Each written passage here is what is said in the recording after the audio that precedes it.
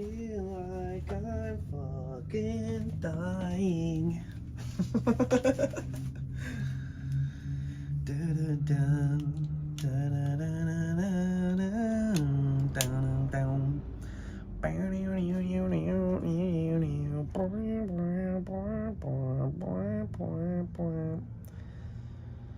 Oh shit, wait, what is the accurate goal for the subs? @_999 said good morning, good sir. Good morning. How's it going?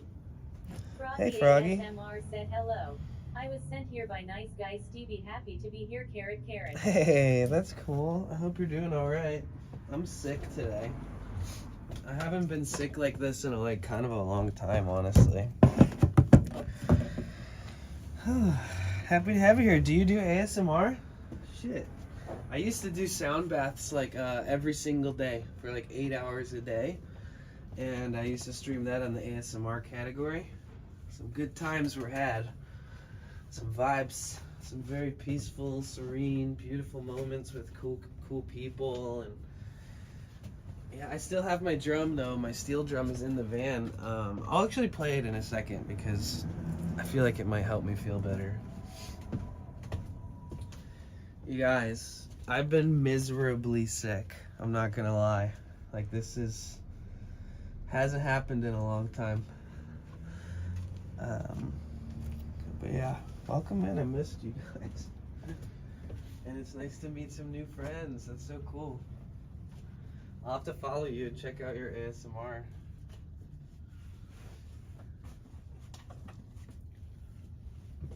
Froggy ASMR said you sound sick. Good luck, brother. ASMR is awesome. I would love that. I've been streaming for 3 months. Oh, cool. If you ever have any questions or Froggy anything. ASMR said appreciate that.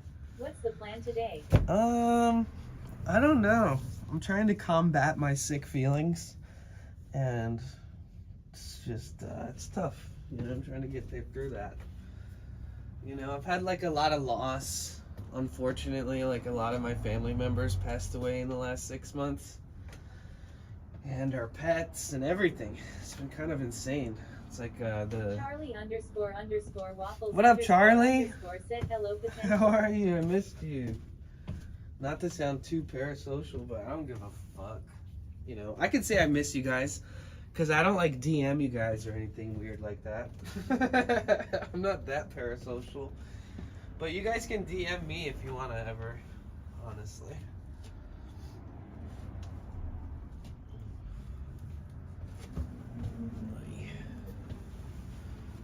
How you doing, Charlie? Oh. Yeah, I've been sick, man. I was in denial for the first couple days, and then I was I'm dying. Froggy ASMR said sorry for all of your losses. I'm sure it's been hell for you and your family. Yeah, it's been hell, but you know, it's necessary to go through hard times and be open and honest with your family and be there for them if you have. I have a very small family, so I only have to call 2 people ever when anything happens. Thanks, you too. Oh my god, Therion, you'll love this.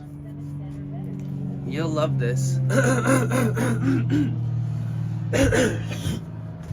Okay, that's not gonna be good.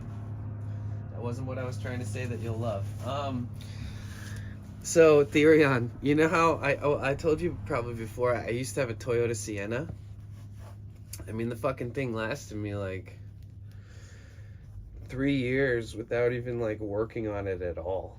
Thing just fucking powered through all my long trips. I mean, I did 2,000 mile trips with it sometimes.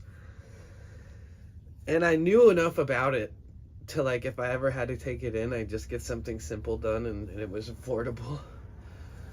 And I've always been in this forum. It's a forum for Toyota Sienna people. And this guy was this old man posted and asked a question. And he was where do I pour in my coolant? I think I'm leaking coolant. And I left a response and I was so you can pour it right into the reservoir. you're gonna want to make sure you have matching coolants, not just the color, but probably the brand, you know, because Asian cars have red pink coolant. C_Theory on 7 said LM rolling on the floor, laughing, rolling on the floor. And then this guy responds and he's like, look at this fucking asshole spreading all this misinformation. Everything you're saying is fucking wrong. He needs to pour it directly into the radiator and this and that. And he kept like, it basically like, I was just like, oh man. Every time this person responded, I would respond and be like, I would like post a screenshot of like the proof and like all these different things. And he kept being like, you're just gonna mess up this guy's vehicle. And I was like, I wanted to just tell him he was a fucking idiot. I wanted to be like, you're such a fucking idiot. Like, why? I like looked at his posts and looked at all this shit to see if he's ever posted anything factual about the mechanics of an engine.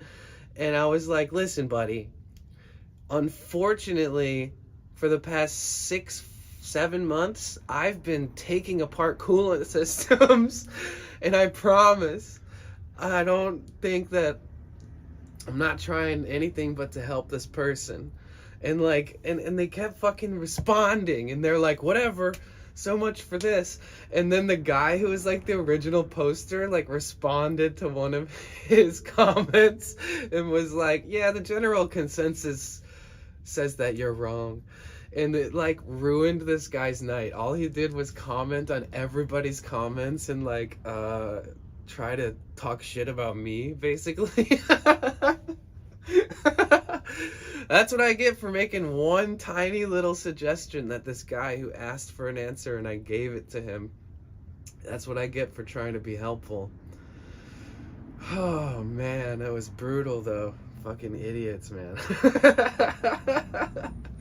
It's official. If you start working on engines, you're gonna step out of your comfort zone and your nice zone, and you're gonna look at somebody and be like, you're a fucking idiot. And I don't really talk to people like that. I don't think it's appropriate. I really don't. I think it's unfair to treat anyone like that, even if they're trying to rebuttal things you say. It's like, prove them wrong, be the bigger person. But when it comes to engines, man, when there's this like 70-year-old man, he's looking for info. He asks the easiest question on earth. He's like, I think I have a leak. I just want to top off my coolant. He's like, here's a picture of the coolant I got. And I was like, please return that coolant and get the one that says Asian Motors. He went to the store, returned it, was like, I got the good stuff. Thanks for the help. And I was like, oh, nice. And then when I came back, it was just like a slew of this one dude attacking everybody in the post. It makes you want to just like, it just makes you want to just find anything that you can be like, all right, buddy, how about you just something real personal, blah, blah, blah.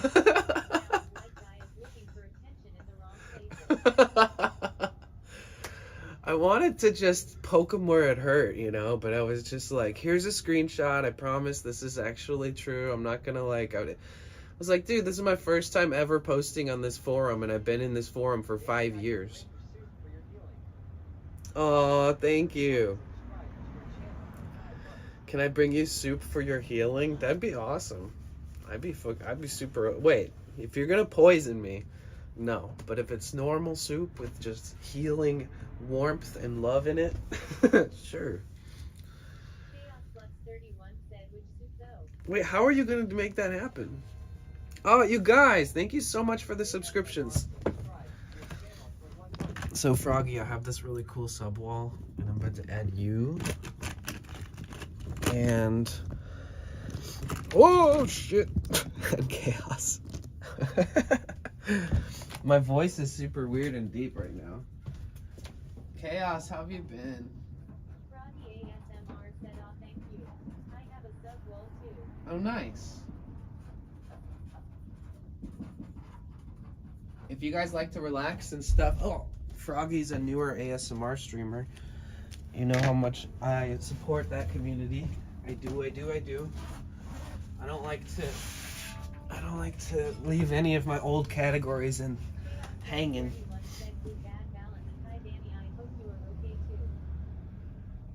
Good. Wait, good, bad, balanced. Oh, you're a little bit of both. Okay, I like that. I haven't played this in days. Ah! How you doing, home frog?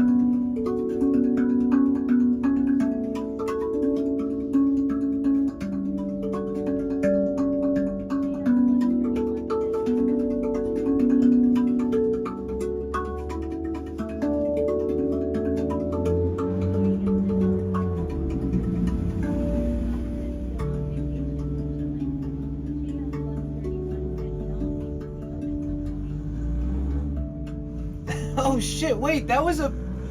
Wait, you're still in the tier 3, huh? Fuck. I didn't even. I forgot. Sorry, I'm sick actually right now. Wait, you subscribed for 5 months. You're tier 3. I remember you did like a pre-3 in advance thing. That was epic. Thank you so much. Yeah, everybody needs that emote at some point. It just takes like real dedication to get it. So you guys, I have an emote for tier 3, and it's me like as drag. Oh, that sucks. I do remember Turkey being they hiked up the prices of Turkish subscriptions. That's annoying. It's okay.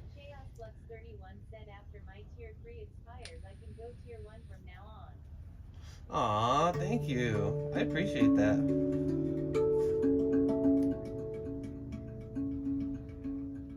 Let's see if my body can handle this. Wait.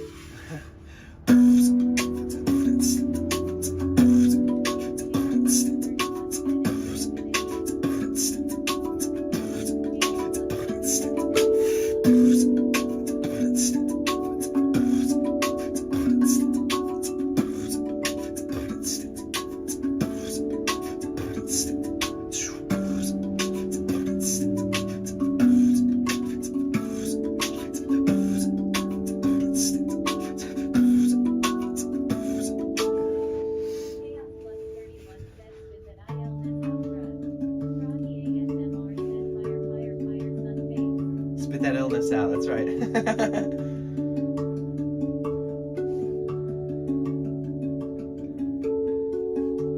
I will feel better soon. I'll feel better than I have in a long time. I can feel it coming. You know, we only get so much time in this earth.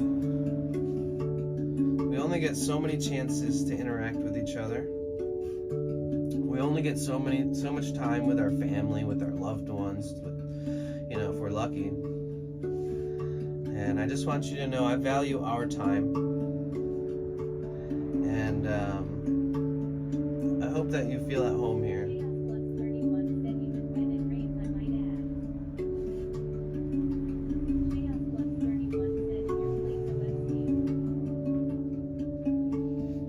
I hope you guys enjoy your time here on Twitch.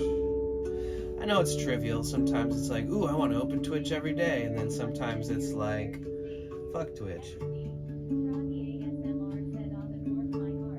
But just know, man, when I open this app, I feel at home.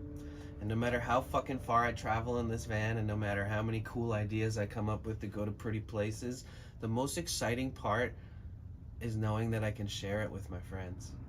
So just know that I love you guys. I appreciate you guys. I do what I do because I love doing it. It's not like somebody was like, hey, here's a niche and a bunch of people are gonna watch. It's not like that, because it's just not how it works. But I love you guys, and I want you to know that I show up here because of the cool people that I've met.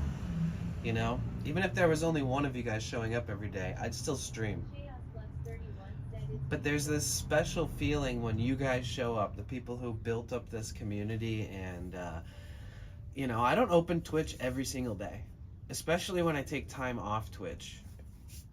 So it's for you guys to just open up your phone or open up your computer and come to the stream. It means a lot to me. Love you guys.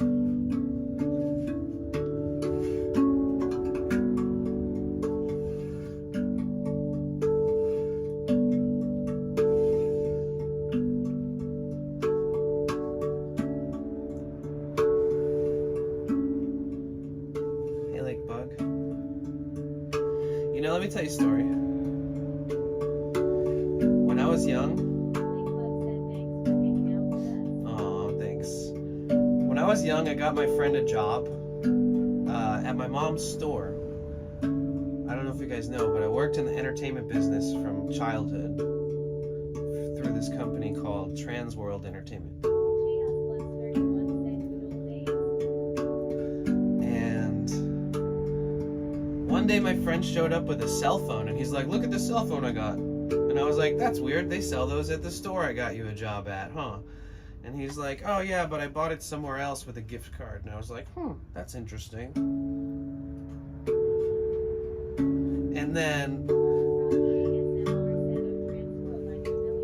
yeah, so this is Trans World Entertainment, not Trans World Skateboarding. It's a different entity, but Trans World Entertainment was the leading distributor in music. They were distributing for like every single label, from Michael Jackson to Weird Al to Incubus to everybody you could ever possibly imagine was being distributed by them. So I used to have this really awesome connection through my family where we all worked and we all got paid to work in the industry, and it was fun. Opened my eyes to a lot of things. Either way, I got my friend a job, and he was like, "Look at this phone I got." And I was like, "Huh." And then like a day later, my mom was like, "Come here, I have to talk to you." And I was like, "Why? What's up?" And she was like, "So I found this empty box." And he's like, "I got this phone," or my mom's like, "Look, I found this empty cell phone case like in the back of the business behind some shelves." And I was like, "Okay." And then she's like, "Yeah, so we typed in the number and it's registered.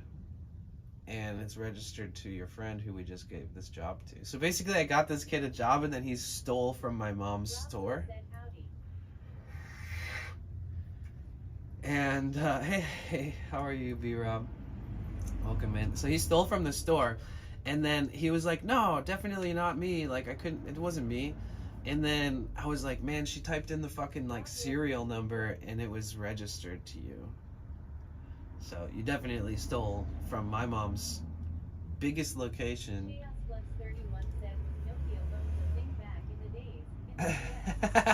They were actually. This was of that era, but a little later. So it was like a decent little random phone. And so then my mom was like, "Well, you can't tell him that we found out, because we have to hire like a private investigator who comes in and has to like deal with this shit, unfortunately." You know, and me being me, I went right to my friend and was like, "They caught you." I was like, "You're gonna get arrested, dude. Why the fuck did you lie to me? Like, why the fuck did you steal from my mom's store? If you needed help, I could have helped you. I already got you a job, you fucking idiot." And I was pretty pissed, man. And I was like, there's gonna be a day when the fucking feds walk in there and they're gonna interview you about this, and they're gonna fire you and press charges. And then he just quit. He just ghost quit. You know, I told him, and then he was like, "Yeah, I'm never coming back here." And then ever since that day, like, he was like, you know, he was using crack, he was using heroin. This is like, and he's like this beautiful, young, talented, mechanically inclined, very good at working on cars. He's like a lady killer, you know. He's just like this real nice guy, and he doesn't have a huge fucking ego. He just has a huge problem with being a thief and stealing and thinking nothing of it.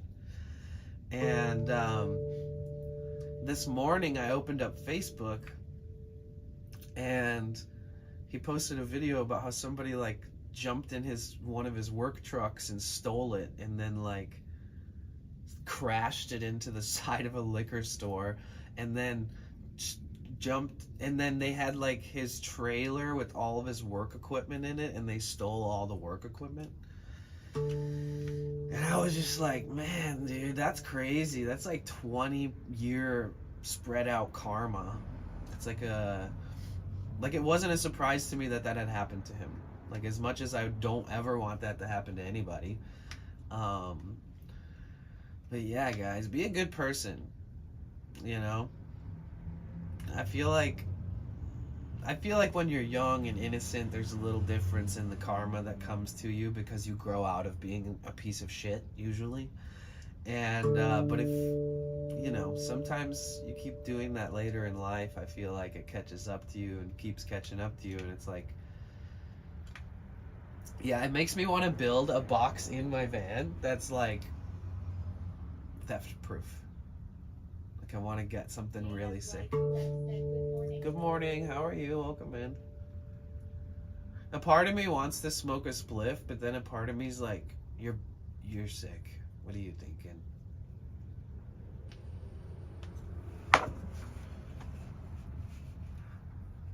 JFY2X said, do you smoke cigs?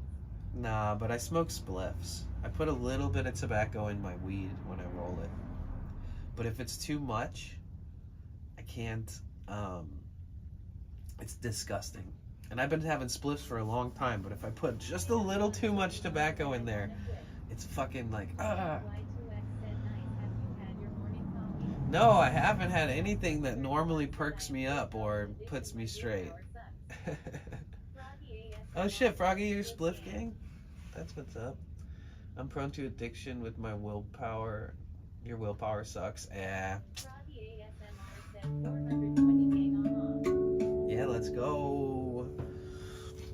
Once I'm not sick, I'm gonna meet up with one of our chatters who works in the grow world, and we'll have some really dank weeds, dude. But I don't want to meet up with him while I'm sick.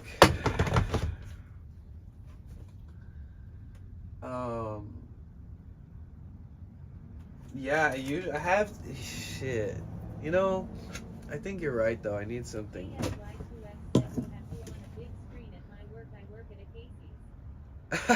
Nice. Wait, what's a Casey's? Hey everybody. Hope you're having a good start to your morning there at Casey's. I sound like Chucky Finster a little bit, and probably will progressively get worse over the stream because I've been sick. Oh, sick. Nice, man. I'm actually from Michigan originally. I'm trying to remember Casey's. Is Casey's like a mixture of a gas station and like some food items and stuff? Oh, you guys are all from the Midwest. Sick. Dude, I haven't streamed in like 6 days.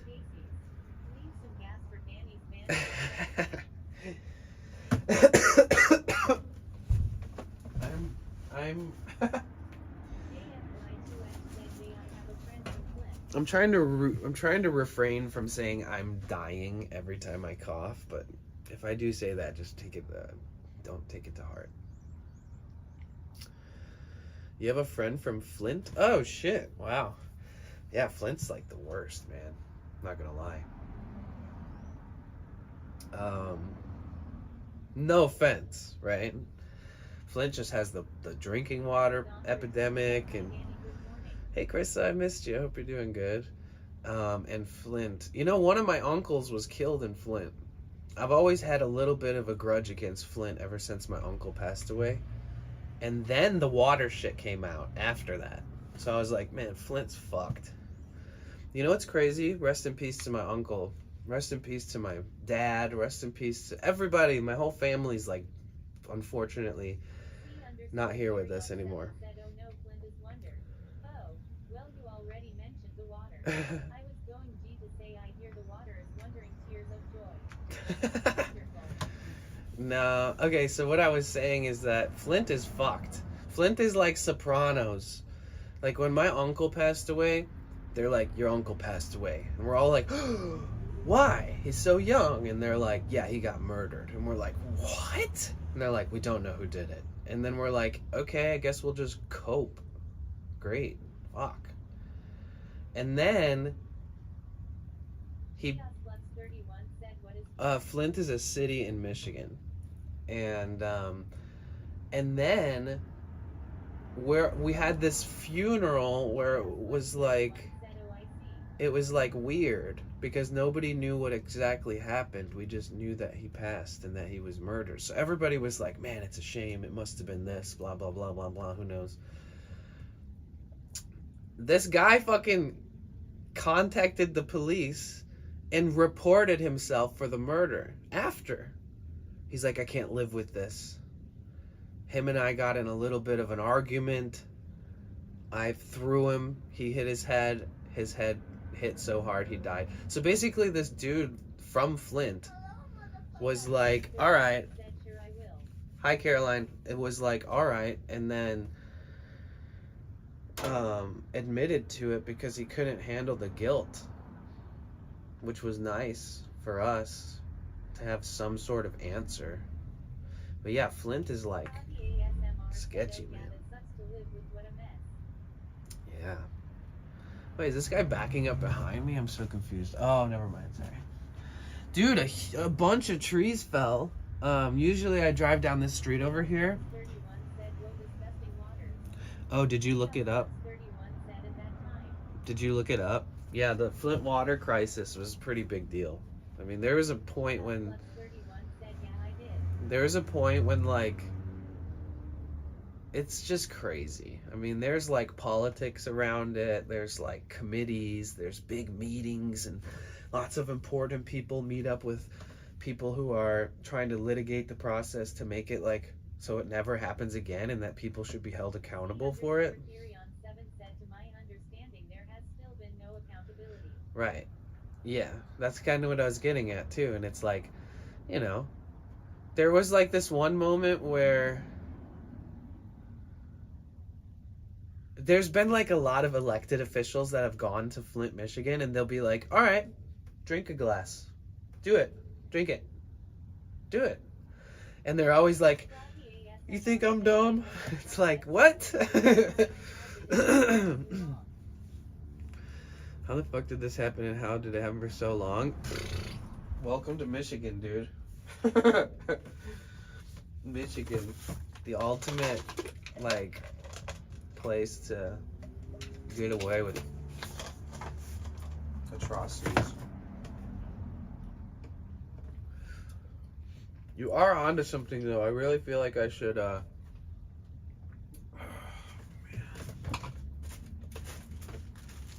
maybe I should make some green tea.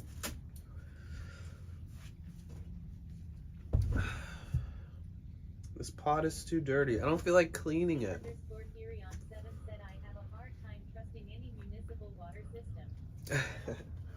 Yeah, I feel ya. Hence the reason I buy this shit constantly.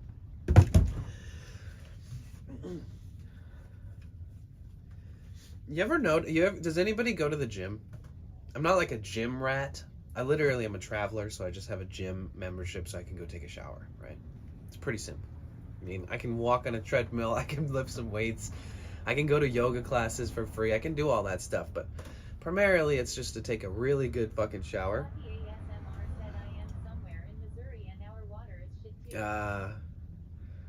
You ever noticed like the amount of mold that you can grimy looking suspicious type shit that you find in gym showers? Am I the only one who sees this shit, or does everybody just like not look around? I don't know. I feel like maybe that has something to do with me getting sick, but I could be wrong. My immune system's pretty tough. I mean, like, I'm probably gonna be better about it, but like when I don't know, it's just interesting to me. Yeah, I don't think that it...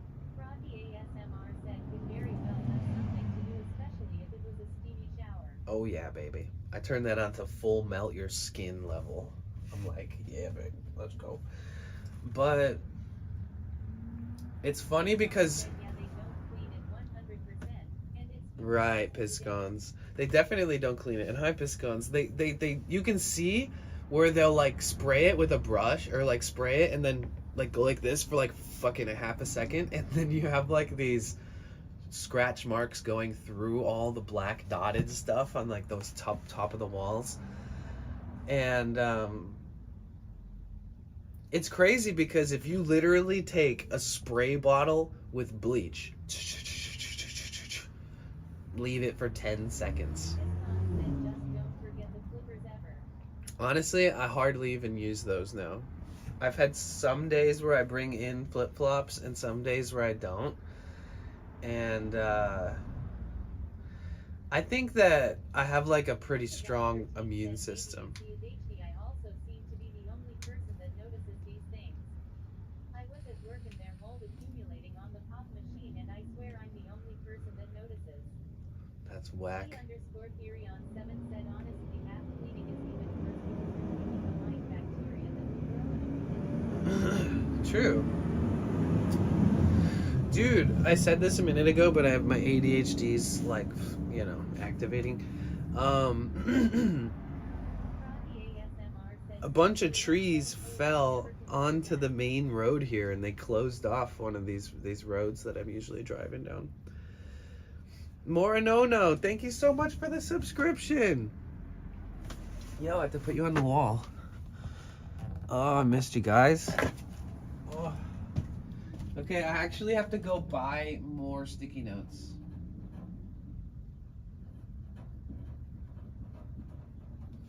That's the last one. Unless I just start writing on the wall. I noticed that too about mold. Woohoo! Man, we need everybody to think like you. How many people could dedicate their monthly... Yeah, why? Why'd you ask? Oh, for the sticky notes? Yeah.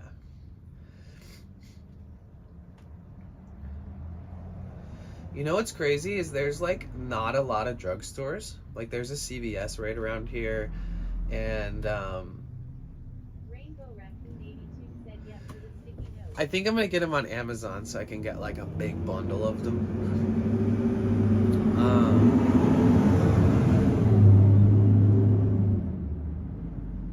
Oh yeah, my brain isn't working right now. I don't remember what I was gonna say. That ain't good. Uh-oh.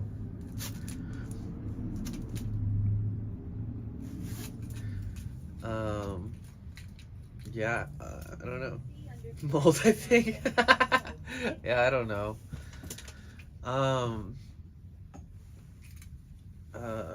Man, I've been struggling, guys. I have been keeping my mouth shut and not expressing how much I feel like I've been dying lately. But man, I wasn't even gonna stream today, and I was like, fuck this, I need friends. I need to see my people. Yeah, it's been rough, but I'm feeling better by the day.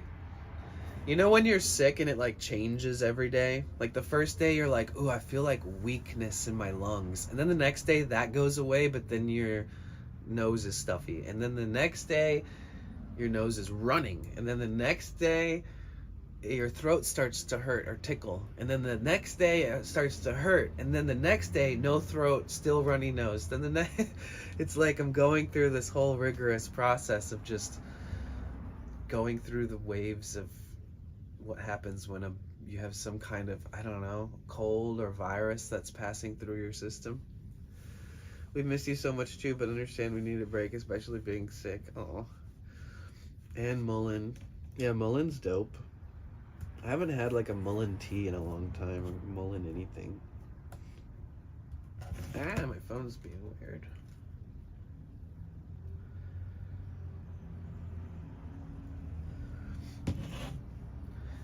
Yesterday, I thought this guy was gonna try to like kill me because I pulled into a parking lot.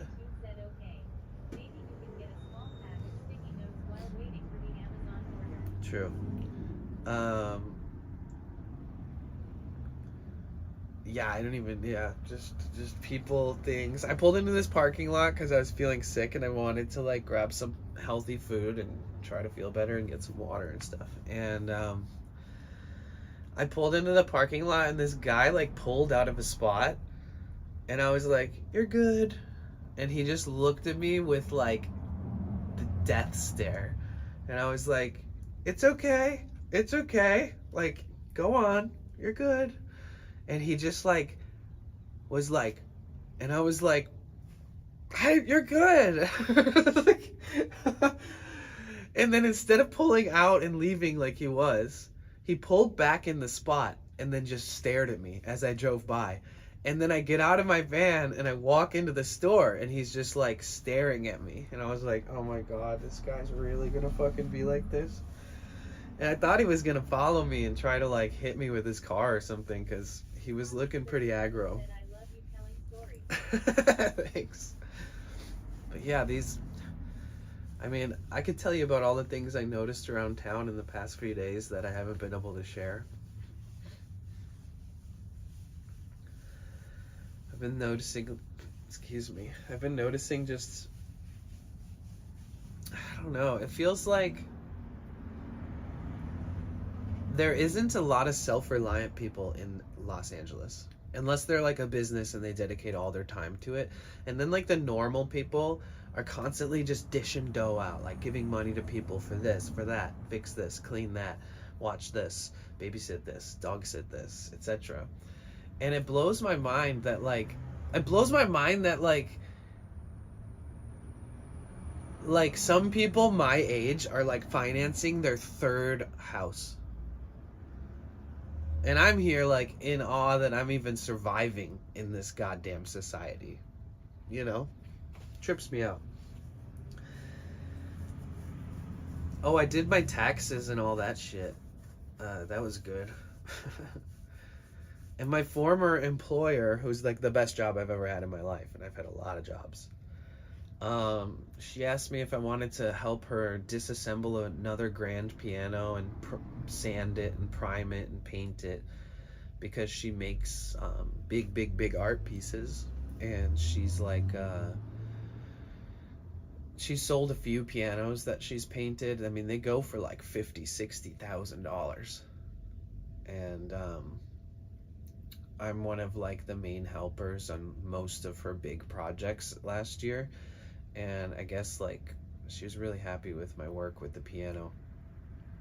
I was really meticulous and like OCD about detailing every part and writing down where the part goes and what screw goes with it. And I like took like painter's tape and like folded the painter's tape around every bolt and every piece, and I like drew where it goes with like arrows and wrote where it goes. And when my brother passed away and I left the job to go do some soul searching, I just left like one of the pianos just completely disassembled.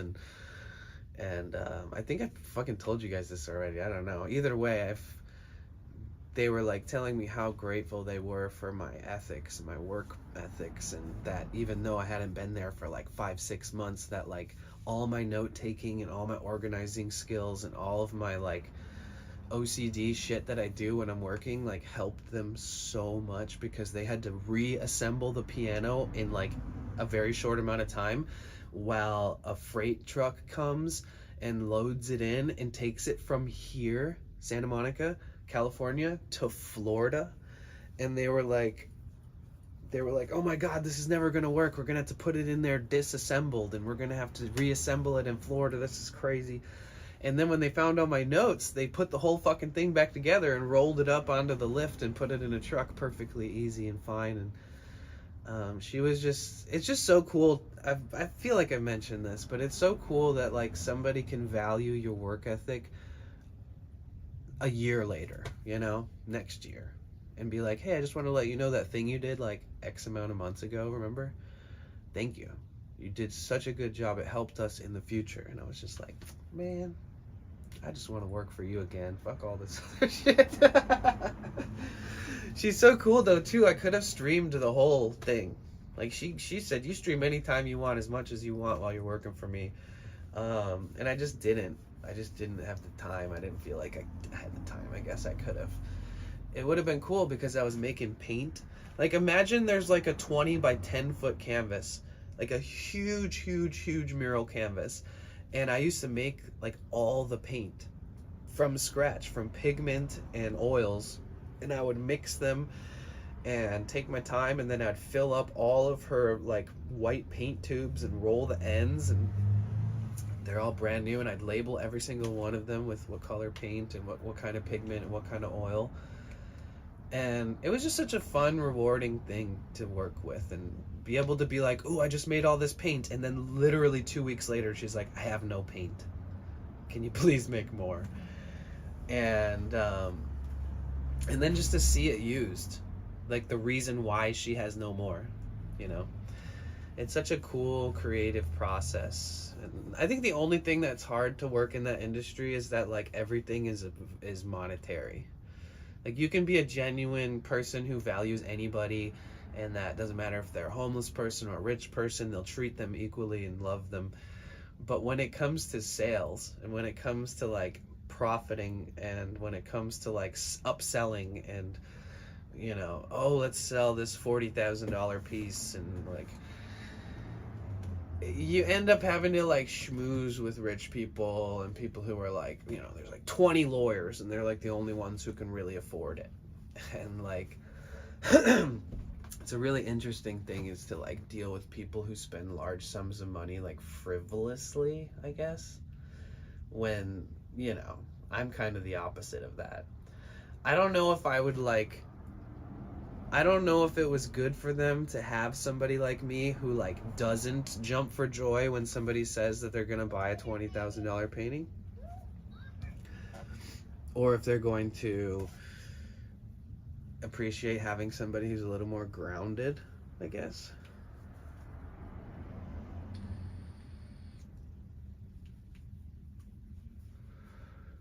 I wonder what'll happen if I get stoned in my current state. Should probably find out.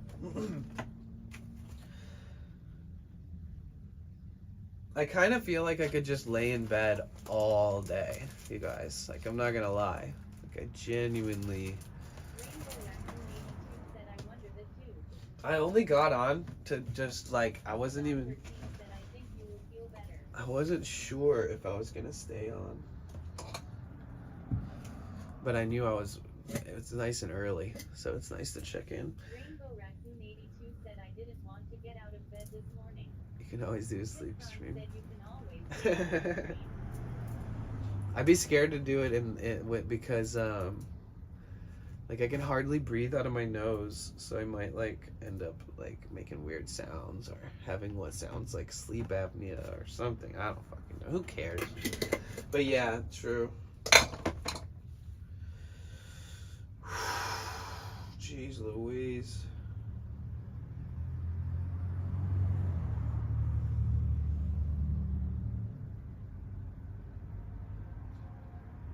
Winter's weird because winter here, I don't know. I feel like if I was snoring at night, I would feel it like in the morning, like my throat would hurt or something. But I definitely like sleeping with tissues by my side and waking up with tissues and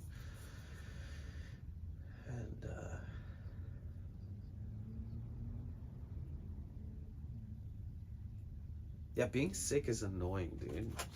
It's like, I'm just trying to live my life. It makes sense though. I think stress has a lot to do with it. I feel like it wasn't some kind of bacteria or like airborne like virus. I feel like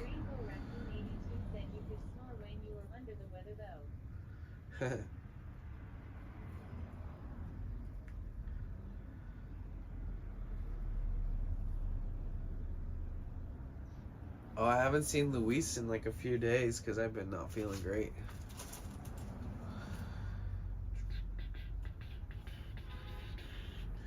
So I like when I feel sick, I don't like wake up and smoke a spliff. It's like not in my medicine book. When I feel sick, I usually don't smoke until like the late afternoon to like midday evening, sort of. But today, I've got peer pressure. I'm just kidding. Bro, I haven't parked here in like 6 fucking days. We're not even an hour here yet, and the dude with the dude with the Irish hat, you know, that guy who does that shit. The guy who like walks around and asks me how I'm doing and acts really nice, and then on occasion he'll like say a bunch of wacko shit. I feel like he gets close to people who are willing to like give to him more than just words. The other day I saw you could snore when you're under the weather though. Yeah. Oh, I already read that. The other day I saw him like walking with these guys, and they were like, yeah, I mean the salvation of Christ, and you know, duh, God, win. And I was like, oh man. And like, I don't care if people are religious, it's all good, what the fuck ever. But like, you could tell that he was just not interested in what they were saying, but he was like hanging out with them so that he had like, you know, I don't know. I think that he's like taking advantage of Christians, like generosity, you know, people who want to help people find the light or something. And I don't know. I'm not trying to be too judgmental, but that guy doesn't talk to people unless there's like he gains something. And I don't mean like wisdom. I mean like something else.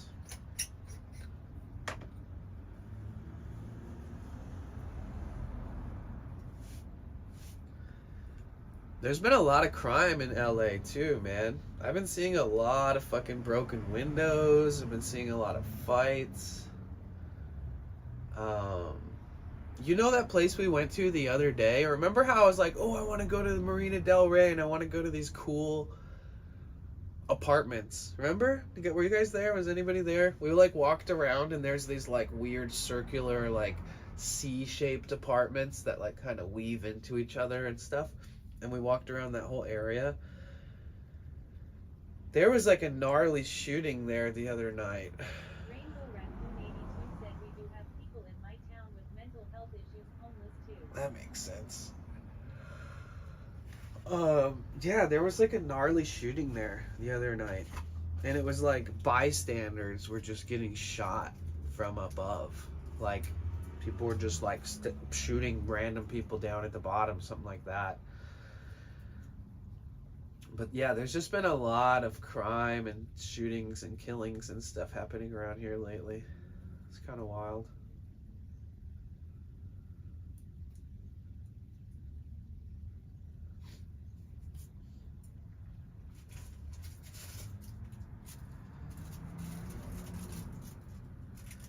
The world's tough, man. Being from Detroit originally, I'm not like shocked, but I'm like, damn.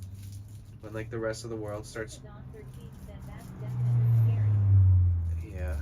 When the world starts acting like it's Detroit, but it's everywhere, that's bad. I mean, I left to Detroit because, you know, lots of my friends were dying to gun violence and family members and to drug abuse and all this stuff. And granted, you can't escape that, it's everywhere. But it has gotten worse and worse and worse. People out here are fucking nuts, dude. Like, it's wild.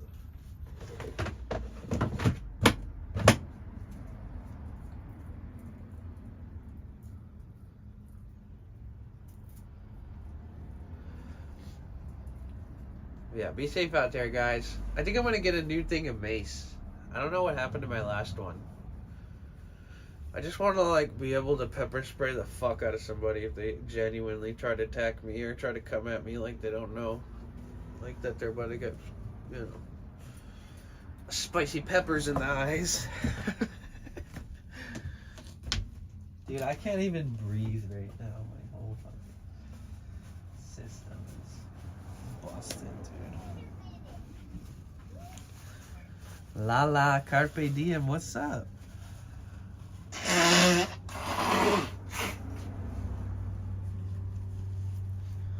It was so random. The other day, somebody in the stream asked me if I knew a certain thing, and they were asking about a gang,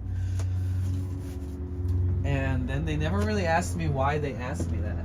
So that was really interesting comment the other day.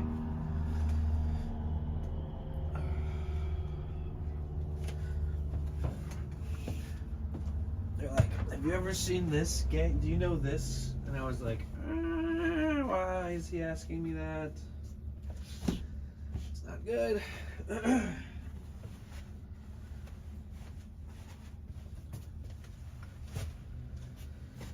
Dude, the other night when I was like already feeling sick, it fucking rained, and then in my van it was like 40 degrees, and this whole ceiling was dripping. Oh, sick. Nice. Dude, if I found another schoolie, like I've seen some recently, part of me just wants to go buy one and park it next to Therion. We have a friend in chat who's up in Oregon, and he's already built out a bus, and he has it parked up in Oregon on a property, like him and his partner. Yeah, we also have a Discord, and Therion has shared some of the photos of his beautiful rig.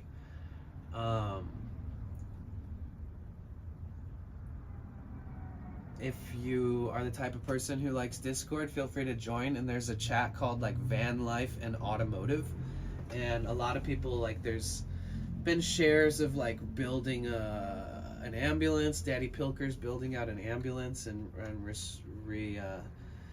just redesigning the whole inside, and then Therion has a really sick bus, and Therion's right there in chat, and our buddy Ben from Twitch has like a sick VW. Yeah. Oh, please feel free. Oh, 100%.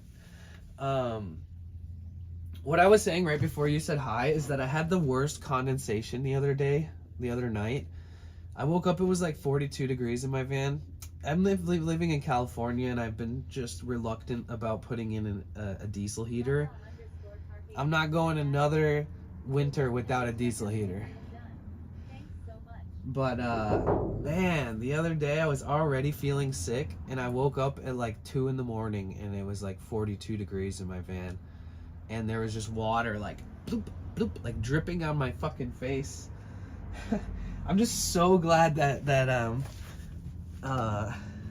winter's basically over, and now we have a lot more warmth, and instead of worrying about staying warm, it's going to be more worrying about how to release the heat. So I want to get a max fan. I want to put a max fan right here. I'm going to need like a really good new Sawzall, because it's funny that they draw a circle right here.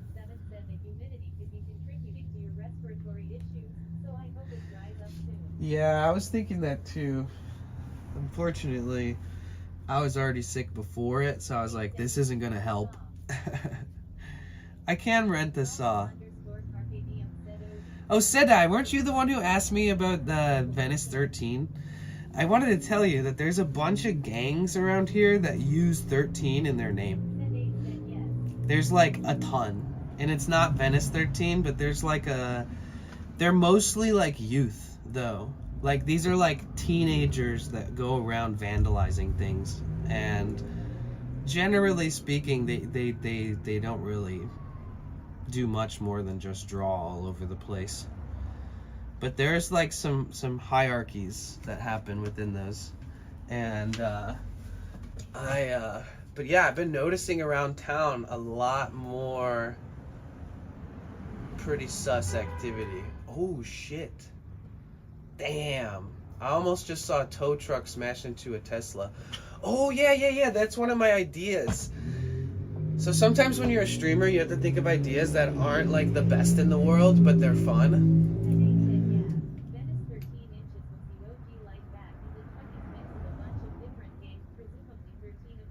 Yeah, there's a... Yeah. Oh, I know, right? Wait, what was I saying?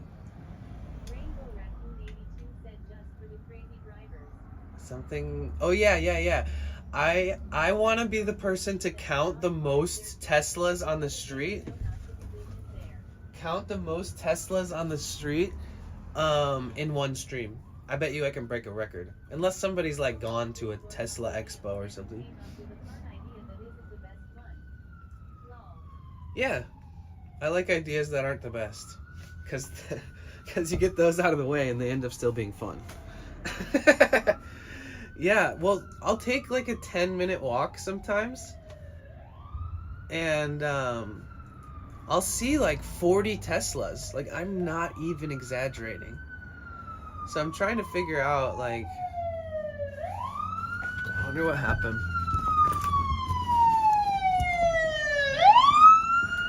If they turn right, that'll be interesting. Okay, they turn left. Because these roads are all blocked off because some streets fell. I mean, some trees fell. Streets. The streets fell.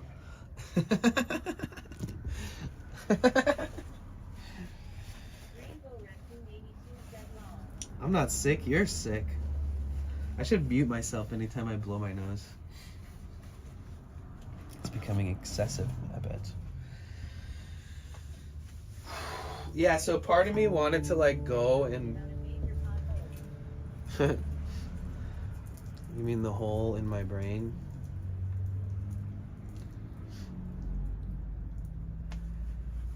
Okay.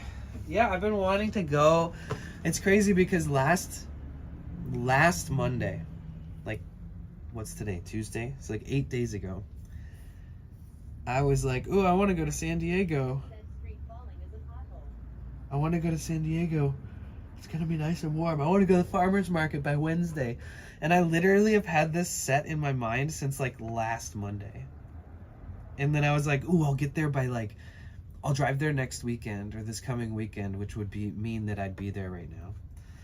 And then I just started feeling sick over the weekend. I was like, God damn it. Because they have a farmer's market on Wednesdays and I really want to take you guys there. I think it'd be really fun. You guys would like it. My first ever IRL streams on Twitch were actually there. And nobody showed up. I bet not one person here could say that they were there. Like, even Caroline might have missed them. Even Rainbow Raccoon. Which is, like, super rare. Actually, Caroline was probably there. She's, like, a true OG stream friend. Not me walking in circles thinking about whether or not I should...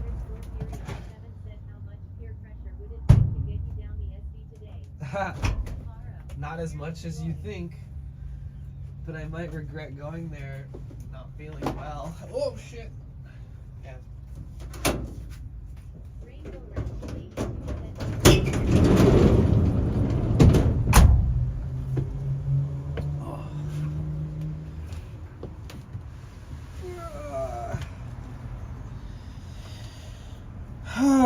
You know what I was reading online? So I have like a DeWalt circular saw. But and then I have a Makita drill, right? I don't have a charger for the fucking battery on the DeWalt. Do you guys think that my DeWalt battery is gonna charge on my Makita charger? I've heard that they're not all universal, and then I've heard that they are sometimes.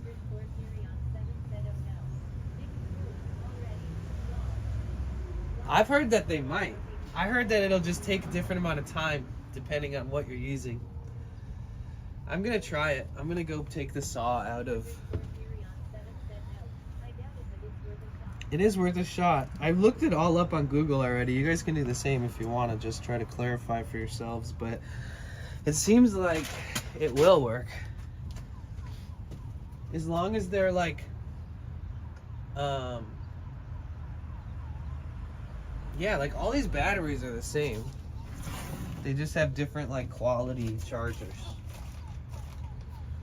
I should go, yeah, I want to get, because I want to make sure that I'm just starting to like really value my tools, my collection, and trying to add more to the collection and see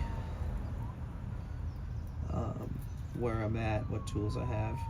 But yeah, true though, I could rent a Sawzall. The funny thing about this hole on the ceiling right here is that you're not gonna cut out a circle. That's not how this shit works. It's really interesting that they put a circle here. But I will fucking have to cut. I'll have to drill the 4 points on the corners, and then I'll have to maybe drill a couple holes next to each other, and then get the saw through there, go cut from hole to hole to hole to hole, and even then, you always got to cut less. Hey Iceman, how are you? If it does, that'd be a win. We have so many different batteries for different tools. The brands definitely lock you in. Right. See, that's the thing, is like, I think that the batteries are capable of charging on other chargers, but I don't think that they're ever going to be capable of being used on another tool. That's not the same brand. Bro, I feel like I'm dying.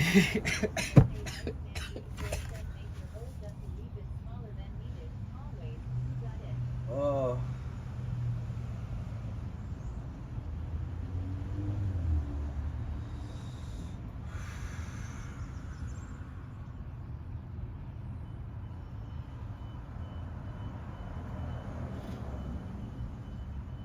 You know when you're sick and you can just feel like the weak, like you're weak, like your body is like 1 out of 10 strength wise?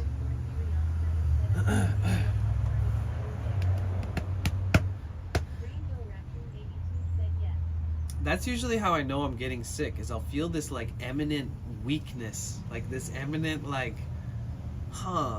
my organs, my body, my lungs, my chest is not feeling up to par. And that's usually what makes me feel like, oh shit, I'm probably getting sick.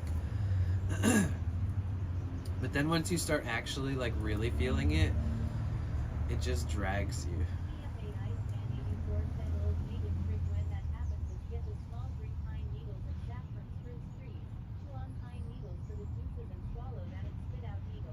Huh.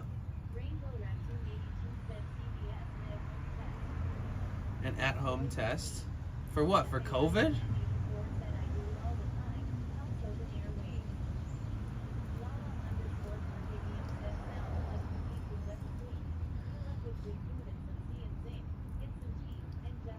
Yeah, that's what I've been doing. I've just been eating fruits and vegetables and salads and overloading on water and taking vitamins every day and sleeping early, like being in bed ready to sleep by like 10 every night. But unfortunately I can't sleep more than 8 hours. That's insane. So technically no matter what, if I go to bed at 10, I'm waking up at 6.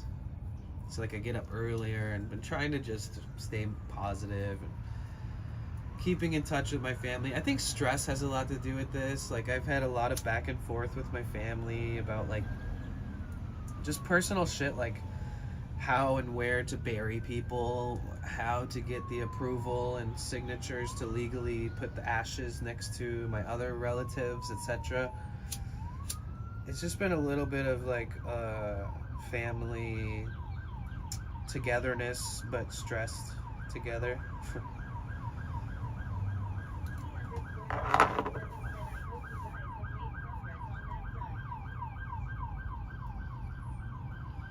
We really haven't. Alright, I'm smoking a little bit of weed because honestly I feel like trash right now, and I'm just curious to see if it balances out.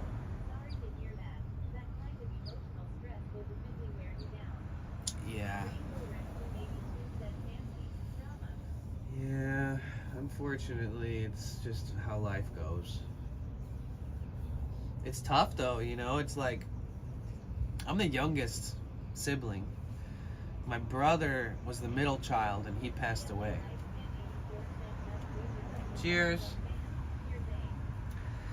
So for me, it's like my sister's always been the mentor, like the rock. You know, she's always been like she's very successful in her own right. She's raised a bunch of brilliant, beautiful kids that have kids of their own. You know, I'm very proud of my sister. I've always looked up to her. I've always thought, you know, I've always admired her ability to make life work, you know, and have a smile and all the stuff. She's just so special. Rainbow Raccoon 82 said 11:11 p.m. Oh shit. And yeah, it's tough, you know. It's like, and my brother was older, so you know she could talk to him and they could talk to each other a lot.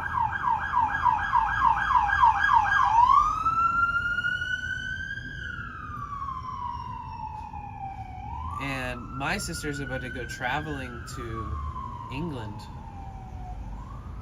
and visit my nephews, her kids, who are going to school there. Rainbow must be on the East Coast line in West Virginia. T_Sirion7 said lots of activities there today. Yeah, that one went this way, and then the one that we just heard went like an opposite way.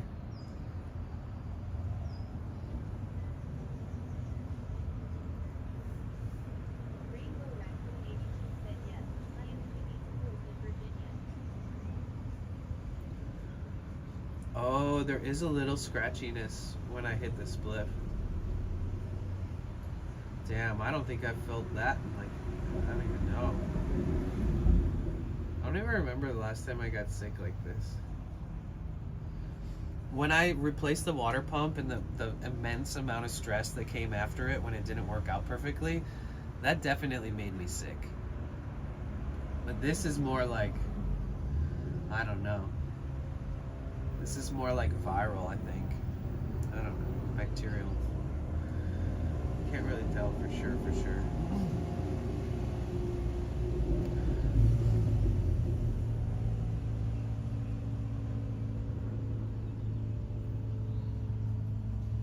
This too shall pass.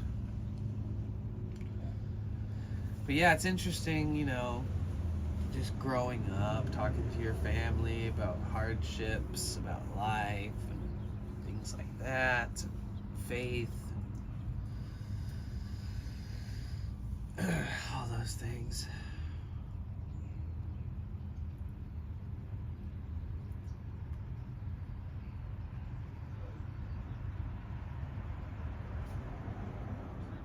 It's like Hums, man. Remember Hums? What's Hums? I don't remember Hums.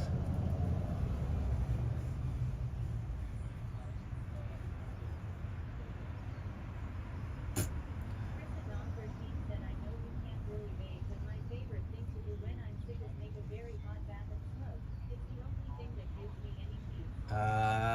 Yeah.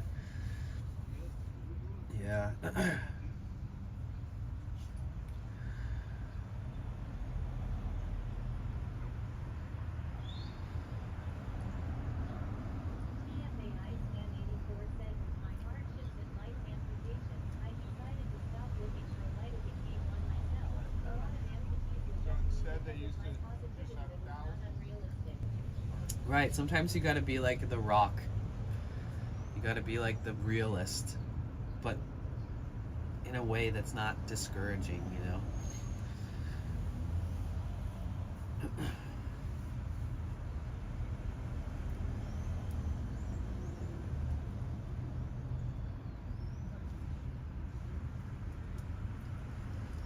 Yeah, I think one of the few things that I would say, if you don't have anymore, like if you had a place and you move or you're traveling or you're living van life for fun or whatever the fuck it is you're doing, one of the drawbacks is like not having your own bathroom and just like going in there for like an hour and a half. Like time just fucking disappears. You know, you could just like sit on the toilet for 40 fucking minutes. You could like, then, you know, you could wash your face, brush your teeth, shave. You could be like, oh, I'm gonna hop in a bath. I feel like shit, I bet a hot fucking soak will be the best. Like that, those are the little things. That's it. That and not having my Vitamix in a freezer. That sounds kind of bougie, but I'm just not having my blender and having stuff to make myself like smoothies is annoying.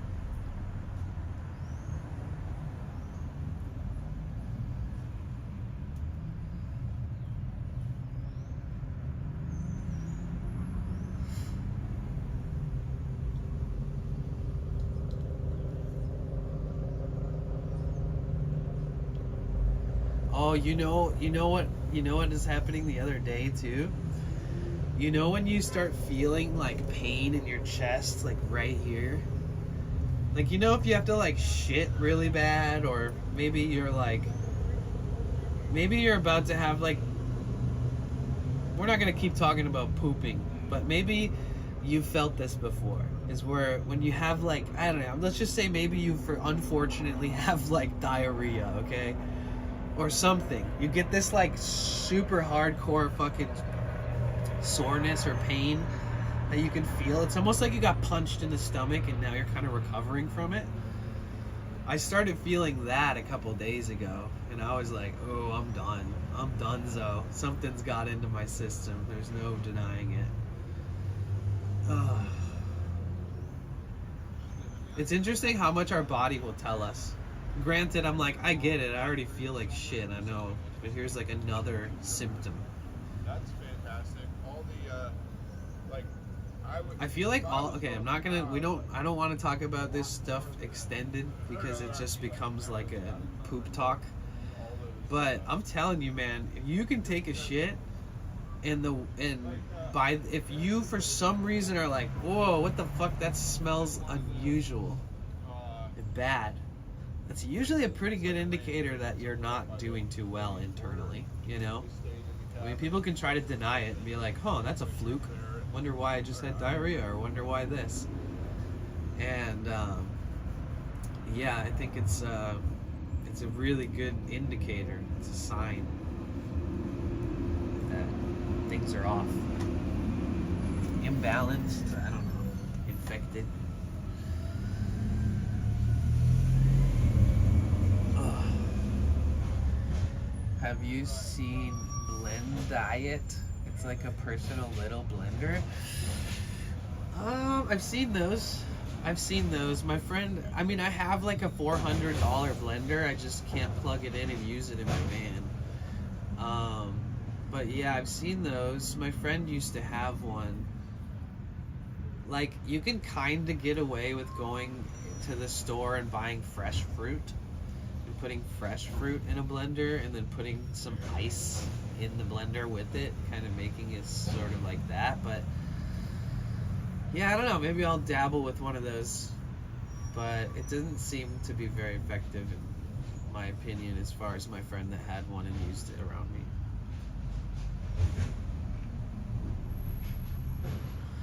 Yeah, we're not blending people.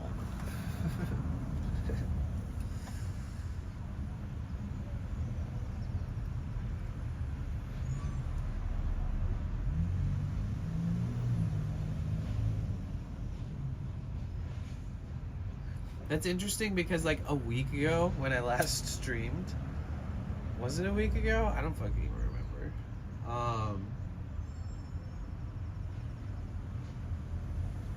It was fun. I was feeling good. We explored all around town and went out and got...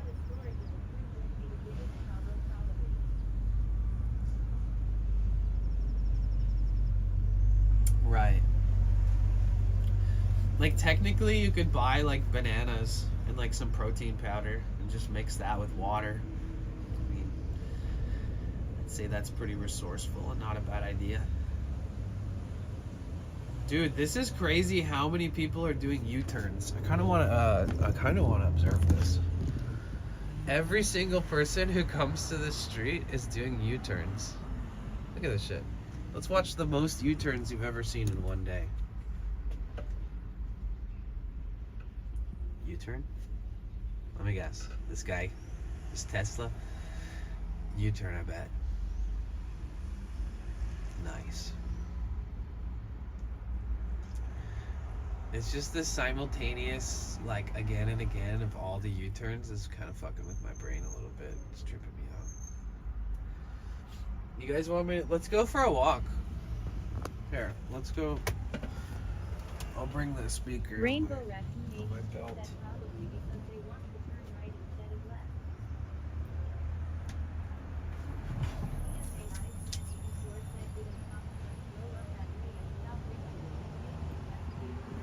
Oh no, I'll show you.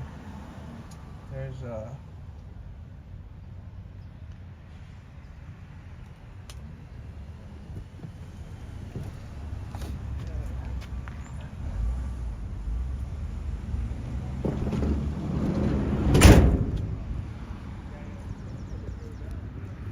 Damn, I need sunglasses.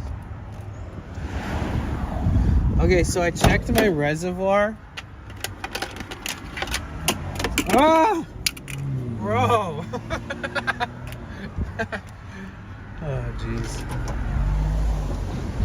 I checked my reservoir. Being sick and stoned on stream is kind of a funny combination. Okay, remember how I refilled the coolant reservoir? I'm still leaking. This isn't all from me. I'm just this part right here. And even that looks like more than usual. But if you check the reservoir,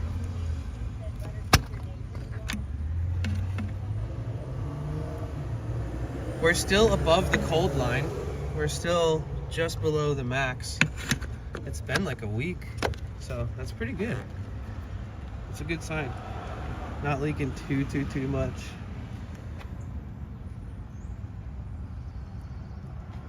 I still haven't replaced the fuel filter. Oh no, hope I didn't put it in the place where it's supposed to go.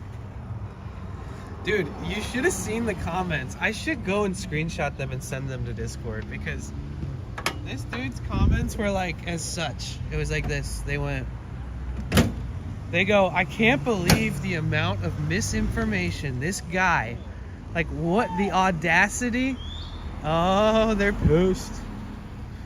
The audacity that this man will give so much misinformation, and then like every time I'd respond with like data proving what I'm talking about, and then he'd respond again and be like, I can't believe you. It's insane the amount of fucking misinformation you're just busting out here. And I was just like every single fucking time. You have a pinhole somewhere in line. Ever tried liquid seal for reservoirs? Nah. I'm only gonna use some shit like that like when something tragically goes bad, because technically a quick fix could be a very bad idea in the long run. If okay, that is interesting. That what the fuck? I want that bike. I'm not gonna lie. That's definitely an abandoned / stolen bike. Shit. I've wanted a bike so bad recently. Maybe that's the one.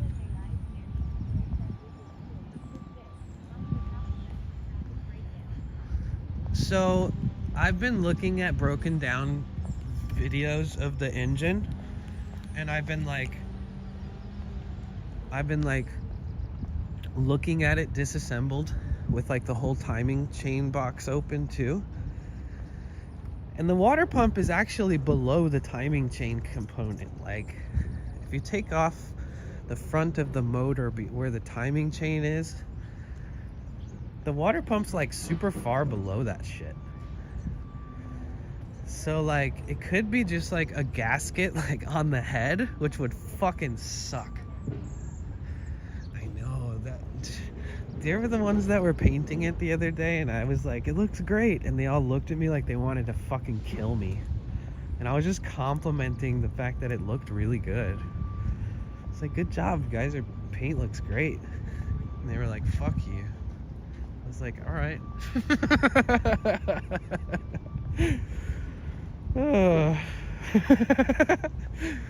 There's something about just some people are just like really rough around the edges. You know? You ever notice that? We're out here with no fucking so I park on the street a lot, but they shut it down because there's a whole ass tree fell. Let's go check it out. I didn't bring chargers or anything, so we're just raw dogging this whole trip right here.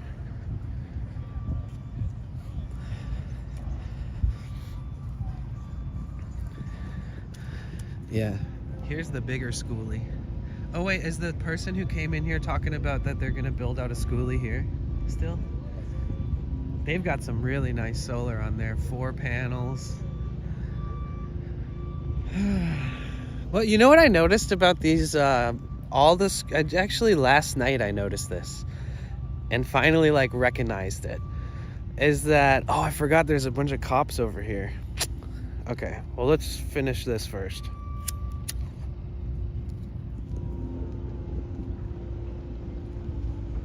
But yeah, I noticed that none of these vehicles, like the RVs or the buses, like none of them have lights. None of them use like LED. Like there's never a light that you can see on through a window ever. That's what I noticed. Damn, dude, this whole ass tree uprooted and fell. Fuck, I hope nobody was parked there. That sucks, because people do sleep there all the time, like overnight.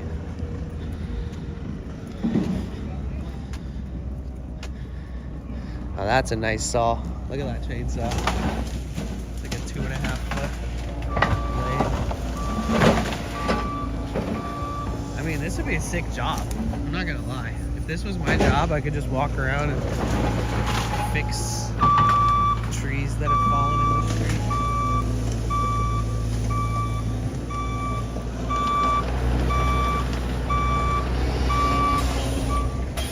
It's kind of one of the beauties of like when you live out in the mountains and stuff too, is that you kind of get stuck doing shit like this, but it's so rewarding.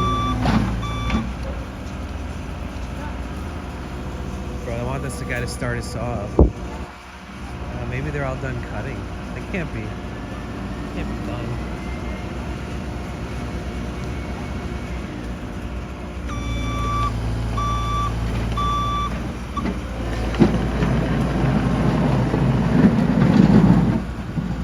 Ooh, it smells so good because it's a eucalyptus. Ah, it smells wonderful.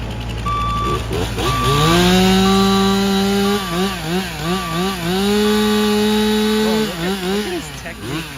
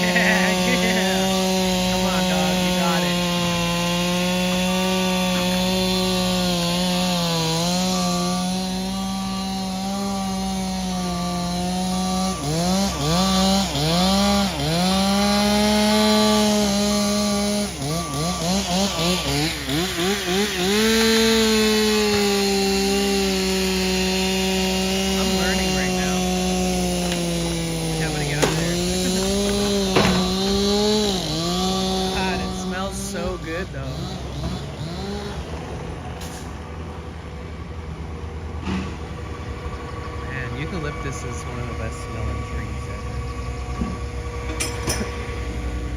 ever. It just smells like somebody dumped a bunch of eucalyptus oil all over the street.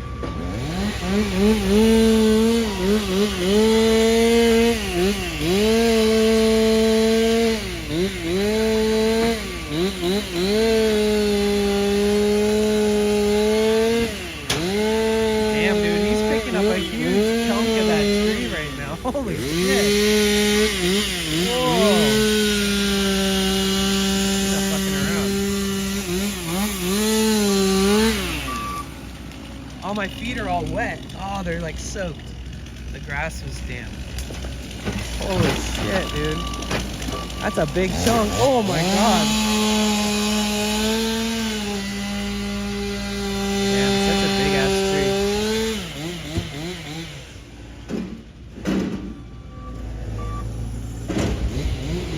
Dude, I wish I could get all this wood from them. Imagine if I had some fresh cut eucalyptus to work with and build something really cool out of it. Man, that thing just destroyed the fence. Dude, I'm telling you, there's usually a ton of RVs right here, so I really hope there wasn't any. I mean, it looks like there wasn't, but it's really weird too, because we didn't get like an unusual amount of rain. We got like a quarter of an inch of rain or something. And it was really windy for a few days, but after the rain came, it wasn't really windy anymore. Hey, Secret City. Yeah, Therion, this is one of the longer buses. And you know when you guys see RVs online for like $2,000? You know when you see an RV and you're like, oh God, that thing must be a pain in the ass to work on. Well, these are the people who buy them. You know those cheap RVs that you're scared of? Yeah. Those are the ones that all the homeless people here buy. And honestly, the real bitch about it is that if they're trying to sell it, nobody's gonna want to buy it, because technically you want to use this for like long road trips, and if it's older, needs a lot of work, you know, you can't really drive it too far. But they'll buy it and then they'll use it in town and only ever drive it like a couple miles a day ever. So it's kind of perfect for some people. Hey, Tank. That's like a regular bus and a short bus combined. I know, it's huge, huh? Fucking massive.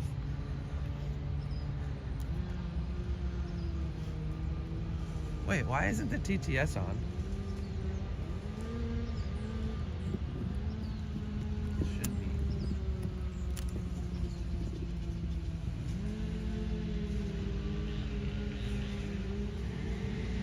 Oh, it is on.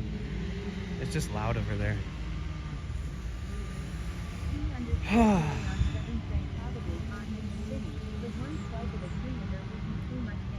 Oh yeah, oh man. Dude, you gotta see this. There's this one trailer that this truck tows and these people live in it. And they obviously sideswiped the fuck out of something. And I noticed, I was like, oh my God.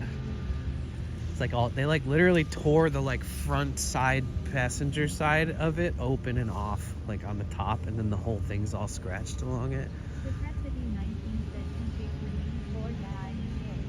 It's a horrible tree for our environment. It uses tons of water and the leaves actually degrade the soil over time. Oh yeah, that's, you know, this is a golf course right here. So, you know how rich people are. They're like, let's put these trees, and then the local environmentalists are like, yeah, please don't do that. Like, look at all these other trees. They're beautiful, they grow large, they're native. And then they're like, nah, we want eucalyptus and palm trees and redwoods. Like, none of those are supposed to be growing here. Like, excuse me? I learned something new. Didn't know they required so much water and dead leaves are detrimental to soil. Is that because of the oil content? I guess if it's a golf course, as the leaves fall, they just are constantly landscaping, so maybe it doesn't really have a negative impact on the...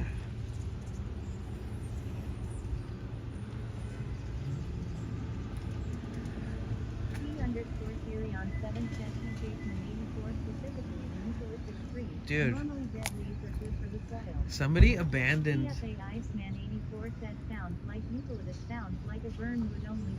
Somebody abandoned this bike, and it's got good air in the tires and everything. And I'm telling you, this is an abandoned bike. There's a whole ass fucking brake line missing. T_Therion7 said it's a nice bike. The front, no doubt. the front brakes work. Dude, you guys,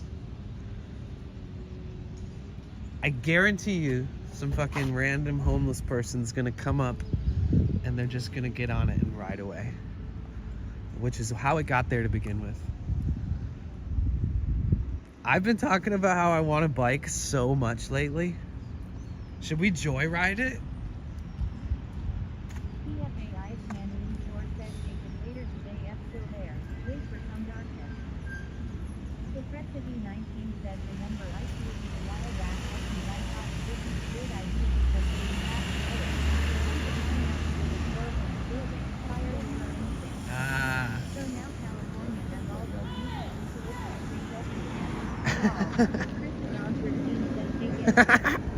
Did you hear that lady yelling at the guy for turning down the street?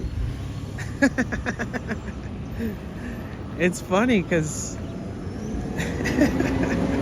sorry.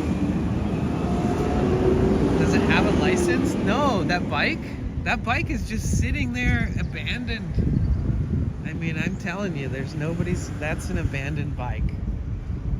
I come to this park like every day, and there's a lot of people who like show up with bicycles, like different ones, like every single day, and it's crazy. But technically, God, man, I'm so sick right now. I can't really think straight. Everyone on Twitch is like, just leave it. Just leave it. Probably a bait fight. No. I called the cops on a guy who was naked wielding a machete over here the other day. That is not bait. There's no way that's bait. If that's bait, then I don't even know what the world is coming to. TFA Iceman 84 said I take it night, it's still there. It'll be gone because somebody else who's like less considerate will take it first. I think, in my opinion.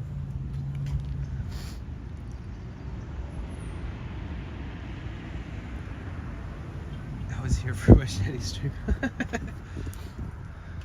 Yeah, I couldn't really share too much of what was going on the screen, but you saw him before and after that crazy stuff.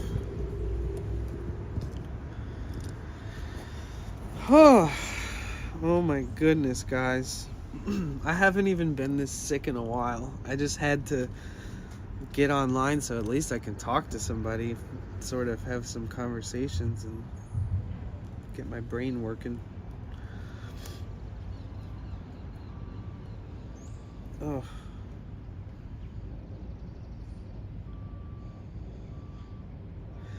Wait, where was I? Oh, I saw it on the other screen.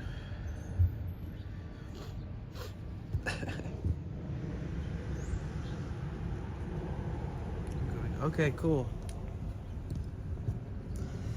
Alright, I love you. Send me a message or a text or whatever when you can. When you figure it out. Or if you need anything and more info.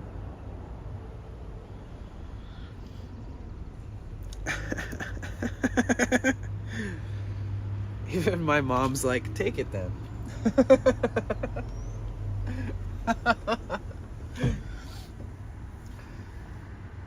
Yeah, honestly,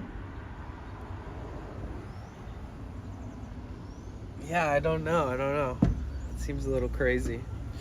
I'm not the type of person who feels like they're entitled to take something, but I'm also like the type of person who would say the answers in class in school and then somebody would scream it after they hear me say it. I'm like, 4, and then somebody behind me is like, 4, it's 4, right? I'm right? Huh. And I've always been that kind of person, I think, a little bit. So it's hard for me to like see an abandoned bike and think, oh, I should take that. But a part of me has been, it's like I miss like these messages from the universe or something.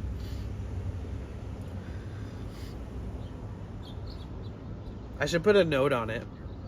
That's like, this bike looks really nice. Kind of want to keep it.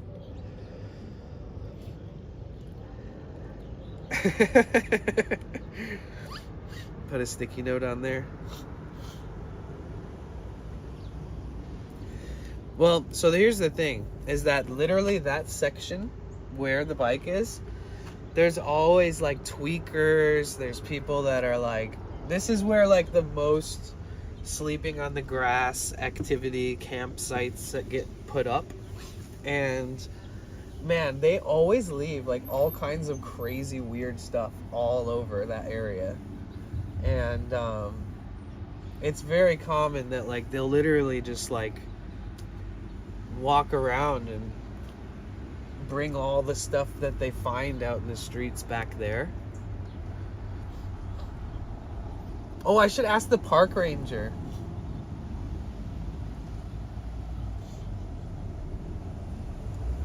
Because they will throw that shit away. Like the city will come and put that bike in the back of a truck and get rid of it because it's just like abandoned, you know?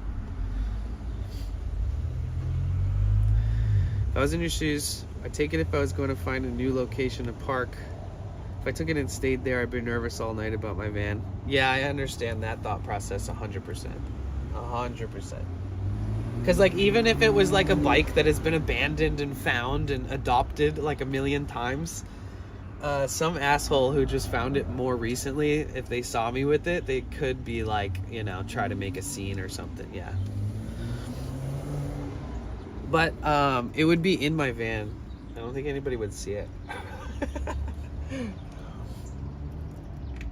Abandoned bicycle stream, come up. I don't know, is it smart? Jeremiah, good to meet you, Bliss Mom.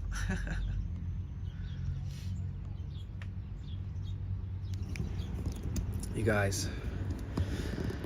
Oh. Should I go ask that park ranger? He probably would have a better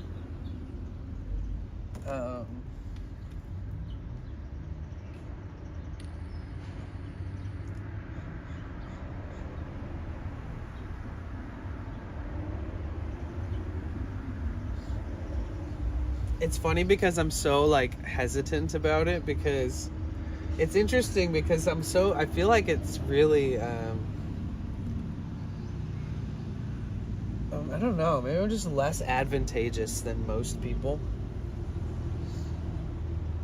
Like, if I dropped $20 on the ground and then the person behind me was, like, stepped on it and was like, it's mine now. Like, I could see that being a reality. Like, some people are so interesting about that. Because it's not mine. But what if it's not anybody's? What if I ask the park ranger and say, how long does shit sit here on the grass before you guys throw it away? Because I want that bicycle.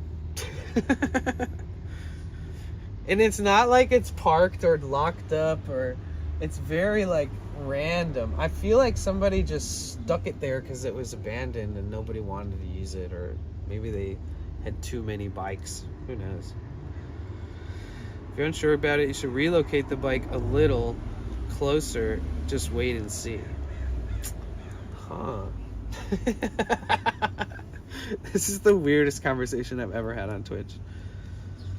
My grandfather had a storage area for them, but he always picked up abandoned looking bikes for us kids and built stuff to use over summer months. Grew up poor. Yeah. That's kind of where my head's at. Like, I obviously would never in a million years look at something that's not mine and think, I want that. That's just not how my brain works. That's why I work or try to save for things that I really want in life. It's just so much, it just doesn't make sense to do it any other way but to work for what I want. But when people are wasteful or abandoning items, you know, I mean, shit. I feel like maybe, you know, there could be so many reasons as to why that was left there. But I'm sure that it at some point that thing looks like it's been stolen 100 times and then abandoned.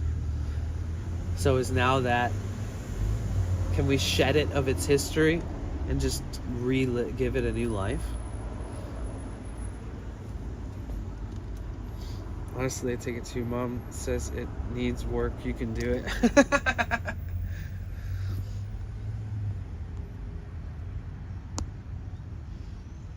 Oh, I see the chat now. Sorry, I didn't see it because I have to look at 2 different devices to see this chat.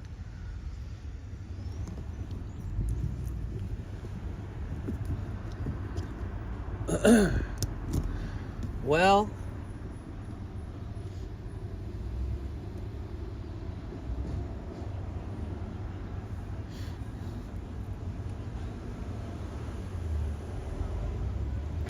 you guys are funny.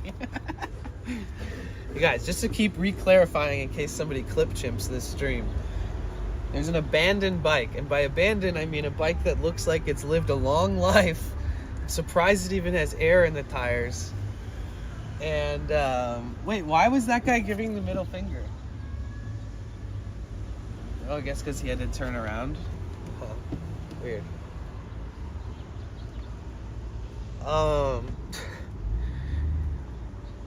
Yeah, just to keep re-clarifying, this bike, it looks like it's seen better days. It's missing brake lines. I mean, fuck, man. honestly, do I even want to have to deal with it and work on it? But at the same time, I have been wanting a bike. It'd be sick. Well, think about it. I can still see it from right where I am.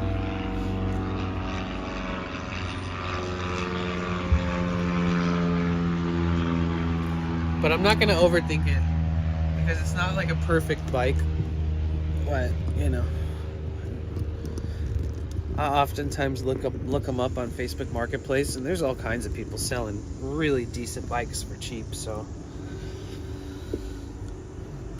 try to do the math of like how much is it gonna cost to buy a couple tools, fix the brake line, you know, get an extra tube tire, see if it's like, you know, can hold some more life in it still, or if it's better off buying one that's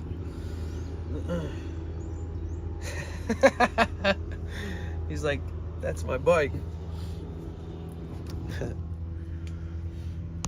See if it rides and stops. I will. I think. I'm not that worried about it, but it is a fun topic to bring up here.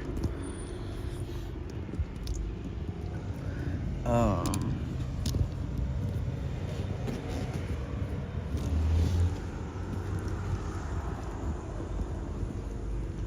gosh.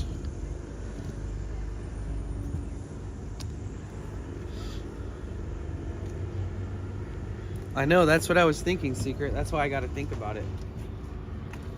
That could be why somebody abandoned it. Because they're just like, I'm done with this fucking thing. Somebody else can try to fix it.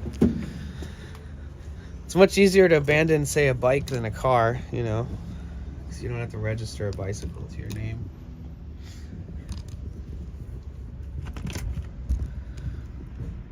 When I see homeless people, like, they'll have like a campsite and then they'll have like a $2,000 bike. I'm just like, yeah. RIP to whoever they stole that from, you know, it sucks.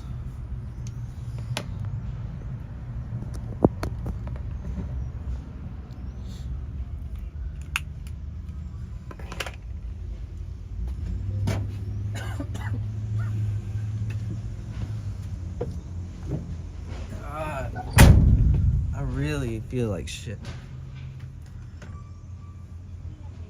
Oh.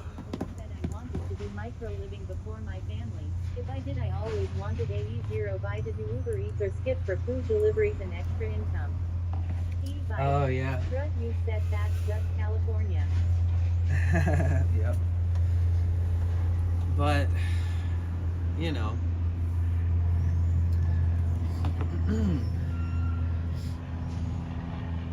Yeah, it would be really nice. What I want would be sick is to get like a really economic, fuel efficient, like small vehicle that I can take the entire thing apart, like even if it works. I just want to like I want to get a vehicle that I can just like work on. I kind of wish I would have done that with my brother's old vehicle, but we got rid of it. Because now I'm like, oh, that would have been a perfect vehicle to really learn about and work on. Especially because Camrys like last forever if you work on them or if you learn how to work on them. Or can afford to have someone else work on them. But I kind of want to do that at some point. I would like to get like a car that's like less than $1,000. In some state where a car that less than $1,000 gets you, you know, something that still runs.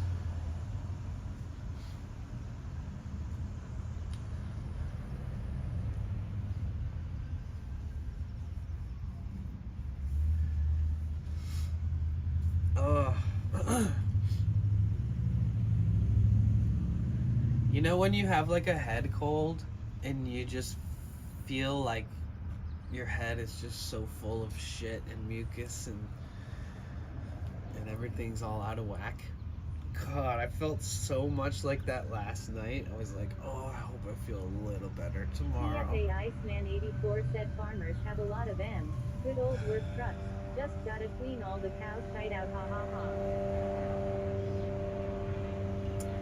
Yeah, true.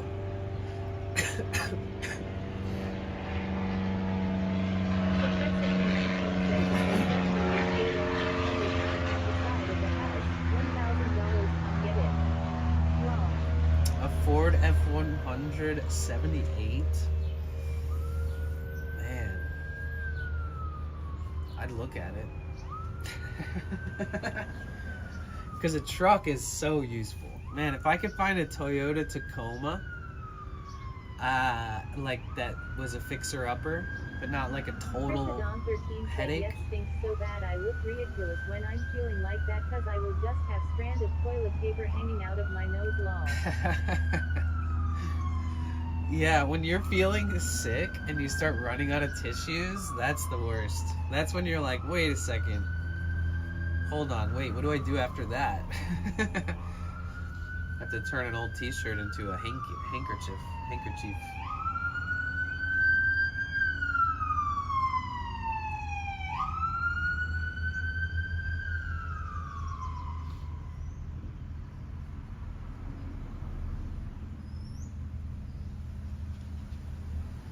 Oh wow. 334 on the aircraft counter. Okay, so one of my really bad stream ideas that's good enough that I want to do, I keep thinking about this and I feel like I've got to do it, so I stop thinking about it. I want to do a stream where I walk like 15 miles around LA and I count Teslas. And I'm not like a Tesla. There's one. Jesus. Said in 2005-06 I got my hands on a 97 Cadillac STS for 2K Canadian. Friend had lawyer fees, so I told him sign over caddy and I'll help. He did. Oh, interesting. Yeah, the amount of Teslas that people wear. I said wear because it's like a freaking shoe. It's like Nike. Like everyone's like, oh, I want to try these Air Forces, even though they're stupid expensive, and everybody loves them. So why not? That's how I feel about Tesla. I feel like everybody's got a Tesla. In California, there's more Teslas. There's got to be more Teslas here than anywhere else. 19 said, there's one. Jesus, it doesn't count Danny. You weren't walking. Hope you feel better. Thanks. Me too. Yeah, I want to do a stream where I count Teslas. And I think we could probably count hundreds.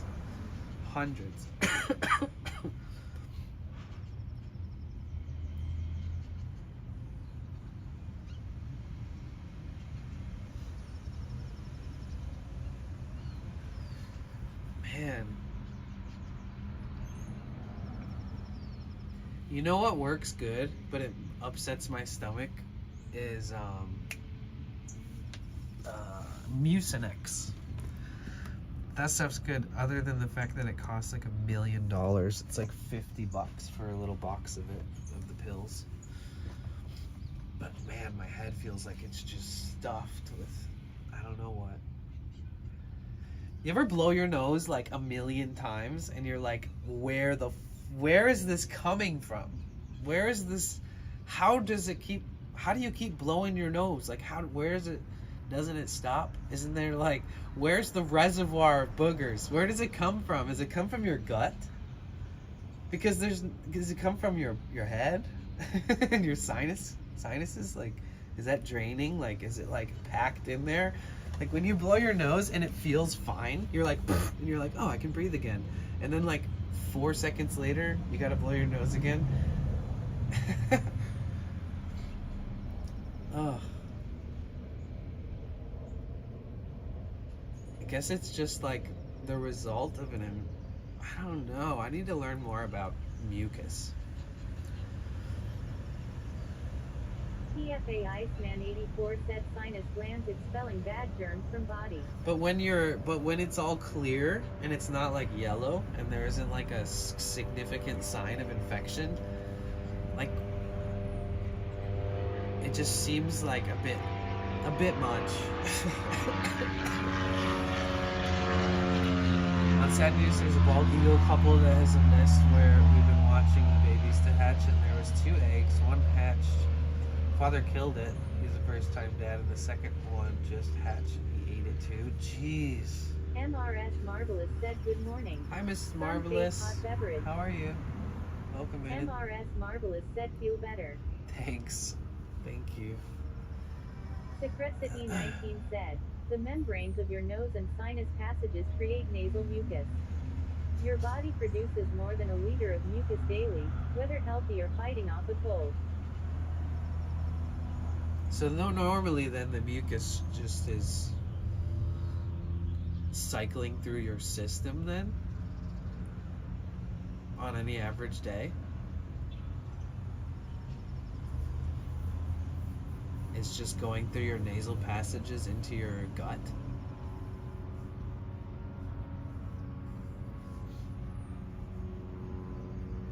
It's funny that I'm so like ADHD and like OCD that I can't even be sick without overanalyzing every aspect of it and trying to learn it. TFA Iceman 84 said its SAM basis is sweat glands, they perspire to expel.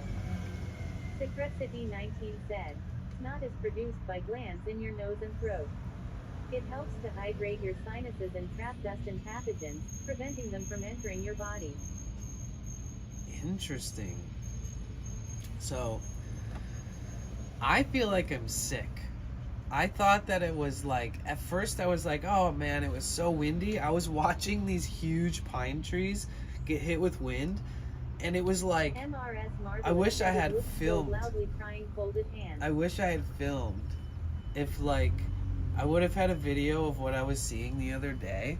There was like this huge pine tree, and the wind blew it in a cloud of like the hugest cloud of pollen came off of the tree, and God, I wish I would have had a video of it. It looked like something out of a fairy tale. So the wind has been crazy, and I was like, oh, maybe it's my sinuses, maybe it's allergies. But then like yesterday I was like, no, I'm actually sick, unfortunately.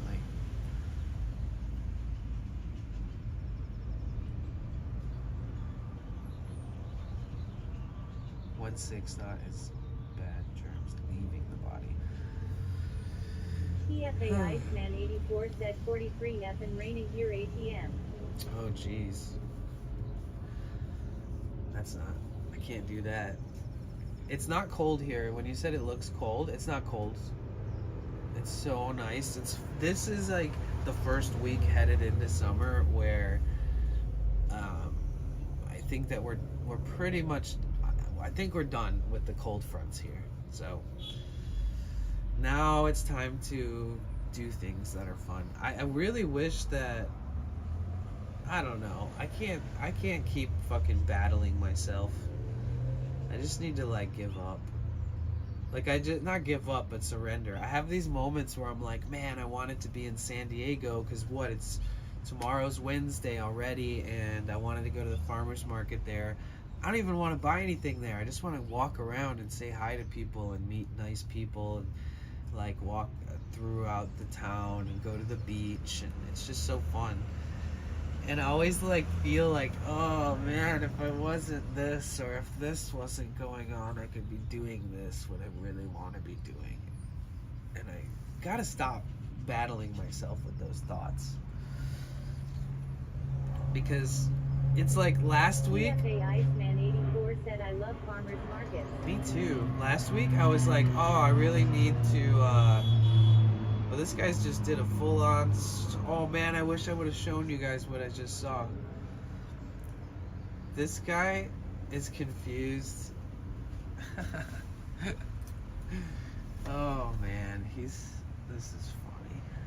This guy just did like 2 full circles instead of turning, because he's like, oh, I can't go this way, oh, I can't go this way, but I need to go this way. But yeah, even like last week on like Monday or something, I was talking about going to San Diego, and then instead I went to Manhattan Beach, and then we went to San Pedro to the Friendship Bell. Secrecity 19 said probably looking for his stolen bike. His lost bike.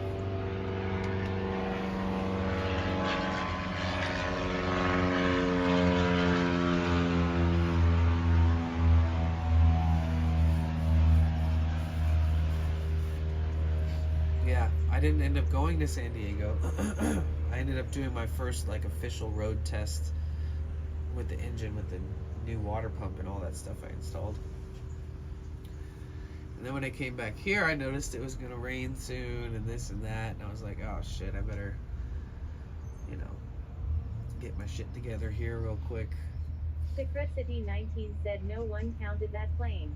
I noticed that.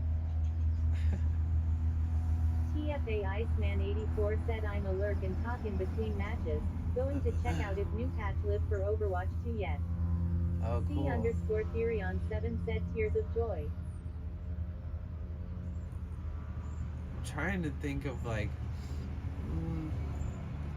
I don't really have that many games on my Switch that I can play with people, but if any, does anybody here play Minecraft? Just come out of your hidey hole and tell me for reals. Anybody here play Minecraft? I have put hundreds and hundreds, maybe like 600 hours into Minecraft, I think. So I definitely can't deny the fact that I love Minecraft. I don't know if you guys ever noticed I have a Minecraft rug in my van. It's a beautiful day to fly your expensive antique planes. Fly them super low. So we need to do a stream where we walk around and count Teslas. Secretcity 19 said I haven't got into playing a game in a long time. Yeah, me neither. TFA Iceman 84 said my and friends had private server with proud 5,000 hours playtime between 4 of us. Me and friends. I want to do a stream where we watch these airplanes and we identify them all.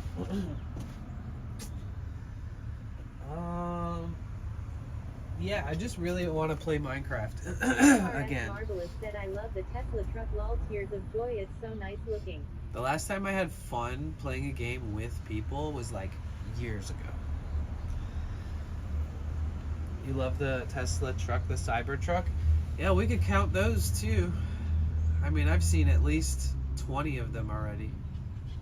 I see them all the time. But Teslas is like all day, every day. Everyone's got a Tesla. There's one. I can see 2 parked right next to each other. There's a third. Should we do it today? I mean, that's 4 Teslas in 10 seconds. 19 said looks like an unrendered vehicle in a game. Lol. MRS Marvelous said Tesla taking over the world globe. Right. TFA Iceman 84 said a lot of great new multiplayer on market these days. Co-op games and not PvP games. Yeah, but I'm not for the Nintendo Switch. I wish.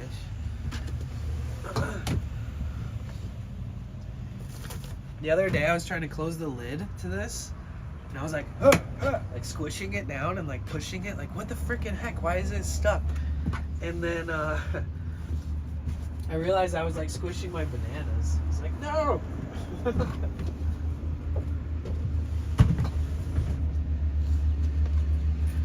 Ooh, you hear that school bus? See, I'm not too sure that the engine on that school bus is alright. Overwatch 2 on Switch, but that PvP game.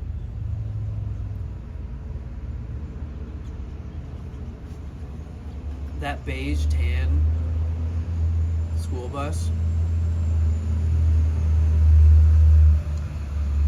Doesn't sound bad. C_Theory on 7 said yay. Sounds a bit funky. Yeah, it sounds like it's...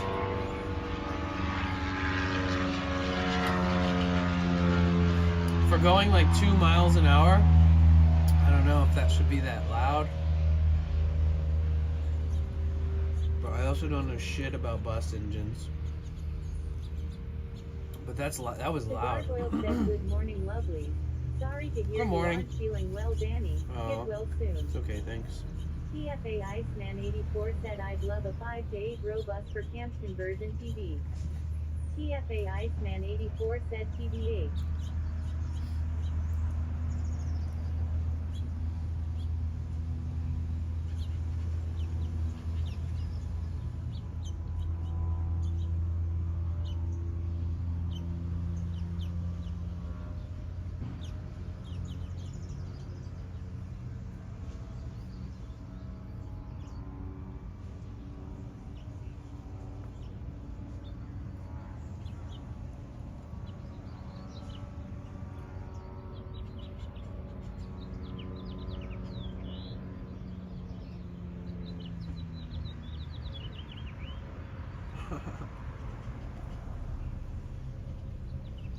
Chris Adon13 said I started watched Fallout last night and it's pretty good. I'm enjoying it. Oh, cool. Yeah, I heard it's pretty good actually too, from other people.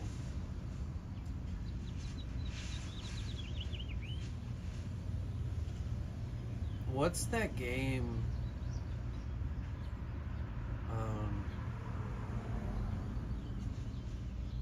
The Walking Dead? Is that it? Look it up.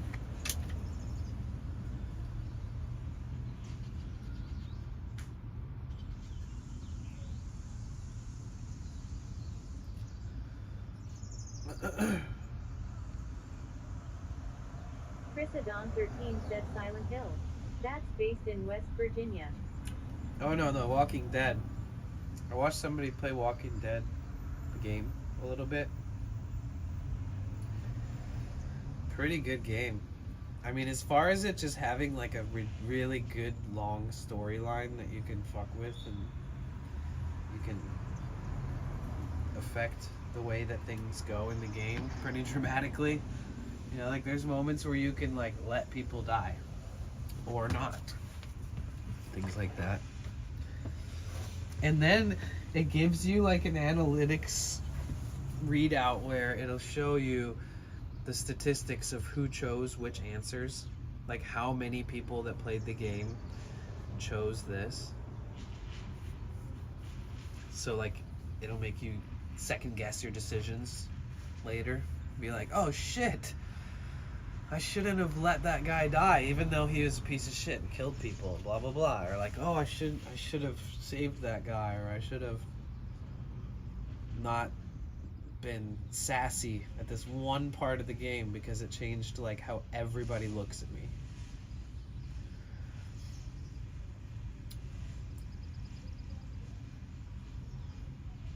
Like the game mechanics, I don't feel like I would enjoy too much. It's like point and click. But the storyline's good. Oh, there's that one guy who talked all that shit about people that park their vehicles and while he pays property taxes and all this stuff. Man, he was such a hater. When I was working on my van's engine, this guy walked up and started talking, but I was like parked at this guy's house that he knows, and he's like, wow, nice, can't believe you're working on this thing by yourself, like holy shit, it's a diesel. And I was like, yeah, I'm just learning. And he's like, yeah, all these people who park their cars over here, man, they're a bunch of fucking, you know, they don't contribute anything to the society, and I hope they all get kicked out and they all just freeloading and they just keep their shit parked there for years, literally years. And I was just like, okay. I was like, man, this guy just woke up and drank some haterade, because like, I get it. It must be a nuisance to somebody who's worked their whole life and paid a whole lot of money to live in a house that they bought, and now they pay property taxes on it. It never ends. But it's crazy to me that people divert their own bullshit onto like things around them and blame everything around them. It's like people like him are the reason that people would rather see homeless people dead than back on their feet, you know? Like, I've said this before and it's very cruel to say, but people that like own these houses that have a lot of money, if they were all somehow allowed to vote on whether they just euthanize every homeless person within a 5-mile vicinity, or if they try to invest more money into trying to get them back on their feet and get them jobs with more government programs that cost more money, blah, blah, blah, the majority of the people here would rather just cleanse them, not to help them. And that guy reminded me of that type of person when I met him the other day. I was just like, MRS yeah. Marvelous said you're 1000% right. It's so true.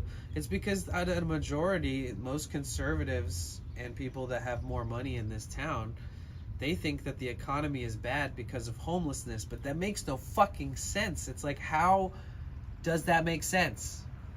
Like, the economy's not getting worse because there's homeless people on the street. The homeless people on the street are a sign of a poor economy. It's like, you gotta get it right, you know? And, yeah, I don't know. Most of these people are the people that I talk to and the people that I make friends with, like Luis. Like, he worries about if there's somebody sleeping on the grass. He owns this house right here. He sees the park every day. I'm not here every day, but, you know, I come back here every time we're back in LA, and I'm here all the time during the daytime. But he sees things. He meets more people than I do. And he's called me while he's out of town and just been like, hey, is everything all good? And I'm like, yeah. And he's like, how's everything? Like, how's the people at the park? Are they everything all right? And he's like, honestly, I'm not calling because I'm worried about them doing anything to my property or anything like that, or I'm more worried about their safety and that, you know, hopefully they get a better lease on life soon, and that, like, you know, nobody deserves to feel like they've got nothing. He just, this guy is just sweet. He, like, trumps all the negativity that I see by just being like an angel. He's like a retired construction worker who's originally from Mexico, and him and his wife own this house right here. And he's like in his early 70s. And MRS Marvelous said that's awesome. even when that guy's like the polar opposite of the dude that I'm talking about that was being a, like, you know.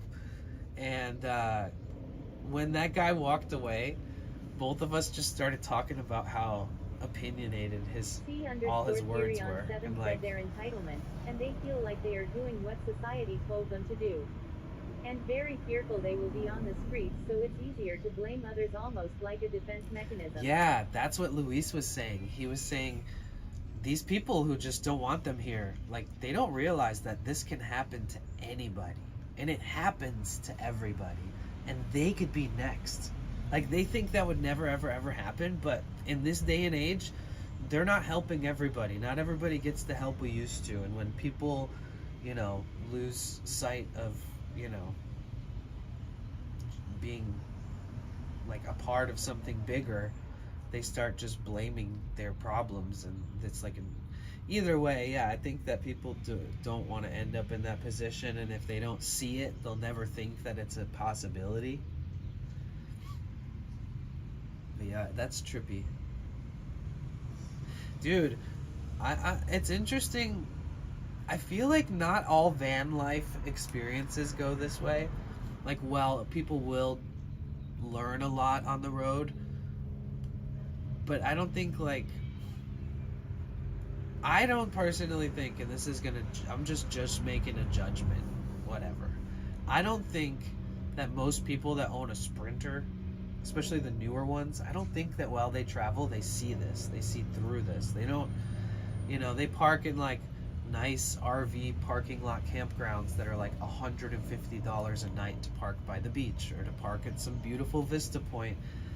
And, you know, even if they're, like, outdoorsy and go camping and they've invested a lot into that vehicle, basically what I'm saying is that I think that it's a unique subset of travelers and subset of humans who end up in my position where I'm traveling, and the whole ordeal is just like learning all along the way, learning to be self-sufficient, learning to get by with less amenities, and learning how to feel good every day and not feel like this is something that's completely out of necessity as much as it is a choice. And it's like a delicate dance, you know, and I really value my experience, and I'm really grateful that I have this weird perspective that gives me, it just humbles me, and I see how other people are being treated, and it's how there's so much misfortune, and there's so much living out of necessity to get by. And when you decide to travel, when you decide to revolve your life around the unexpected, you know, you decide to try to be your own mechanic, it really pushes you and stretches you and makes you stronger. It's like this challenge in life that a lot of people can't get through. And I can understand that because I'm just doing this out of choice, and I'm doing it to challenge myself purposefully. And it's fucking hard. It's tough, dude. And I'm a very optimistic person. I'm a very hard worker. I know for a fact that if I just shut all my socials down and walked into 10 different buildings, I'd have a job by tomorrow. If I wanted to work full time, if I needed to find stability towards something in particular that I'm now dreaming towards, like, oh, I need to get a new apartment, oh, I need this, or I want to do this. Okay, well, I'm just gonna, tighten up the old bootstraps and grab a new pair of work clothes, make myself presentable, and go to town. And not a lot of people can even mentally just decide to do that again. Like, they're so far off of the normalcy of what their life was that it's really hard. People look at van lifers as homeless. They fail to realize that's their home. What's the difference? Is it a van or a motorhome? With work from home jobs, it's the perfect situation to be able to explore and still have income without paying ridiculous money in taxes for a house. Yeah, true. I think there's a certain type of person that you meet that are traveling in vans and vehicles like RVs, whatever, and they always kind of remind you of the last person that you met that was like that. Because there's this subset of them that, like what you said, this isn't homelessness. I mean, I guess it depends on where you're at or what your life looks like or what they're perceiving.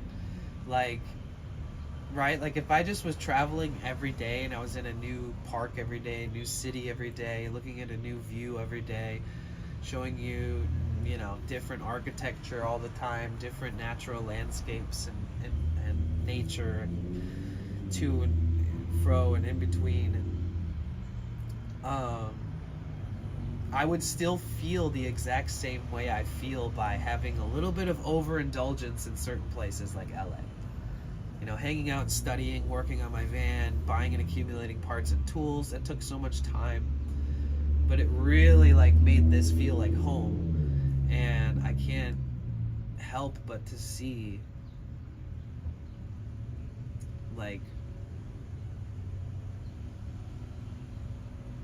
it's almost like the last visual of gentrification, because all the people start moving. The people who can't afford usually move. All these people who can afford it now are now living here and taking over the whole place. And then there's this last bit of trickle of people who are just never made it through.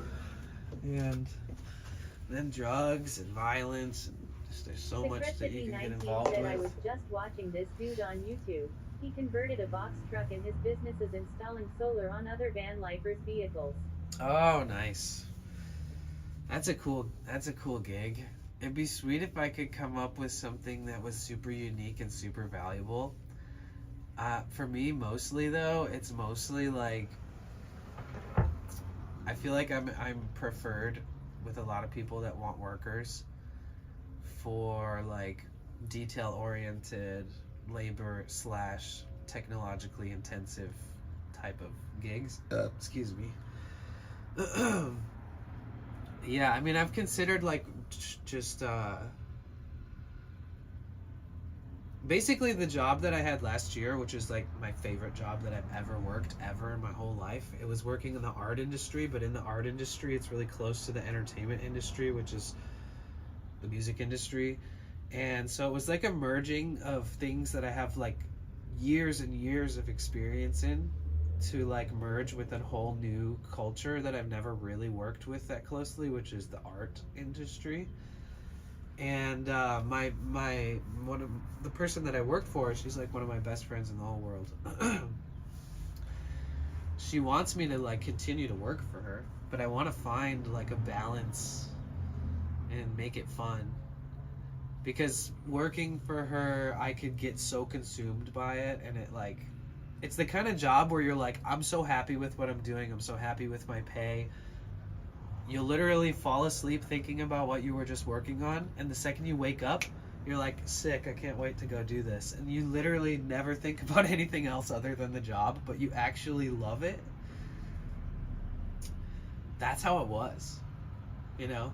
But it also was that fun that I would kind of like, I just didn't think or do anything else. Like I was like, oh, I'm in the art industry now. This is my life. So now that I feel like I know what it was like working intensively full time on a salary from them, that I would like to try to maybe, if they're down with it, find like some unique balance where I can work for them where it doesn't take over my entire being. But who knows? Yeah, I'm trying to balance that last gig out into something new because I really enjoyed it. In fact, in a couple weeks, there's like one of the first events I ever worked for them happening again. So maybe I should contact them and see if I could do that, because that would be fun to stream as well.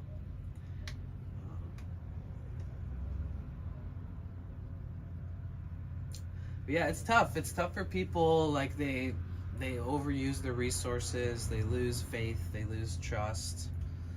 They lose compassion. You know, they lose their minds. But yeah, it's sad to see. It sucks because it's like, what can you do?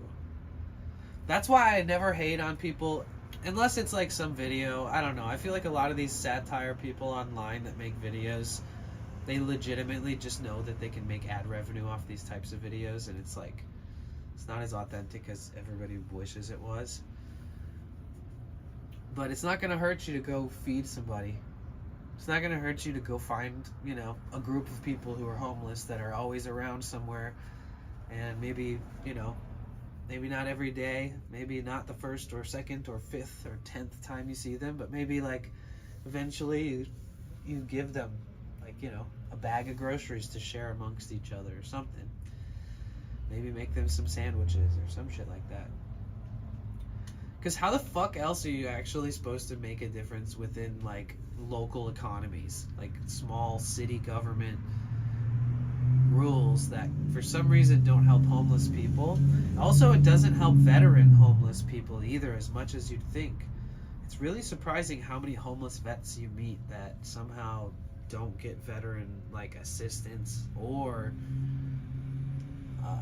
anything that you would normally get as far as like welfare or Social Security income or any kinds of other benefits that they have in the United States.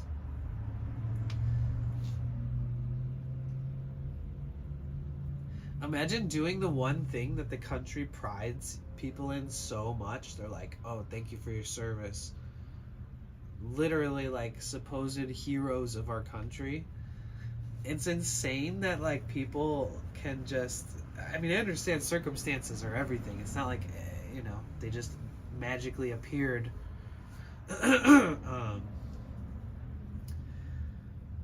But yeah, I don't know.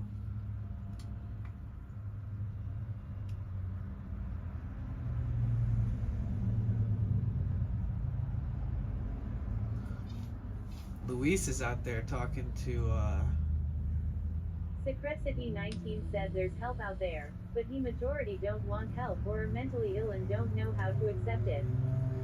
From what I've gathered from all the people that have told me that they like use the resources in towns, is that unfortunately for a lot of them, there's like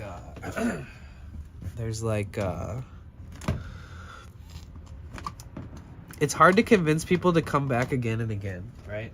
So when you get into these systems, what they ask you is that you show up and you fill out a form, and then once you fill out this form, and you have to have an ID. If you don't have an ID, you can't. And then if you fill out the forms, they'll take you in and have like an interview with you. And then then after the interview, you're accepted or declined into the program. But this is already after 2 days of going out of your way and like sitting in a line and waiting for all these people and having other people cut in front of you and nobody even say anything about it. And you're too quiet or shy. You know, there's all these people that just feel defeated. They don't have enough momentum left to like sit at the clinic 3 days in a row. Because first day they say, oh, are you already a member, or do you already in our system? No, sorry. Okay, come back tomorrow. Come back tomorrow. Then they say, all right, so come back tomorrow, you're accepted. And then the like third day, you like finally get a shower, or you finally get a phone call to the Secretary of State about you getting, you know, some benefits or something. And then they're like, okay, come back tomorrow. And these people are just so tired and burnt out, and they've already lost faith in the system, that not a lot of them commit, you know. And the most like help that people will give you if you're eligible is like rehab housing. Secret City 19 said, I've seen homeless people complain about staying at shelters because there's curfews or they don't allow them in because they smell like alcohol. Those people are the ones that don't actually want help if they can't abide by simple rules. Yeah, it's confusing. You know, there's like some people who like want structure in their life, who want to get back on their feet, but they're just so mentally unwell. You know, mental health is a huge thing. It's just like I feel like people could, you know, it's just so hard to as like God, how do I even say this?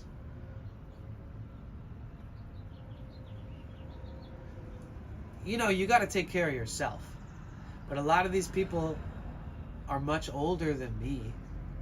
So they're like, they've been through it. They get it. But they've like lost faith in humanity. They've lost faith in society. They've lost faith in politics. They've lost faith in all these things. And eventually you're just like, fuck it, I live in a tunnel, you know? Or whatever it is. City 19 said mental health. PFFF. We need more bike lanes, not rehabilitation centers. Exactly. That's the attitude. Said, Yo, bro. What's up, Joe? How are you? But yeah, that's the attitude. It's kind of like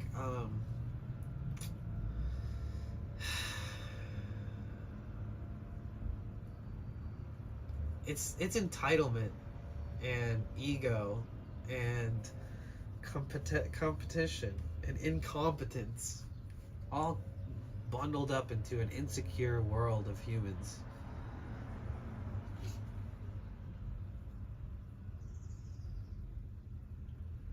The fucked up part is that, I mean, it's been like fucking, I don't know, like 14, 15, 16 years that I've noticed this. That like, that there's something wrong with the United States and the homelessness here. There's something wrong with the fact that there's so much housing and not enough people living in these fucking things. Theory on 7 said a lot of those shelters want to stay full. It's not about helping. IDK if you've ever been to any of them, but I'd rather be in a tent in the woods somewhere safe. Oh yeah. Dude, I think I have bronchitis. If I feel worse tomorrow, I'm going to the doctor's, getting some antibiotics. Not gonna lie. Like, straight up.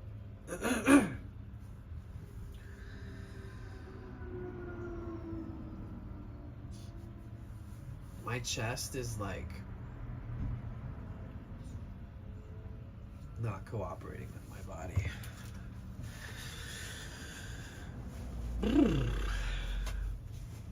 I think it was that last stressful cold night that really did me. 19 said politicians are worried about next year's grants to line their pockets, not to actually do things for their city.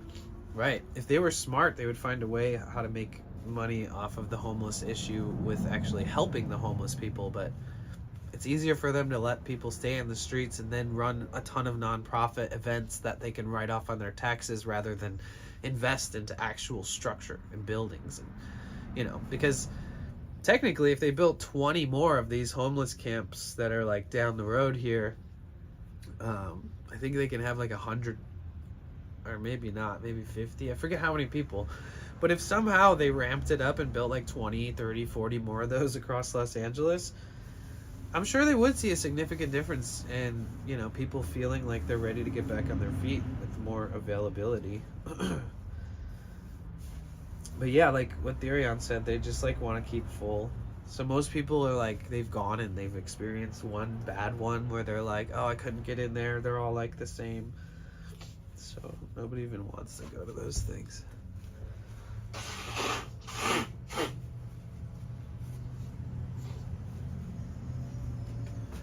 Ugh.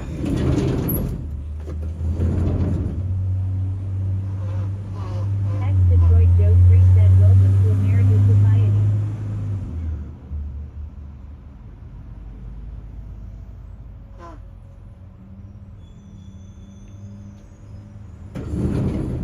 Yeah, I can't even breathe out of my nose, dude.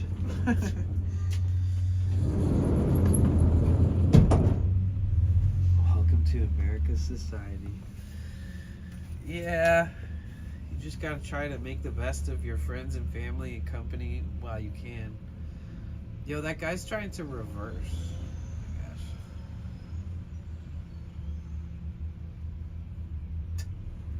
Dude, people don't know how to drive here.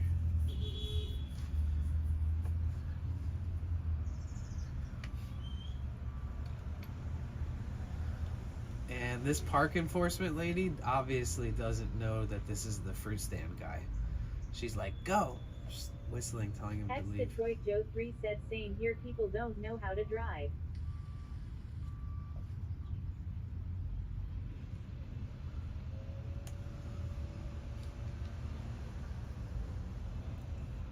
Fruit stand guy parked where everybody's making Chris U-turns. Adon 13 said my brother lives in land, he says you have to drive like a cowboy there, lol. Ex-Detroit Joe 3 said how's things going for you? They're going alright. I'm just sick as a dog. I think this is the sickest I've ever been, like, in the last 2 years. Yeah.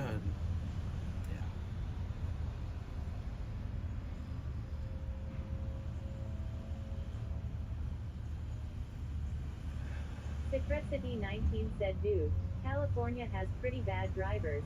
Coming from Boston and always hearing they have the worst drivers, I totally doubt that compared to here. Said A said I think politics has always been like that and it's not just America. Ex-Detroit Joe 3 said you've been leaping a lot in water. Okay, the kind of bad driving people do here is like inexcusably dumb. It's not like, it's, I don't know how to explain it. How do I explain this?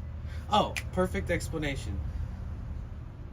People here don't use turning signals when you really should. You know? Like when you're about to like get on the fucking highway last minute when you're about to get off. Or like, you know, those really crucial moments where like any human in their right mind would be like, oh, thank God I have a signal for this. Just so I can make everybody aware of my rash decision I'm about to make. People drive and like never use their turning signals.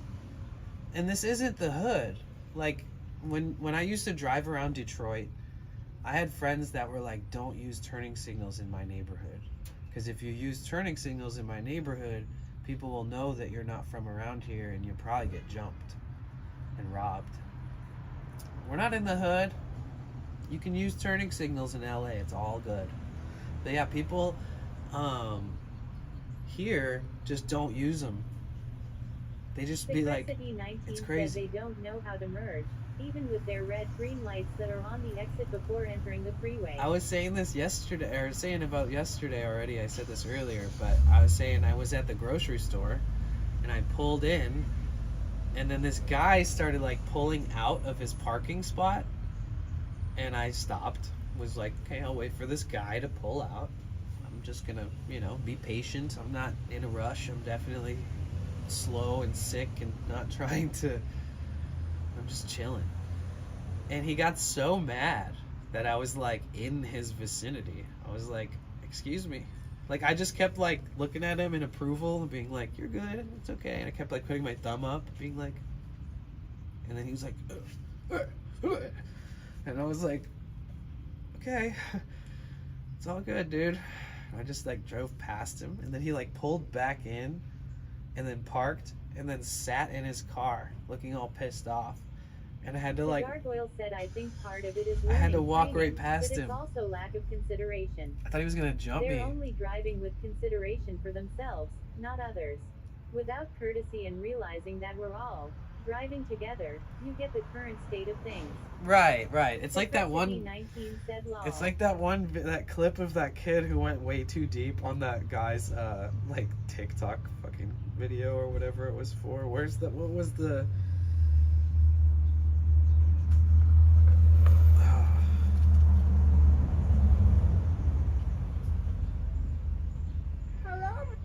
Hello. Ex-Detroit Joe 3 said, I stay away from road rage, I don't want to end up in a shootout. Yeah, I feel you. I'm not a road rage kind of guy.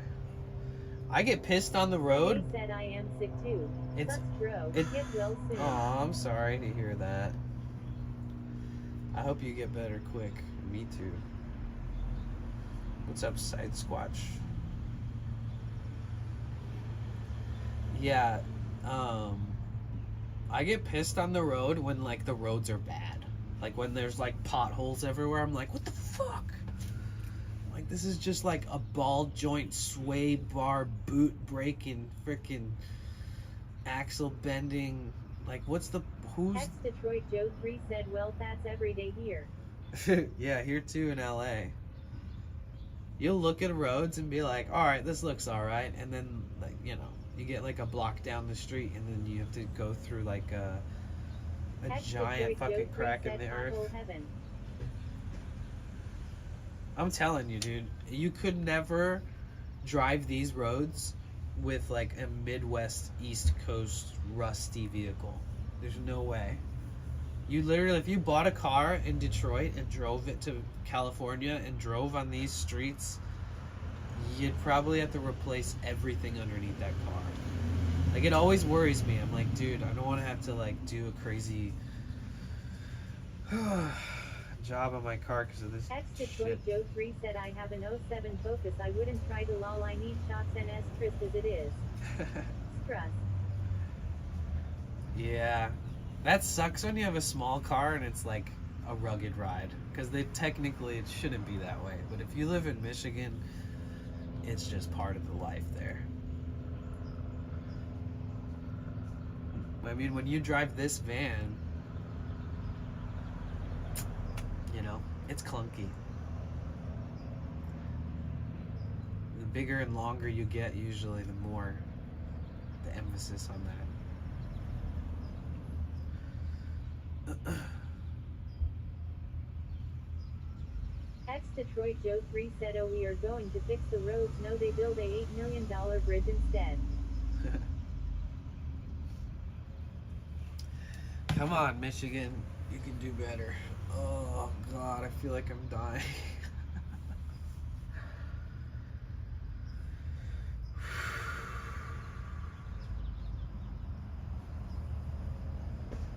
Ex-Detroit Joe 3 said, what have you been eating? Lots of good stuff. I'm eating good food. I'm not eating trash, that's for sure. I'm like living off giant salads and fruit and trail mix and vitamins. Secretity 19 said, all these states are ran by what seems to be children who never seen money before. Right.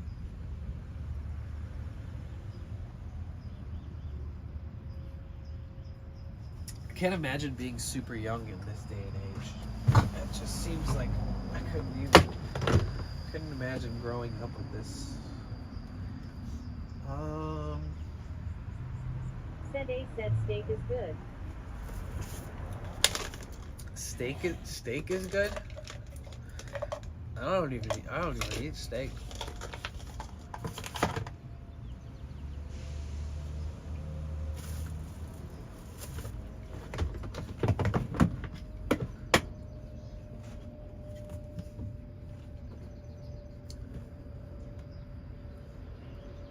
Ex-Detroit Joe 3 said, fire in the hole. Oh, I just ate another vitamin. trying to think. Secretity 19 said California pays the highest fuel tax, but yet the roads keep getting worse. Where's the money going? Slippery silent soap. Hey, welcome in. My name's Danny. I'm kind of sick right now, so don't mind my disgusting nasally activity.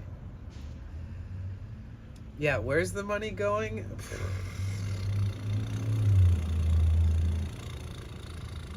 It's probably being laundered into some rich ass person's bank account. Detroit Joe 3 said sniffling out the sniffer. You know what I mean?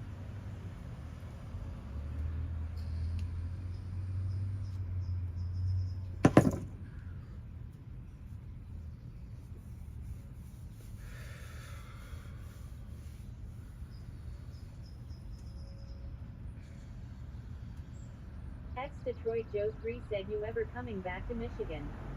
Yeah. I mean, I was just there like 4 months ago or 5 months ago. Yeah, my family's like, come back. Like, ever since the day I got back to California, they're like, you can come back. Just come back. Anything, like the solar eclipse and van money starts flowing. Gavin Newsom? Secret City 19 said now Gavin is running Chevron out of the state, so that means gas will be going back up again. Yeah.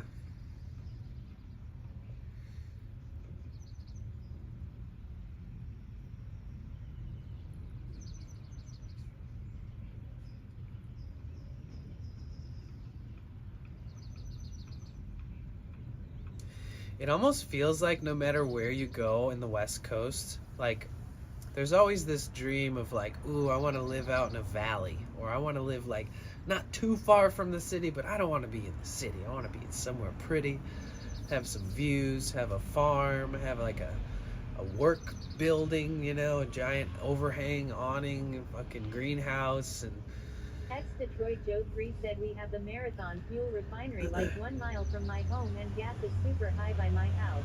damn, you think it'd be, you know, they hook the locals up for the refinery being right there. Excuse me. Secret City 19 said it's all a strategic plan. If they pay for fuel from other countries, then they can tax you more. That means more money in their pockets. Is it weird that my brain does not want to accept the concept that there is rich and there is poor? And that there's class all the way in between? Like, it's just like... At the end of the day, we all bleed blood, man. We're all the same. We all got a beating heart. We've all got so much hidden, unlocked potential that some of us aren't lucky enough to ever fucking put it out there. You know? There's some of the most brilliant, talented people in life. They're gonna be fucking struggling and never get to show their greatness. You know, it's such a sad world that people don't love each other enough. All the division is so real, and that everybody is so fucking different, and that, well, some people just make it and some people don't, and it's like, fuck you and your goddamn political hierarchy of the socioeconomical fucking status that everybody has. It's like, and if we don't play along, we end up just kind of cruising and not really like being able to climb to the top of some kind of financial ladder, because it also comes with the hierarchy of being something that you're not really, like an identity crisis. But the more you own it, the more successful you become. It's like, how the fuck is that the world we live in? Like, if you want to be the worst, this is also another insight.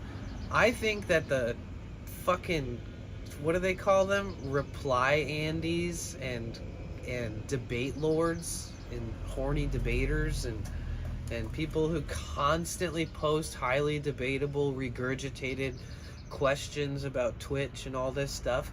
I feel like these people, I feel like there's like, oh, nobody started out, or nobody makes it without being a reply guy first. And like, even our beautiful streaming culture is engulfed by this same type of hierarchy. And people, like, there's so many streamers I love, but I do see like this competitiveness, and I see constant like just like the seeking of the most repetitive looking validation that I constantly have seen through all different aspects of life, but now constantly on streaming.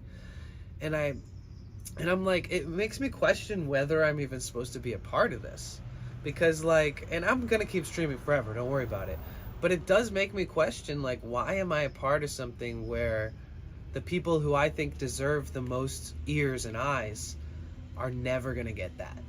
And does it matter? I mean, it kind of does. I feel like success can be either made or broken by not being able to catapult yourself into the right venue, you know what I mean? Or the right platform. And, you know, like the real artists on Twitch, shit on. And why I say that is because they remove every aspect of this platform that would draw in a professional entertainer. That the platform is saturated by underdogs. Like even Hassan, even these people who are huge streamers, they wouldn't have made it unless this hierarchy existed, unless you had to be a biggest streamer on a platform, and that you, like, does this make sense? It's kind of like, it's just kind of like, you have to be provocative. You have to be questionable, you know? You have to have such bold opinions that everybody's going to sit there and get off by debating whether or not you should be talking about this. And everyone else is going to stand, and you got simps, and you feed into the simps, you know? You manipulate people purposefully for the reason of growing on a platform. I see this shit so much. It is a reflection of some of the things that I think are the most disgusting things that happen in the world already. But I see them in little microcosms on Twitch, and on the whole grand scale, I feel like it operates in that way on Twitch. Said it ain't me. It ain't me. I ain't no sense. Harry loves to play 0420 said, I don't know if that's a good thing or a bad thing. It's a bad thing. It's a bad thing, Harry. It's not a good thing. I promise. Secret City 19 said free. This is why I've had an accumulation of hundreds of thousands of followers on platforms, and I've never got to millions. Because I saw what it takes to push through the barrier that you hit. And you always will hit one. But if you don't start doing what everyone else does to stir up the pot, it just doesn't, like really good, sweet people don't, like really authentic, slow-going people who respect the organic growth and respect their size no matter where they're at because they love what they're doing. It just doesn't. 0420 said even at the very top there are barriers, bro. Trust me, there are. Well, yeah. I mean, of course. I mean, there's. See, this is why I feel like it's messed up that the entertainers aren't encouraged to be on this platform. If this platform had more musicians, it would give people so much room to like be a professional, and somebody who's got like a million ideas, who feels like they're gonna keep creating till the day they die, whether or not streaming exists, whether or not Instagram exists. They love music, they're gonna keep creating, you know, maybe they're a composer, an instrumentalist, or a vocalist, or whatever, all those things combined, or a producer, or a DJ.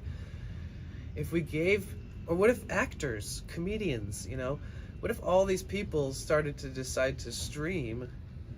I feel like they don't see sustainability in the platform, but the people who blow up on the platform, they don't have that same creative outlet. They don't think about it professionally, about sustaining it, you know? I mean, eventually they do. I'm sure that eventually they think about, oh shit, how do I sustain this? People like conflict and stupidity. Want to grow fast as a streamer, degrade yourself. That's what it seems like anyway. C_theory on 7 said according to Marx, the streamers would be the proletariat providing the labor to the bourgeoisie, the owners of the capital Twitch. It's a mirror of the class struggle. Yeah.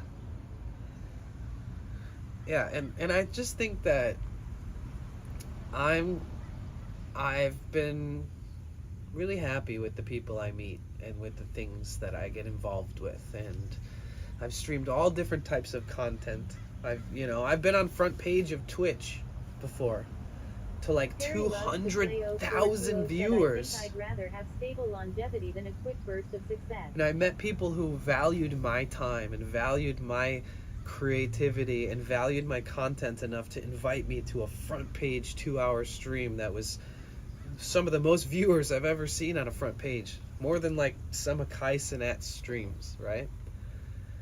And those people exist. You know, I feel like the more you are not a bullshitter, and the more that you're as honest as you can be, if you're the type of person who, you know, I just feel like it draws in authentic people. And if you're lucky enough, somebody will help you and try to be like, here, look, I've been on this platform for X amount of years. You seem so genuine. I want you to be a part of something that's really important to me, and I trust you enough to invite you.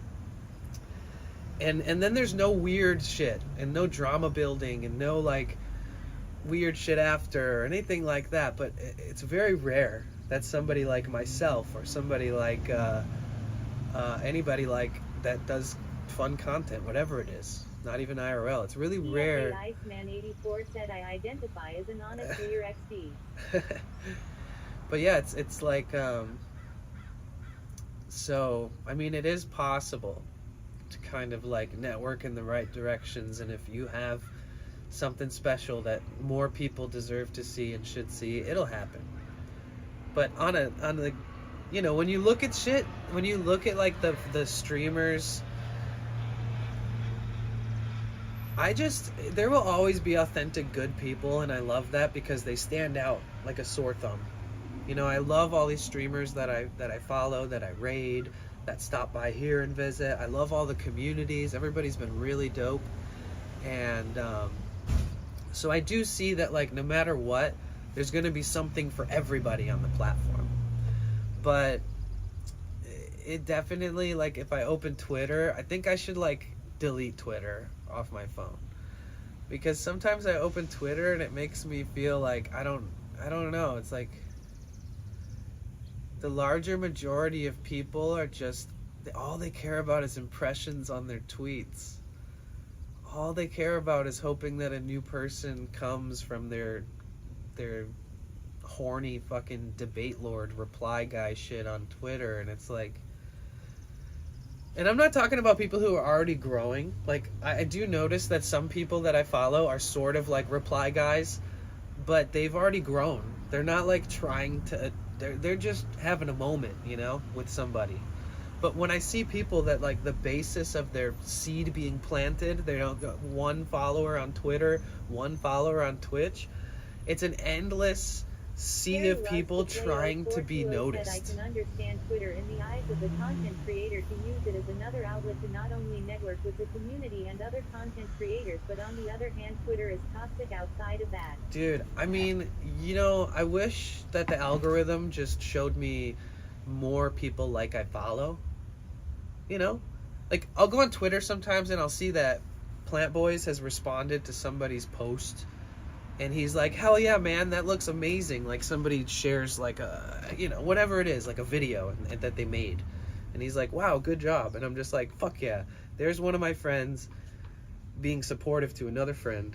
But then when I scroll down the feed, it's like somebody I don't follow. And it's like, what do you guys think about people who say that they're gonna stream later? And I'm like, oh my god, this post has been made 1,000,000 fucking times. Like, you're just comment farming.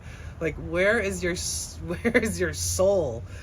And then if you're really creative and soulful, 0 fucking impressions, 0 viewability, 0 discoverability. But if I went on Twitter and posted some random highly debatable, judgmental ass questionable post, then I'd probably get a lot of people replying, because Twitter is like where you want to be, you want to get your impressions, and I just don't get it for new people. I'm just expressing what I've noticed about the uprise of new streamers.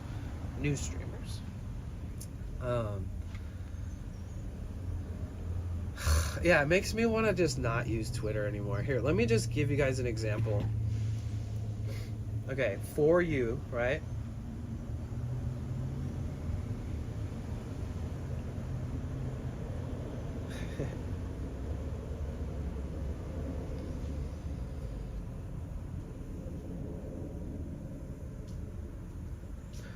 King_Theory on 7 said outrage farming. Or like when people post something that seems genuine.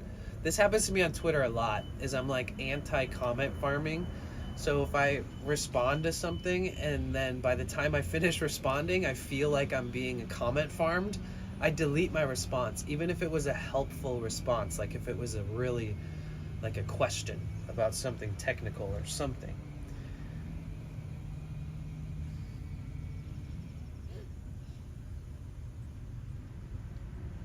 I pretty much mute and block like everybody who streams on Kick because all their posts are like about the program, about the incentive. Would you stream for $15 an hour? Would you this? What would you do with 100 subs worth of pay? Like, I don't know, man. Fuck, I'd live my life. I would just keep going. And this shit, like, streamer, your fellow Arab, kidnapped in Haiti. Like, okay. And then Neon in jail in freaking where? Japan? Or no, where was he? Iran? Where was he? I don't even remember. Like, just all this shit I noticed, it's kind of wild. I thought I like cleansed it by like muting and blocking enough people.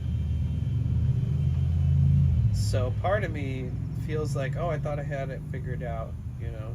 Twitter's starting to understand. I don't want to see this shit. You know, and I'm not judging you, but I'm just saying everybody else is done. Then just don't judge me.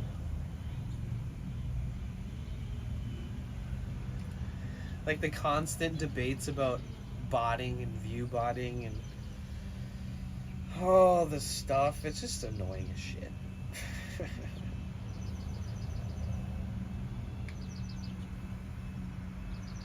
Like here's Stream Elements trying to comment farm. Okay, what kind of streamer are you? Do you just have a 25-minute starting screen timer? Two minutes starting soon timer? Just press the start streaming button and go live? Like, I don't think Stream Elements, even though they can design stream timers, I don't even think they give a shit. I think they're just comment farming. Maybe I should let my hopes up on Twitter more. Like I should stop thinking that it's a good platform.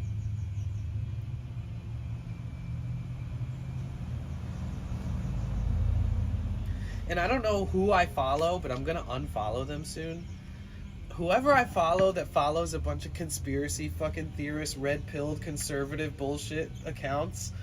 Somebody that I don't know who it is. I gotta fucking figure it out, dude. I think that the weed algorithm on Twitter takes you to the red pill Twitter. I think it's like they're trying to cross the hairs to like make people be like, I don't know. But yeah, I'll see like weird ass conspiracy theories on Twitter and I'm like, when did I didn't sign up to that side of Twitter. What's going on? I mean, I love a good conspiracy. Who doesn't? But the ones on there are like fucking ridiculous. Terry loves to play 0420 said jokes on you. I know, right? And how are you, Joe? It's good to see you, man.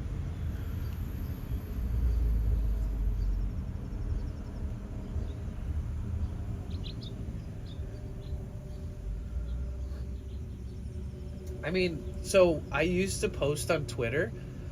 If you scroll back far enough on my Twitter, you'll see. But I used to post on Twitter. Said the newer conspiracies can be just ridiculous. I miss the old days of believable conspiracy theories. Yeah, I know, right?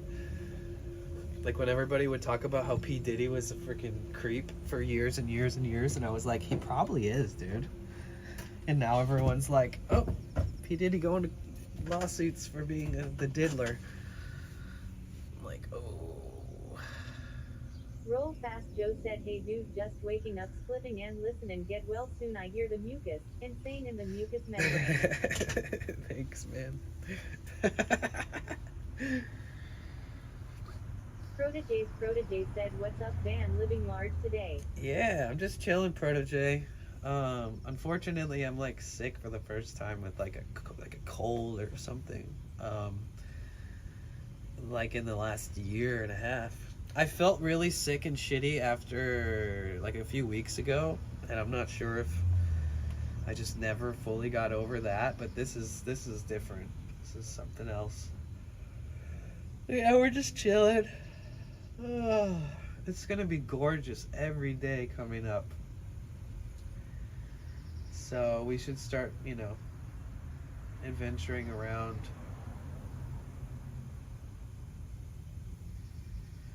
I'm like so, yeah, my body just feels like 50% of where it's usually at. Excuse me. I should be drinking way more water, actually. I bought a shit ton.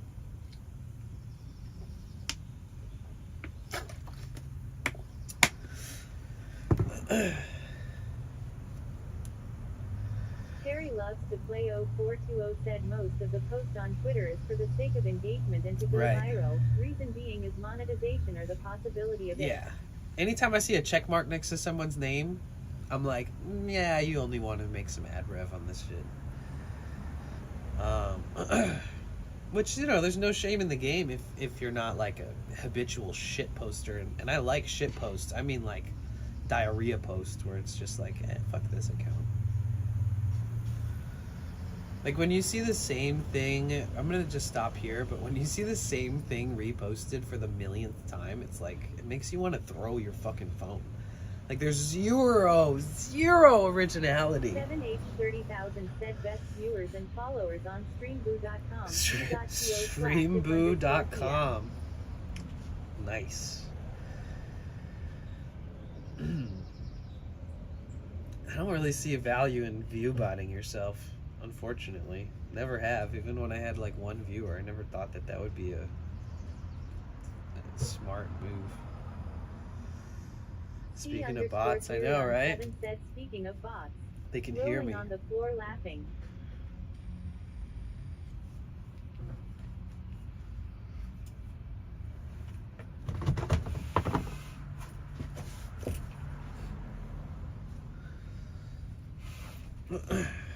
Oh, it's so cold. The drum is so cold. Here, let's put this hoodie on my lap.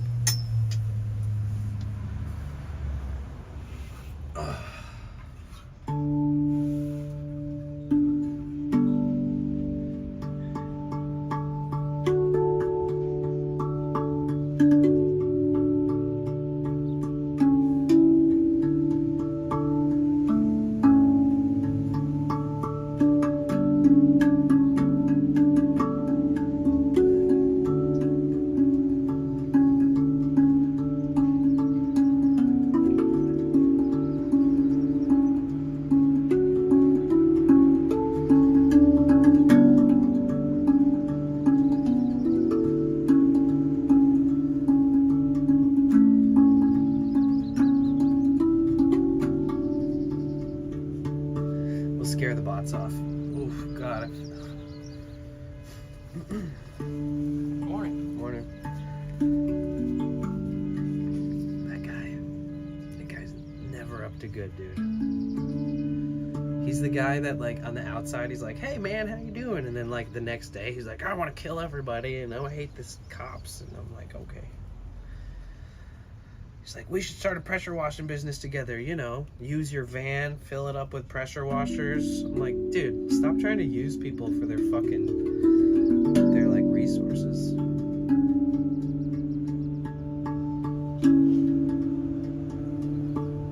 But it is fun to have these people that I recognize around here. I've been here so much now.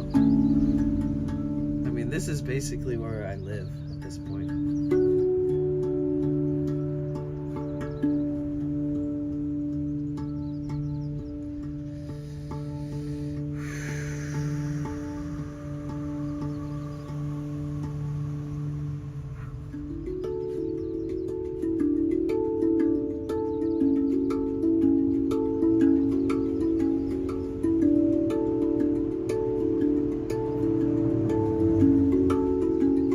Not enough of a capitalist.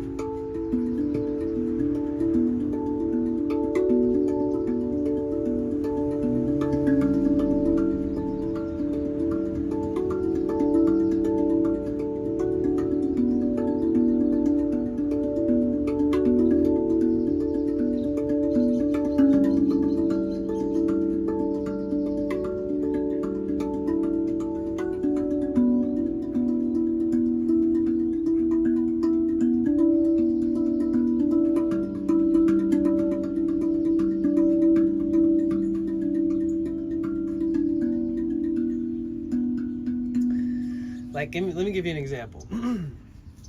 I play this drum for fun. There's a lot of sound healers that buy these drums that want to like charge people money to literally just sit next to them for 30 minutes and go, say, oh, you're healing. You feel it? And then they're like, oh my God, I feel it. And it's like usually some rich dude in Malibu laying on the floor of his $3,000 mansion that like pays you $300 to come to his house and sit next to him and play this. And like, I just feel like there's such a weird capitalistic mentality on everything in life. It could be like the most simple, pleasurable thing, like this drum. Like, I know somebody who saw me playing this drum and he's like, I'm buying that. And if you're watching, no offense, but yeah, so he's like, I'm buying that. He buys it. And he gets mallets because they come with mallets because, like, basically, if you're an amateur, you're going to probably start with mallets. I never touched this drum with mallets before. It's just not something that I do. But the person who bought the drum, like, instantly was like, hello, conscious community. Like, if you want, you know, I do sound healings. And I charge, said, what is that thing called? I charge this much. And I'm just like, ha. And then there's such naive people around that they just buy into it. And it's like a part of me is like, man, why am I not monopolizing or capitalizing off of this? And I don't know, it just because I feel like you pull yourself up with people who are easily taken advantage of, and sort of like their psyche is like naive and they want to like try something new, but they're also just like really vulnerable in that position. And then people that like see something like this, they're like, oh, maybe I should go get one and charge a bunch of dumb rich people money to like have them let me, you know, do private sessions. And it's like, I've done public sound baths where I bring a ton of equipment that I've used a shitload and have a lot of experience with, and it costs me a lot of money, and it's really fragile and it's hard to travel with, unlike this drum which you could throw down a mountain. So I understand the concept of using your instruments to perform. I think a sound bath is a performance. No matter how beneficial it is for the person doing it or the people listening to it, a sound bath is done with instruments. And instruments have always been intuitively played, but it is a performance. So I do understand offering a sound bath experience, they'll probably call it anything but a performance to make it sound more magical. And I'm one of those cynical people who's like, don't stretch the truth. Like, I'd rather have like long lifetime of respect between people by not over glorifying something. But I do also understand opening up the idea of allowing this to make you feel better, allowing the experience to let you be distracted from your woes and feel good for a second. I understand how that can be beneficial, and in another term being used for it is, it would be very healing. But the people who are like, come to my healing thing and healing room and healing this, it's like, dude, you're just performing with an instrument. And I think that like people don't, it's like they're like, you have to have this big identity and be something and have some kind of magical facade of an offering and all this shit. And I think that that's mostly bullshit, in my opinion. I think that the people who I've found to be the most real are like people who are spiritual, but they also cuss, you know, sound healers who don't sugarcoat everything they do, you know, and give credit where credit's due, like the instruments that you're playing and how fascinating it can be to come up with an instrument like this. It's not you being some messiah of healing sounds. It's like, no, there's been a lot of things that have got us to be able to even play with these instruments and perform with them, let alone be so good at them that we can claim it's an experience. You know, it's like, so yeah, I just think that a lot of people... Theory on 7 said exploit everything for profit. That's what has burned me out on capitalism. Yeah. Even the greatest things are commercialized. Right. But yeah, I just think that people like, and I turn people off a lot with that. You know, I've had people who were like, oh, I thought you were way more spiritual, and I thought that you were like a healer. Like you're a healer. Like you're gifted. Like you need to embrace the fact that you're you're like a healer. And I'm just like, bruh, like catch me 15 years ago and we can imagine that. We can talk about it. We can joke about it while I sit on the side of the mountain in Mount Shasta, you know, talking about, you know, all the other things when I was really naive and young. But to like especially grow up, you know, I grew up around psychedelics and drugs and things like that. So I've always had a lot of interesting people in my life that even before I ever started traveling, I already knew what was like somebody who I don't maybe like sort of have the same heart as and things like that. And like people who are like a little bit too deep into their mental unwellness. And I'll admit, I am not perfect. I have a lot of mental health issues, right? We all do. But to see somebody so deep in their mental unwellness that they're willing to spread it on everyone else. On the side of a mountain and just play the roof of your van while it echoes through the canyon. That would be sick.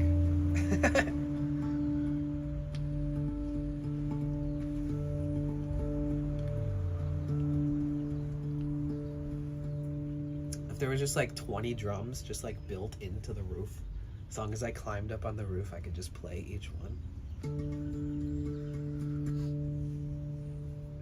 Yeah, I mean, it makes... City 19 said, imagine the sound when it rains. Oh, yeah. It's tough, though. It's tough to be like, I think I'm a great host. I think that with my head and my heart is in the right place and with enough rest and taking good care of myself, I can host streams to quadruple the amount of people that are here right now and still feel like we've got a grasp of how to handle it. And I enjoy it. And I love the concept. I love everything that we're doing here. I love all the streamers that I'm meeting. And I fuck with it really hard, you know? But I think that it's almost like the growth or the scaling of it is potentially kind of held back because I'm not like, I don't feed off of the same bullshit that everybody else feeds off of, you know? But just to let you know, we're gonna keep going and we're gonna keep streaming and we're gonna keep being overly opinionated straight from the heart without any shit attached. And we're gonna keep streaming, building the community as time goes by.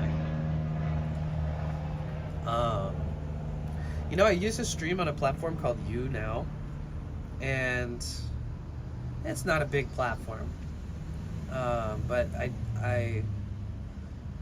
it's interesting to see what an impact you can have on a community when it's a smaller platform, you know, because you get to meet everybody on the platform damn near, you know. You go to someone else's stream and there's a person in there that you've already met, you know.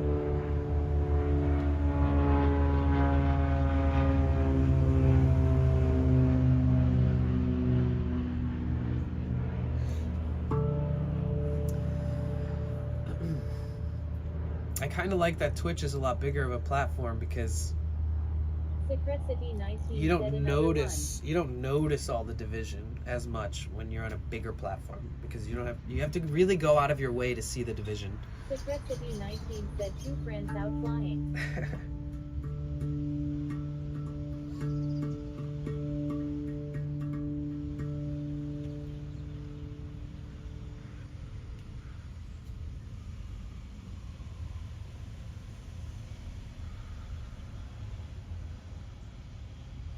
We need to start a street team. Like, what is it called? A Twitch team, right? Twitch team. We need to start a Twitch team for people like the good people. Like all the most like authentic, smaller streamers. And like really build those communities together.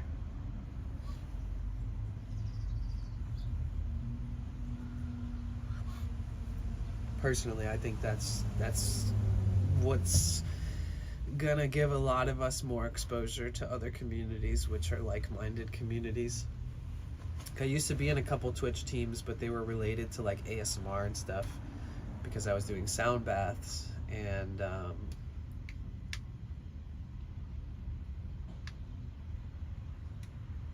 those teams were really beneficial, you know. I'd get offline follows when I'm not even streaming. Secretcity19 said, do you guys do things like try and toast bread in the microwave? Who? Me? No way, dude. I don't think I've ever put bread in a microwave before in my whole life.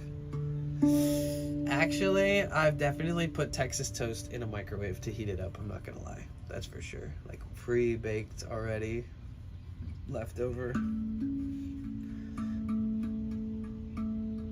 But honestly, most people in the United States have like convection microwave ovens. So it might look like somebody's sticking it in a microwave. Secretcity19 said community isn't going to grow them, unfortunately. Community isn't going to grow them. Secretcity19 said, lol, it's a joke. Wait, I'm confused.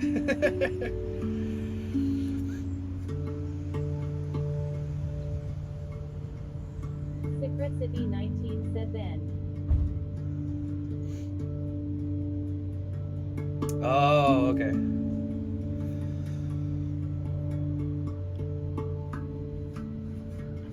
Whoa, what the fuck is that? Oh, damn, dude's got a motor-powered. Wow, he's got a motor-powered Secretcity19 golf said club because we were talking carrier. about people growing up doing stupid stuff. Oh, yeah.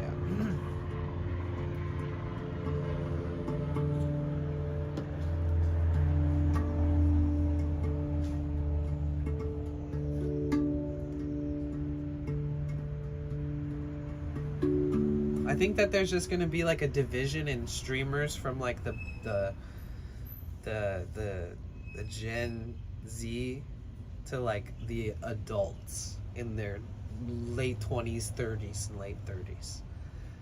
Because there's a slew of 6 streamers who are like very authentic. It's like the streamers that the young generations will like learn from, just morals and business ethics and stuff like that. Secretcity19 said, dude, I seen that. Watched the guy's gold bag roll to the next hole without him and was like, WTF, is that sorcery? Yeah, I've never actually seen one of these things before. But you have to like reassemble the entire thing. Or at least this guy took it all apart. Yeah, it's like it was all disassembled and he's like opening up the thing, and I saw motors. Yeah, now he's putting the golf bag in the carrier.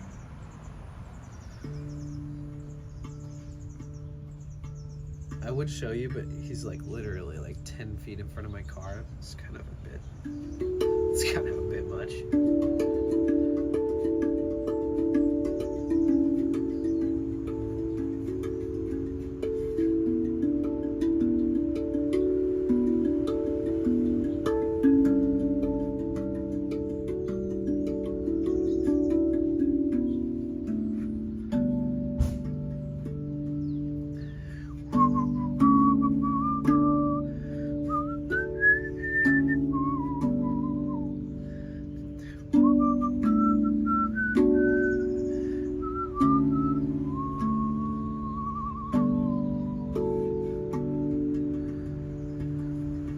My body's like so slow.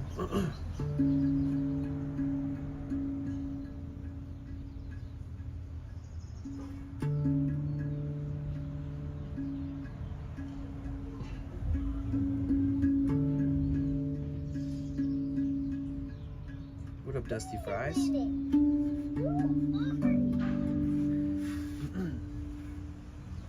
Ugh.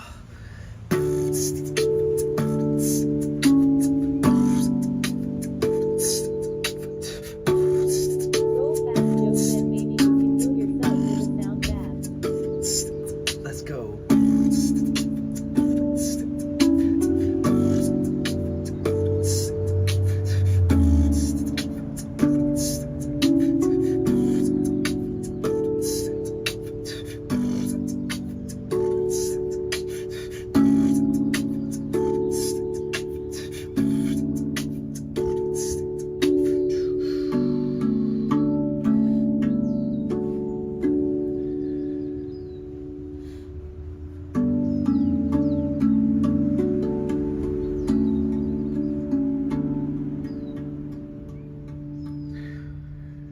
Oh.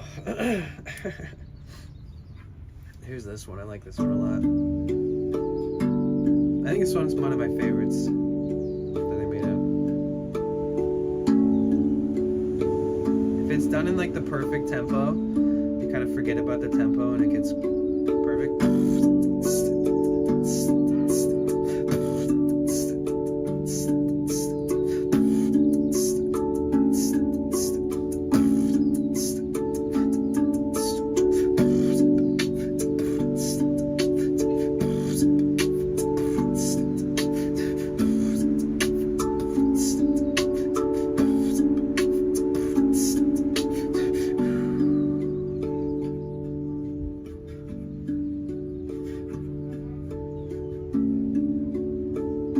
There's Luis.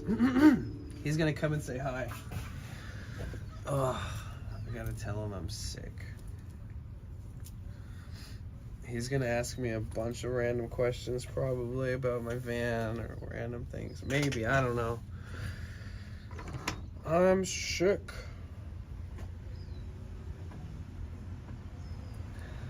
Ay, ay, ay. MR Nobody 143 said random question hype.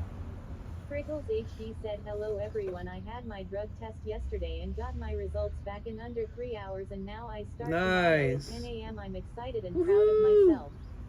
Danny, this sound amazing. Thanks, Keep it going, man. bud, love you all. Kentucky Fried Tofu said you can use a caddy trek to carry things other than just golf bags too. I feel that. I see. Oh.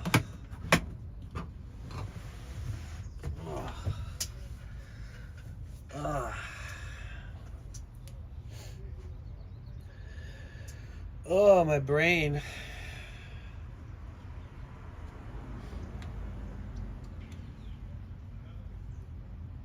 It's so cool. I love Luis, man. He just comes over here and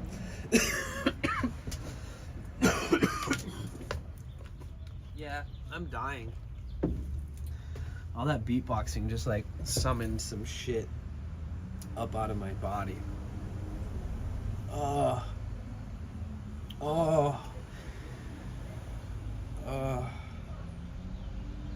Wow, Chucho just tried to bite the Chucho just literally tried to bite the fruit guy.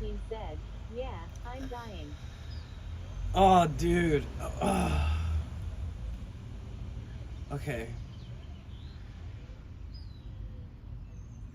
Oh. Whoa, I feel like I just got kicked in the chest. It's funny how I can play the drum beatbox kind of perfectly. And just immediately after be like, yeah, I'm gonna die. Oh man, I'm not streaming for sympathy or either. I'm just here because I felt pretty good this morning. Felt good enough to stream, but the more I talk and the more I try to operate,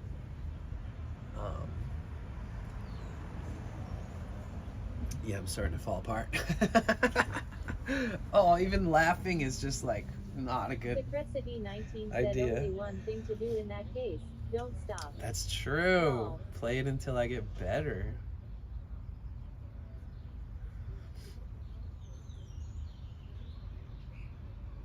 I can't believe Chucho just like fucking tries to bite. Chucho, this little French bulldog, has chased me through the streets trying to bite me before. And I've seen this dog try to bite so many people. And it's kind of funny, but then when he talked to me about it, like really talked to me about it, like fine, I've been asking him like, how's Chucho? Is he still blah, blah, blah? And he's like, man, I need to hire like a professional trainer.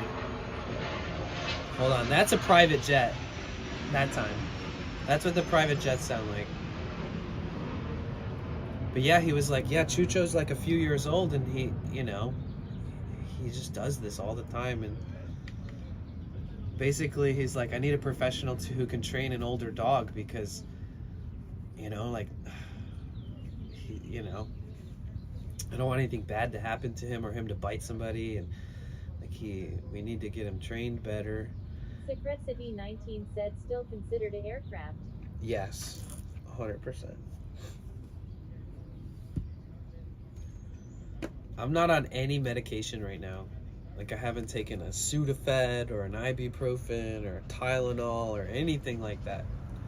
So I'm just trying to let this shit run its course. I took some Tylenol yesterday because I had a fucking headache because like the congestion and everything, but oh yeah, anybody can type the aircraft thing if you ever hear one and you want to contribute to the counter.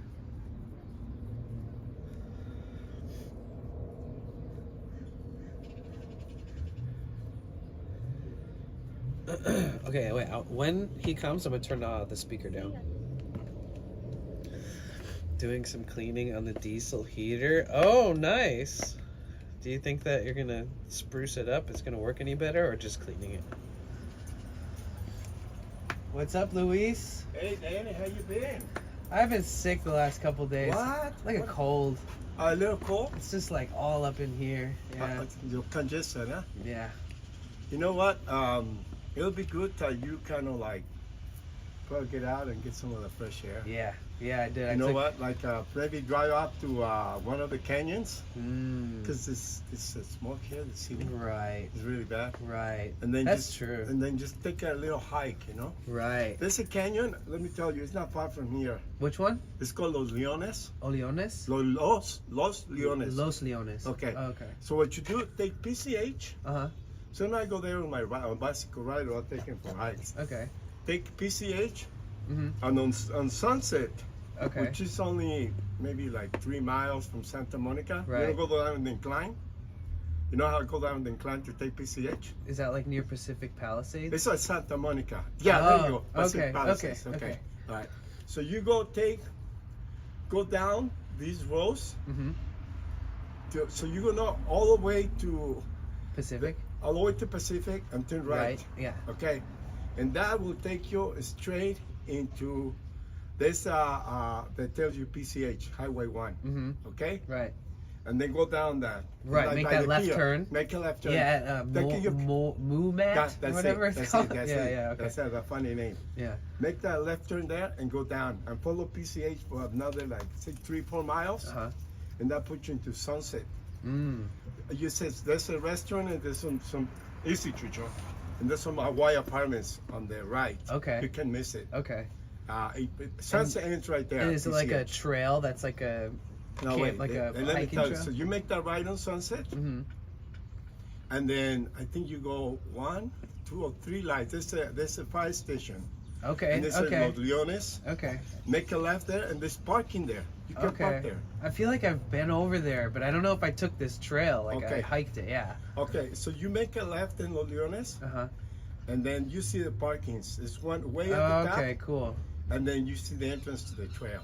Okay. And then walk. I mean, this is a perfect day. Yeah.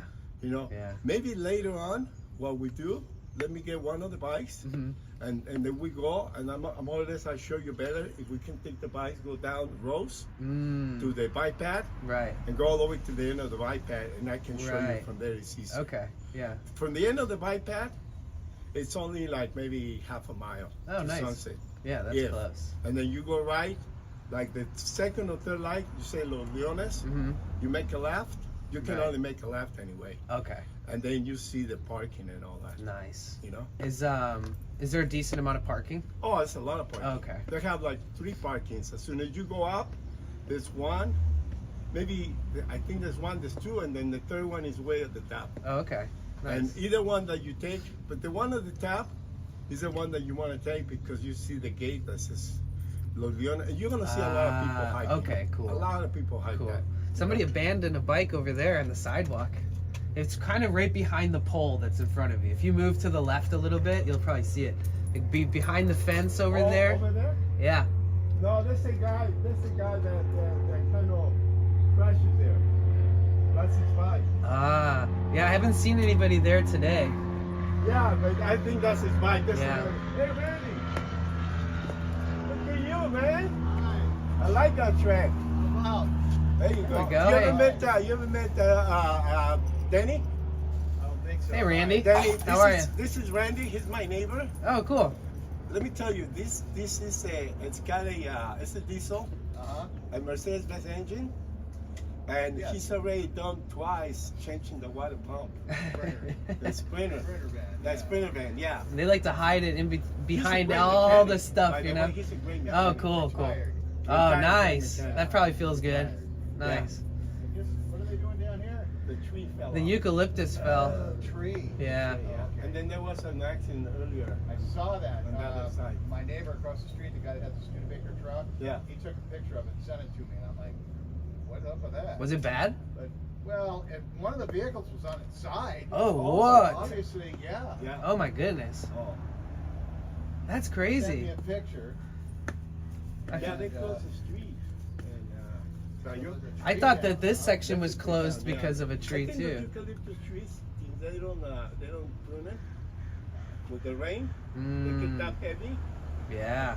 And Because they're already so dense with the oh, oils, this is right? the one I saw. Yeah, right.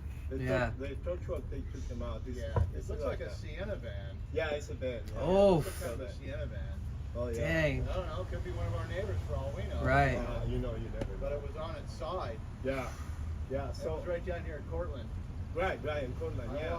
I rode down there first to see if it was clear, and then I go over there. There's some debris out in the street. Yeah. So I went to pick it up, and there were axle bearings. I guess for like a front-wheel drive axle. No. They were about this big around, so I went and picked them up. And I was like, shit! It was full of grease. Oh, of course. You know, I had to go back home and wipe my hands off That's before your, I get down here. that's you your know. instinct to be a mechanic. Yeah, right. You know? I mean, it was a heavy bearing. You know, Yeah. it's like I wouldn't want anybody to like Yeah, have no. this fly up and hit their Yeah, windshield. it's or a Right, that's right. the thing, yeah. And then you got your hands dirty. Yeah, You know- yeah. So I had to go back home and wipe off. How's your wife? We're doing good. Yeah. We're doing good. So I got Chucho, but I have a friend, the or van, Chucho, and yeah. then thanks to your book. Oh, I right. got Yeah, the the crank handle. Right. Yeah, Yeah. because I was thinking, I said, man, I'm gonna have to replace the whole van to try to find this crank handle. Right. You know, because the one I had, I bought it in Oregon when I went up to Alaska. Yeah. And it was plastic. And one day, because I don't install it because they came down, and you can keep it, but I just keep it. And this guy threw it out. Ah. Well, So, and then yeah. they beat We've it had anymore. kitchen utensil handles and things like that get chewed up, you know, but Yeah. not anymore. We don't have animals anymore. But, I remember your yeah, Albert Maggie and, I'm glad to see you on the bike. I was just Yeah. thinking about Danny that I told you go hiking in Los Leones for sunset. And you know, you can take like that's the perfect bike to go on the trail. Yeah. Because you got a trip on the front. You know. Yeah. And you can use it on the front. yeah, this actually I got from my neighbor at the Winston house, Trini. Life. You know, Trini, he's friends with Iliano over there. Yeah. And You still on? I Yes. told him I was looking for a bike, and they go, oh, we got bikes in our backyard. So he brought this one over, and I go, well, how much? And he goes, free? And I go, well, you can't beat the price. No, and then it's a good price. I had to put a different seat on it because the seat was one of those really narrow ones, no padding at all. Ah. And I go, I'm not going to ride this. No. It's comfortable, you know. So I went up to Westchester and got this for like $15 or something like Yeah. that. Guy on Craigslist had it. And, you know, I mean, I didn't have to do anything other than just like, you know, lubricate the chain and I think the brake caliper, somebody had put something on wrong or something, you know, and it wouldn't work. Mm. So I put it you back were- together the right way and it worked fine. Nice. Yeah, just the cables. Yeah. Yeah, I didn't have to do that. It was just, We got a Shimano here. So Yeah, so you know. it's a good bike. so, you know, for nothing, I'm going to ride it around until we move. You know, it's got a quick release on the wheels, which is nice. Yes, I've never had to take them off. Quick release. If you Yeah. ever want to take off to fix it flat, Right. Mm. you know, you got a quick release. You don't need any tools. I think one other thing I did, the front wheel, because I think these are unidirectional tire. You know, they're supposed to rotate one way or whatever. I think it was on backwards, so I flipped it around and put it on properly. Oh, interesting. Like, not that it And matters, that, you know what? but- That's a good size for you. It is. It's a tall frame. That's the whole frame. That's why they couldn't ride it, because Trinny's a little guy. Yeah. I couldn't see Trini riding You it. got the right machine to go riding Yeah. with me now. Yeah. I'm gonna go by your house. When I go riding, I'm gonna knock on your door. So come Oh, on. jeez. No, I go down to the Venice Family Clinic and have my prescriptions refilled. That's about as far as I go. Then all we do another half a mile and go to the trail. can go to the Santa Could. Monica Pier. Oh, well, that's a long way. I have to work up to that. I'd have to work up to that. You're fine. Yeah. Anybody can. You know, you do just, and then you have the gear, so you can always Yes. change it with whatever. Yeah, I can really get, there's You're comfortable. 3 sprocket front, Yeah, and I think there's like 7 back here. Yeah. I'm really enjoying the bike talk. Yeah, something like that. So you can always, when you have it, that's a comfortable ride. How you right guys there. doing? Yeah, it is. Right across the Yeah. back, And then you have it, and then as you build Took it up, apart a few weeks ago. I should have cleaned it then, but I lubricated the fan. Basically it. Oh, well, it Yeah. gives you something to work on today. Yeah. 73 years old when you spend. Well, yeah. I'm gonna be on that. Well, I'm gonna go down here and see the fallen tree. All right, enjoy. Yeah, take a picture. Let me see it. Okay. It smells pretty good. Yes, we will. Yeah. It was nice meeting you, Randy. Well, now you know you got a bike. I'm gonna come by and knock on your door. I'll take you out. Yeah. He's like, oh, I shouldn't have told Yeah, Luis. No, so we do that. Let Yeah. me take these guys for a walk and then do a few things. Mhm. Maybe because it's gonna be a nice sunset. Okay. It's a beautiful. Either Hey, come here. either today or tomorrow, whenever's good. Yeah. Yeah. I mean, but that's what you need to really. Seriously. Yeah, work the Go get some respiratory fresh air system. Right. and drink. You have lemons? I don't right now, but I have a lot of water. Well, let me get you a few lemons Mm. and make some lemonade. The vitamin C is that. Mm. Do you have citrus in your house? No, I can buy them or I cut them from. ¿Qué? Hola, ¿que te ladró? ¿Cómo no te lo doy? ¿Ya? Oh, te sacó de onda. Estaba, ya. Ya. Ya, tranquilo. Ok, ahorita nos vemos. Yeah, he said that he almost hit a car and he got all shook out. Because when he came, he saw that the tree blocked off and he says, oh shit, what's... Yeah. So he didn't want to do this. I go, no, it has nothing to do with you. It's just a different story. Right. So, he had me go talk to the lady. He said, yeah, he can park there. I said, park them on red, but he can. Right. He was worried about it. Yeah. Yeah. Yeah. So A bunch he of said people. While he was moving the van, he almost hit a car and so- he kind of got a little. shook And then him. this guy went after him. One thing after another. for Usually him. Chucho, He's like, He needs a break. this guy don't know what to do. I'm gonna. Hey, Gotta get him trained. I did. He had a trainer. He beat the trainer. I know. You gotta find a new one, I guess, right? Flip him. You hear that, Chucho? You need to He chill. doesn't care. Really, this guy is fearless. The other day, I was in the backyard with the shovel, and he didn't like it, and he came up to me and said, "Well, come on." He didn't care. I had Oh, a no, he shovel. doesn't stand down. Yeah.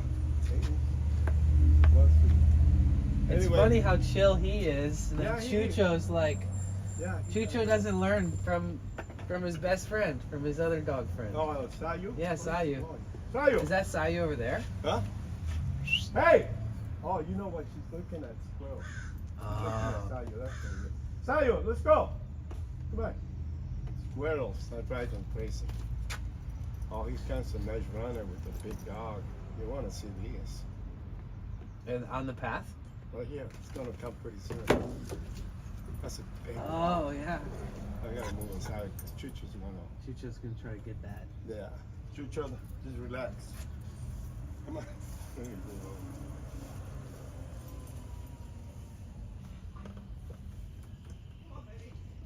Chucho.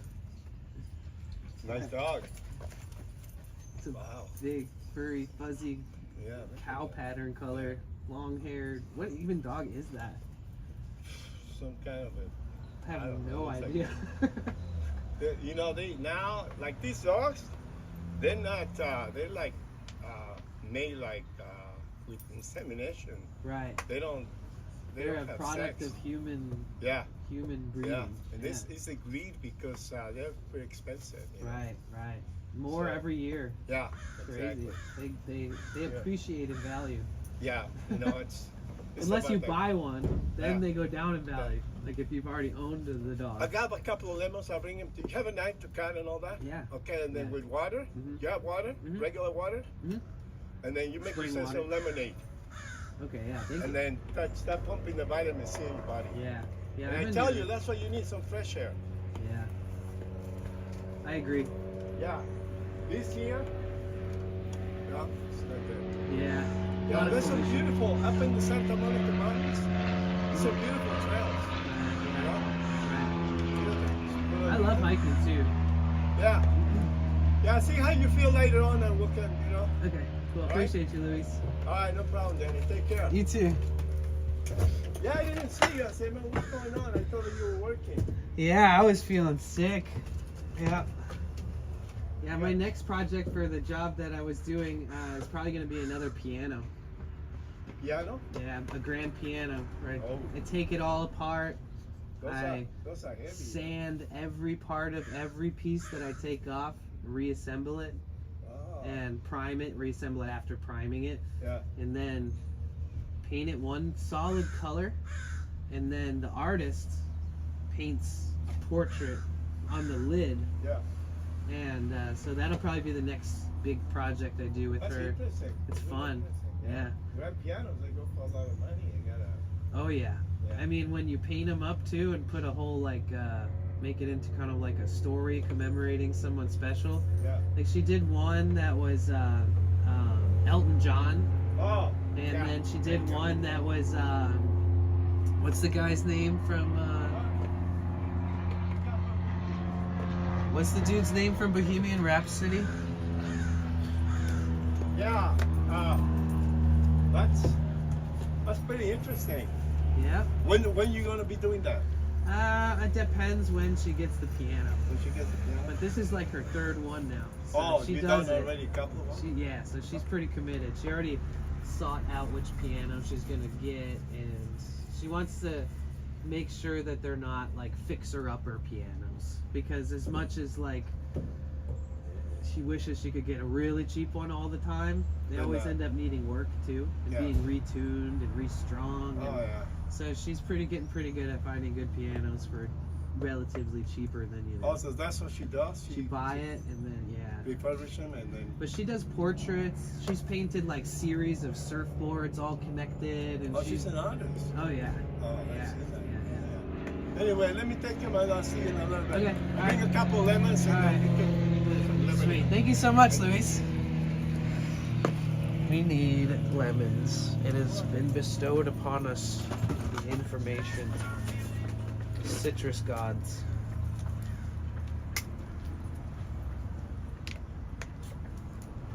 Alright, so it's not counting. Oh, because yeah, it did. Oh, because there's like a time thing. Yeah, who's the singer from Queen? Sorry guys, I'm sick. Hey Dana, how have you been? Well, that was weird. Luis is like 73. And he's like, you gotta go for a bike ride if you're sick. I'm just like, that's not what I want to do right now, but I'm not gonna say no to like anything Luis ever offers or suggests. Like the second he was like, we should go for a bike ride, I was like, oh, god damn it. Like, why did I come over here? But he's not wrong. Freddie Mercury. That's one of the other ones that she painted. I just have to be like cautious of how I re-enter that job field because like I said, it can take up like 12 hours a day, 7 days a week. And they'll pay. It's not a bad deal, but it's like if you wanted to consume your whole life, it's a great job. So when my brother passed away 6 months ago, I knew that I needed to take a break from it like immediately because it's such a like energy and labor intensive job. So I'm trying to like work for her again, but find a way that's good for both of us. Oh my goodness gracious.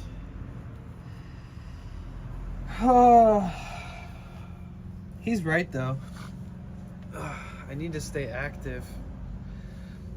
When I first got up in the morning, I was like, "Ooh, I should just go to the gym. I should just go chill at the gym, do like 20 miles on a treadmill."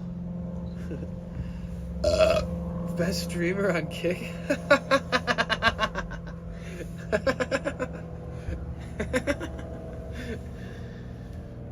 Huh? Banned! No, I'm just kidding.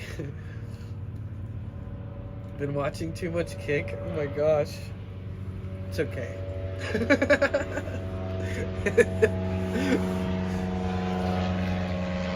You know, I streamed on Kick and nobody came to those streams except for people I personally invited. And yeah, I am the best streamer on Kick. No, I'm just kidding. That's how you pop off on Kick. You make your title, I'm the best streamer on this platform, or you make your title like, I'll kill everybody in every game, I'll never lose, I'm better than everybody here. Like, that's like how you generate viewership on Kick. You have to like you have to like step on people's toes and just like I streamed on this other platform and I made the title I'm the only IRL streamer on this platform, and like so many people came in and were like, the only IRL streamer on this platform, huh? And I was like, yeah, it was a joke. And they're like, oh, sorry. You're not serious though? And I was like, no, I don't think that way. But yeah, it's funny how fast people can be like drawn in by things that aren't gonna benefit anybody or interest anybody and make their heart explode with joy or anything. It's always like, oh, who's this guy think he is? Let me go in there. Have you tried streaming on TikTok? Yes. TikTok Live paid my rent once. I made $1,000 on TikTok Live. But I made jack shit on my videos, even though I have a video with like 12 million views and almost 2 million likes. You know, TikTok just paid me $8. I think that they're like trying to, I don't know what's going on. I don't know why they paid me, but they paid me. I guess some of my videos from 3 fucking years ago are still generating money somehow. And I don't understand why the threshold is so low, but I'm fine with the random $8 TikTok payment, sure. But I just noticed that today, actually, that I got a payment from TikTok. I was like, wait, what? Thanks. Hi, Stevie, how are you? $8 is $8. I think that they're doing that so that I'll think about posting more, you know? They're like, ooh, let's give him $8. See if he chases the carrot.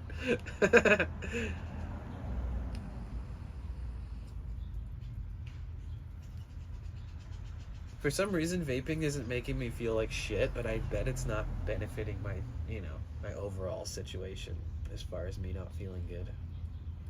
Are you feeling sick? Yeah, I'm pretty sick. I'm not gonna lie.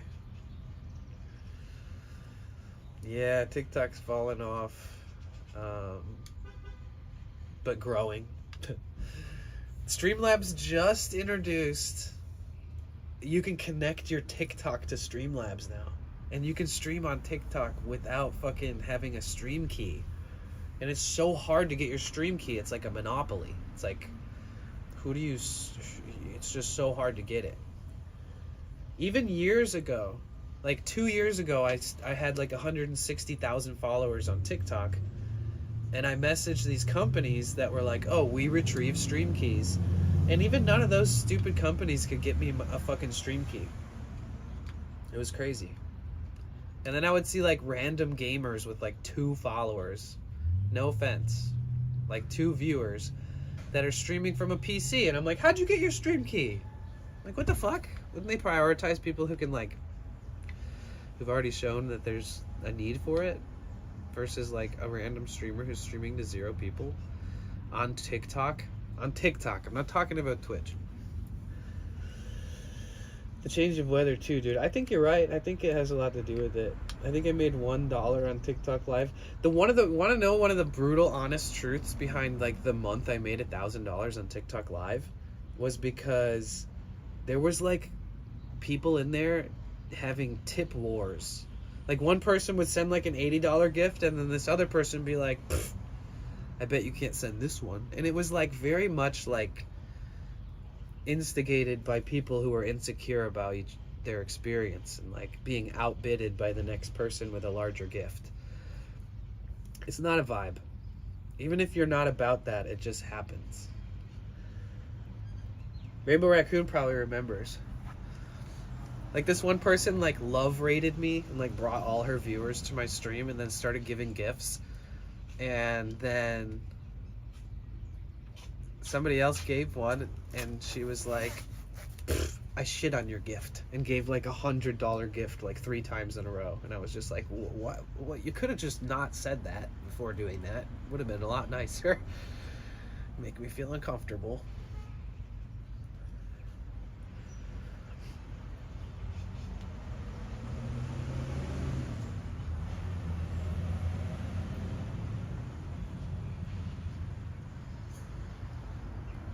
Oh, you guys, we're almost halfway to having our YouTube channel. When I say hour, it's, you know, whatever. You know what I mean. We're about halfway to having the YouTube channel monetized, re-monetized. If you guys don't know, I simulcast on YouTube and Twitch at the same time.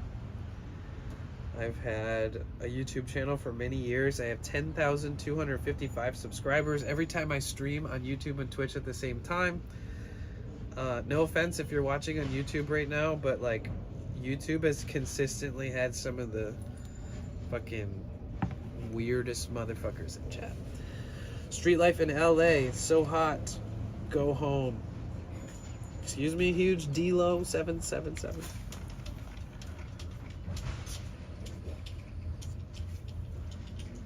First time chatter in all caps. Nice. First impressions are everything for me, bro. Go home. I'm so confused. You want me to go to Detroit? Really? What am I gonna do in Detroit? Except for like buy guns and protect myself and worry about everything I have being stolen all the time like I used to have to worry about.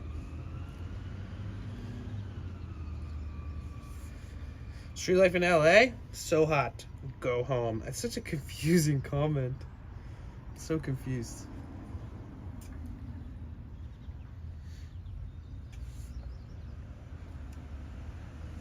I'm too tired for that shit. Yeah. Home. No, there is no such thing as a physical home. Even the thing you call home, it's not yours. You fucking pay the government a bunch of money to say it's yours, and you will die one day. And that shit, if you're lucky, will get handed down to somebody or bought out by the fucking bank and foreclosed upon and go abandoned, and a bunch of homeless people will be outside starving and cold, and eventually they'll break into your shitty fucking home that you call home and they'll squat in it. But I get it. I get what you're saying. I guess if I put myself in your shoes and I think like a complete inconsiderate douchebag, I get it. I don't even understand. So hot. Go home. I don't get it. I don't get it, Mr. All Caps. Please explain it to my brain. I'm sick as fuck right now. I can't think straight. It's a song. Well, then maybe you guys should tell me it's a song, especially if you're a first-time chatter. I don't know. My brain is like fucking wet. Like imagine mashed potatoes and then you pour water in them and make them all wet and disgusting. That's my brains right now. So.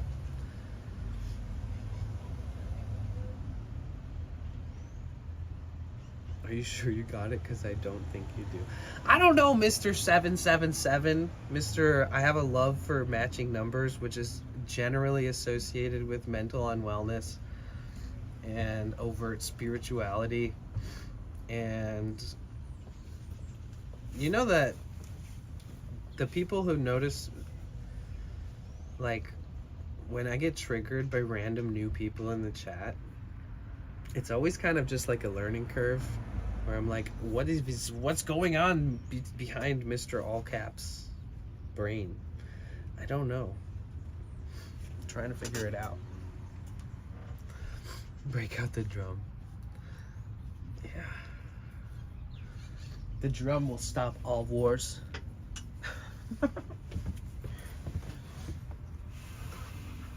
Oh. Does he need to be put in a timeout? I mean, I don't know. I genuinely can't tell. Damn, this guy's dog just tried to run into the street.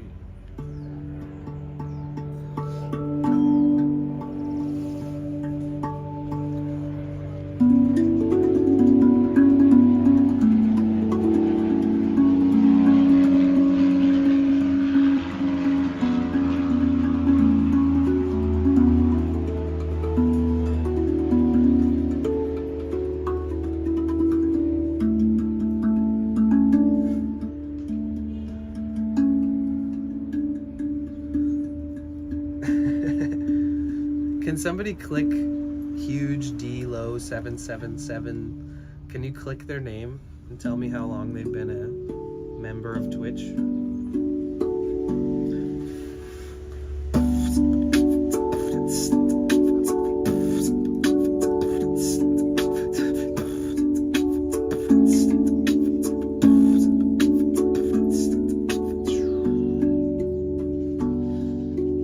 So they've been a member of Twitch for what, less than 3 weeks? Meaning either they're new to Twitch or this is like however many accounts that they have. You just click their username, that's all. It tells you. You guys can always do your own little investigations here as a viewer. You just click someone's name in the chat. It'll tell you when their account was made and how long they've been following my account.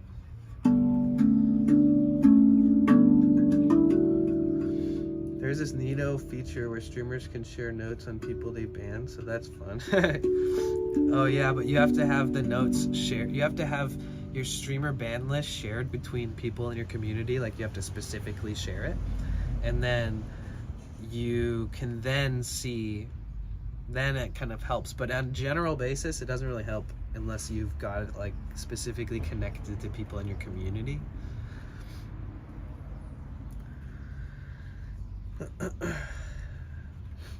Either way, I'm not too pressed. I mean, they just said something weird and I was really confused about it. Oh yeah.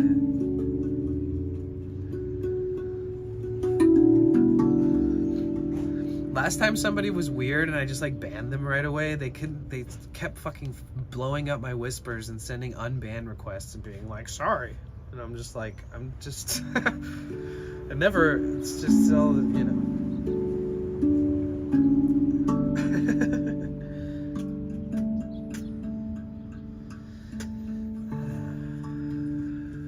Yeah, your brain definitely mush, bro. Dude, it is. I'm not kidding. This is the sickest I've been in like a year and a half or 2 years.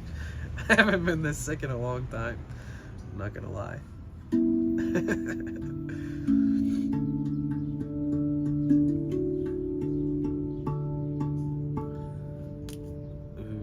My fingernails are nice and long though right now. I could probably play some guitar.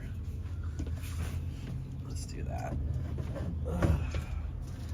The other day, Louise gave me a banana. I was like, okay, I'll take it.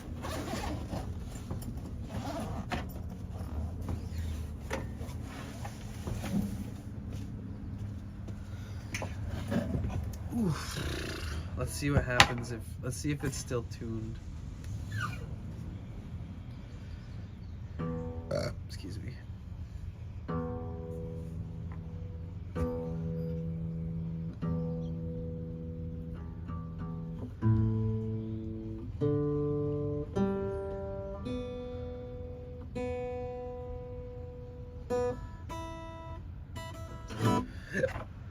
Why am I hiccuping? I'm so confused.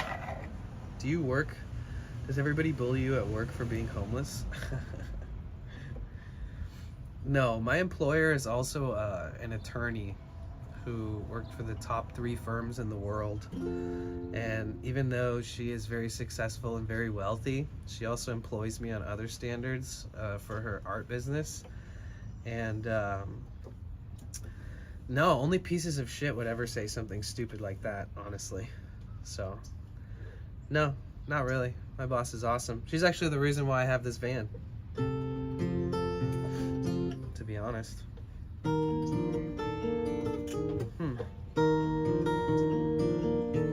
I did see that.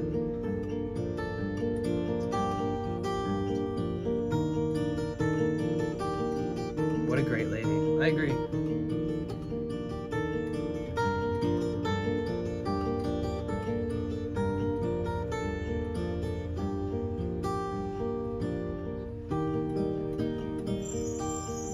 Damn, that's too hard, dude, if you don't have a full-time job. Well, man, if you only knew more about me and you didn't just come in here talking mad shit, you'd probably have a way better conversation. I don't know if you value a good conversation or if you just get your fucking hard on being an asshole, but just, you know, you can't just show up and then try to dig deep because that's not like how I work, but, you know.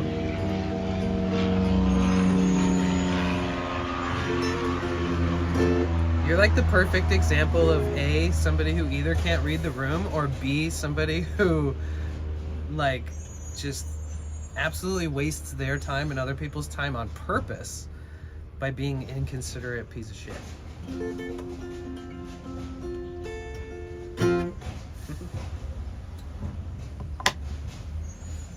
I just don't fuck a fuck. Man, that's weird.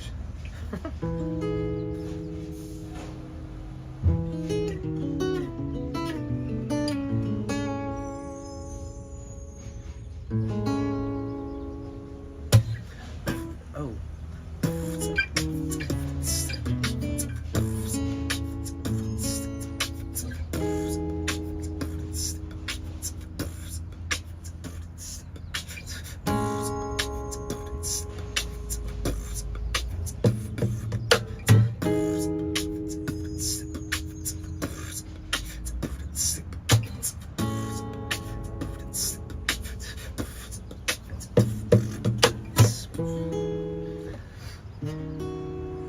You're actively giving me a lot of fucks if you're taking the time to speak. That's kind of true. That's very true. Oh man. You know, I've had people come in here and act trolly like this and then end up being like some of the kind of dopest people ever. You never fucking know. I don't want to immediately ban people. Honestly. But you just never know. You never know. Like once they get over this like tantrum type shit, that childish ass communication skill levels, once in a while you flip the switch. They could be a nice guy.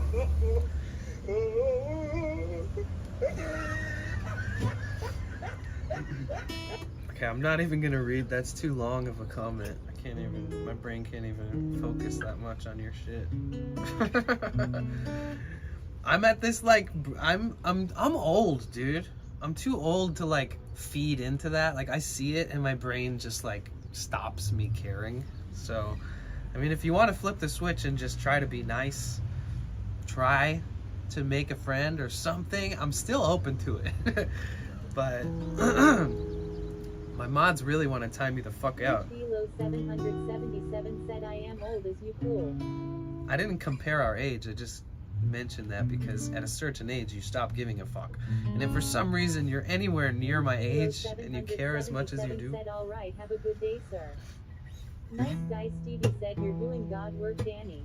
Have a good day, sir. See? 82 said or you will be in timeout. I like that. Have a good day, sir. I'll take it. You know? That's chill. I like that. You too. C_theory on 7 said mentality shows age. Time on this planet doesn't count. Oh yeah, that's true. That's true. That is true. Let's try to play something pretty.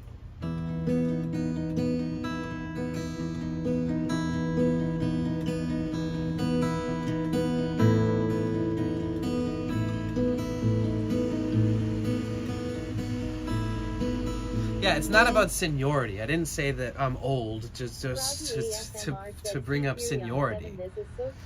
It's just just me trying to rationalize to whoever's listening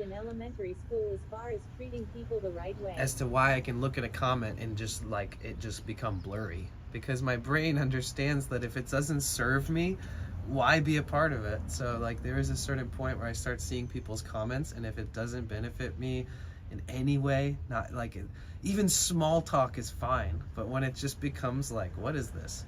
I just start ignoring it. This is true. Walter Doesn't matter how _____ Yes. said, have you ever played in a band? Yeah. Yes. I don't talk about it a lot. I've gone on tours. I've opened up for some of my favorite bands ever.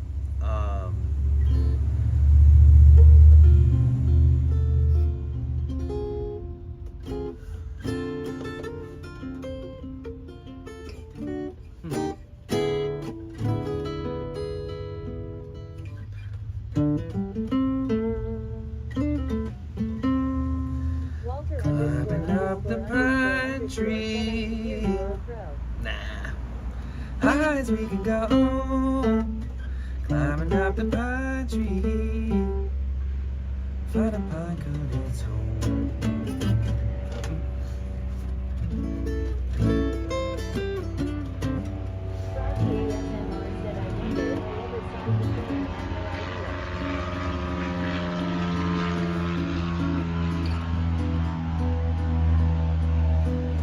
Yeah, I mean, it's kind of like in any industry, you start feeling like there's a hierarchy.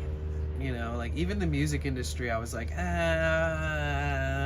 I loved touring, I loved meeting people, I loved tour manager positions for other bands, I loved being on the road, but I feel like you're better off doing it on your own. You're better off being independent, booking your own tours.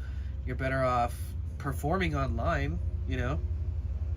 I've had events where not 30 people didn't even show up, and I booked it and I paid to be there to play, you know. And at least online, your venue is anywhere you go. And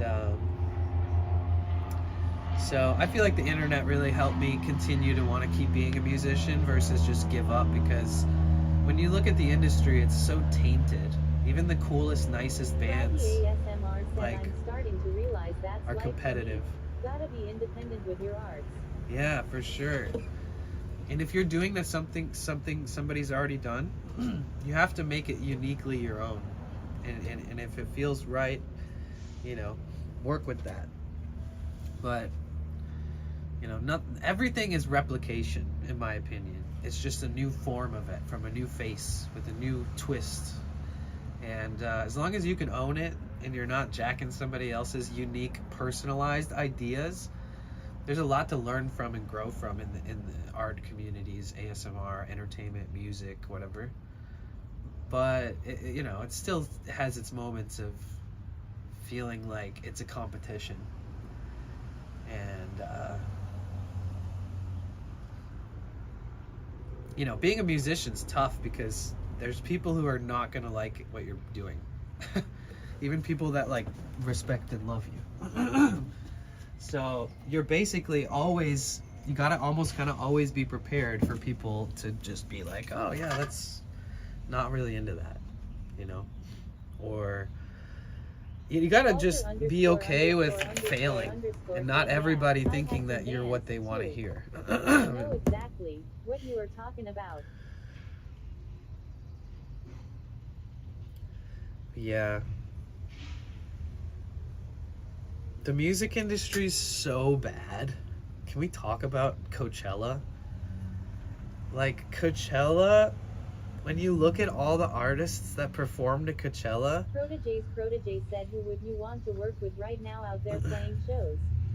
Every year of wax and herbal tea. I don't know. I mean, I went on a tour with this artist called Mike Love, and he's like a reggae musician originally from Oahu. And he's a brilliant writer and an incredible performer. He's phenomenal. He's literally somebody who I like kind of looked up to for a while. And he kind of set a standard, you know? Like, most of the people in his band was married. Most of them were adult enough to just, like, you know, they finish an event, they say, all right, guys, we're gonna go out to dinner and we're gonna get some sleep and we'll see you in the next city tomorrow and we'll meet up and get lunch, and, you know, if there's a cool restaurant, we'll all go eat there together. And it was like this unity on the road, with not like people getting too wasted or weird hookups that make things weird, or you know, people like losing track of shit, or people being wasted all the time, or like it would really set a standard for, like, you know, no matter what genre it is, or no matter what company, or what, even if it's not music, if it's like entertainment or art. And basically what I'm saying is it's really hard to find situations like that feel that good, that feel sustainable, that feel healthy, worth it. And so I don't know who the fuck I would go out on the road with, even if I had the chance, because it really is a matter of like the professionalism and the daily routines that happen on tour. Said that's really nice. It's work at the end of the day. 100%. A lot of musicians get into trouble with the sex and drugs. Yeah, they do. I mean, it's part of the whole thing too, but you know, it's not going to benefit you if you're trying to spread your music and awareness around your music. It's like, it's not really going to benefit you any more than it would by making good friends with that person who wants to hook up with you and being like, we're just friends, okay? Because most of them are married and have kids in the bands that I toured with. And even my friend that I initially started like getting the invite to go on the tour with, he was also there. Even he's like married and has kids. So I kind of knew that the whole tour was going to be less fuckery, you know, and just and it ended up being pretty picture perfect. I'm not gonna lie. Hold on, I'm gonna blow my nose like 10 times in a row right now. Just give me 1 sec.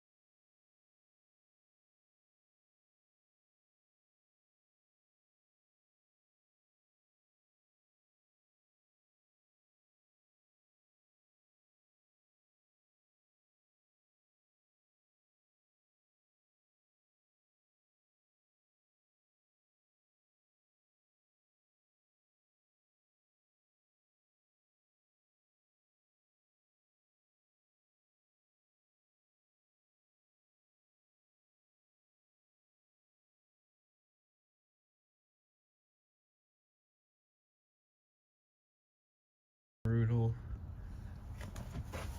Oh.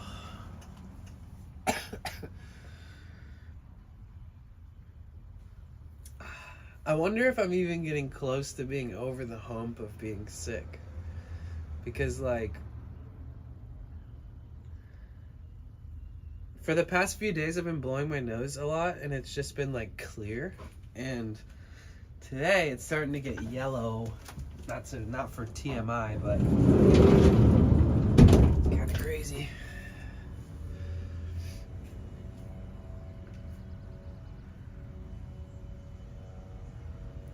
Yeah, I don't think. Yeah, definitely a sinus infection. 100%. At this point, it's definitely pretty. It's obvious. Chris Adon 13 said probably clearing the infection. Secret City 19 said yellow is Yes, bad. Secret City. Infection, I believe. 100%.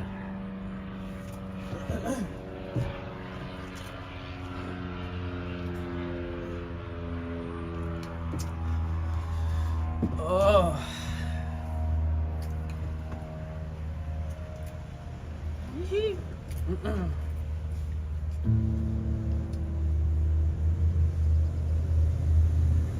Froggy ASMR said C. In America, we ignore the yellow. Theory on 7 said yellow is mild, green is a word detection. Froggy ASMR said can't afford it rolling on the floor laughing.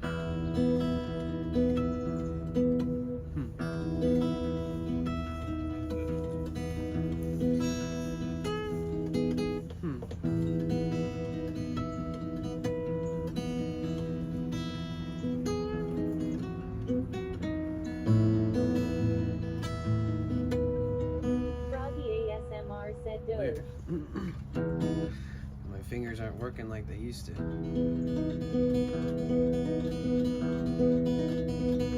Harry loves to play old George Poe said doggo chilling in the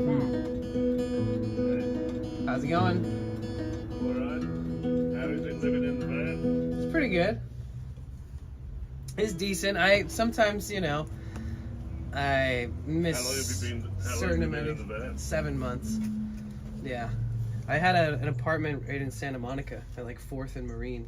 So I had a pretty, you know, and a great job, and just kind of like felt like, oh, I finally made it. Like I have my own apartment here, and I'm like 7 I'm a blocks. grown-up.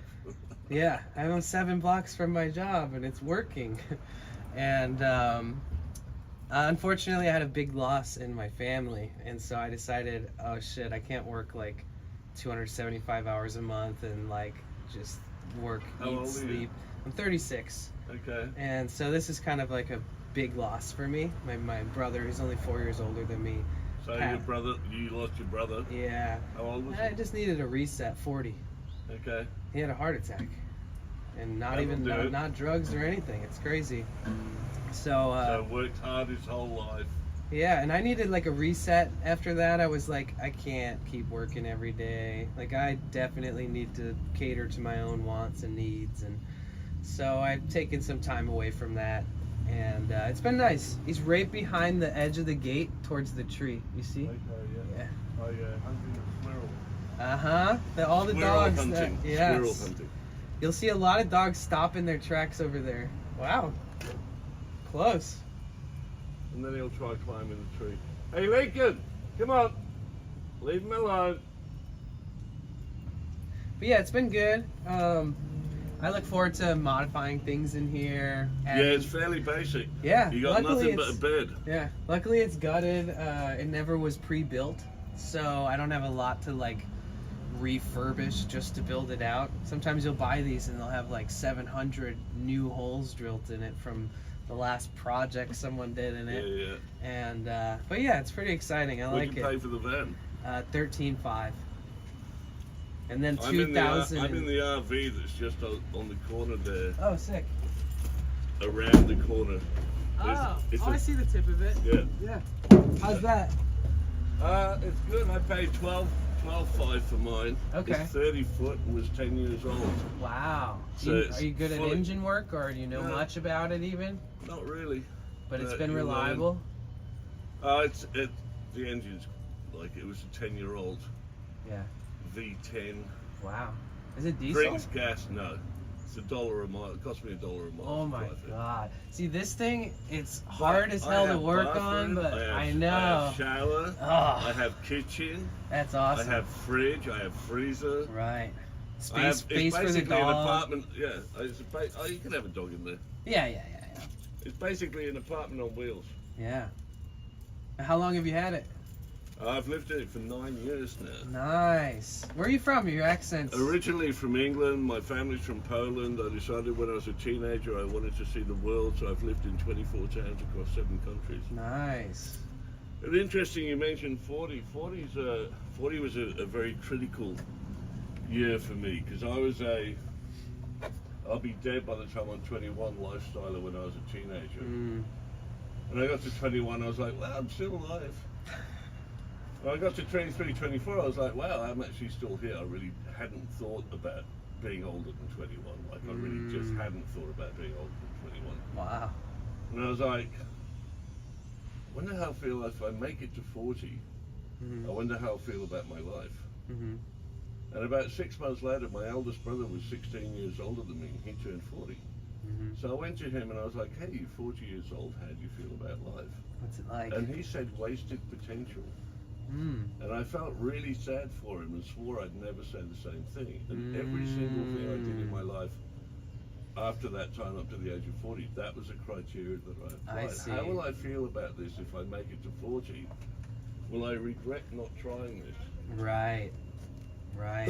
And if I feel like I'd regret it, then I go and try it.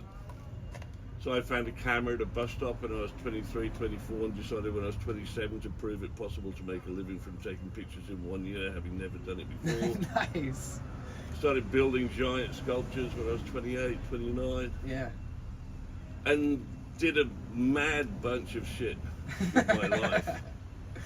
That now I'm 65. Wow. I would never have guessed that. If I didn't have grey, I could get away a lot I see, earlier. I see, yeah, Because I don't have many lines. Uh-huh. So I figure I've done something right. I think so too. And I had cancer 5 or 6 years ago, and it was really Wow. interesting. It was very liberating in many ways, because if you ever have that conversation with a doctor, it's kind of like, really makes you question the value of your life, of what you're doing with your life, what you've achieved with your life. I'm really great. I don't have any money. I live in an RV, but I've lived a giant fucking life. Nice. So I could look at my life and go, you know what? I'm good. Yeah. I don't want it to be over. There's more I'd like to do, but if this is it, I can look at my life and go, that's a fucking giant life. I like I'm that. okay. I like that. And so I realized also, when I was around your age, maybe a little bit older, I realized if we don't follow our dreams, they can turn into nightmares later in life. You don't want to People look have back and midlife- say, what if? Sorry? You don't want to look back and say, what Well, if? the all vast time. majority of people do. Right. You know, and it's like, it's like, so it's really important to encourage people to follow their dreams. True. You know, Yeah. so always follow your dreams. I'm assuming you don't have children. No. Do you want to have children? I would like to one day. Okay, the only thing I say is, as advice, as in this is a piece of advice, and listen the fuck up. Because I was a single parent, I raised my daughter as a solo parent for 10 out of 20 years. If you are ever thinking about having children with somebody, the single most important thing to take into account isn't how much in love you are, what great sex you have, what intellectual or creative stimulation you give each other, but how do you get on when times are tough? Anyone can get on when times are good. Yeah. How do you get on when times are fucked? Yeah. I've heard that love and marriage and parenting is the actual hardest job in the It world. fucking is. Not It any really is. other I one that we... guarantee you're gonna go through shit. Yeah, you have to like fall in and out of love and back in and be... Well, no, you have to be able to get on with each other. Yeah. You have to be able to negotiate agreements, because if you have children with somebody, I don't give a fuck about you, because you're a fucking adult, Yeah. and you can look after yourself. Right. Your You care job about at the that kid. point is looking after that child. Right, right. Non-fucking negotiable. Doesn't matter. Right. Oh, I wanna go and 100%. do that. I don't give a fuck. Right. You should have gone and lived in a van before you had a fucking child. Yeah. You know? Yeah. Yep. Get that shit out of your system. I agree. Yeah, a lot of my friends that I grew up with that have, they might even have grandkids now. Believe it or not, Yeah, I like believe 1 year old, 2 year old. But, they're always like, oh man, I want to do what you're doing now. And I'm like, I envy you too, but I get it. It's like, Well, no, when look, we're all you ready. can have a child. I would just say to you, I wouldn't leave it too much longer, right, because you're going to be dealing with a teenager in your 50s now. right, Okay? right. Which is fucking hell on earth. I You bet. have no fucking I can't even idea. imagine. Yeah. Okay, so in your 50s, you really don't want to be dealing with a teenager. Right. In your 60s, definitively, you don't want to be dealing with a teenager. Right. Yeah. Okay, because it's a high-stress fucking environment. Right.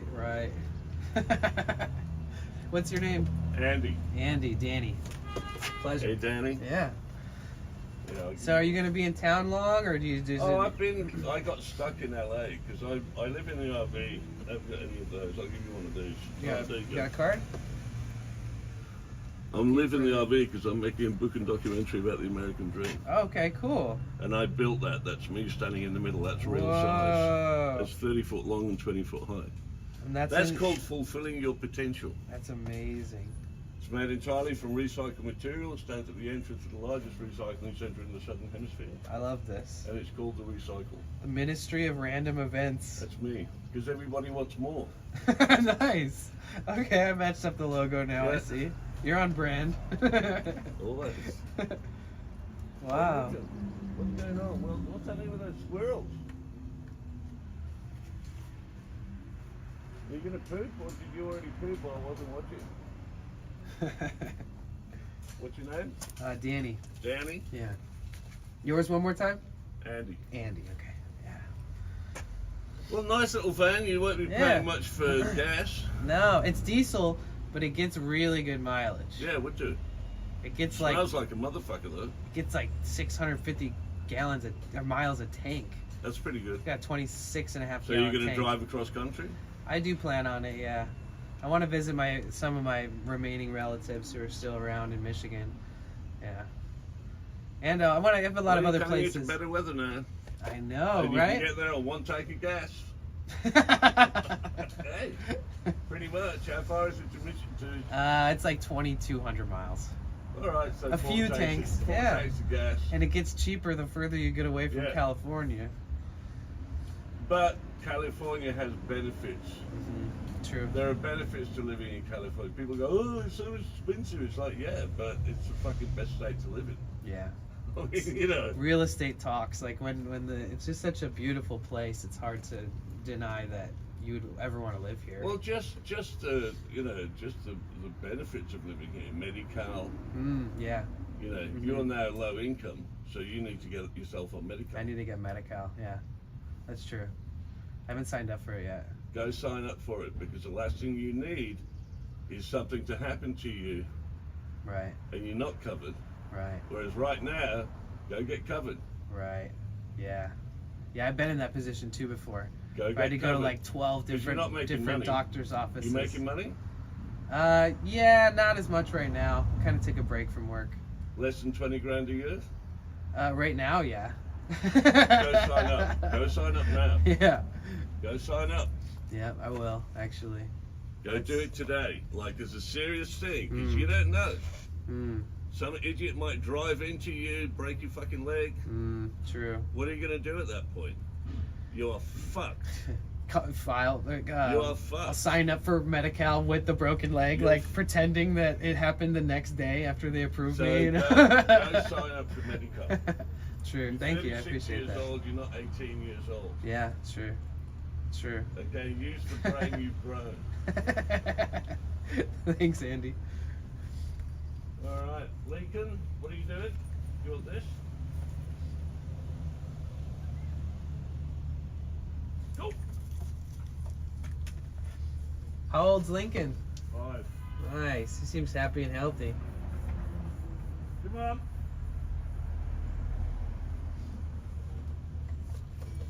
Hey Lincoln, what's this?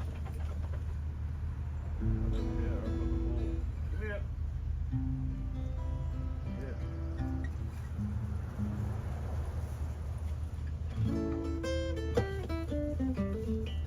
Oh, who's that? Hi, Lincoln. You got any food? Just fruit peels. You got Hi. any food? You'll find it if there is, but just fruit peels. Alright. So you like this park?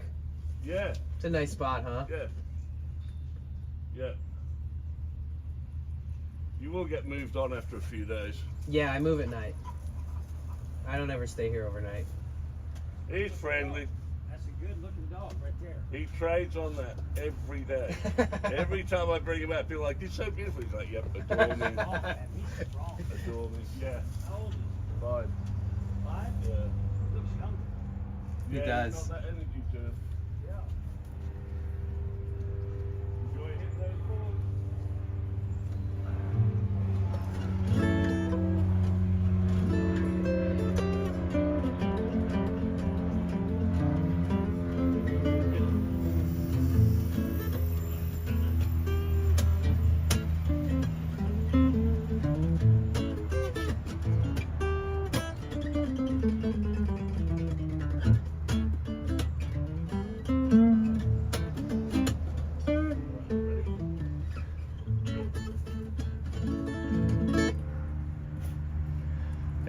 motorcycle accident was my fault. I had no medical insurance. Hospital bill was AK. No way I was able to pay that. Someone told me to message the financial office and write them a letter saying I'm a college student.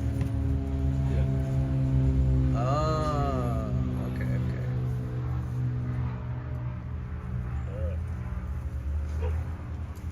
Sound alert? Oh yeah, I turned it down out of just, respect for this guy and having his first conversation with me. Oh, Lincoln. Are you good for the moment, are you? Yeah, you should be able to park most places actually with this, because most restricted places are no vehicles over 7 foot tall and 22 foot long.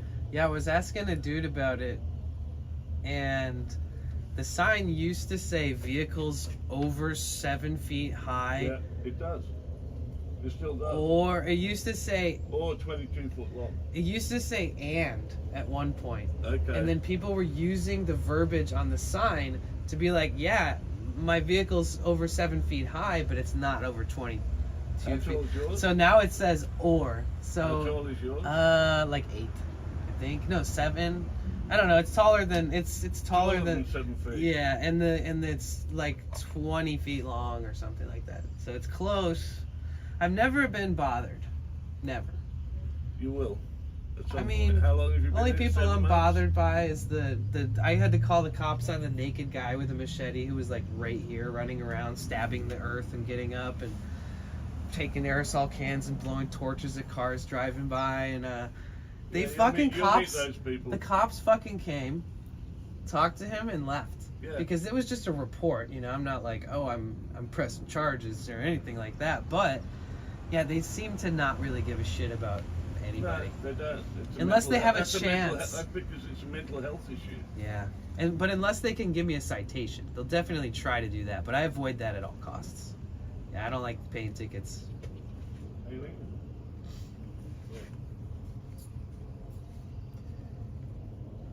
But I'll probably travel around a little bit more. I want to go back down to San Diego area and possibly drive into Mexico, but just like a few hours in, not super Go far. check out Slab City. Yeah, I've been told I need to check that out. But when you go to East Jesus Gallery, and then just in front of East Jesus Gallery is Dot. It's camps. Camp near Dot. Park near Dot, and Near go Dot. introduce yourself to Dot, Okay. and she'll show you the lay of the land. Because there are certain parts of Slab City A little I would sketchy. avoid. Okay, I've heard that too. So Especially go after find years Dot, tell gone Dot by. you met Andy, Uh-huh. that generally wears a top hat Okay. with the dog, and she's really cool. Nice. But Okay. she's right in front of East Jesus Gallery. As you drive into East Jesus Gallery, there's like a circle, and she's just on the left just before you drive in. And On so the right, it's there's a canal. On the left, she's. so when you camp there, you're free to walk around all over Oh, you and can check do all the whatever the stuff fuck you want out. there. And yeah. Okay. But I'd just be cautious and get a bicycle. Yeah, I was just talking about Get how I a need a bicycle, bicycle. which you put on the back or store inside. Yeah, I think I just throw it right here. Get a strap it bicycle, because then you can park. That's how I get around. Yeah. I park, and anywhere within 2 or 3 miles, I ride bike. Yeah. I usually do that, but with walking. But I've been talking about how I would like to get a bike Get a soon. bike. Yeah. Really good.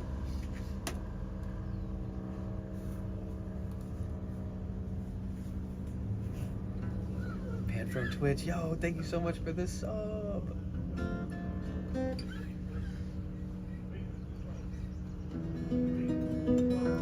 How you doing, man? How's the van running?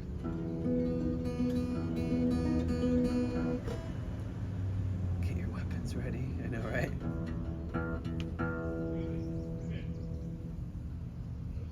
It sounds out of tune, but it might just be me. Oh, it is a little out of tune.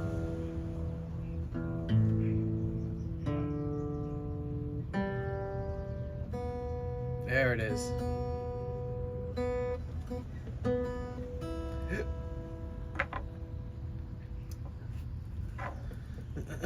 Back at work on the ship. Oh, nice. But at least you got the It probably feels good to know that you got some work done on it before you had to go back out to be on the ship.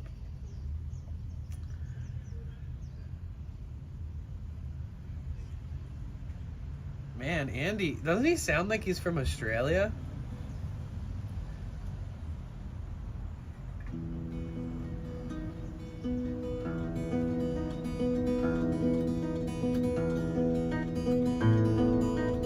Yo, he gave me his card, and it's a picture of him on this giant bike.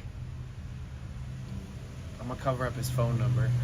It's a picture of him on this giant bike sculpture that he made, and it says it's at the recycling plant in Sydney, Australia. It's 30 feet by 20 feet.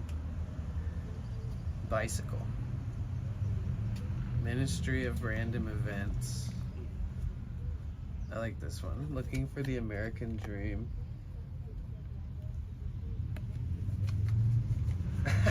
Nice. Shelly's the first thing I thought. I think he spent some time there. I thought you were gonna tell him about your family heritage. Oh yeah, I should have told him that I'm Belgian of descent. But he doesn't look like a Belgian. He seems more like a Brit or something. I don't know. But then he seems Australian. I don't know. What is anything? Who are you need a business card? Yeah. Some people, the difference between some of my streams and a lot of IRL streamers' streams is that there are certain people I'm not gonna be like, I'm streaming, you know. And then there's certain people where I'm like, I don't really care. It's fun for them to know. Good night. You too, Andy. I appreciate you. Take it easy. If I see you around, I'll make sure I say hi.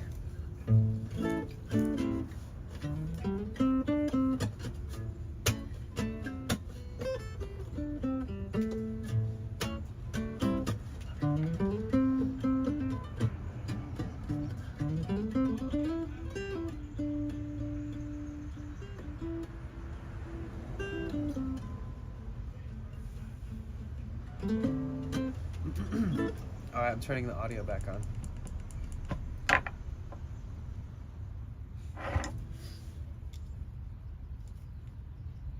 This guy. I liked him. I feel like once in a while, especially because I travel alone, I get these like unique interactions that wouldn't be, or maybe may not be as authentic if they found out I was like a streamer or something. Obviously, if this guy said some weird ass shit, I'd immediately be like, hey, by the way, I'm streaming to some of my friends, you know, like, don't say that or something. But I'm also not trying to like stream without people knowing, but the random interactions that once in a while happen, this is like top tier normal human interactions that you probably won't be having too much in your life. So enjoy when you see it, you know? It's very rare.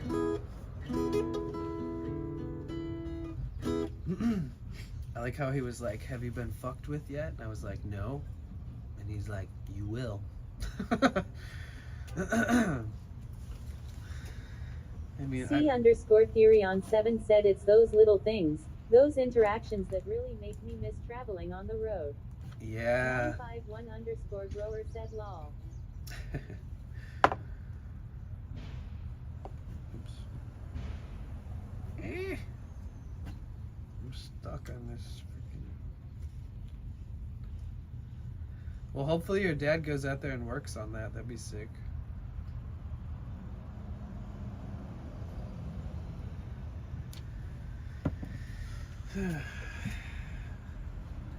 I like that he suggested Slab City. That's a good suggestion. Because I haven't been there yet. I wonder how service is out there. I wonder if like 2 SIM cards is enough to have a stream in Slab City.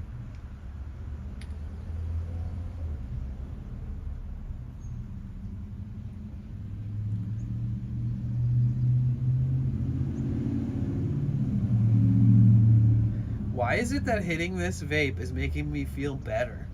I shouldn't be thinking that way. Something about the way that it's like expanding my lungs makes me feel like I'm able to breathe again.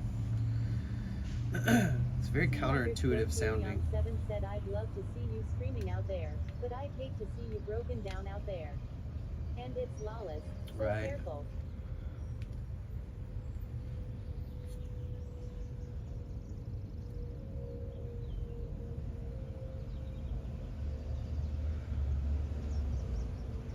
True.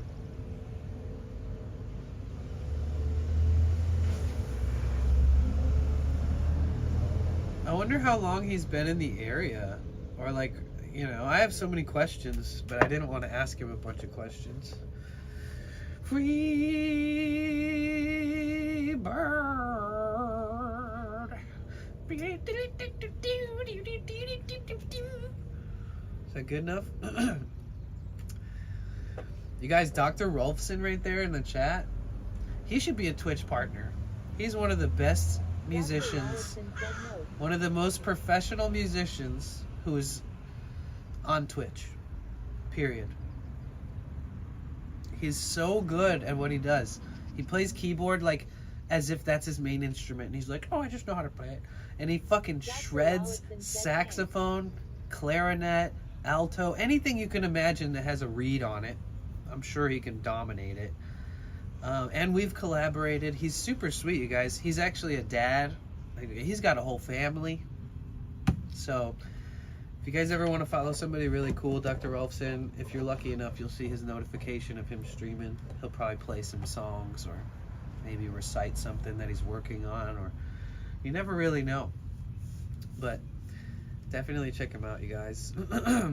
I met him 2 years in a row at TwitchCon, and we became buddies and hung out like every day at TwitchCon and have been friends ever since. Dr. Rollison said, I never really know. Yeah, that's how I feel. It's funny because as a musician, it gives you like the opportunity to have something you can set in stone, like this is what I'm doing today.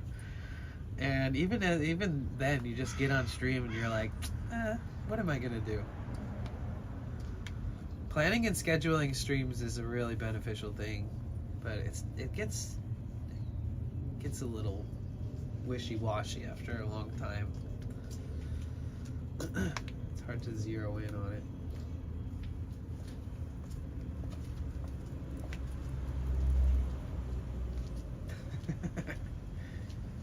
951_grower said Dr. Rollison followed. Yay.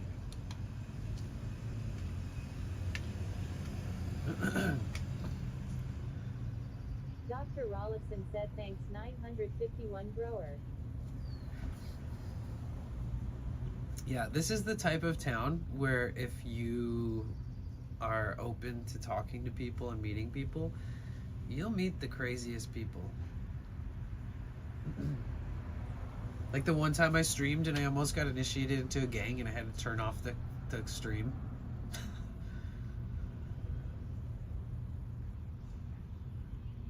And then they brought me into their place and then literally shut all the doors and then closed all the blinds. And then they sat down in front of a big screen TV. And they were like, all right, sit. And then I sat down and then they're like, they sit next to a TV and they like made me watch like an hour's worth of rap videos that they made. And they're dope people. Was it religious? No, it was more gang. 951_grower said Dr. It was Rollison, more no like problem. gang-oriented industry, entertainment industry, rap god type stuff. Very like valid. So it was like, it was actually kind of intense. It was very real.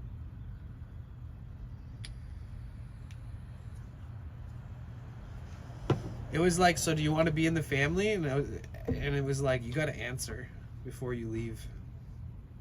And I was like, what?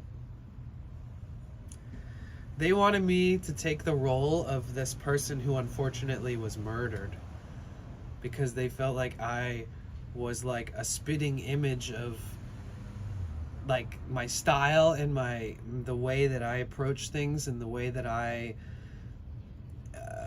like understand technology was like similar to this person that was a part of their crew that had like unfortunately lost their life.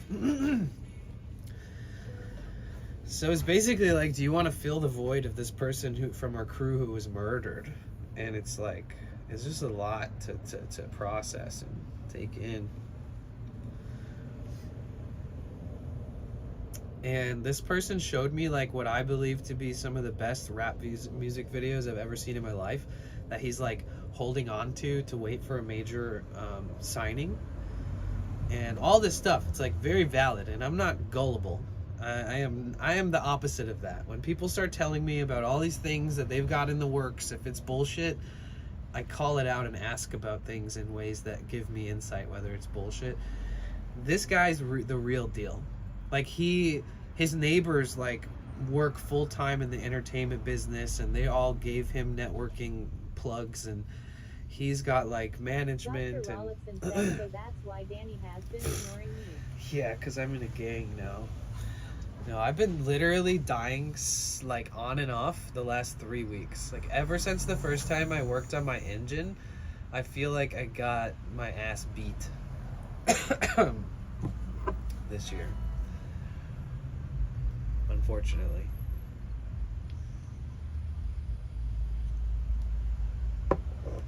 Like I'm at the point where I'm so fucking tired of feeling like shit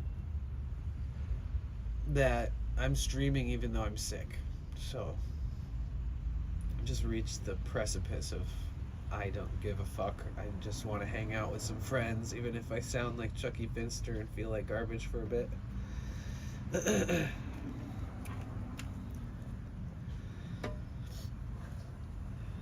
When I'm not feeling well, like my phone gives me anxiety. I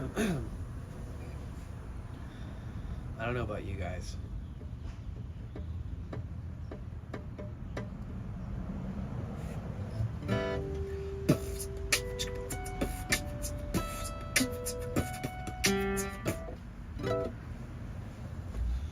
Ugh.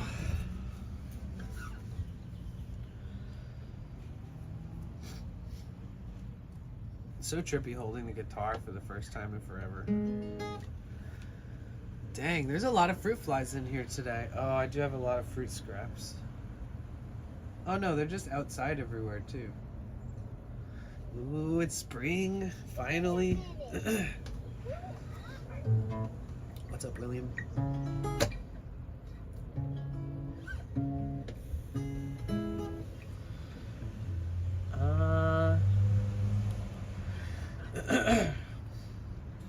Why do I want to play depressing music? Because I'm sick.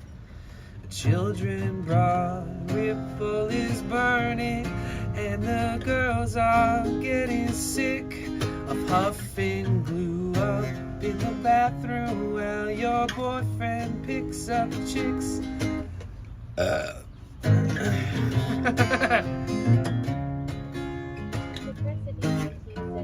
Take your shoes off and walk in the sand by the ocean. Salt water may help with your congestion while being grounded. True.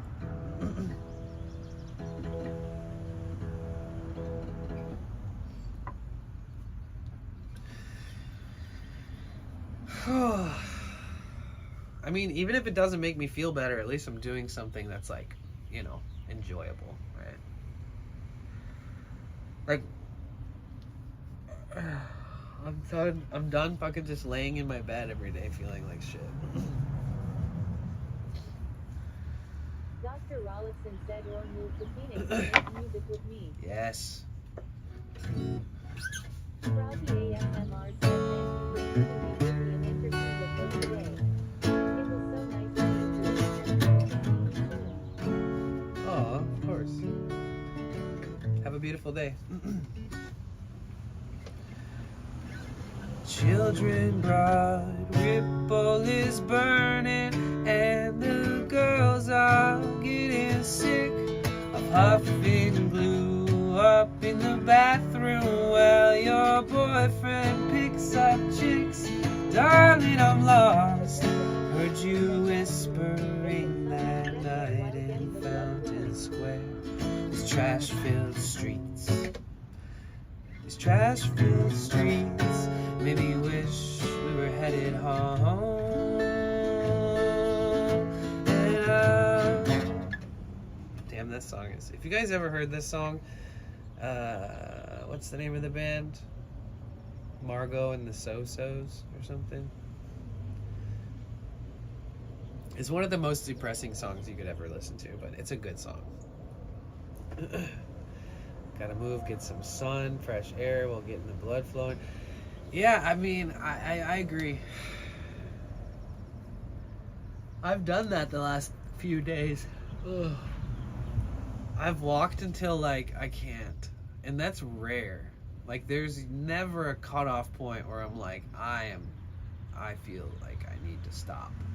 And only in the past few days I'd walk like 4 miles, 5 miles, walk for a couple hours, and I'm just like I'm done for like the whole day.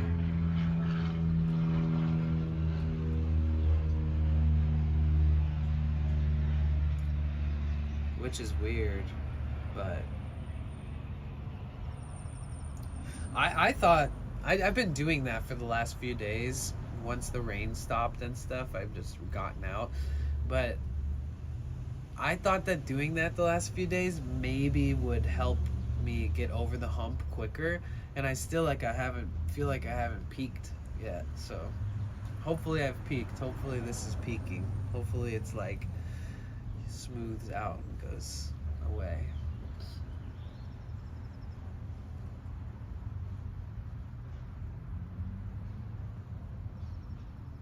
Man.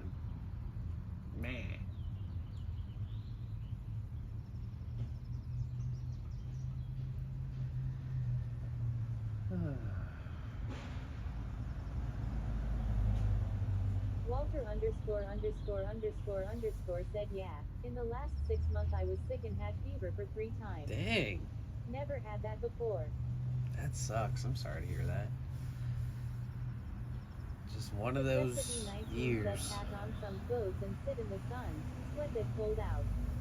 Lol. True, there's saunas at the Dr. gym. Rollison said how are your allergies? It's been horrible this winter and spring with all the rain. Got to the point of feeling sick but wasn't the flu.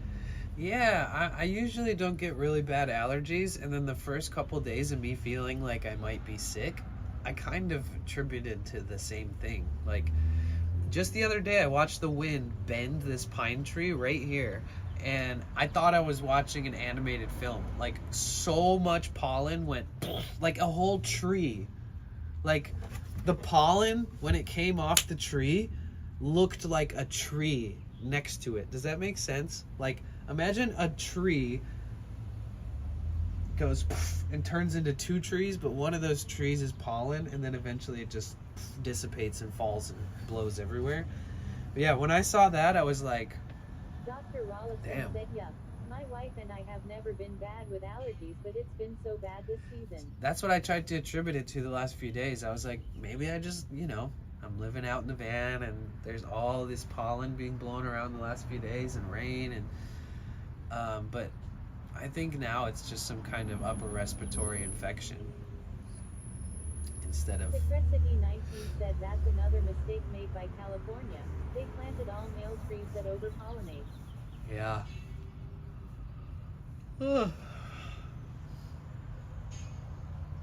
Sometimes I wonder, like, what the native trees would look like if they just left more native trees, like the last 100 years when they were building everything here.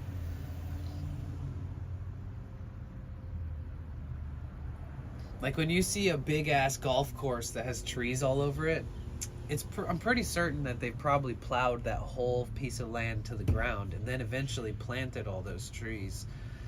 So it's really weird. It's like the natural order of thing is so redesigned by human people that, yeah, there's so much room for just oddities, mess ups.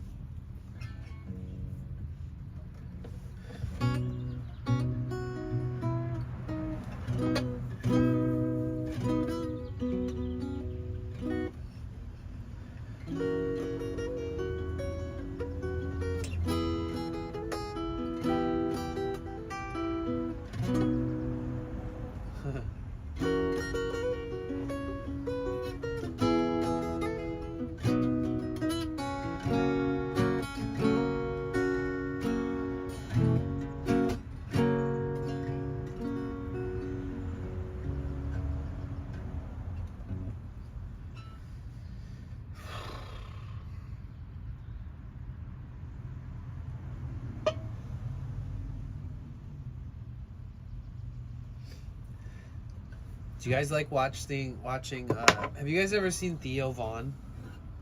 Theo Vaughn. He was doing this one podcast where he was talking about somebody. It was like a UFC fighter. Secretsity19 said, "Don't worry, soon nothing will grow once they start blocking the sun from seeding clouds." Lol.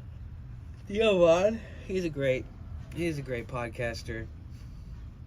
He's a funny guy. He's really like hard to cancel, you know. He's just such a Louisianan kind of southern boy that it's just kind of his brand is to be like innocently funny. But he had this one podcast where he's talking to, I forget the guy's name, but he was having like he was taking a call, and the person who called said, "Hey man, you know, if somebody else treated me the way that if somebody else talked to me the way that I talk to myself, I would have to beat that person's ass." You know? Do you guys understand what he meant by that, right? Like, he said, if anybody talked to me the way I talk to myself, I would beat their ass. 951_grower said yes. And you could see in the host, Theo, like that he was like, fuck. Like, you know, like, damn, he related in. And his input was like something along the lines of, you know, I never wanted to take care of myself because I thought that I would be doing someone else's job. And that he felt like the world should be more supportive of good people. Like, he's always been a good person, but he's always had to take care of himself, and it's always been a struggle. And that he had this notion that, like, maybe somebody will help you. Maybe they're supposed to be good people, or maybe you fall in love and a relationship helps you with your self-love and self-worth or whatever. And then eventually he just, you know, you realize you're the one who's there for you. You're the one who's got to be having your own back. You're the one who's got to pep talk yourself and motivate yourself and believe in yourself. And that even knowing that, you'll still treat yourself like shit. And I feel that too. It's like, you know, you can remain optimistic, but there's definitely going to be points in your life where the hard truth is that you're the one you've been looking for, you know? You're the one who has all the capabilities of making things change. You're the one that can work on this. And you see other people get support. You see other people have families, you know, marriages, kids, children. You see like, oh man, maybe this is filling up their empty heart, you know, or maybe this is what I need one day to feel fulfilled or feel whatever. And I don't know, it struck a note with me, that little conversation between them two, because it's always the people who treat other people good who mysteriously are really hard on themselves, you know? It's an interesting thing.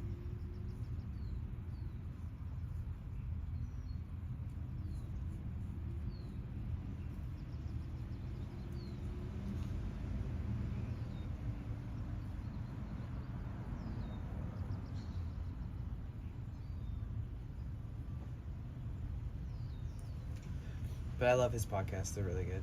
Walter _____ said yeah, we are all fun. Yeah, we kind of are.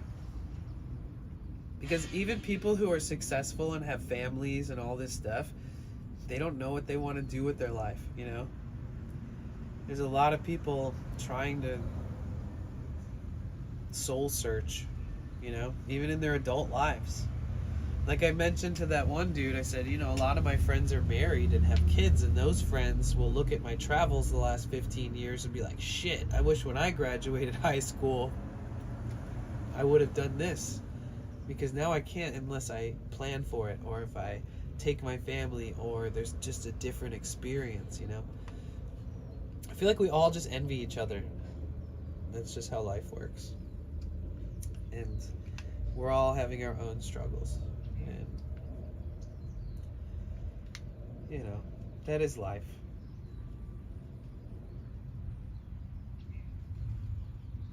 Walter underscore underscore underscore underscore said man, image living in Gaza. Walter underscore underscore underscore underscore said imagine. Yeah, I don't know. I could never imagine. I mean, I've heard a lot of people tell stories about what it felt like to be in Gaza even just years ago. You know, I have friends who've traveled there and things like that, and just telling me, even back then, I was like, holy shit. Like, I had them like explain to me the history of the area and what's going on years ago, because I had a lot of friends who were traveler YouTubers and stuff.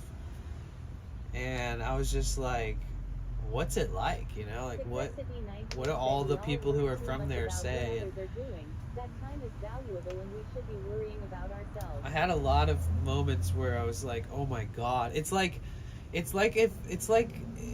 when you already have heard about Gaza and the condition of the life, like living there and everything that's happened over the years. This is like the, oh no, that's like exactly the worst case scenario type shit that, you know, people were always worried about happening. So to see it happen, yeah, it's been a pretty trippy, like, learning curve for me to like just to witness and see everybody's opinions.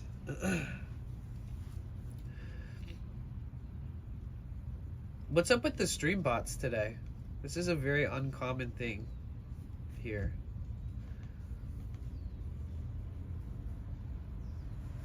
We all worry too much about what others are doing. That time is valuable and we should be worrying about ourselves. Right.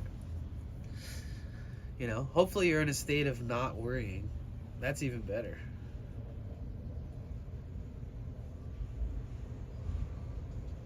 You know? I thought I was the only one who was always anxious and worrying about shit. And now that like everybody's upfront about it, it just blows my mind, you know? Like people who are like the rock in their circle are struggling. It's like it's just a big wake up call for everybody, you know?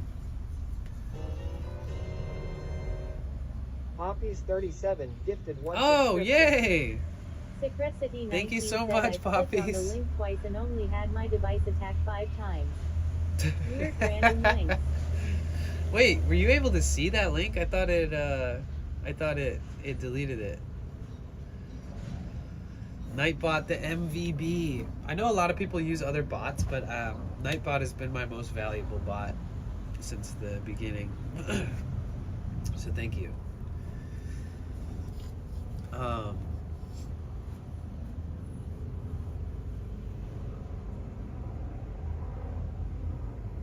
Secrecity 19 said it deleted it on my phone, but not on the PS5. Deleted what? Oh no, my ears are popping. No! Fuck. Maybe I just need to blow my nose. Ay, ay, ay. Okay, we're gonna mute for a second. Bum, ba-da, bum.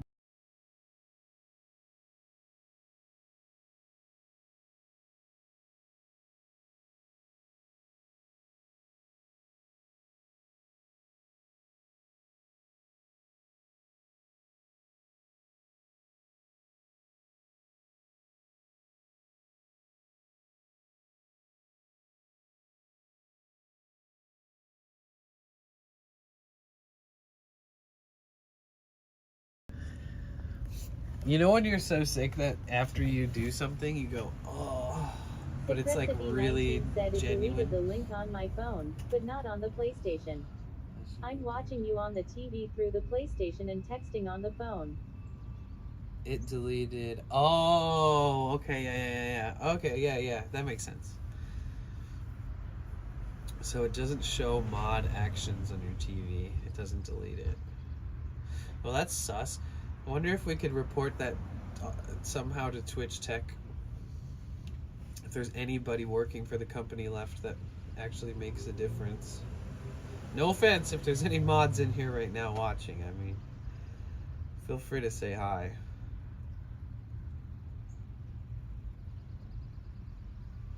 Twitch staff. Man, we used to have so many cool Twitch staff members that would come into our streams. All of them have been let go.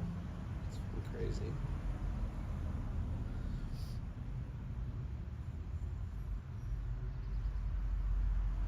Secretcity19 said it doesn't allow me to comment on the PlayStation anymore. It gives a QR code to talk elsewhere.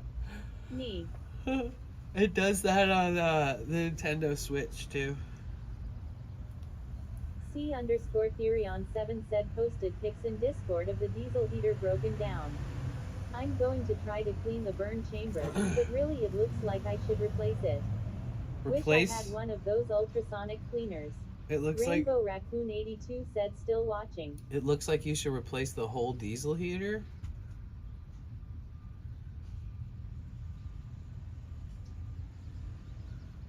You know what's funny about the diesel groups that I'm in? Somebody will be like, oh, I just stopped for gas and there's this check engine light on. You guys have any idea what this could mean?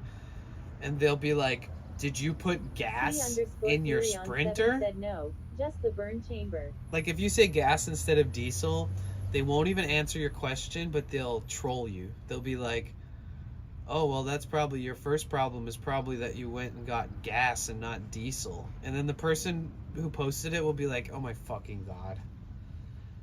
I got, like, they'll have to rationalize because the word gas was used in their gas station comment. It's like, oh my God.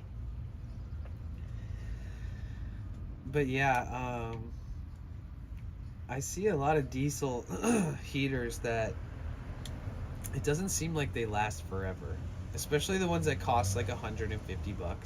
Secretcity19 said I got fuel. I went to the fuel station. Fool.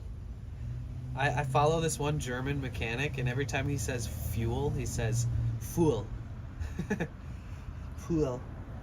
Fool. Kind of love it.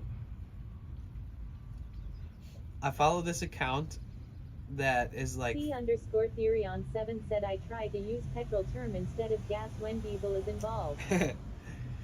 This one account I follow, it's like South Africa, and it's like all diesel in South Africa, and these guys don't fuck around. 7 said the diesel ones last a lot longer than the gas burners. Right.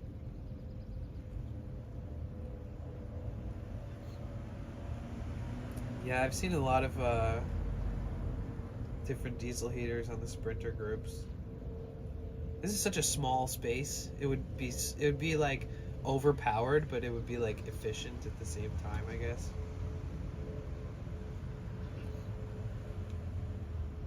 Like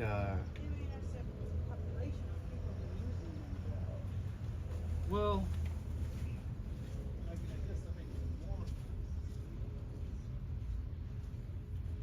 Rainbow Raccoon 82 said beep. beep. Oh yeah, I wanted to look at the picture.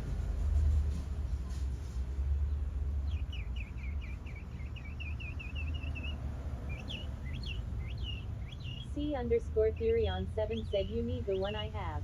It's not quite big enough for me, but would be perfect for your van. Hey, everybody go on Discord. Secretcity19 said such a small space I'd get an electric fireplace. Everybody go on Discord right now, okay? Go to Discord, and if this pops up on your screen, claim it. I don't know if you guys realize, but Discord does this often. They give Nitro away for free. So you get a month of Nitro. You want me to show you how to do it? Look, continue to 1 month trial, right? Try 1 month free, right? Watch. It's trying to ask me to do yearly or monthly. I'll go to monthly, 0 now, continue to Google Pay. I don't want to show you any of my info.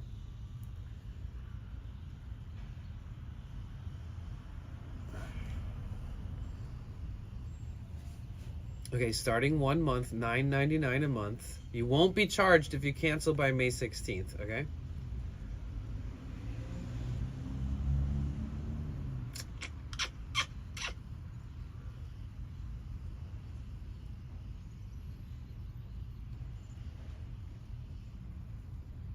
Cassie Yasmin said hey.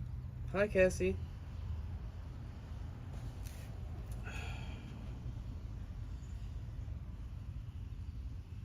Okay, so what I'm trying to show you is that if you go and redeem a month of Nitro for free when you open Discord, if it says that, the second that you set it all up, go into the settings and cancel it.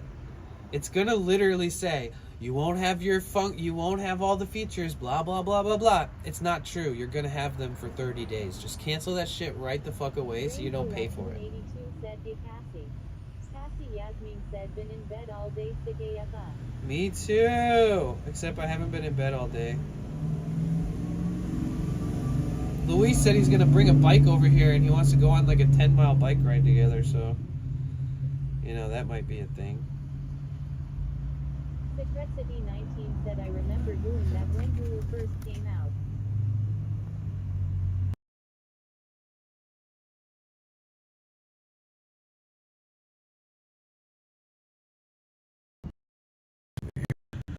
It's not even hot out. Man, I think I should Cassie Yasmin said fuck. Rainbow Raccoon 82. Hello. I should probably swap out my phone. I've been destroying this battery for a year straight. I should probably upgrade.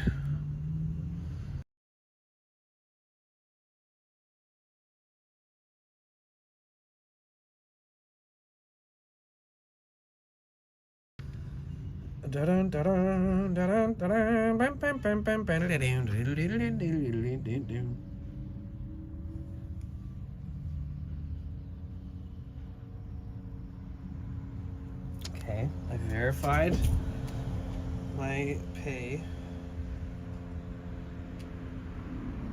So if you guys get Nitro, you can boost our server if you want to use your boosts.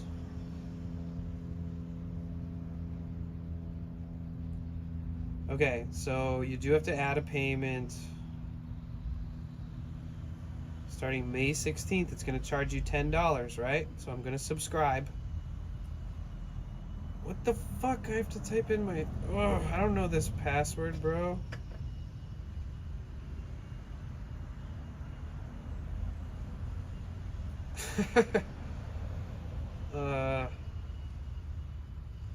Password you entered is incorrect. Nice. That's cool. Well, either way, by the end of the day, I will have figured this out.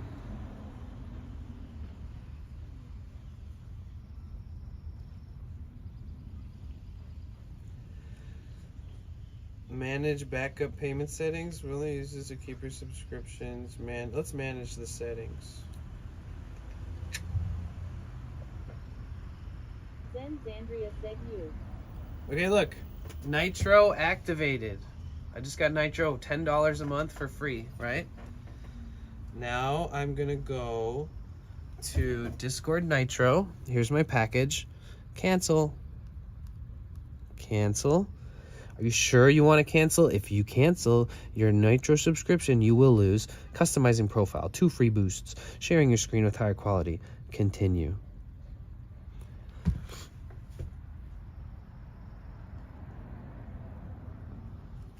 Oh yeah, here we go.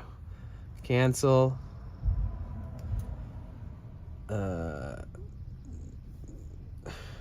Decline to answer. Continue.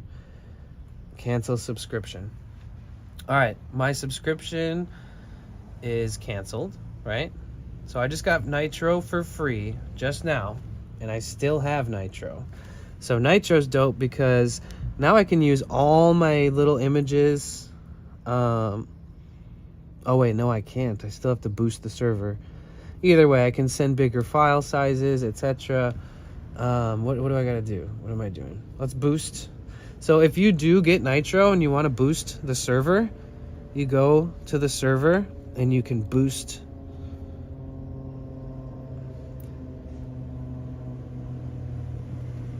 Boost activated. I was supposed to have 2 free boosts. Boost this server. So 2 boosts is level 1. That means you can have 100 emoji slots, animated server icon, and 128 kilobytes per second audio quality. Level 2 is awesome because you get 1080p stream quality, 50 megabyte uploads, which is big. You get a server banner, which is dope, which we already have, but it's just gone because I haven't had it on in a while. But yeah, so if we boost this to 7 boosts total, we could do that right now if everybody claims their free shit. Look, boost again. I'm going to use all my boosts right now. I'm going to try to get it as close as we can. How am I still boosting it? This is a lot of included boosts. Okay, that's all of them. You can only do 2. But yeah, I wonder how many of us it would take. We're at 3 boosts. You get 2 boosts with a nitro. So if 2 people went out there and we boosted the server to a level 2, that'd be sick, guys. Let's do it. Let's make magic happen. Hi, Zan. How have you been? How are you? I missed you. You remember doing that when Hulu came out? All right, everybody open Discord, apply. Tyrion7 said my mom's calling. Okay. I'll be back. Peace.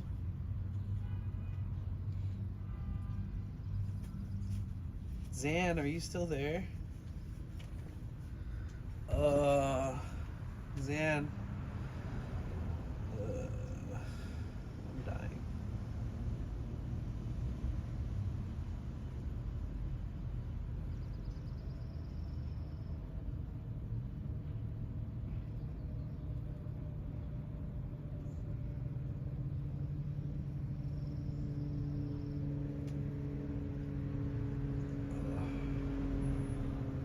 I feel so drained. Oh my goodness. Secretcity19 said I don't have the free thing. Says $2.99 Huh. a month for basic or $9.99 for the other one. I don't know why it gave me the option. Usually when it gives me the option, it's offering it to like everybody. Maybe if you close the app and update it and reopen it fresh or something.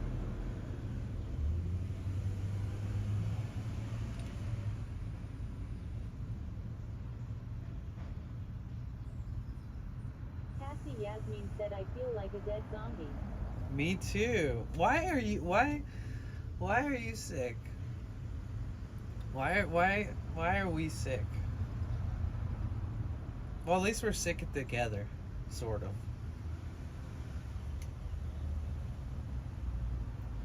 Yeah, I feel like shit.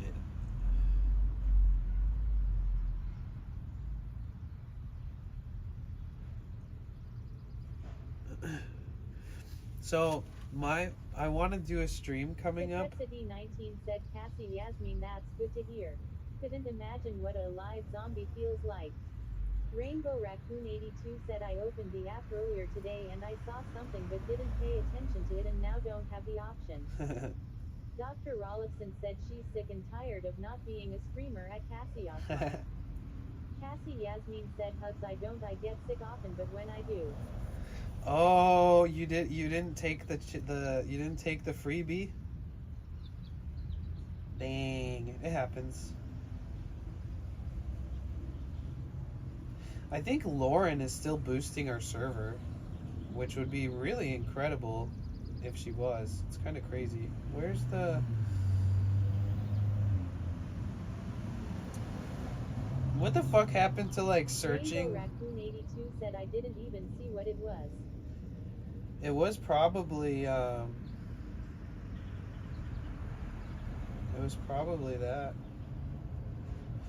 Oh my god, we can fucking... Dude, all we need is level 1 ever. Period. Level 1 is like 2 boosts, I think.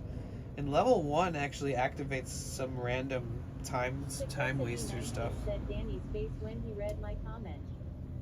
Cassie Yasmin said Secretcity19. Lol Dr. Rollison lol. Good to hear. Couldn't imagine what his live zombie feels like. It feels like me.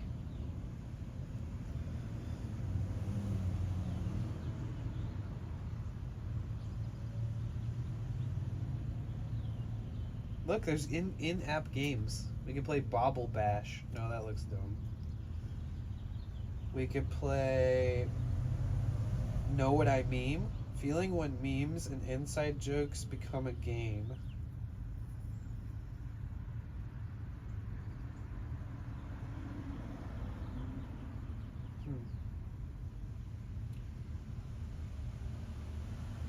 Chef Showdown. No.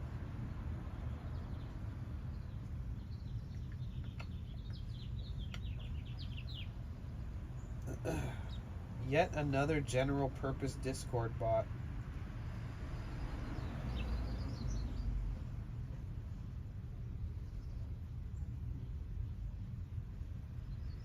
Yeah, one of the best parts, it's so stupid that they limit.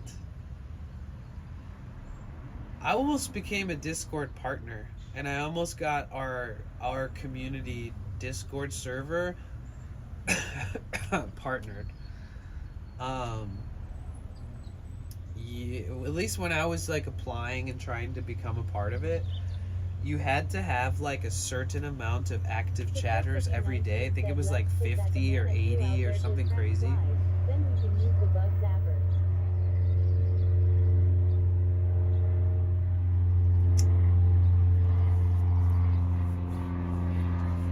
I'm gonna be using that thing the second mosquitoes start appearing. Immediately.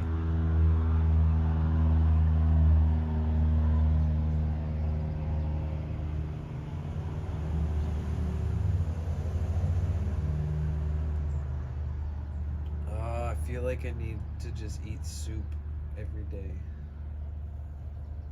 Secrecity 19 said mosquitoes. It's weird when you're sick and you eat and take care of yourself and you're a single independent woman like me. That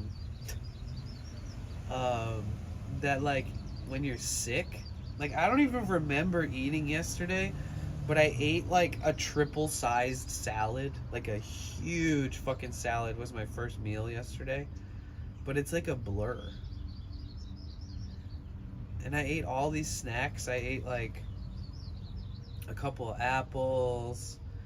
I made some hot oats with like apples and peanut butter and banana in it, and I ate like mango but it was all like in a haze of feeling sick.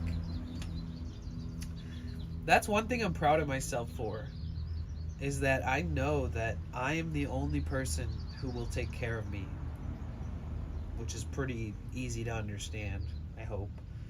And the fact that I can take care of myself, like when somebody's sick and then they're like, oh, I haven't eaten since yesterday morning.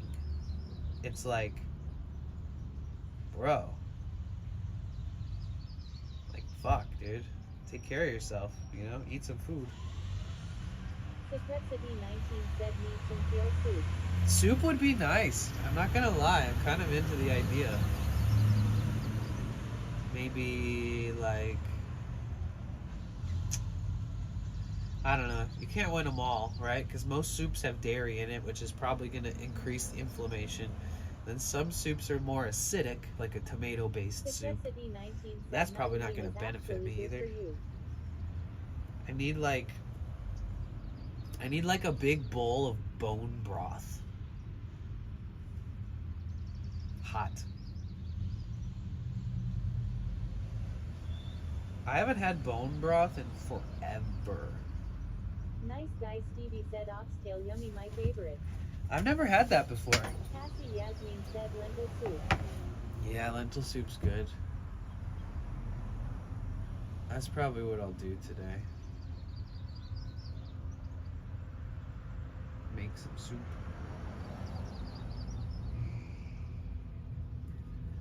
There's this one homeless dude who walks around town a lot, and I see him. And he's got a really interesting setup. He carries a dolly, like a nice dolly, like it's not foldable, it's not like a Costco fucking dolly. He's got like a full-on dolly that could lift a refrigerator, right? And then he has his backpack attached to that. but he has this system where he lays all of his stuff down and then he uses the dolly as a bed so that he separates himself from the ground. So whether it's cold or wet or whatever, it's kind of like he's got like a life hack going on there. I've seen him around and I've seen him like perfectly sleeping on it, and he's really short. He's like a short Mexican man. So he doesn't even hang over the edges or anything. He just figured it out. Fucking epic. What's he doing there? Oh, he's smoking a bowl. Nice. And weed is like the ultimate, like, it's like, is there anything like weed, really? Like, because alcohol does not do the same thing, you know? Granted, like, people who like alcohol, I feel like they vibe in the same way when they have a drink that somebody would when they smoke. Like, it kind of enhances their experience, but... Hockey's 37 said, I find being homeless real attractive, like exactly in that sense. Like coming up with the perfect setup and tricks for being homeless. Yeah. You know what I find funny? You know how I was talking about like the vast difference in most content creators that blow up and say me? Is that like, you could be like doing an IRL stream and somebody will, like, I've seen people like, what's a good example? It's like, okay, here's an example. So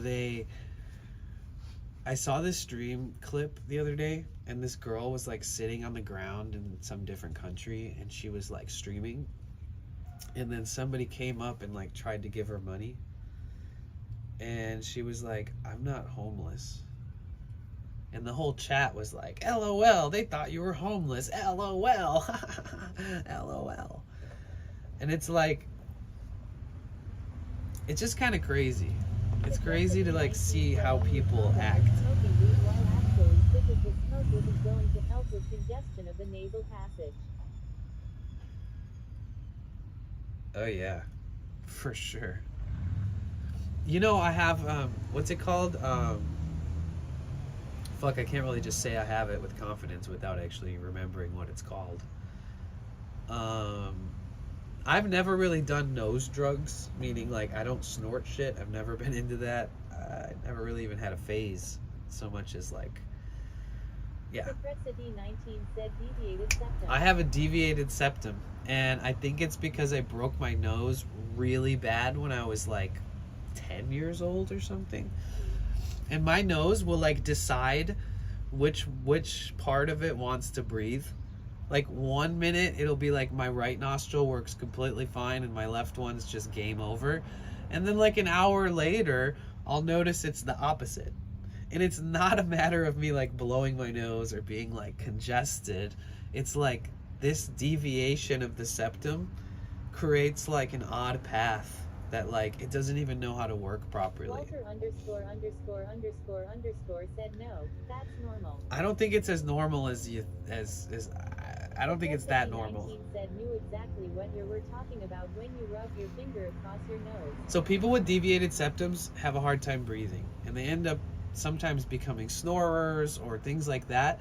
And it could be the clearest day ever. Cassie Yasmin said it feels block all the time. But if you like push your nose up, it like pulls your nasal way in a way that like opens it, and you can actually breathe. And the same with like those things that you put on your nose that like flex outward a little bit. It like just opens your nasal passages enough to breathe good. Yeah, I've been dealing with that like my whole life, honestly. I've watched people be like, and like suck big fucking breaths of air through their nose, and I'm like, does this separate me from you? Like, does this, like, am I not efficient? Like, have I never known what it's like to breathe a full fucking breath of air every time I breathe because my nose is like half-assing it? It's kind of things I wonder, especially when I'm sick. Cassie Yasmin said surgery sometimes helps, but then it might not work at all. Oh yeah, I've heard that you Rainbow can get surgery. Activity 82 said a lot of people might have a deviated septum and not know it. Yeah, I think so too. Maybe it was just how I was born, but I did break my nose really bad when I was like 10 years old, maybe 9. Want to know how I broke my nose? It's so dumb. When I was like actually I was younger. I was probably like 6 or 7. When I was really young, my mom had a restaurant, right? Because she dated this guy, and this guy had a restaurant. He was my stepdad. I fucking hated the guy. He was I don't know how my mom fell in love with this guy, but they definitely fell out of love, and I understand why. He was kind of a douchebag. Secrecity 19 said need a chiropractor. They can crack that area and drain that area. But yeah, he had a restaurant, and when we would drive home from the restaurant, we would have like mop, broom, cleaning things in the car. And my mom slammed on the brakes, like somebody cut her off, and she slammed on the brakes, and I was like holding the broomstick, and I straight up self-inflicted a broken nose because the brakes. She slammed on the brakes, and I was like, BAM! And just like bashed myself in the nose with a fucking broomstick. God. It's like I've been so careful as like in extracurricular. I did a little bit of baseball. I did like, I played soccer a little bit. I BMX'd, I skateboarded, and I've broken a lot of bones doing skateboarding, but I've never fucked my face up. I was also really careful. I didn't want to break my jaw or break my neck or some shit, just out of the blue, bam, broken nose. I was like, damn. I just kind of thought, hopefully this is the last time I ever break my nose.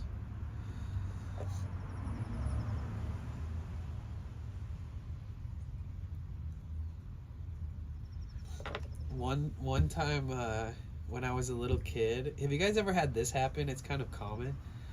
You ever stand next to a door and somebody closes the door like on your fingers? Ooh, dang.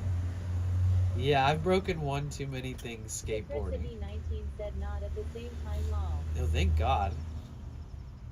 Ankles are pretty common. Tibia, fibia, these two major bones that go through your leg here. Those are so easy to break, dude.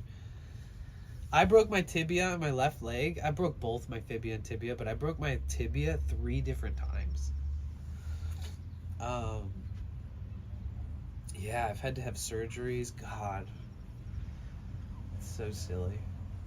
I can't afford that shit. Said I slammed my hand in a car door one time up. You slammed your own hand in a car door? I'm just gonna say this, I am unbreakable. Oh. So, one time I was driving, or I put okay, this is like 12 years ago. I put a post on Craigslist. Yasmin said I did law. I wrote on Craigslist, I'm looking for a ride to California from Michigan. Posted like 4 pictures of myself. This is back when you didn't think you were going to get axe murdered on Craigslist. I'm getting too old to be breaking shit. I know, me too. And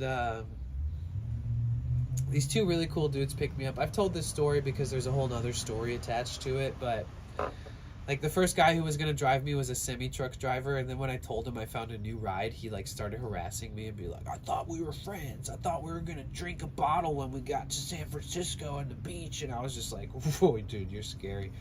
Either way, I took this better ride, and the people who I chose to take the drive with were so fucking cool. They're like one of the most righteous, coolest people I've ever met in my life. Some of the best people ever. And I'm still friends with them.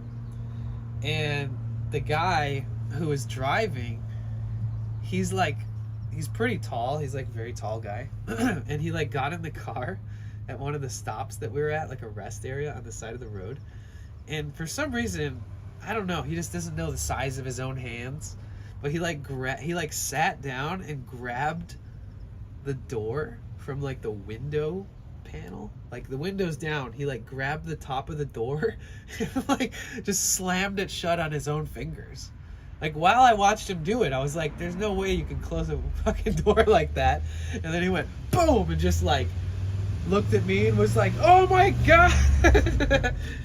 He had to like open the door and pop his hand out. And I just remember him being like, damn it, dude, this trip was going Rainbow so good. Raccoon 82 said I broke the ulna and radius bone in 1997. Oh, dang. I don't even know where those are. But yeah, I've had my hand slammed into a vehicle door as well. Imagine this.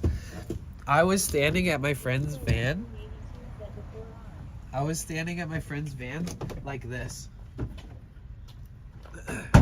See where my hand is right here? And I was talking to somebody right here. And I was like, oh man, I'm so glad that we all got to meet each other, and I'm so grateful. Like, I hope I run into you guys again. You guys are so cool. Like, I'll see you soon. Safe travels, man. Sick. Oh, you guys want to exchange numbers? Cool. All right. And then the person in the back that gets in last fucking takes the door and goes bam and just slams it. And I'm literally standing here like this with my fingers. And I looked at the people in the front and I was like, open the door, please. And they're like, why? We gotta go. And I was like, open the back door, please.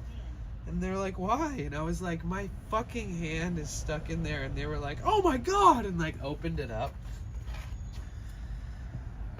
And then my friend looked at it and was like, holy shit, your fingernail's gonna definitely fall off. I was like, fall off? I was like, fall off? Really though? Like, it's gonna fall? What do you mean? Like, a few days later, my fucking nail turned black. Like, it already turned blue immediately, but it turned black and then it did fall off. She was right. Or the one time my brother closed the door and my hand was in the back corner. Ugh.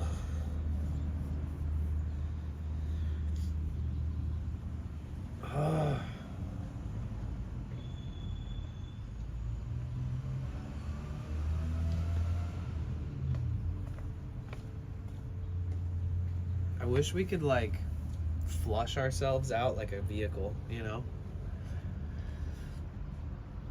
Like neti pot, but like it works first time.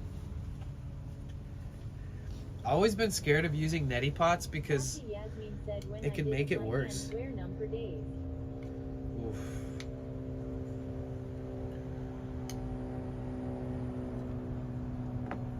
Secretity 19 said could only imagine the conversation they had along the drive after that. They probably just went on their merry way. You know. They're just a bunch of hippies at a festival who are overly focused on themselves all the time, but not even in like a beneficial way to the whole, you know? No offense, but Walter ______ said, man, now I know. Who's that? You look like Richard David Precht. Secretity 19 said dude in the back was probably cracking TF up all high. Who's Richard Precht?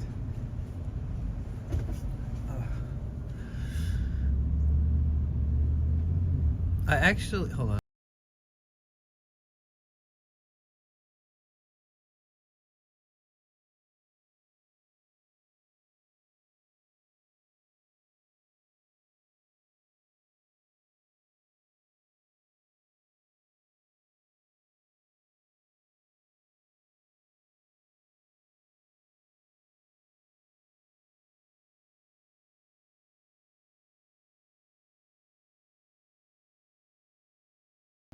You know what's crazy?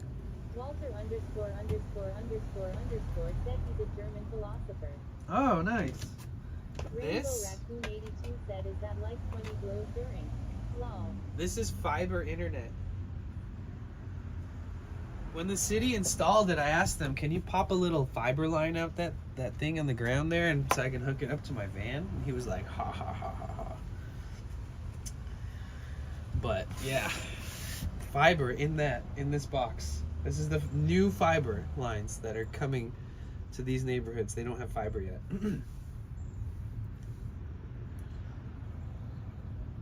Cassie Yasmin said, I am going to take a shower, get in the steam. I will pop on if you're still on. Love you all. Love you too. I hope you feel better.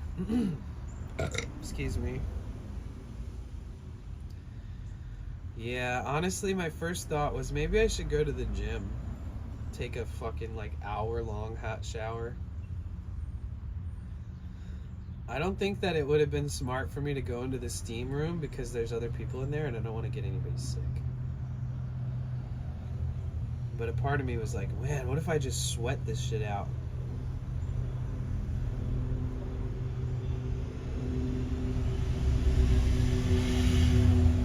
Bro, what the fuck was that?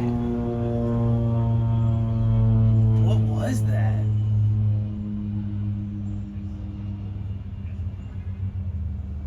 There's no way it was that VW making that sound. I got another stash. Yeah. It sounded like a jet engine just turned on its turbo. Rainbow Raccoon 82 said plus something else. Yeah, it was a combination of things, but there was like a, almost sounded like a city bus, maybe like, but nothing, there was nothing around. But yeah, I'm done. Rainbow Raccoon 82 said probably an airplane and something else. Yeah, definitely. Well, hopefully I'm over this by like tomorrow. Secretity 19 said aliens. I really want to, Protege said Batman. Rainbow Raccoon 82 said lol.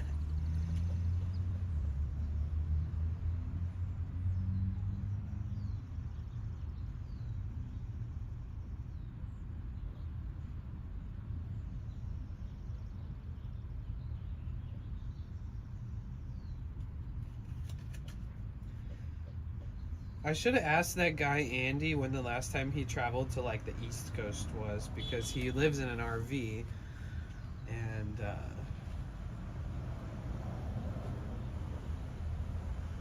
I wonder what he would say about what it's like to be able to park out there and stuff right now.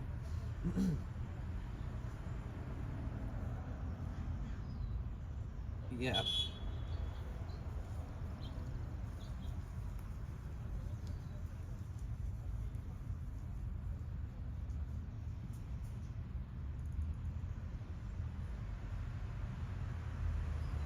Man, that is so interesting that they're patrolling this road closing thing for so adamantly. A drag name came to mind today was Bob Doe. For who? For you? I don't understand the Bob Doe reference.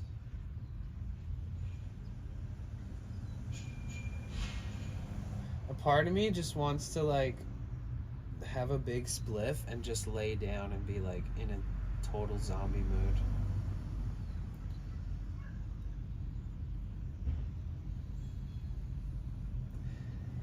I feel bad for people who have like autoimmune diseases too, because you're always feeling like this, like a couple times a month at least. It must really get depressing, because even when I'm like this for a short amount of time, I'm like, man, look at all these people walking around in high spirits and healthy seeming, etc.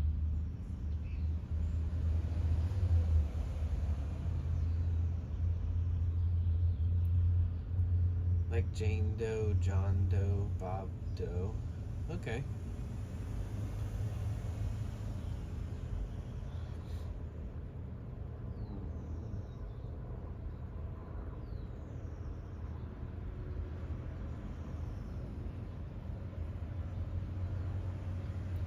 I feel like I'm exhausted. How long have we been online? Oh damn, almost 6 hours? What the fuck? Oh. Damn, time really does fly when you're having fun, even when you're sick. That makes me happy. Rainbow Raccoon 82 said I work in a medical educational setting. Nice.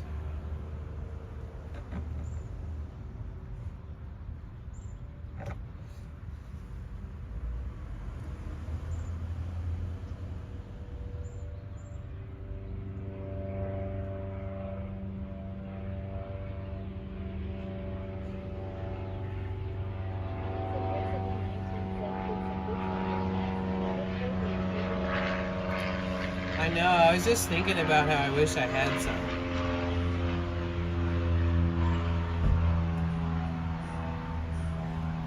I prefer Tiger Balm. Tiger Balm is like, you get a lot smaller of a container. Rainbow Raccoon 82 But that said shit is yes. hardcore.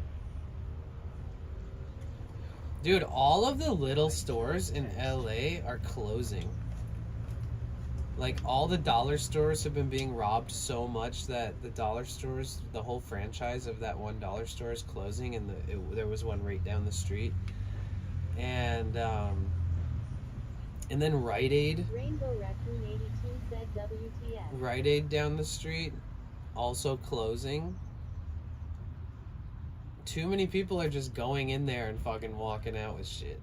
Like, they can't survive it. Said, didn't In-N-Out already leave? Nah, In-N-Out will never leave. It's like a staple of California. At this point, I don't think they could survive without it.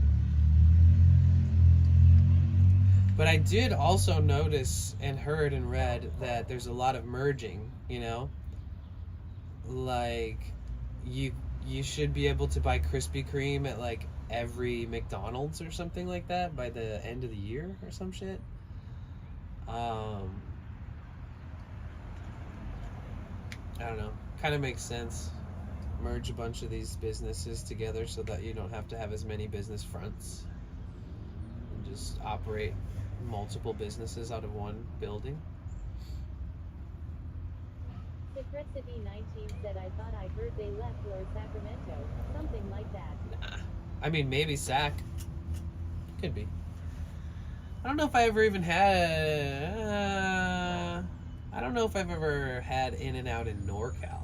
I think every time I've had it, it was at least as far down as, like, Ventura, Santa Barbara. You know what they had in NorCal for, like, a minute? You know that Amy's company that makes, like, vegan pizzas? Like, they sell, like, burger patties in the frozen food section. They're like a mass processed, owned by some corporate entity type business. They opened a vegan fast food place in, like, Sonoma County, which is north of San Francisco. SJAASK said, hey, I see you're in Australia. I work for MD and it's always Oh, cool to nice. see how people alter the vans to fit their van lives. Have you made any special changes that are working really well for you? Welcome in. My name is Danny. So I've driven these vehicles for many jobs. But I haven't had to... Wasn't there a documentary about them? The owner was shady. About In-N-Out? I don't know. I'd watch it, though. Nice guy Stevie said, or was that a different company? Sask, or Jask, how do you pronounce your name? I'm not sure. My name's Danny. Pleasure to meet you. Yeah, I think I lucked out, meaning I got lucky, while at the same time I'm learning a lot. So I got a 2006 Dodge Sprinter, which you probably know, that these were built and tested in Germany and then shipped to North or South Carolina and then reassembled. And then even on the hood, where it has the little oval shape that the symbol for Mercedes would have been on if this wasn't shipped to the United States during that era, if you got one of the ones that stayed in Germany or anywhere around there, if I take off the panel at the very bottom of my hood, it will reveal this cut, this shape. And I was thinking of replacing my front bumper, not my front bumper, but the grill. I was thinking of taking that off, taking off the Dodge logo, and fitting in a grill that has the Mercedes logo on it, because this is a Mercedes. But it's like undercover here in the United States because it came under the guise of Dodge back when they used to have that whole thing going on between them.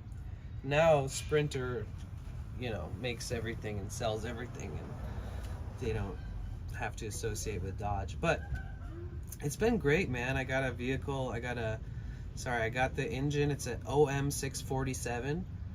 It had like 156,000 miles on it when I got it. The guy had used it for his like high-end interior design building contracting company that he owns with his dad. Him and his dad own this company. So they bought this van from the dealer in 2006. And they've taken good care of it. Nobody ever ripped apart the inside or modified it in any crazy way. So I do have the luxury of being able to drill fresh holes, work on a new like design, but not starting from anyone else's template.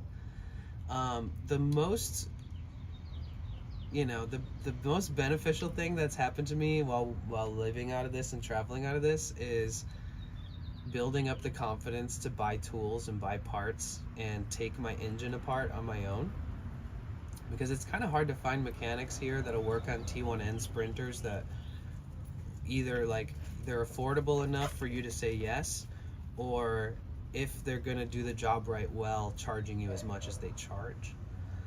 So I've had to learn the ins and outs of a lot of aspects of, you know, where I buy parts, who I trust, what tools should I have, can I do this on my own?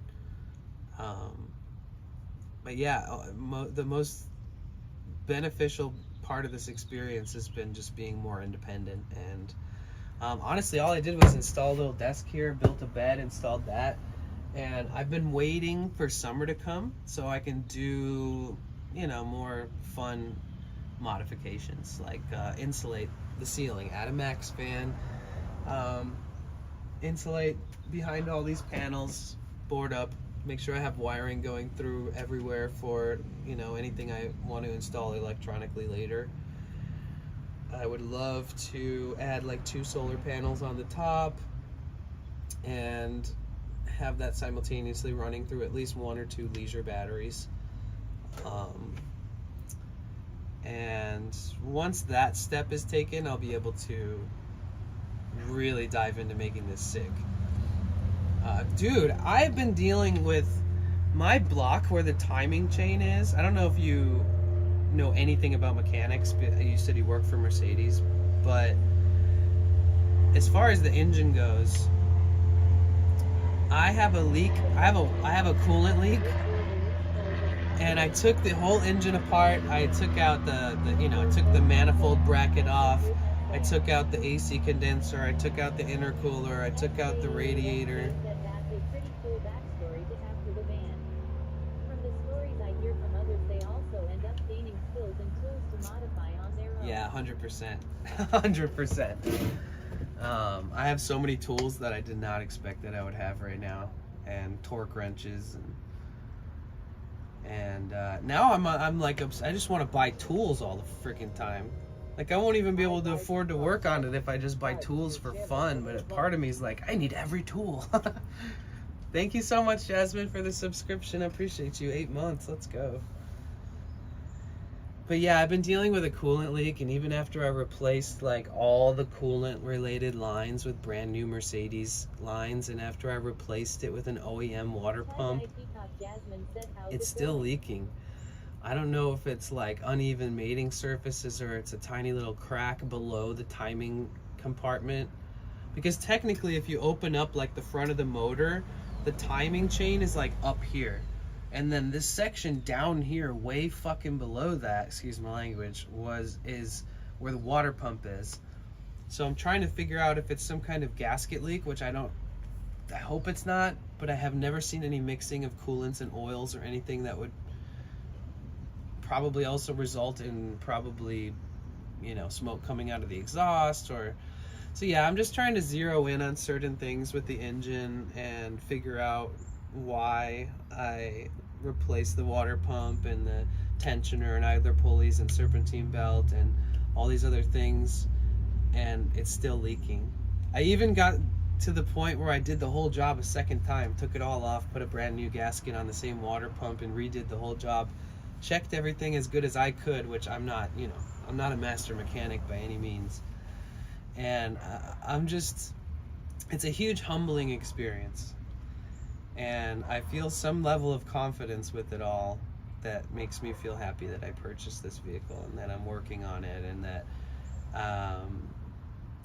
that I'm able to even explore working on it myself, you know. Sometimes you get a little car and it has like such a small little engine and everything's kind of covered and hidden and smashed together, and luckily, as difficult as it can be to dig into a diesel engine, it's a little bigger, it's a little more spacious, you know. You can actually, you know that it's a pain in the ass to get to the water pump, but it's like at least you can see the edge of the water pump, you know. There's a lot of cars when you look under the hood, you're like, I don't know, where is it? Like, Jesus. So I'm just really grateful. SJAASK said, I have very Oh, little cool. mechanic knowledge, unfortunately. I'm more on the social media side. But Nice. it's amazing to hear that you are so comfortable with exploring and figure it out as you go. Oh, yeah. Super inspiring.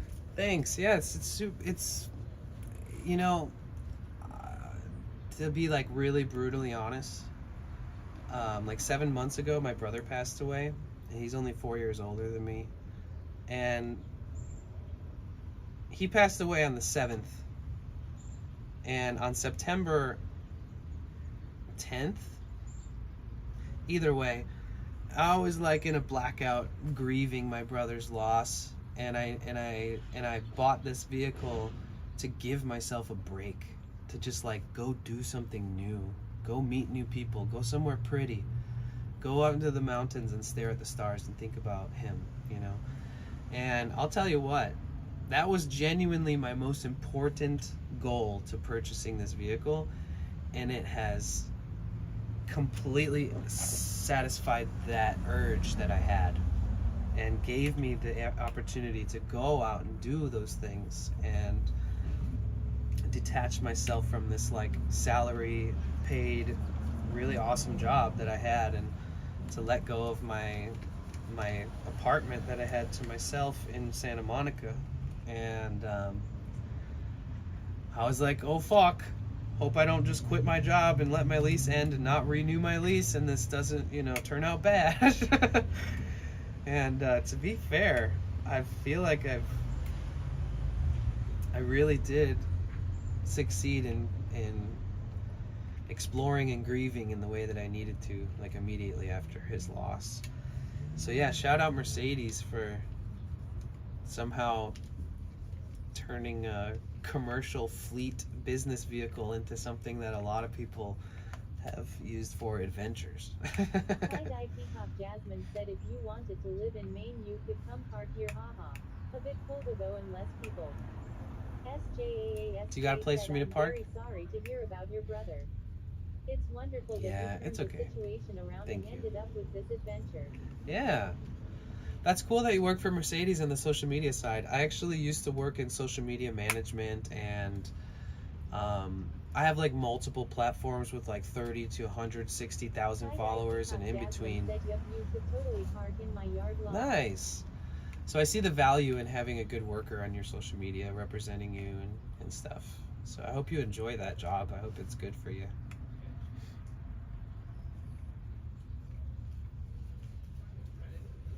Mercedes doesn't sponsor people, do they? Hi, Tamartar? Hi. Hello?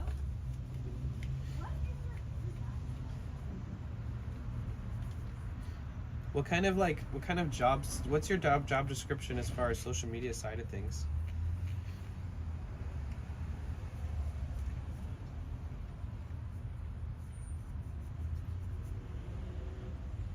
Sometimes I harp on the fact that like nobody can afford a $100,000 Sprinter. Unfortunately, not very many. Yeah. I'm one of those people who's like, I'll never buy a $100,000 Sprinter. I couldn't. I just can't afford that. Tie-dye Peacock Jasmine said, I only have an acre of land, but I told my husband I want to turn it into an off-grid community for anyone I know who needs a place to go in between forever homes. Oh, nice. That's awesome. SJAASK said, I'm the one who answers if you reach out to our social media accounts. So if I message like Mercedes-Benz on Instagram or TikTok or something, and I'm like SJAASK, that you'll be like, it's me. I used to run this Instagram that had like 250,000 followers, and I always tried to stay as anonymous as possible. I never told anybody. SJAAFK said very likely, yes. But we are quite a big team, so it depends when you write. And what kind of requests are you getting? Are these usually just like inquiries about products, or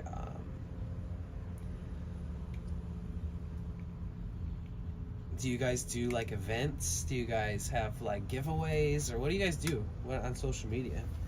Do you guys just run like any business would and kind of just post your most recent vehicles that come out, or innovation, or showcase different vehicles and show like what they're capable of, or something like that? Sorry I have so many questions, but you do have ask in your name.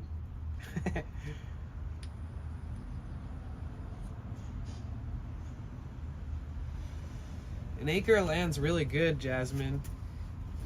If I had an acre of land in Maine, I'd be on top of the world.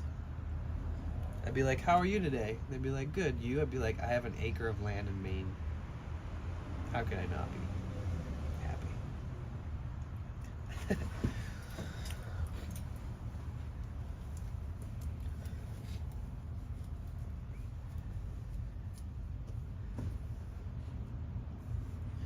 Yeah, I had a friend who worked for Mercedes as a certified like Mercedes dealer mechanic.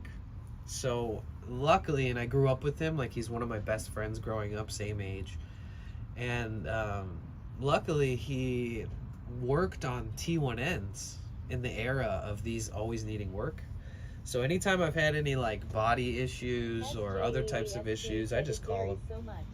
My team mostly answers questions about the cars, engage with owners and fans, and sometimes we can also help if you have problems. Huh. I once helped someone who was stranded on a random road in Italy as they were on vacation. Oh, cool. Peacock Jasmine said we were going to get solar panels, but we have to take out a large loan, and I don't want to owe more money, so I want to wait another year and save cash first to take out less of a loan. Oh, that's smart, right? City19 said I don't Would you guys oppose that thought process, or what do you think? Anybody else in here invest in their own property? Oh man, an acre's not bad. Technically, if there's trees and other obstacles. Jasmine said, yeah, it's rough, lol. I'd rather live in Hawaii. Yeah, I think everybody would rather probably try to do that, but you know, it's a lot more of an investment in Hawaii because you have to like do, if you buy land in raw land in Hawaii, there'll be no driveway. It'll just be like, holy shit, look at all these trees in the jungle, which is my property. So you have to like decide really vigilantly, like which trees are we gonna remove? Where's my driveway gonna start? For solar panels, it's the only way you actually save. Yeah, I agree.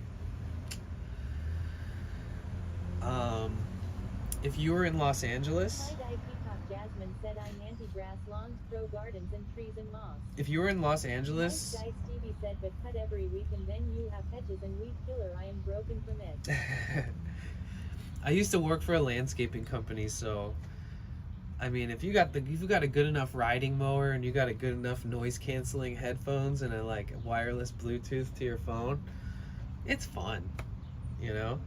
As long as you don't ruin the gear that holds the fan blades, the blades that cut the grass, because then that's a bad time. But yeah, that's super dope. What you said about helping somebody in Italy. I'm a part of these groups, and sorry, I'm sick right now. I have a cold. I don't think I've ever streamed with a cold in years, so this is kind of rare. But I'm a part of a bunch of sprinter groups on Facebook, and I specifically try to join the groups that are very much based around T1N models, which are 2002 to 2006. And man, they got each other's backs. I mean, there's a lot of like snooty random assholes in the groups, but I've seen people be like, yo, oh shit, he's probably watching an ad. Fuck. Wait, do you have turbo? You work for Mercedes. You should probably buy turbo if you can afford it. You don't have to subscribe, but you won't see ads that way. We can use a push mower. We will be clearing the rest of the land soon hopefully. There's some trees to take down and lots of thorns and bushes to take out. Oh yeah, the initial like cleanup. Potential Bliss said add sorry. Not enough grass lawn that we can use a push mower. We will be clearing the rest of the land soon, hopefully. Man, I wish, you know, I really want to buy more tools. Because I feel like I could go to so many different people's property. Like Home Frog just bought land. Big ass piece of property with a lake on it. I'm sure at some point he could use some help out there. You have an acre in Maine. Jasmine said lol, I really wanna buy more garden tools lol. Yeah.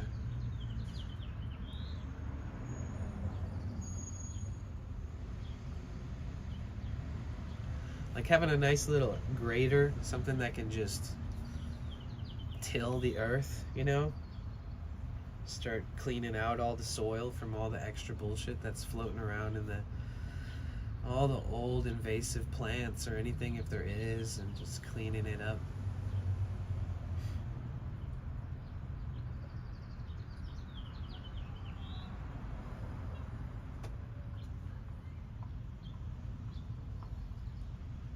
Nice guy Stevie said a biodiversity garden with wildflowers would be nice. Oh yeah.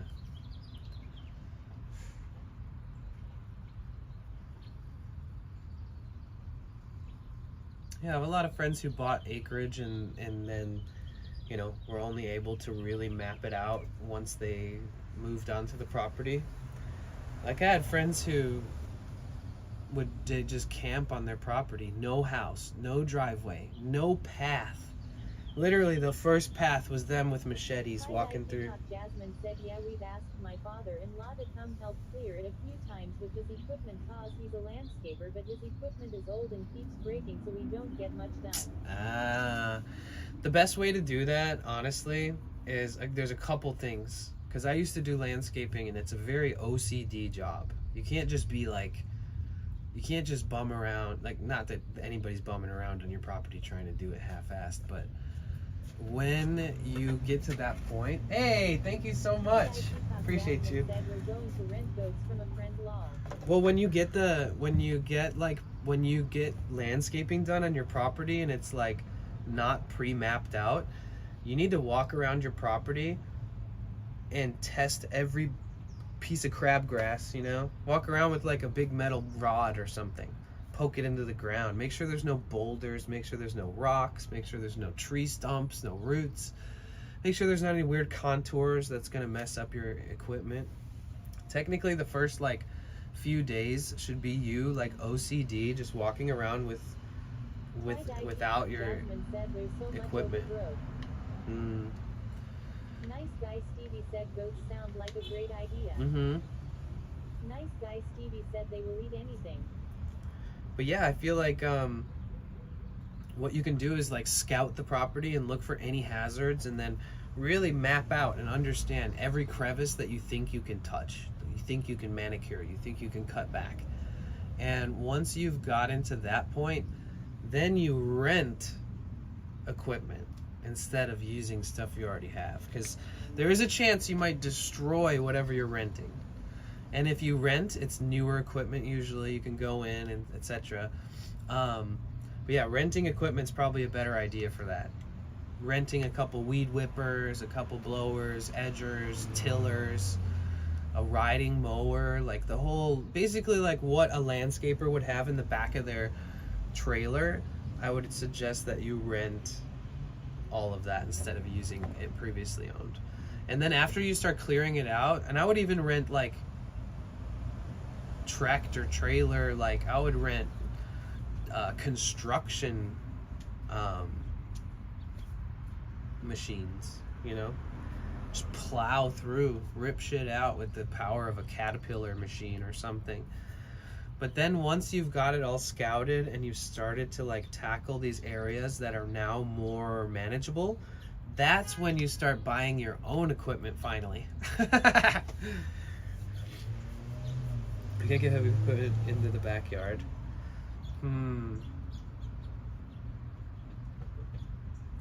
See, I've seen this a lot, like up in Oregon and stuff. Like they'll buy the most, like their whole property will be like a 45-degree angle, like a hill. Nice guy Stevie said mini digger. Yeah, I think one of the best things you can do is rent like rent a construction machine, like a massive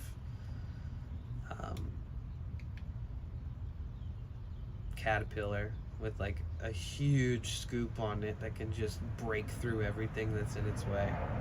Cripples HD said I think though the harbor freighter with the driller and the one along with the $600 trailer and only need to ride on board. Upgrade everything over time. Secretcity 19 said clear what you plan on using at the time, then clear more if you need it. Why clear an acre of land just to keep maintaining it?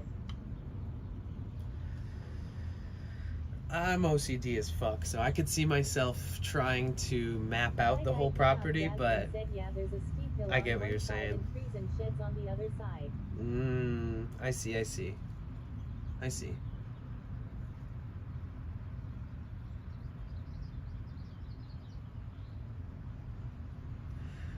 Damn, I wish you had some tools to tackle it. I'm sure that people would have fun.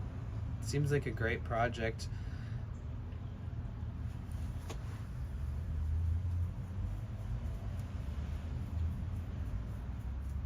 Dude, Luis is the best. Did you see how he just snuck around the corner? I wonder how long he was there listening. Because he kind of like bounced, like he knew that I was doing something. He brought me 2 lemons and a banana. Alright, let's not do the man dirty. Hi guys, Jasmine said we want to build either a yurt or mini home back there. Now that I'm thinking about it, that was like one of the most random encounters ever. You should clip that. Just like him walking up to my door and handing me 2 lemons and a banana and then walking away. Nice guy Stevie said that sounds fun. He didn't even really say anything. Okay, let's... Nice guy Stevie said yurts look cool. Tie-dye peacock Jasmine said there's also a dip in the land where it's really wet, so I think there's a water source we could dig for a man-made pond. Secretcity 19 said want views. Squeeze the lemons in your eyes while wearing a dress. Alright. Want views? Squeeze the lemon in your eyes while wearing a dress. My friends and I used to squeeze lemon in our eyes, actually. I'm not gonna lie. It's something that we used to do. It's kind of weird to say out loud. Yeah, when I was young, one of the things that my friends and I would dare each other to do was that. Tie-dye peacock Jasmine said why? I don't know. I think we read that it can't damage your eyes, so that we were like, fuck it, let's do it for fun then.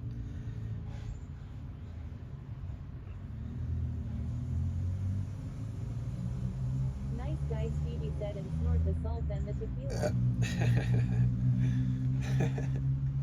Exactly. Friggles HD said that sound horrible Danny. What, you mean squeezing a drop of lemon juice into your eye? Yeah, it could be worse. Life can be a lot Nice guy worse. Stevie said been there.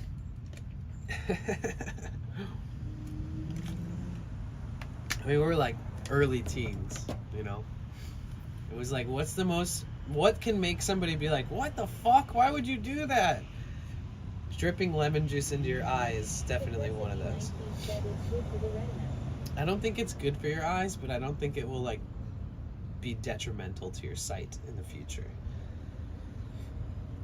I think we saw somebody do it on like CKY, you know, Jackass or something, and we were like, sweet, we can do that. One time I worked with Steve-O. You guys know Steve-O? I worked an event. I worked Lollapalooza, and I had to work with Steve-O. Tie-dye peacock Jasmine said I think it's time for Google. Lol. I had to work with Steve-O, and I'd never seen Steve-O live. Dude, this guy went on stage. What did he do? He went on stage, he took a light bulb, he broke the light against his head, then he took the broken glass, 19 said the acid from the lemons cures cataract. and then he cut, yeah, I think if you eat them, it's good for scurvy. you cut the he cuts his tongue with broken glass, right? And then he takes like tequila and then like gargles tequila with a cut on his tongue. And then he takes a mouse trap and then puts a mouse trap on his tongue that he just cut open with broken glass and soaked in tequila. And he like was like, throw stuff up on stage and I'll staple it to my body. So he's got like a staple gun, and people are like throwing their underwear and bras on stage, and he's like, cool dude, and like staples a bra to his stomach, and like men's underwear, just like women's underwear. Highly acidic and has a pH of around 2. Chemical eye injuries can occur with a substance of pH under 4. Yeah, I've read that. I've read that it won't damage your eyesight, but you shouldn't necessarily. It's not going to benefit you. That's what I've heard. I've heard that, you know, you should probably ingest it properly. Guy Peacock Jasmine said, "Long now we know." I'm gonna do what Louise said. I'm gonna stock up on this lemon. Secrecity 19 said lemons plus water equals alkaline water. What is it with like healthier foods being yellow today? Bananas and lemons.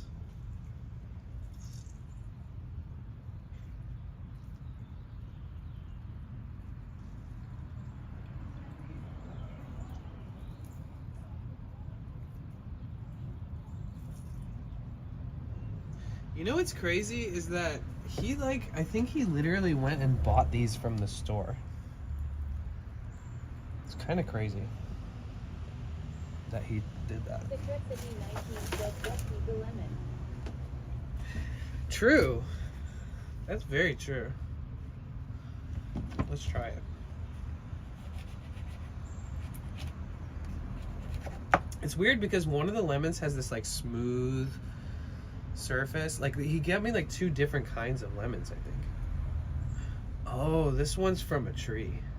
This one seems local. Woo!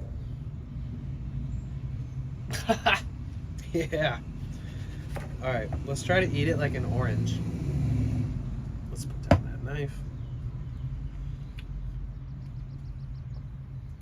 Ooh. Whoa. Okay. All right. Secrecity 19 said he buys them from the store. What a guy. Yeah. Peacock Jasmine said lol. I feel like he swiped one of these from his neighbor's tree. But the banana is Secrecity 19 from Mexico. said it's a acquired taste. Spriggles HD said my grandma used to make me gurgle salt water and lemon whenever I got ill. Yeah, I have done that before too. Like if I have an infection, like a really bad. I'm trying to remember why I did that in the past, but yeah, I've done that. There's nothing worse than warm tap water with salt. Tie-dye Peacock Jasmine said now I want lemon bars out. Nice guy Stevie said when life gives you lemons, throw them back.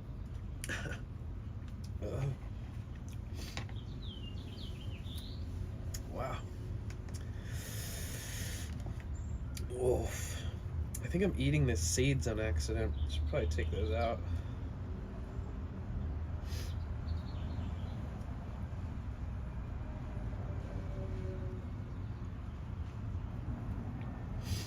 Secrecity 19 said oh I used to gargle warm salt water when I'd get canker sores.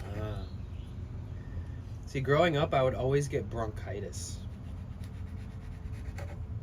It sucked.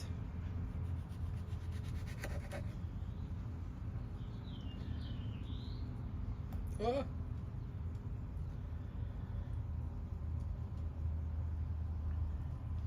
Remember I told you guys when I was traveling, I was hitchhiking across the country and I went to I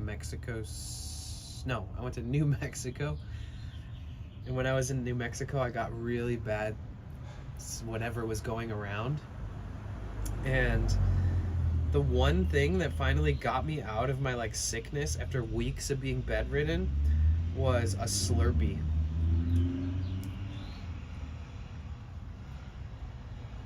Which I hadn't drinking one in like years and years. I was like, give me a Slurpee. I might die soon, I need a Slurpee. They were like, yeah, we're not gonna get you a Slurpee, but we'll get you medicine, we'll get you healthy food. You want some soup? What do you want? I was like, Slurpee. Do you not hear the words that are coming out? And then they went to the store, like a bunch of really spiritual, conscious, health conscious hippies. We're like, all right, I don't even remember last time I went to a 7-Eleven, but we'll go get you a Slurpee.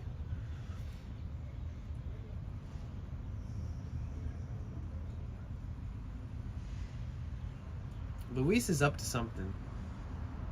I think he's trying to buy fruit off this guy to give to me.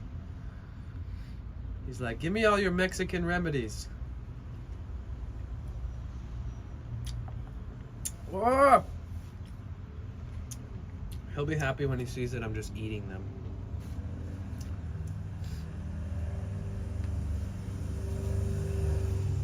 Oh, he's sampling strawberries.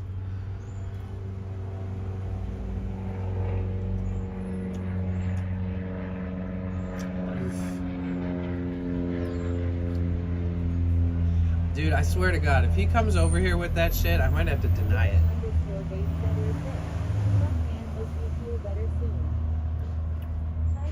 Thanks. You too.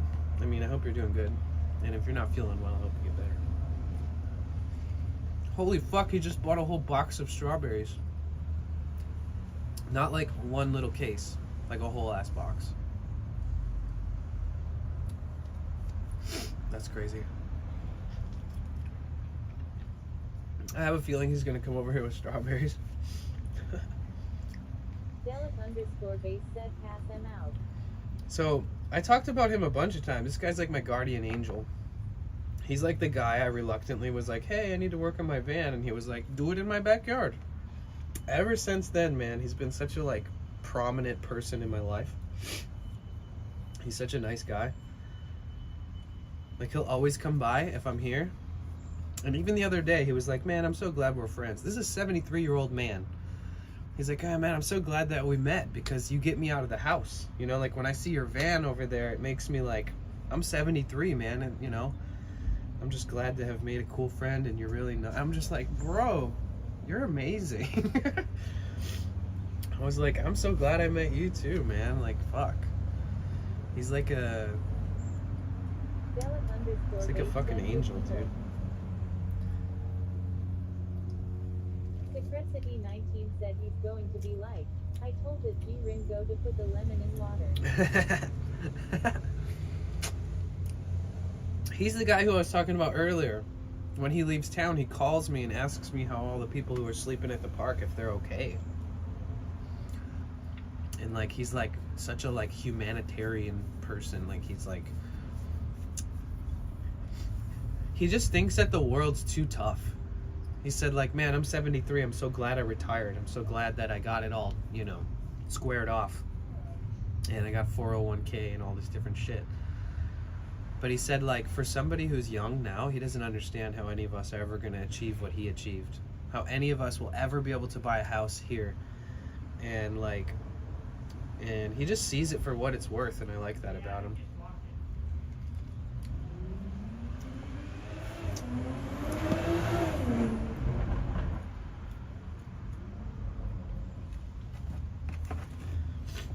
Like the first time I messed up my van, or like I worked on it, but it didn't work out perfectly. He's like, yeah, but you did everything right. Like everything. I saw your notes. I saw how much you study. I saw how you look at things and you tell me this is what this is without looking at your notes. Like, he's like, you bought all the torque wrenches. You did. He's like, you did everything right, Danny. He's like, I hope that you're proud because even though it's still leaking, you did everything right. You know, don't let it get to you. And I was just like, fuck. Because it was getting to me. And he was like the only person around who's seen me doing the whole project and like supported me in my failure and like telling me that it's like, you know, he's like, yeah, most people wouldn't even have the guts to fucking fail at that, you know? And I'm just like, okay.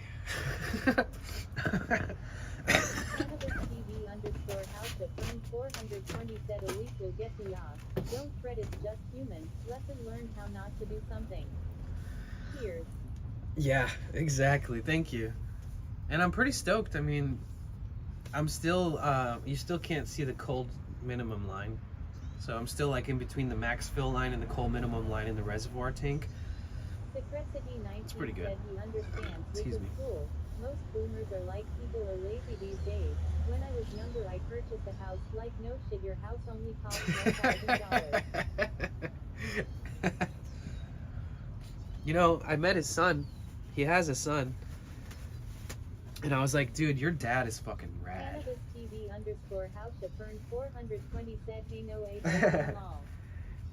He was like, I was like, your dad is really awesome, man. And he's like, I know, I can only hope to be as like, as amazing as he is one day. And I was just like, damn.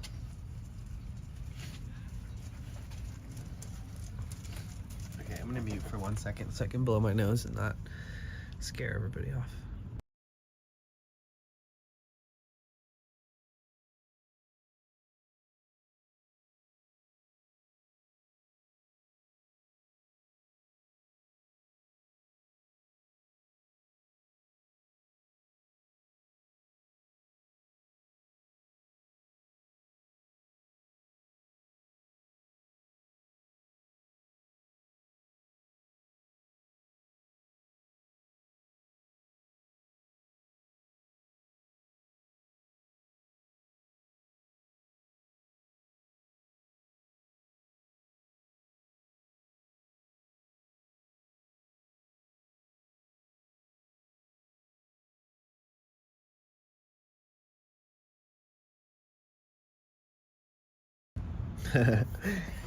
No, I forgot to unmute, sorry.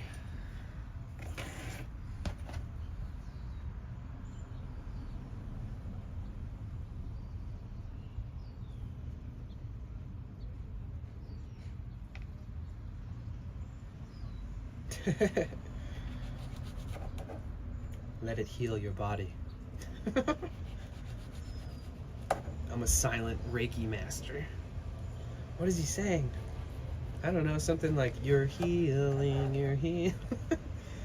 I'm not trying to mock the spiritual communities too much because I do have a lot of friends that are super sweet and super potent. Like as far as like, you know.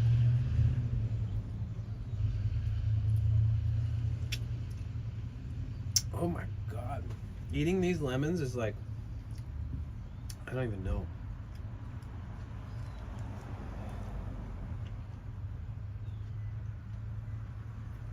Let me say this, if you've been a part of the conscious community or you've had people in your circle who like offer sound therapy, healing, Reiki. _house_420 said Striot lemons. Oh, 4 teeth lol. Yeah, I've never done this before, so this is my my guardian angel came by and gave me. NW said, yeah, I was about to say that's terrible for your teeth. I've literally never done this before. So, just for today. Cannabis TV _house_420 said rinse with much water after. What about lemon water? Cannabis TV _house_420 said cause they good for guts.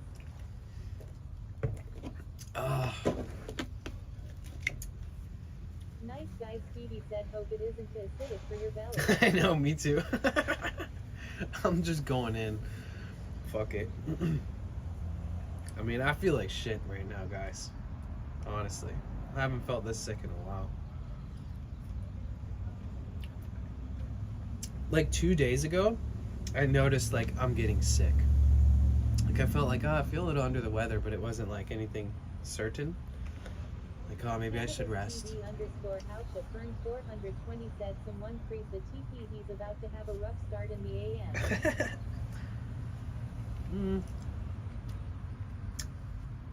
Dude, I went to the public restrooms yesterday, and there was no toilet paper in any of the stalls, and I was just like, "Rip, dude." So, yeah, I had to go find a different public restroom, and that was like my morning, finding the restroom type vibe. You know what I'm saying? Cannabis TV underscore house affirmed 420 said yay van life you learn to keep your own TP cause people suck. Uh-huh.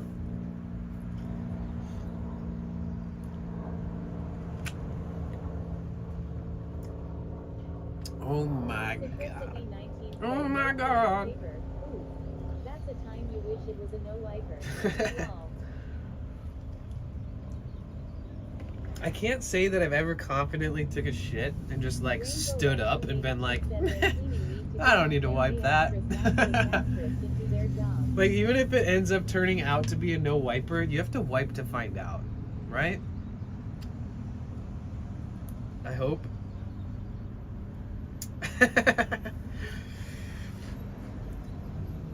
I try not to talk about this kind of stuff on stream. Cannabis TV underscore house affirmed 420 said wash hands before and after. Oh, you mean be a man, use your hand? Dude, that was one of my favorite jokes when I was younger.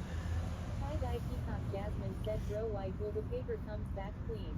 I used to like, TV underscore house affirmed I had a 420 bunch of said friends. When I'd travel, I'd meet like really cool people. Excuse me. And they'd be like, what do you do when you go to the bathroom? Like, you don't have toilet paper. And I was like, be a man, use your hand. God gave us a fucking hand. It reaches perfectly there. You just rinse it off. And they're like, really? And I was like, no, I don't do that. I don't actually do that. But I used to always say that to people as a joke.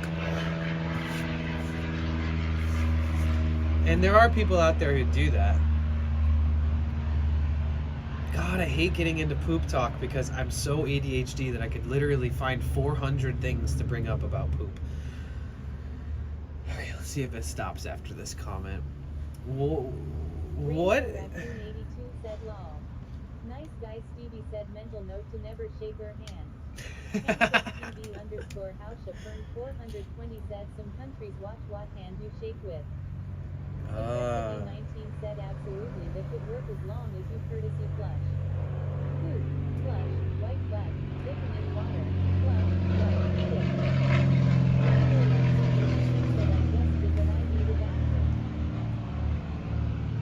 What's the most like, oh man, I gotta get used to this. Like, what's the most, oh, I gotta get used to this, like, as far as people in different countries having different types of bathrooms? Because I've seen those ones that are just straight up in the ground, and for me, looking at it, it's not too outlandish. Like, I understand the concept, like where you have to crouch like this, you know, instead of like sitting on an actual toilet, you just like crouch over, you crouch over a like thing in the ground. And then I think you have to like... Secretity 19 said it's like using a porta potty.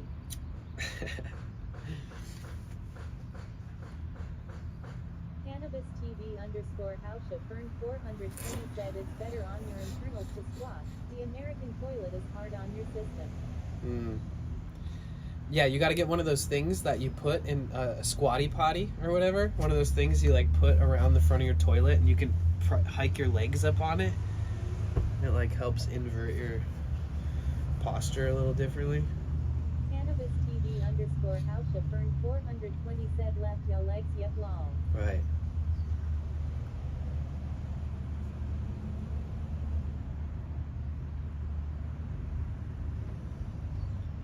Do you think you could poop next to somebody else who's pooping?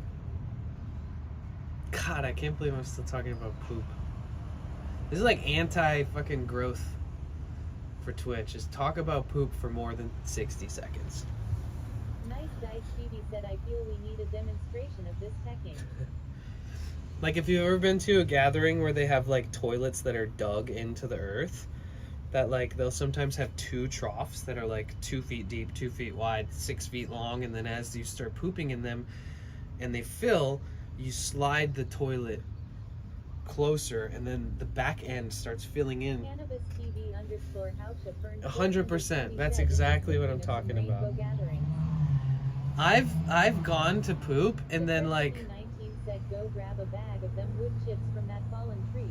We're for a porta potty for the van. I've had, like, moments at a rainbow gathering, which is just like a festival in the woods that's free and there's no monetary exchanges going on there. It's kind of like a hippie commune meets national forest, and I'll just leave it at that. But yeah, I've had moments where I went to go take a shit at a rainbow gathering, and then somebody would just, like, barge in next to me and just squat, just start pooping. They're like, hey. I'm like, whoa, dude. Privacy. Cannabis TV _ House affirmed 420 said the worst was Africa. 4 people all fighting over holes in a room, no dividers, and it's unisex. Yeah.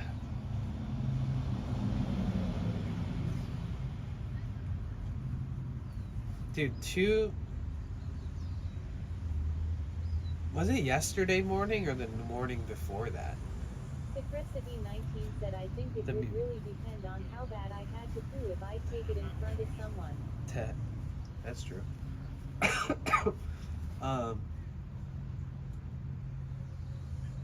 Yeah, like 2 nights ago, it was raining and the humidity was high and the dew point was exactly where it needed to be to make my whole entire van start dripping. 2 nights ago is when I started feeling sick, and 2 mornings ago is when I woke up and it was like 44 degrees, 45 degrees in the van. And that same morning that it was like 44 degrees was the morning that I woke up with, like, everything, all the condensation dripping on me. I almost died. Just being honest. Van life, you'll learn how nice the toilet lid fits a 5-gallon bucket is. That's super thick bags, just being honest.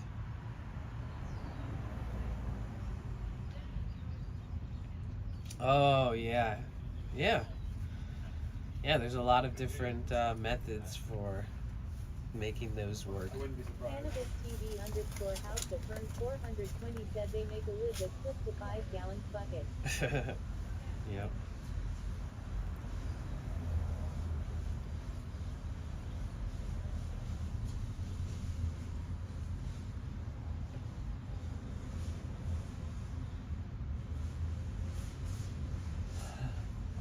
Have you ever gone out and just, like, into the wilderness? That old guy's neck is pretty stiff.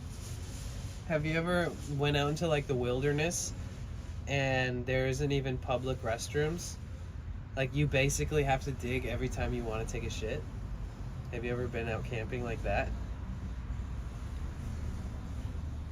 Cannabis TV _ House affirmed 420 said if you're in the redwoods, watch walking backside of them trees. Rainbow Raccoon Right. said yes. 100% cannabis. You know, one of the last jobs, House affirmed 420 said everyone poops there. one of the jobs at the Rainbow Cleanup is literally pretend you have to shit. Pretend you have to take a shit really bad, and then look around and say, where's the first place I could hide where I can feel like I can get away with this? Rainbow Raccoon And you go to that said spot, nature's animals. look, there will be poop already there.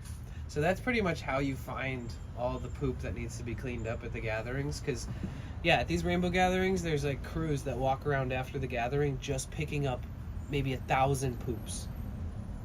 Even though they have shitters everywhere designated. Yeah, it's crazy. Cannabis TV _ House affirmed 420 said oh the last rainbow I went someone was pooping upstream, everyone got dysentery. Secretity 19 said I took a dump at the park right up the street from my house when I was younger. I had to go so bad I couldn't make it, so the park it was, I used my socks to wipe. Lol. I was working at Reggae on the River, which is like a reggae festival. And I was like VIP worker, so I was like kind of in the backstage a lot. I was like, you know, doing a lot of things. I had a lot of flexibility. I could do whatever the fuck I wanted. And there's this river, and you can camp in the river. Dude, Cannabis people kept TV shitting in the river. 420 said, "Oh, I work reggae at French's camp in Benbow when they moved back." Oh, nice. Yeah, okay, so you know the area. Yeah, dude, reggae on the river, somebody always shits in the fucking river, and it's not like a river. It is a river, but it's like, it meets you. You know what I mean? So if they shit down the river, it's gonna float past you, kind of things. So yeah, definitely, yeah, I used to volunteer to work at Reggae on the River.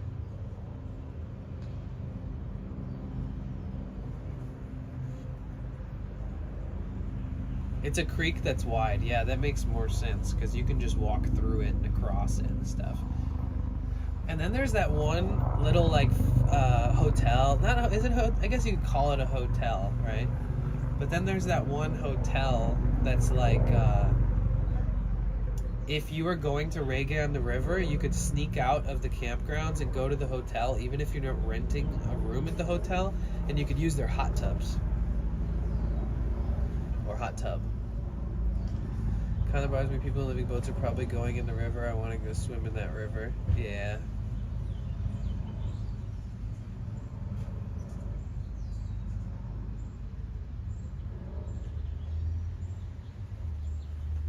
Either way, next topic. Anybody is enthused about talking about anything other than poop?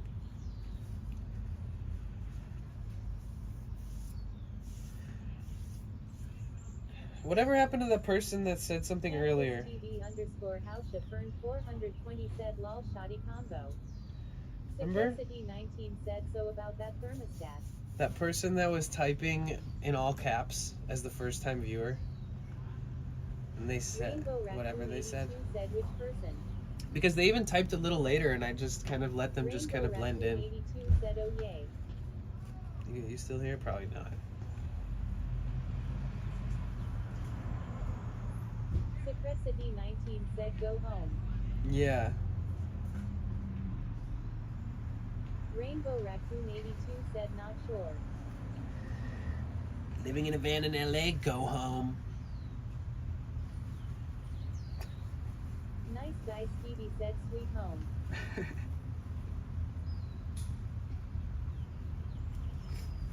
Oh, I gotta blow my nose.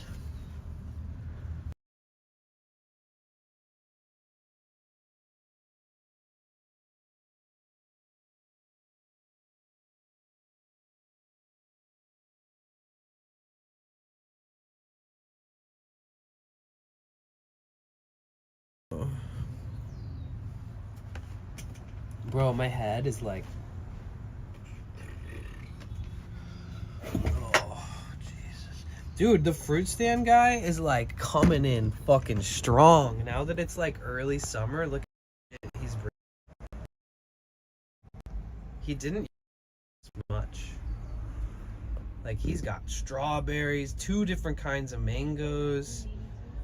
He's got baby green mangoes, got bags of oranges, he's got cut fruit.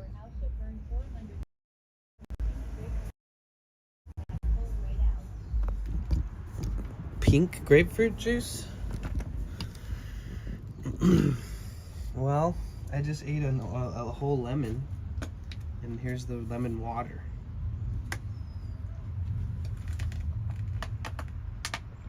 Cannabis TV_House 420 said, "So great for boosting your immunity." Secrecity 19 said, "Oh, he has the fixing to go on the fruit also." Yeah. He's got chamoy, he's got tahine, he's got, I think that's all that they use. Tahine and chamoy.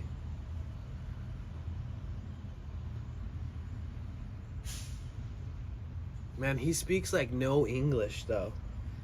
When his van died, he came over and I was like trying to speak Spanish to him and trying to meet in the middle.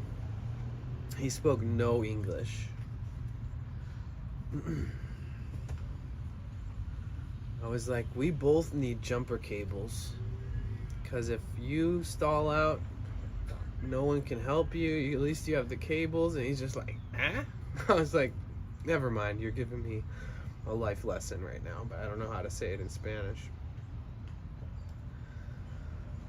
Oh boy. Cannabis TV _ how to burn 420 said Google Translate makes moments like that so much easier now. I know, I did actually. I pulled it out. I typed in on my phone.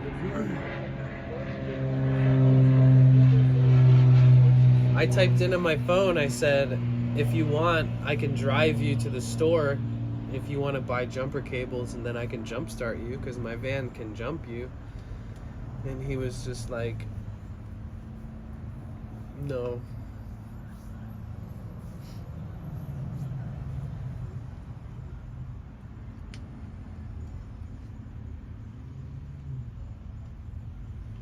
Secrecity 19 said storage fees are through the roof from all the food carts they were taking from people, I guess, because the city is giving them away for free.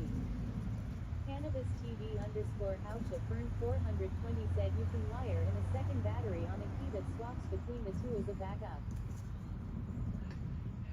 Wait, storage fee through the roof from all the food carts they were taking from people, I guess, because the city was giving them away for free.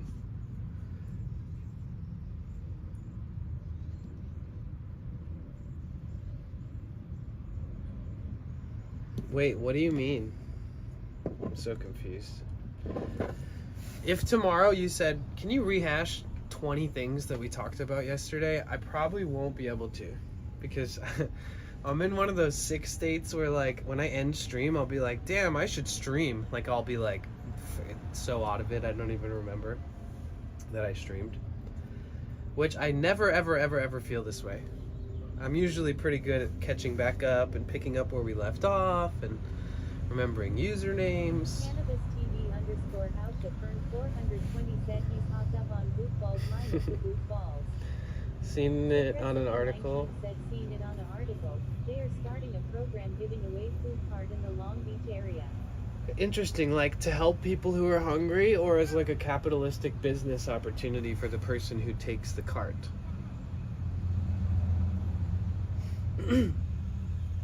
Here, give me 1 second, guys.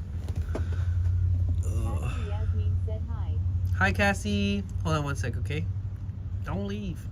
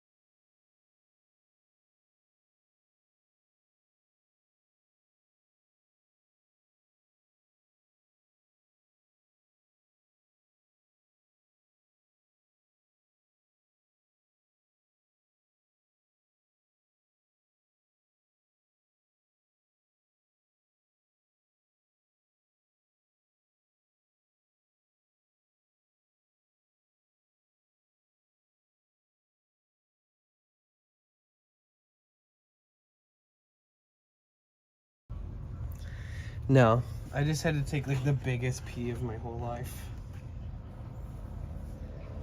Honestly, if that pee was recorded somehow, not like, I don't want to, not on video, but like if the measurement of how much I peed was calculated, I probably would have just outdone myself. Like, I don't know, 32 ounces maybe, some crazy amount. Dude, I feel like shit on a stick.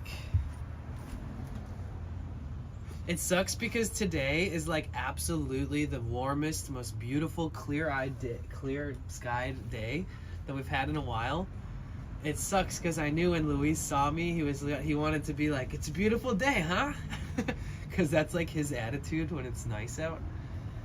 And it sucks to be like, "Yeah, I'm sick." He's like, "Oh no." He's like, "Let's go for a bike ride. It's nice out. You need fresh air."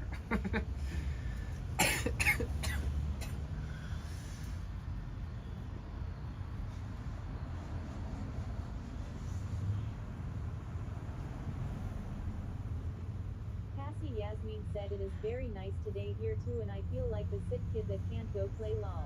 I know, right? I woke up at like 6 a.m. and I couldn't fall back asleep, you know? I was like, man, I feel like shit. I wish I could just keep falling back asleep kind of thing, but not today.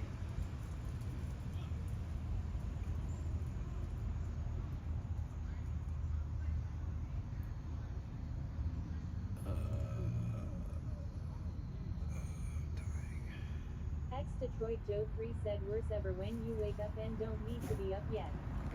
Right? Cassie Yasmin said tossing and turning all night. Oh, I feel ya. You know what I did right before I laid down last night? Somehow I pulled a muscle like right here, like really bad. Like this whole section of my lower back on the right side felt like, I don't know, I tried to lift 500 pounds or something. Like straight up, right before I went to bed, I was like, oh! But don't feel like doing anything. So then when I laid down, it's like every time I leave the house, tight. I end up spending money. That's true. That is true. Cassie Yasmin said not fun, please, last thing you need. Yeah, I know. It's like one time I was trying to go to sleep and I fell and got a concussion. I was actually sleeping in a van like this. We had a Sprinter, I was working for this company, and there was a bed that was up high, and then like right here was another passenger row of seats behind the front seats, and I had to like crawl down the seats, and like I had to go like hands first onto the seat, and there was like a hoodie or something on the chair, and then when I went down, I slid across the clothing item, and I literally propelled myself head first into this. This stopped my fall, this metal bracket that this chair slides on, and it literally split my fucking head open. And I was trying to go to sleep because the next morning I had to wake up and drive like 600 miles. Yeah, I had to drive like 600 miles the next morning. And then I got this huge concussion and it was all bloody and it's like cut open, and I went in the house and I was like, you guys, I was sleeping in the van because I want to be there. Like, I want to be in the van already when I wake up so that we can get on the road. And they're like, cool, good. And I'm like, yeah, but look, is this bad? They're like, holy fuck, what did you do? I'm like, I definitely have a concussion, man. And then they would not let me go to sleep, which is probably good of them. But I was so like pushed and pulled by like, I need to go to sleep because I have to drive for like 10 hours tomorrow to a really important event, and if we're late, we can't be late. And I just remember being like, God damn it. Like so I had to not sleep all night and then do the drive. It's crazy. I'm fucking crazy. But yeah, I'll never forget accidentally sliding past the seat and bashing my head on that thing and being like, oh, I should probably go show people what happened to me before I try to lay down. Bye, Jasmine. I appreciate you hanging out today, even though I'm sick as a dog.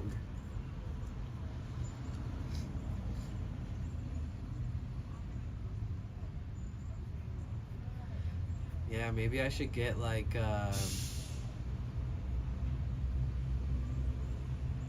maybe I should get like I don't know. What do you think is the best medicine that I could take for this? It's either go to the store and buy some medicine that will help relieve the symptoms until it's gone, or go to the doctors and get like a prescription of antibiotics or something. The only downside with antibiotics is that it makes me feel 10 times worse. Detroit Joe 3 said symptoms or what? I have like an upper respiratory infection, guaranteed. I've had so many of these in my life that I've gone to the doctors for that it's definitely some sort of upper respiratory infection from my chest up to my head.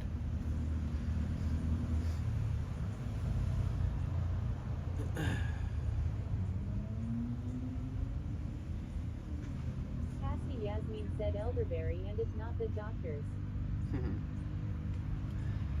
Yeah, if for some reason I wake up tomorrow feeling worse, I'm just gonna go straight to the doctors instead of do anything else. Rainbow Raccoon 82 said some kind of chest decongestant. That's what I was thinking, like Mucinex, but like I said, that shit's like $49 for a fucking little box of it. But it works. Don't take Mucinex if you don't want to fucking be leaking, because it will turn everything into like from thick to thin. Like it's almost unusually good at its job. I remember I took Mucinex once, like a really good version of it, like the actual Mucinex. And I remember being like, fuck, maybe I shouldn't have taken it, because it just made me like have to blow my nose 100 million times more. Like I couldn't sleep without my nose running. So I like stopped taking it before bed, but I'd take it like throughout the whole day. It's really annoying.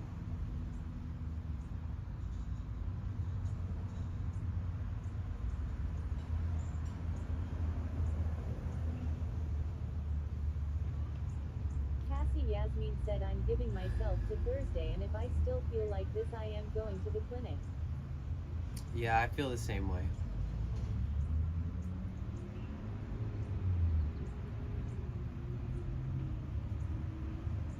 Been sneezing a lot. I can feel it coming too. Secretity 19 said I wouldn't go sit at the doctor's. Just go to the pharmacy and ask the pharmacist what they recom. Cassie Yasmin said try and write it out a bit. Detroit Joe 3 said Tylenol and vitamin C next is for congestion. Yeah, I have congestion that's a symptom of the upper respiratory infection. Like I feel like my head is filled.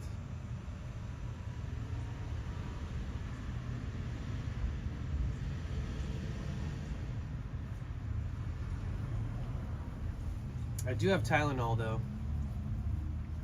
The everything drug. Have a headache? Tylenol. Stub your toe? Tylenol. Toothache? Tylenol. Sunburn? Why not? Tylenol. I used to take ibuprofen when my sinuses would get like this, because I get a lot of sinus headaches. Cassie Yasmin said I have a stomach flu and like some head cold.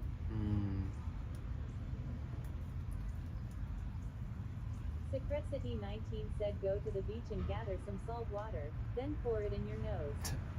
Lol. Do a neti pot, but with the ocean. Suck all the salt water into my nose, shoot it out, throw up. Detroit Joe 3 said Tylenol, vitamin C, 100% OJ, and some good long sleep let the body do its job. Right. Yeah.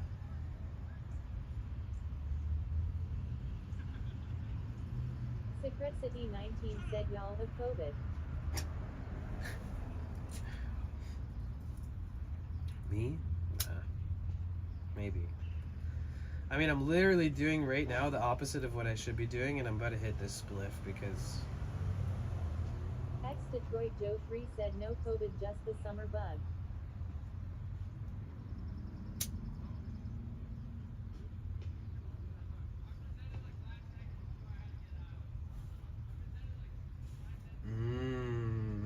Damn, does it smell good.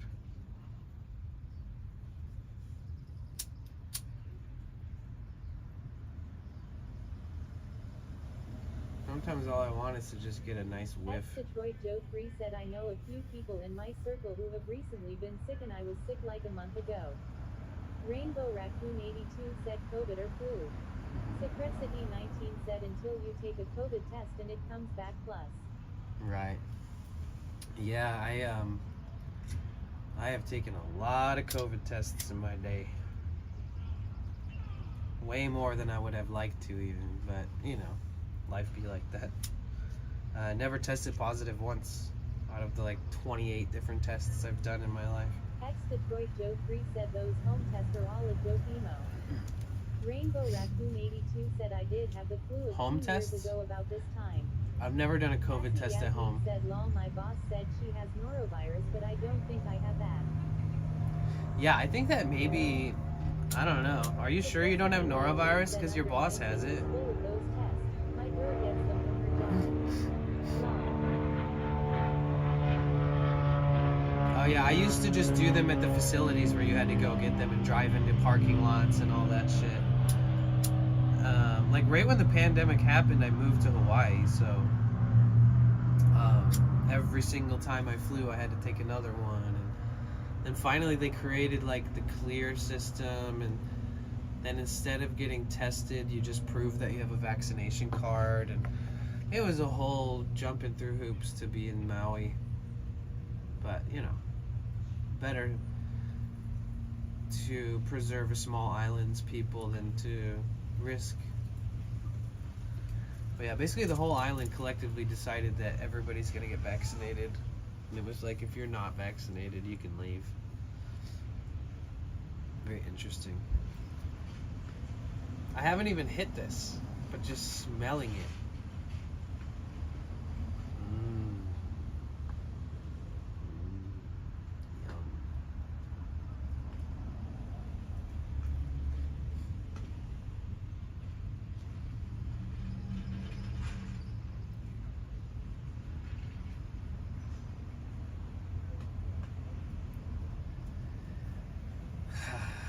My weed incense.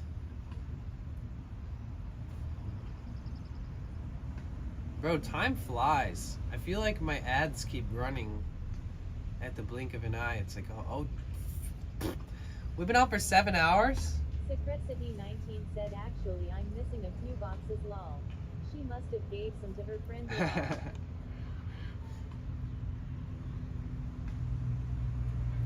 Yeah, my whole family. Rainbow Raccoon 82 said yes. My whole family got COVID, and like, I keep hearing shit. Oh.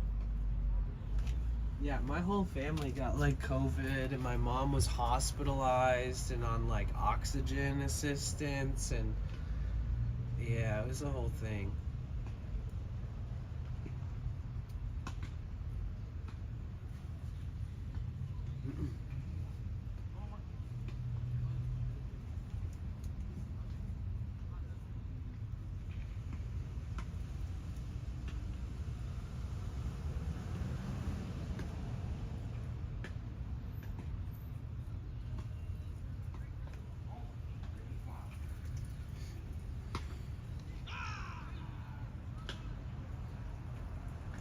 You know how I knew I was fucked? The other day, by the end of the day, I like couldn't swallow. I was like, oh, I'm fucked. But that subsided really fast. Like my throat started to hurt immediately, and I was like, oh, I'm fucked. And the next day, the throat hurting went away. And then now is the next day after that. It's kind of just running its course, I think. It's trying to finish its job. Said I got Lebanese soup and falafel on the way lol. Oh, nice. That's good. It's moments like this where I wish I had like an eclectic variety of soups. I haven't really gotten on my soup game yet in the van. Cassie Yasmin said I will share with you all. Thanks.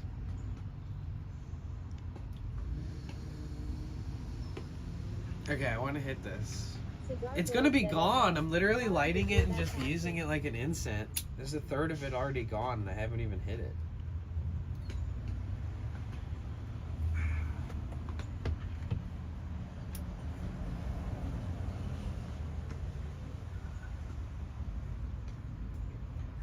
Yeah, I've gone through all the motions though.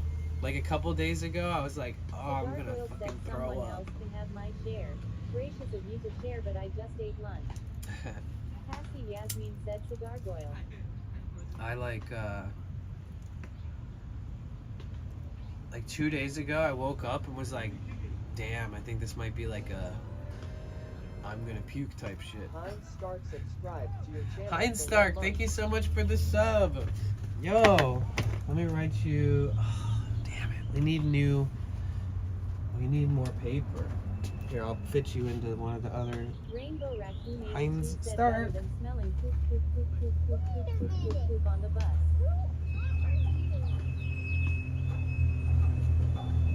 Okay, you're on the sub wall. Hey, thanks for the follow. Damn. I appreciate that. Okay, I kind of have to hit this lift. Rainbow Raccoon 82 said CBS.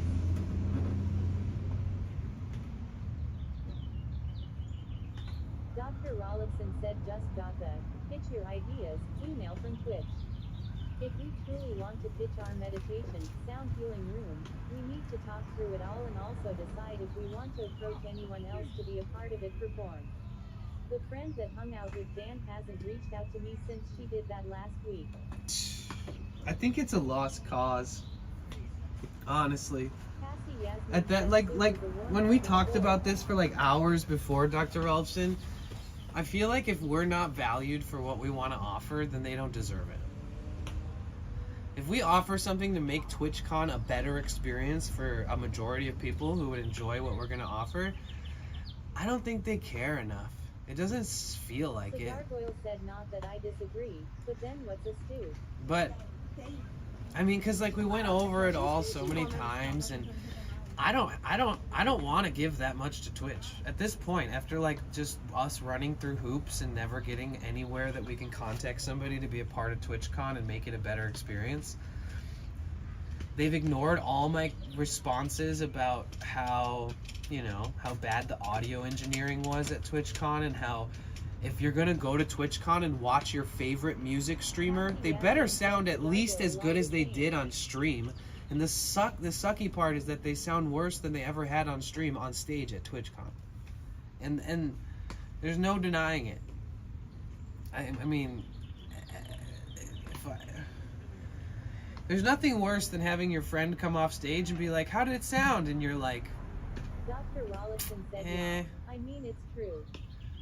cause like, I feel like we should just stronghold the music stage. Like we should be like, we don't want to create something new. We want to take it over. We want you to pay us to do what you're not doing. I'm not like trying to hate on Twitch, but and my personal belief is that Twitch discredits and doesn't give good opportunities to musicians, and I think that is really weird, especially because the CEO of Twitch, Dan Clancy, seems to gravitate towards musicians and other, popular streamers that he ends up linking up with, but he does tend to cater his energy and time towards small streamers who are musicians and bigger musicians, but it's just weird. It's Dr. almost Goyle like, said I would have thought it'd be a snuggle on a couch in front of a fireplace, being just more substantial and meatier than a soup. Dr. Rollison said that specifically is what my friend was going to talk to Dan about, supposedly. Man, now I want stew. Heinz Stark, thank you so much for the sub. Feel free to say hi if you ever want to in chat. My name is Danny. This specifically is what my friend was going to talk to Dan about, supposedly. Well, I've written clear as day in perfect literature, perfect verbiage, easy to understand. I've written that to Dan Clancy myself several times. He doesn't acknowledge it. He doesn't live in a world that cares about that kind of stuff. Like, he cares about what he has to care about, and he meets up with people that he's attracted to musically and stuff, but it doesn't feel like that's gonna benefit the music side of Twitch as a whole. You know, I feel like if it mattered that much, he would be able to get musicians on the front page more, and every time he collaborates with a musician, he would be on the front page. And even if it seems like he's giving leverage to them, sure, real entertainers on our platform, which is made up of underdogs who only find their entertaining qualities while streaming for years, but these people show up to the site already professional musicians and want to grow on this platform and have a positive impact on the platform. I think that they should start featuring and highlighting and front paging more musicians. These are real entertainers. They're also professional. They're also not like Weasley, you know, they're not like shit talking to make the platform grow. They're just being themselves and creative. And so yeah, I think that Twitch needs to work a little bit on making sure that the artists don't feel like they're underdogs forever and ever. I'm good, thank you. I'm glad you're doing good. But yeah, Twitch. She's gonna talk to him about more opportunities for musicians at TwitchCon. Yeah, well, I mean, he'd probably be like, we have the music stage. What do you mean? You should apply to play on it then. And it's like, I can't expect them after laying off 1,500 people to like really move in the right direction with that kind of stuff. It doesn't feel like a business endeavor that makes sense to them after like cutting off 1,500 people that were on salary. But who knows, you know, maybe that will change. Because I know there'd be a lot of really incredibly talented musicians who would stream on Twitch all day if they got better features, if they, you know. I understand, everybody needs to start with one viewer. Everybody needs to see what it's like to grow and all this shit. It takes time, it takes understanding, but I promise you, a professional musician can do that shit anywhere.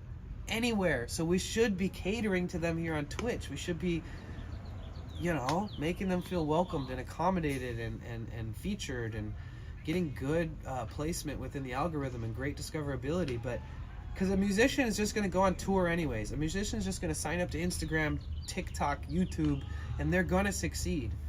But if you guys on Twitch, if we don't support entertainers, like actual musicians who are professionals, like when you look at a room and they got a keyboard, 3 guitars, professional sound deadening equipment, and like all kinds of shit around their room, those people didn't buy all that shit for Twitch. When you see a gamer and you see all their thousands of dollars of shit in their room, they bought that for Twitch. So I think Twitch caters to the underdogs. I think Twitch wants people who feel like they could never do this on another platform, do it here properly, you know? And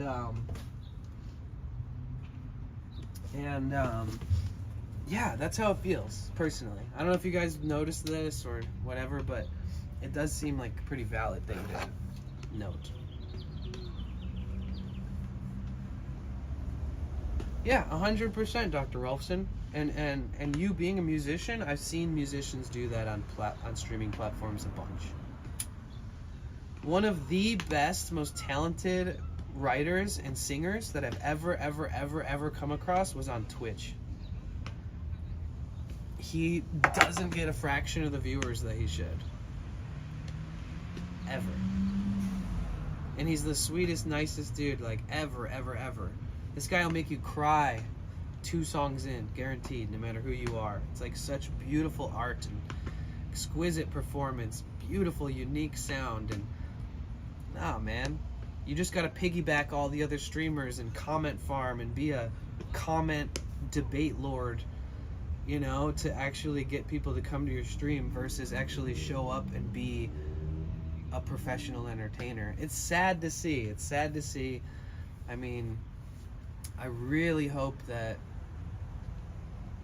this website to real entertainers doesn't look like shit, you know?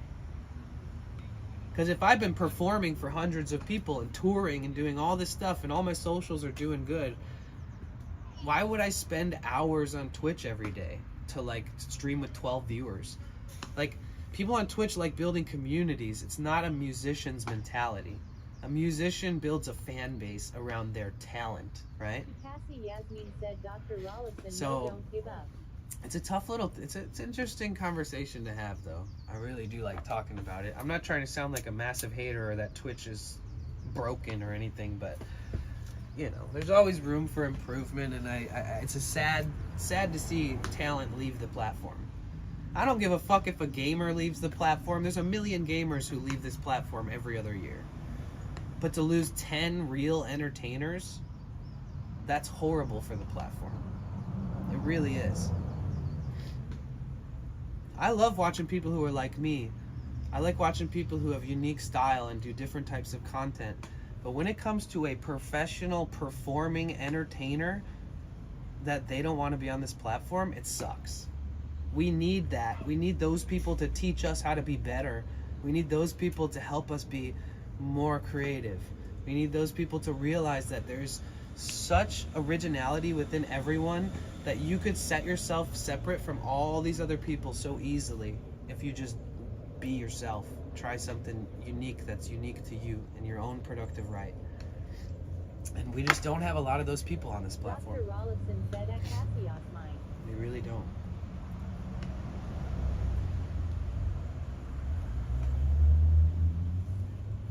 Like, you're definitely, if you're an entertainer, ad revenue on YouTube is way higher for musicians, because one of the most important qualities to an ad getting a high bid on a video for per 1,000 views per mil, CPM, cost per mil, people that have replayability actually get more features and get paid better. More hot tub piano scream. But yeah, if you post music on YouTube, it's a long-term investment. Yeah, you might have put 4 hours into making the video, publishing it, but you're gonna make ad revenue on that forever. And not only are you gonna make ad revenue on it forever, there's a bid. So the amount of money that everybody makes on YouTube is different. Guess what? Some of the highest CPM on YouTube with the most replayability is music. Duh. We all obsessively listen to it, but on a platform like this, to not like honor that and not have like a musician's shelf on the front page every day, that just doesn't make sense. I feel like Twitch as an ad revenue source, and one of our favorite people that worked for Twitch was in the ad department. I would love to talk to him about this. Why don't Twitch ads honor these things? Like, why? I would be stoked if like a musician posted their analytics tomorrow and they were like, holy shit, I made $1,000 on ads, but I only have 50 average viewers and I only stream 100 hours a month. And everybody else is like, why is that talented musician who's put their whole life into crafting this amazing skill making more than me? Because that's how it should be. It should be the people who are professional and they are entertainers and they've been doing this for a living for many years. Those people should be paid better than everybody else. Because you know what that would do other than piss everybody else off? It would make people force themselves to try something original to them and not be a carbon copy, cookie cutter of every other streamer out there. So yeah, there's definitely a lot to be skeptical of the trajectory of the platform. Dr. Rollison said, and also bringing even more 100%. Oh my God. The second that one person posts that, a million other musicians will come to the platform, and we need that. So there used to be this feature where if you were on Amazon Music, like you can be a musician and upload your music to Amazon Music. You can have a contract with Amazon. It's actually kind of common. You can do this. If your music is on Amazon Music, then technically, if somebody's on your Amazon Music page, they would see if you're live on Twitch. So it was like an embed of Twitch on Amazon's, software or app, and then they we're able to see, oh shit, I'm listening to this artist I love. Protege Oh, said that's like cool. master. They're on Twitch right now. And they actually depreciated that. Secretsity19 said I can't stand their ads on here. It's so ridiculous. I tuned in yesterday, clicked on someone, got like 8 ads, clicked on someone else, got 5, clicked on someone else and got 2. I shut it off and went to YouTube. Lol. Yeah. I mean, I don't care as much about the ads, you know. I've already said that. We run a 3-minute ad every 60 minutes. It prevents pre-rolls, you know, or just a cog in the ad wheel. But if it makes you feel any better, you know, if we're not like out and about traveling around and like incentivizing subscriptions and bits and goals, we're not like Dr. doing Rollison anything said adventurous. yes. I immediately leave channels I will like that. actually make, I will only stay if it's someone I really want to support. Secret City I'll 19. make, without like having it in full on action and going around and like making it worth it to sub to me versus just sitting in the van like I am right now sick, I'll make more in ad revenue at this point. So I mean, for the sake of just like, you know, earning something, you know, which doesn't even cover any overhead that I have, I think it's pretty crucial. It's better than not. And most of the people who are regulars in here are subbed, so they don't even see the ads anyways. A couple people do. They're usually like, oh damn, 9 ads? Like, sorry.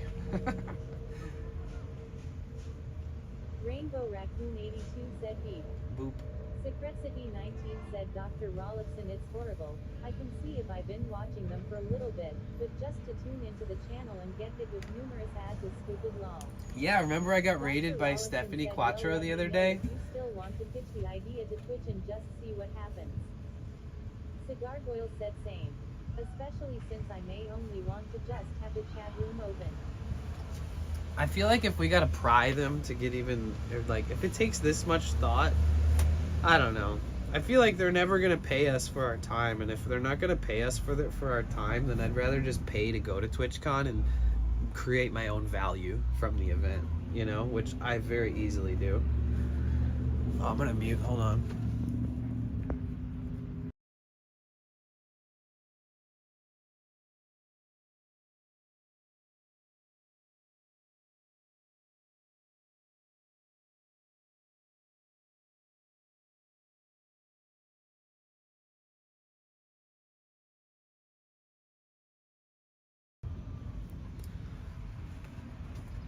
I feel like I'd make a bigger impact and it would be less stressful if I just went to TwitchCon and met up with the community members and streamed and, you know, like, these are my stomping grounds. I lived in San Diego for 2 years.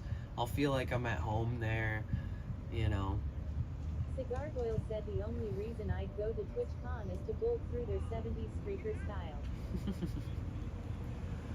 Don't do that. They'll figure out who you are and ban you. All Dr. Disrespect had to do is take a shit or go to the public restroom on stream. We can find a venue to do that. I'm down.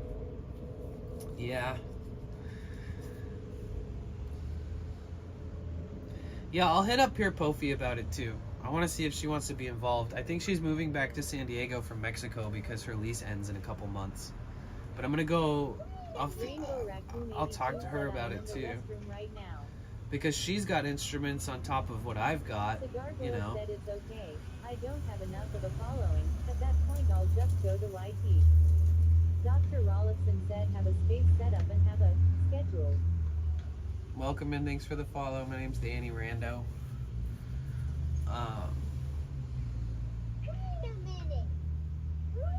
Dr. Rollison This said be and I have real. sound equipment and instruments. Are you Be Real? Excuse me. Excuse me.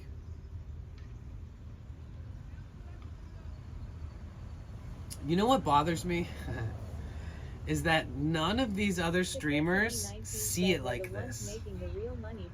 Like, nobody ever really talks about the fact that there isn't enough, like, entertainers on the site. Dr. Rollison said I didn't know she would be coming back. I hope so. Oh yeah, I mean, if you don't turn on auto ads, they give you 30% or 20, 25. I forget. Either way, if you turn on auto ads where you're not doing them manually, they give you 55%, which, believe it or not, is a huge difference. I think it went from 25 to 55, which is more than double. So just turning on auto ads, just so you guys know, for full transparency, if you watch a streamer and they're like, oh guys, ads are coming up soon, and it happens like every hour, because of them switching to auto ads, they make a little bit more revenue off the ads, actually more than double. And I didn't even know that. I literally turned it on just to see what the difference would be, and I was like, fuck, I'm never turning this off again, because like it's that much of a difference, you know. And I'm not unfamiliar. I mean, I used to collect ad revenue checks on multiple platforms and YouTube especially, and ads, you know, ads are the reward of your attempt at monetizing your content. I don't blame them for having them on. There's nothing worse than my shows are usually an hour and I want maximum time with my friendos. There's nothing worse than being in a stream and feeling like you have to donate or you feel bad for not donating. So I feel like incentivizing the idea that people can make ad money with ads. Yeah, but ASM artists usually don't run ads. I streamed for like a year straight and never ran one ad. Well, no, I did one at the very beginning, and it was like 60 seconds or something, and before anybody showed up. But yeah, it was like definitely, honestly, I don't know if it was the category or the no ads, but we did have we had a high monthly average. We were at like 92 or 94, 92. Yeah, 92 monthly 30-day average. And that was when I was running no ads. But I was also making like nothing. And I was streaming like 8 hours a day, 6 days a week. I'm down to host a space with you and her. Yeah, that'd be cool. I mean, if we got like more people that want to be involved and that it's a lot more smooth, because I'm already just happy with all the things that I'm getting into and trying to explore, and I'm happy with the idea of just going to TwitchCon and seeing you guys and me and you like doing Renegade like we seem to always do, just find a place, bring our instruments, play unannounced. I'm down. The effort, the extra effort just seems like okay, the reason I'm so like dangling on the notion, you guys, is because Dr. Rolfson and I have been we've been trying to figure this shit out pretty adamantly since last October. I mean that fun, but I'd love to have an actual space. Like when we were leaving, when Dr. Rolfson and I left TwitchCon last year, the first thing we did was talked on the phone while driving for like 3 hours about how we want to be a part of TwitchCon in a special way, and like we have all these kind of dreams and aspirations and things that we're like uniquely skilled at, and our combination of us together is really cool. And like that, how cool would it be if we curated something together at TwitchCon, something real special, you know, and put our twist on it, give people a place to maybe decompress during a very overstimulating event where you're constantly meeting people and seeing things, etc. And so we've had our heart kind of set on it. Like definitely we're both into the idea. And I've reached out on Twitter, I've sent private messages, I sent whispers to Dan Clancy. He seems to respond to everybody else but me. I don't know what I gotta do. Dr. Rollison said maybe we could fundraise in our communities to raise money to rent a space during TwitchCon.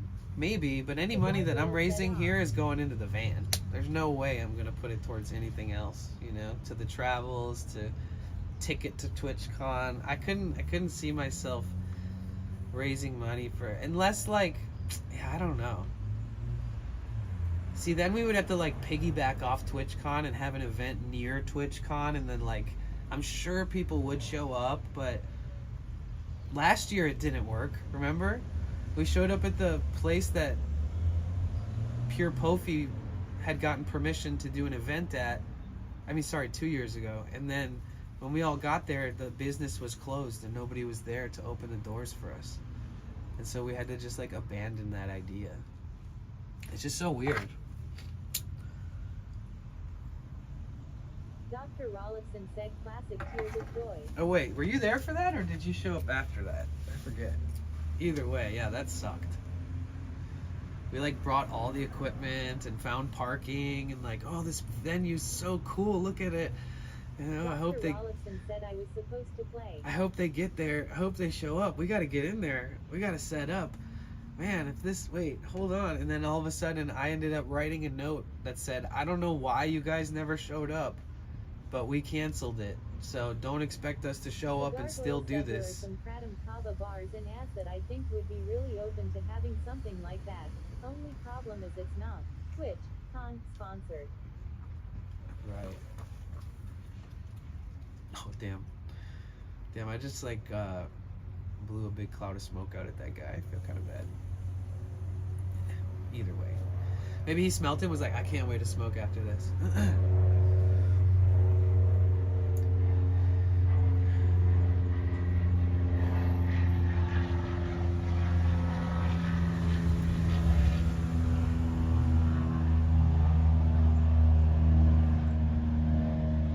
I feel like if we could somehow infiltrate a mainstream big streamer like Emily or like Extra Emily or somebody who has like Dan Clancy wrapped around their pinky, like anytime they tweet, he's like, oh, cool, good job.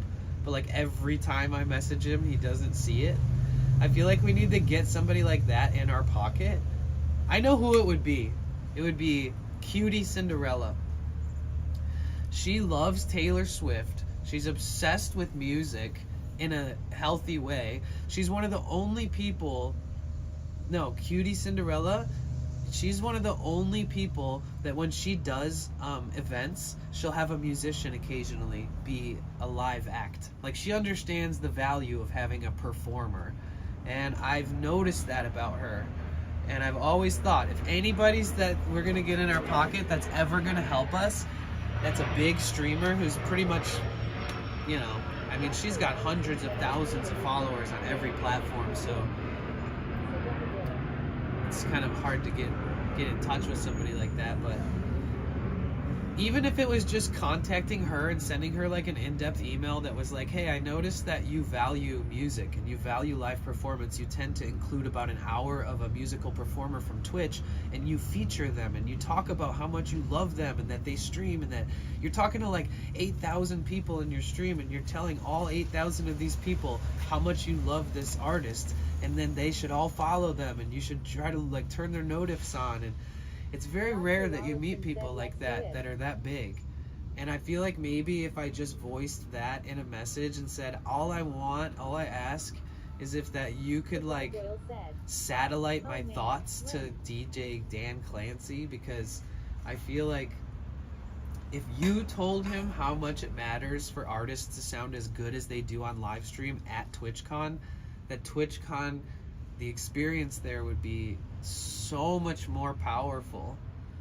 Like, it's one thing to walk around and be like, oh, I walked by the music stage and it was pretty cool. Saw this one streamer. It's like, being a dad. I don't know. Still in the Phoenix area, cigar boil. Lacuna and Sedona.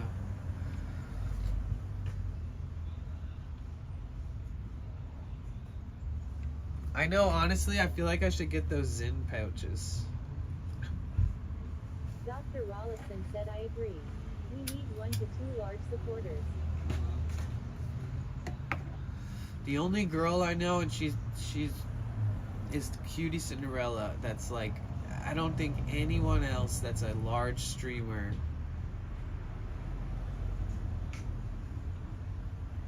helps out musicians. Okay, I don't know if this split was a good or a bad decision, but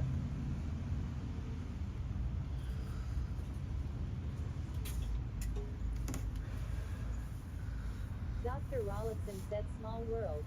like, if we blow up on Twitch, you know, if we keep streaming and we scale and our numbers grow, Gargoyle said right. and then eventually, like, for some reason I start being treated differently by Twitch, I'm not gonna want to fucking play ball with them, you know? Like, if I have like 500 viewers and I'm streaming at TwitchCon, and, you know, somebody's like, "Ooh, Dan Clancy wants to meet up with you," or he messages me like, "Let's meet up. I'll be on your stream." Like, I'm not gonna want to. I'm not gonna want to be that guy. I'm gonna be like, what about all the times when I had valid opinions on this whole ecosystem? Like, you're putting me in the position where I just want to build a community on the platform that you're a CEO of, but I don't really believe that you're gonna help us. Like, you're just a comforting face that gives us the bad news and tells everybody about all the changes and that we're laying people off. And you're so likable. I really do like him. So he's so likable that he's not going to really make an impact on the business other than being able to be like the uncle who delivers the bad news instead of like a tight-knit, suit-wearing CEO. You guys see it for what it's worth, right? I love Dan Clancy, but I genuinely believe that he's just a face. He is the CEO, but it was very particular that they let him take the job as everything was collapsing. It's almost like he said, you know, I'm good at breaking bad news to people. People tend to like me. Dr. Rollison said strategic CEO. Facts. Have you seen the last CEO of the platform? He's one of the most outspoken people I've ever fucking followed on Twitter. Here, let me go to his page. The old CEO of Twitch is, what's his name? Fuck, what was his name? I follow him on Twitter. He's like a very deep thinker. He always posts like really weird shit. Like, he doesn't give a shit about Twitch. Like, he's never ever posted about social networking or streaming or anything ever since he's left that job. And yeah, I don't know, it's just really interesting.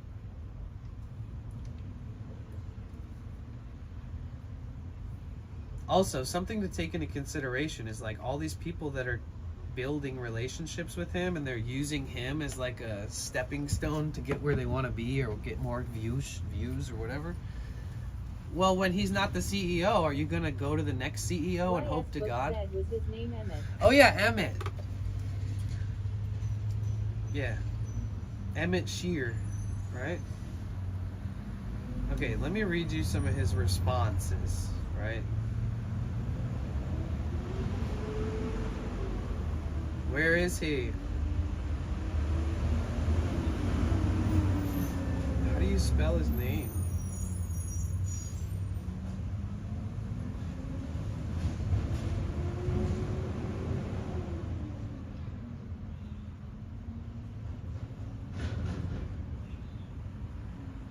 Oh, there he is.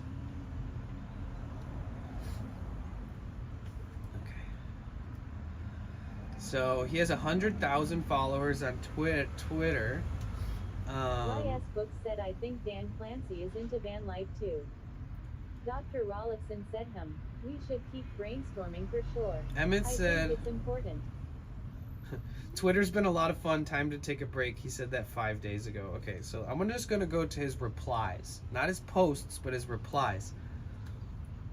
He's a fucking... He gets a boner over commenting on shit, being like a comment debate lord. Cassie Yasmin said lol.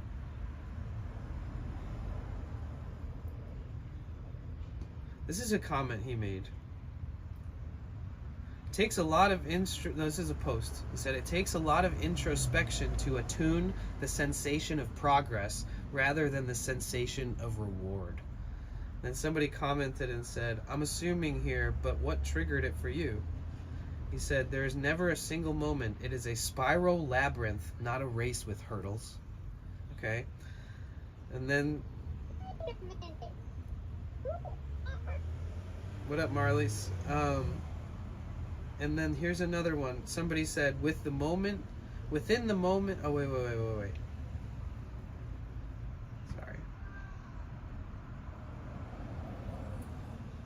think he's calmed down. That's probably why he's taking a break. I think he was being kind of The toxic. gargoyle said, was that just screaming? Yeah, there's like people practicing baseball stuff out there. Okay, Dr. Rollifson said Danny is used to it. okay, here we go. Skinbag said yo yo yo. He said, as a being, Coastal Happiness said, okay, did I'm you muting ever you figure guys out for a why they second. separated? So he said, as a being looking out at the world, exactly how is it that you come to understand when you are part of something greater than yourself? What are the series of steps needed to identify yourself, candidates for larger wholes that you might be a part of, a model, what's likely? Bro, I would read that and be like, how do I respond to that?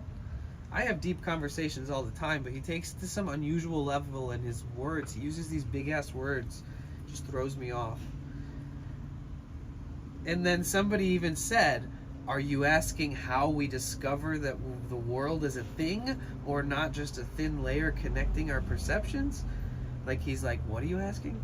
He said, I guess the simple answer is generate a bunch of hypotheses and do a Bayesian update. I don't even know what that shit means. So then he responded and said, okay, so I think there are several steps here inferring that, 1, you exist as separate from the environment. Maybe this is a hyper prior. 2, the environment can be decomposed into parts. 3, there exist set parts, some including you, which can be meaningfully treated as greater wholes. 4, some distributional combination of these greater wholes, including you, are relevant ones you really belong to. 5, what role do I play as a part of the greater whole? And yes, to some level, it's like generate hypothesis and update. But how do you even know which hypotheses are plausible to generate in the first place? You could call this context problem, I think. The role and greater whole I am a part of is what determines how you evaluate the incoming data, what context you are trying to optimize within. Like, excuse me? Former CEO of Twitch having these are his conversations. It is word vomit. It's literally like, it pisses me off because I feel like he could say the same shit in like one very easy to digest fucking sentence. Like, he makes it so literal and so technical that it takes you away from the fucking finish line. Like, when he ended the sentence, I felt like he was supposed to say more, you know? And when he's still talking, I'm like, you should be stopping talking now. And I talk a lot. I have ADHD. I talk out of my ass. I talk too much. I get it. But it is trippy the way that he conversates with people. It confuses me. He always contradicts things that people says with intelligence. And I'm like, listen, I followed him because he was the CEO of Twitch. And then when Clancy took over, I kept following this guy still. And it's really trippy. You guys should give him a follow if you want to see some posts that'll make your brain shrivel up. Granted, I bet you has a lot of really amazing input. Like, he seems like a deep thinker. He seems like he's, you know, puts a lot of deep thought into a lot of really interesting things.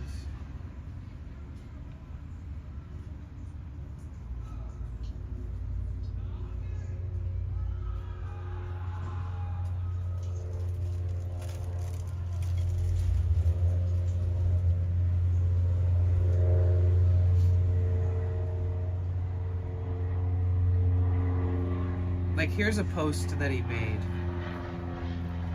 Apropos. A-P-R-O-P-O-S.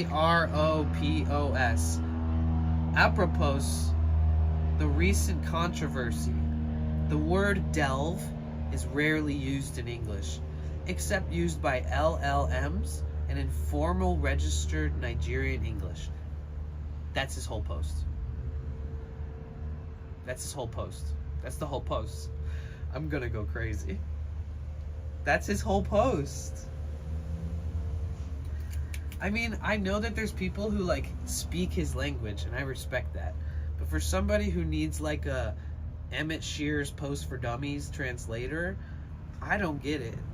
And it blows my mind. Like, I don't want to disrespect creative, like, speaking, because, I mean, this is actually impressive. But I've never once ever understood a post that he's made. But it's like every time I see him, I'm like, oh shit, what is it today? What am I not going to understand?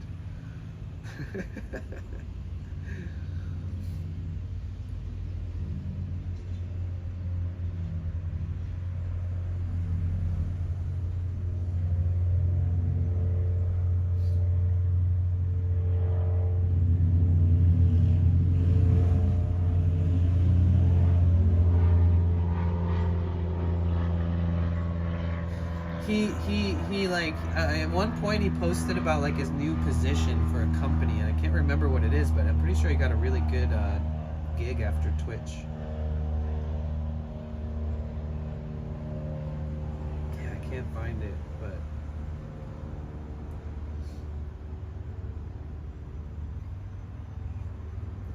it would be really interesting to like, God, it would be the worst. Welcome in, Blue-Eyed Nerd. It would be the worst if Twitter was your biggest platform. God, that would be the worst. I'd rather not have any large platform. If somebody, if the algorithmic social media gods were like, hey, you can pop off, we're gonna let you pop off, but it's only Twitter. I'd be like, nah, you guys give that opportunity to someone else. It's fine by me. They're like, come on, we'll give you 7 million followers on Twitter. It's like, no. Please, no.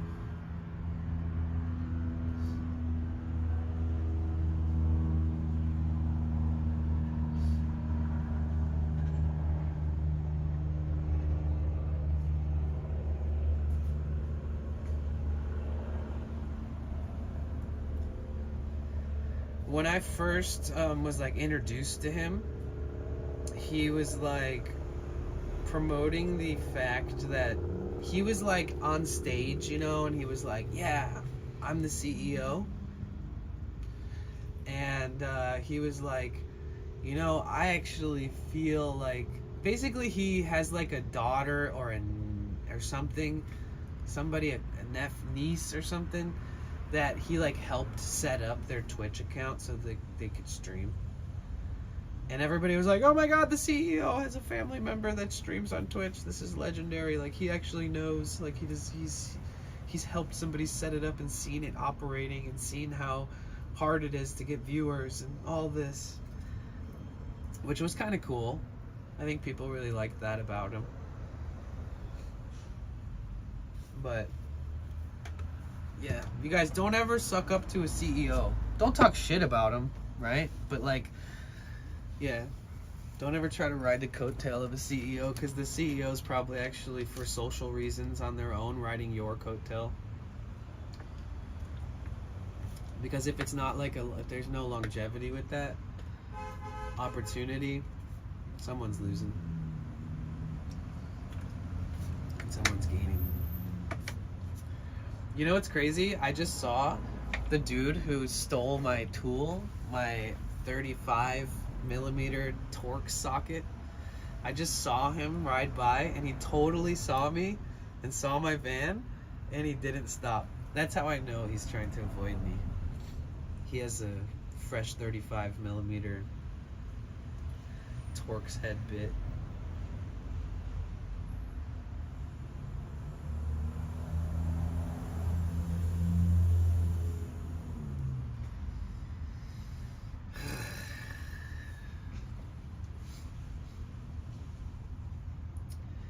I feel like once you figure out what fittings and sockets and bits you need for anything you're working on, go buy like 10 of them.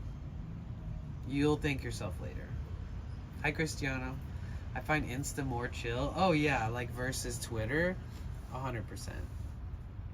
I mean, I don't even really like Instagram that much, but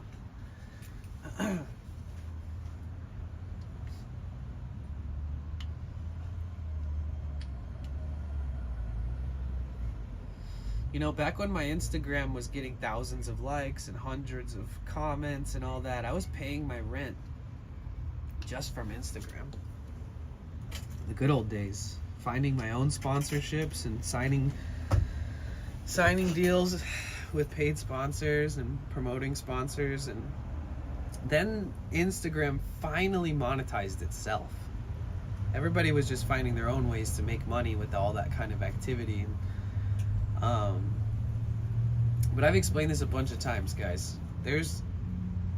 Even if it's your job, even if it sustains your livelihood, there is something that fucks with your psyche and your mental health when your analytics represent your income. And I don't mean how much money you've earned. I mean how many likes, how many impressions, how many comments. Did you pay to promote it?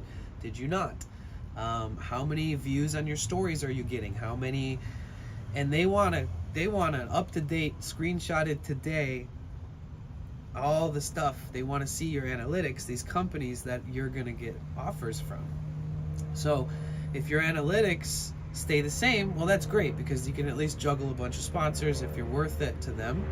But if your analytics don't stay there, all of a sudden you start getting insecure, because that's your financial livelihood. It's not just your ego. It's not just you trying to share shit on the internet to get people's attention. At that point, it becomes the reason why you can afford to live. And that's when it gets tough, when like your analytics are vaporizing, and you're like, oh shit, well damn, it's tough to keep my Instagram going because I just got 100,000 followers on TikTok, and but it's not making me any money. TikTok's not, but I'm neglecting Instagram now, and I've lost 10,000 followers on Instagram in the last year because I haven't been using it because TikTok, and fuck, Instagram is where I used to make the money. Shit.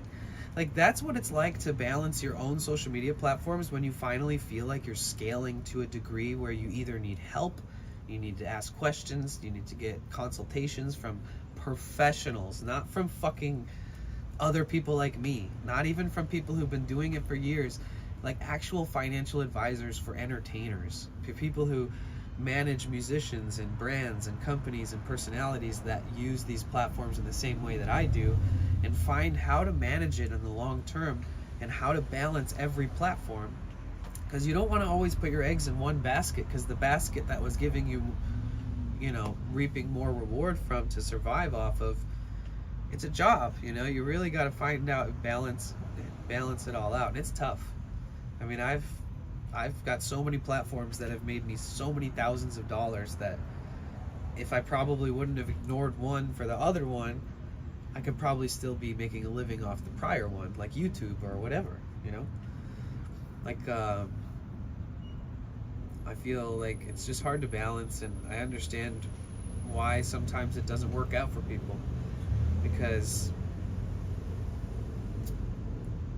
it's just really tough to balance. Like, it's like, oh, you gotta have this, oh, this platform's doing way better right now, and you just gotta, like, basically, if you can afford to hire a professional industry company to manage you, somebody who manages like other really high profile accounts that are like way out of your league, if you can't hire a company like that, it's tough to sustain it. Yeah. Like, there's people who understand social media, who understand the algorithm, and they enjoy the process of sharing their content, and no matter what platform they go to, they'll make it. They'll make it work. But the fact that, like, and they can keep up with trends and stuff, but the trend of the overall platform being popular, that's where it fucking gets confusing. Like, I had 160,000 followers on TikTok. TikTok paid my rent a couple times, but like, eventually they're like, oh, we're gonna ban TikTok, and I was like, I just worked on this platform a ton, like, what the fuck? I was like, all right, I better start focusing on YouTube. I go to my YouTube channel, they demonetized me for not posting for 6 months. They took me off the partner program. Like, what a slap in the face. Then I open Instagram, and Instagram's like, here, take this bonus Reels offer, like, post Reels, and we'll pay you. And I'm just like, all right, well, this is one of the, like, when you work online a ton, and I've had tons of physical jobs. I've worked in the music industry for so long that I've been paid by a lot of entertainment companies, but I do enjoy the idea that I can be more independent and work remotely. So I've somehow managed to mix my physical work into my internet work. And then it reached a point where I didn't even really need to take these physical jobs anymore because I was being paid enough on like here on other platforms to just not need to work festivals. I could just stream them, you know, bring people to them, make content about them instead of go to them and work for the festival. And you know, just kind of trying to really balance all that out is fucking impossible. And kudos to anybody that you know that has a bunch of big platforms and they haven't like flopped on a couple of them after doing really good for a while, because it's tough. And you need to have multiple streams of income, you know? You need like your Instagram live streams to be making money. You need your Instagram regular posts to be making money. Your stories, maybe those can generate money. Your YouTube reels need to be, your YouTube shorts need to be making money. Your long form content on YouTube needs to be making money. Your TikToks need to be making money. Your TikTok live streams need to be making you money. Your Twitter impressions need to be making you money. Your Snapchat can maybe somehow get you a sponsorship and make you a little bit of money if you're lucky. And then, you know, every platform, that's just how it is. And if you can somehow put all those into a stream of income and pick the right ones to invest the right amount of time into, I mean, you can make a living just off of what you have created on their platforms. But it's really volatile. It's hard to tell. And yeah, MySpace. So this is going to sound crazy, and it's not a brag at all. This is just insight to who I am and how I've understood the internet for a long time.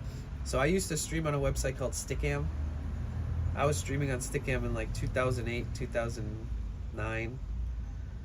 And I actually opened up 3 different concert venues in Michigan when I graduated high school, because all I knew was like the music industry. So with my ex-girlfriend and her mom's friend, we all like invested everything we could as far as like planning and getting loans and all this stuff. And we opened up 3 different concert venues, and I used those concert venues to book shows. I booked tours, I booked all these artists and stuff, and I needed to use MySpace to keep in touch with booking agents, to keep in touch with bands, to keep in touch with other venues and stuff, because we had a lot going on. The music industry was pretty awesome at that time. Lots of emo, screamo music, like coming out of the Midwest that people from the West Coast were jealous of. So every show was selling out. It was crazy. And somehow I got 132,000 friends on MySpace. And I was making, dude, in 2008, I was making $400 a week off sponsors. And I was so young. This is MySpace. I was so young that I like would literally open up messages from companies and be like, "Mom, is this real?" And she'd be like, "What is it?" And I'm like, "Read it." And she's like, "It looks like they want to send you merch. You wear the merch and they'll pay you for every time you post it." And I was like, "Really?" And she was like, "Yeah." And then she was like, "Honestly, it seems legit. Say yes." I said yes. All of a sudden I had like a $400 money transfer in 2008. $400 fucking money transfer, and then a week later a big fucking package of merch shows up. And I'm like, "What in tarnation is happening, Mom?" And she's like, "I don't know, but let's keep an eye on it, you know." My mom helped me take every sponsor that I had, you know, because I was afraid to give somebody my address and stuff. It was super young. I was like, "Mom, this seems sketchy. I probably shouldn't, but it seems like a business move. Like, maybe I should." Took a bunch of sponsors. I made thousands of dollars just through Stickam and MySpace, and neither MySpace or Stickam was monetized. You couldn't get gifts, you couldn't get ads, you couldn't get paid from anything that you did on there. So, and there was other people, these companies were reaching out to more than me. Really, they're the pioneers. The companies who saw people like me streaming and people like my friends streaming back then, some were musicians and stuff, and they were smart enough to think, "Oh man, let's use this for advertising. I think they're worth it. I think this whole culture is pretty easily influenced, you know?" And you know, so when I made my first bit of money off MySpace and YouTube, I bought my first MacBook. And then I started using that for streaming. And I literally had this little, in 2009, I bought this little USB drive that went into my MacBook 2009, guys, 15 years ago, okay? I put it in my MacBook, I loaded stickam.com, the streaming platform, on my MacBook, and I would do IRL streams with my MacBook. And they were pretty intense. Like, I would go to grocery stores, I'd go fucking everywhere. I just have my MacBook in my shopping cart. And I was doing IRL streams pretty consistently on that platform. And I was the only person I'd ever seen do an IRL stream on that platform, ever. Never, ever saw somebody open up a computer and do it on the go. Not once. It wasn't even called IRL. People were just like, what the fuck are you doing? How are you doing this? And I would just get stoned and talk about how I was using the thing for the USB Wi-Fi. Who was it? Who was the person? Was it Forbidden? See, that's another weird thing, is that I actually knew a lot of the people because I was one of the largest accounts on MySpace at that time. It's funny because I've never had an ego about it, and I never thought it's something to brag about. And the irony is that I've seen people be like, remember MySpace queen and king and emo person, this and that? Like, they really ruled the platform. And I never recognized any of the people. I'm so glad that I don't get bunched into that shit. You know why? It's because I had this advantage, but based off of my resume. Like, when I showed up to the platform and when I opened a concert venue, I was like, hey guys, I work for Transworld Entertainment. I work events like Ozfest, Lollapalooza. I work Warped Tour. I work arena shows. I work specialized events, VIP. I work in signings. So I had my like foot in the door, and everybody was like, oh, okay, this guy's belongs here. So I've been have been live streaming for 15 years on so many different platforms, and it has not changed. If anything, in some ways, except for being able to monetize it, it has digressed. It's almost like a subculture that should have never became mainstream, because it was still at large, or it was still like, even at a small scale, would seem large. Because on Stickam, we'd stream and we'd have like 80 to 100 people in our streams. The chat was popping off. They were all real people. There was zero bots back then. Nobody considered the fact that they should bot anything. It wasn't a thing. It was forbidden. Yeah.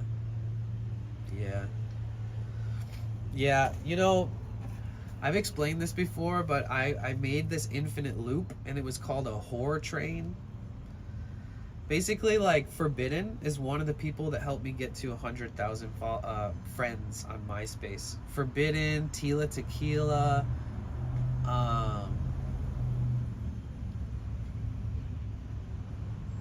there's a few other like people that were on these accumulative whore trains. Basically, I made this infinite loophole. I made this like infinite loophole within HTML where you had the option to copy and paste HTML, or you had the option to click a button. And people were using this and circulating through it. And eventually I don't know how to describe this in programming, but like basically I infinite looped it. So like everything would be what you see. Like if you see a post, okay, let me explain this better. Imagine on MySpace, there was this thing called bulletin posts, and you'd post a bulletin and you could put an image and you could link the image and you could write, follow my friend, or, friend my, whatever, go check out, click the friend button or whatever. You could promote somebody, right? And then those posts were simple. It just said, here's my friend, look at this picture, click it, become their friend or whatever. And then I created one where it would say, copy this HTML and also promote my friend on your bulletin board, so you could copy it. Then I created one with a button so that it would auto direct you to their bulletin board. It would auto populate the text for them and auto submit the post. So I created like an unstoppable action which would repost it on their bulletin board. So some of them wouldn't even ever know that they posted it. Like they'd go back to look and see, their bulletins one day and be like, holy shit, when did I do that? Oh, that's what that button did? When I made that infinite button in HTML and Forbidden and them got on the train, and my picture was at the very bottom because I was the guy who wrote the script. It was just HTML. I literally got 4,000 friends in like an hour because everybody clicked it for the first time ever, and they followed everybody on this stupid list, and I was one of those people. Like, we were really breaking through the hyperactivity of like making things easier and having people promote people for free, and it's kind of crazy.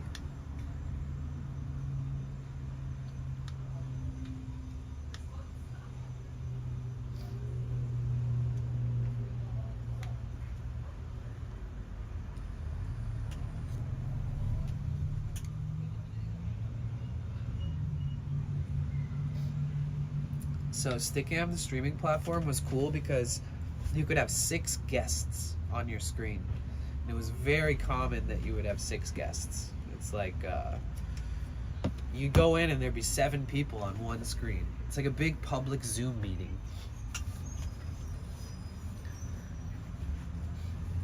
And that was around before Twitch was even a glimmer in anybody's eye. I pretty much guarantee that the people who started Justin TV and Twitch, they definitely know about Stickam. There's no ifs, ands, or buts about it. It was the first, like, leading streaming platform.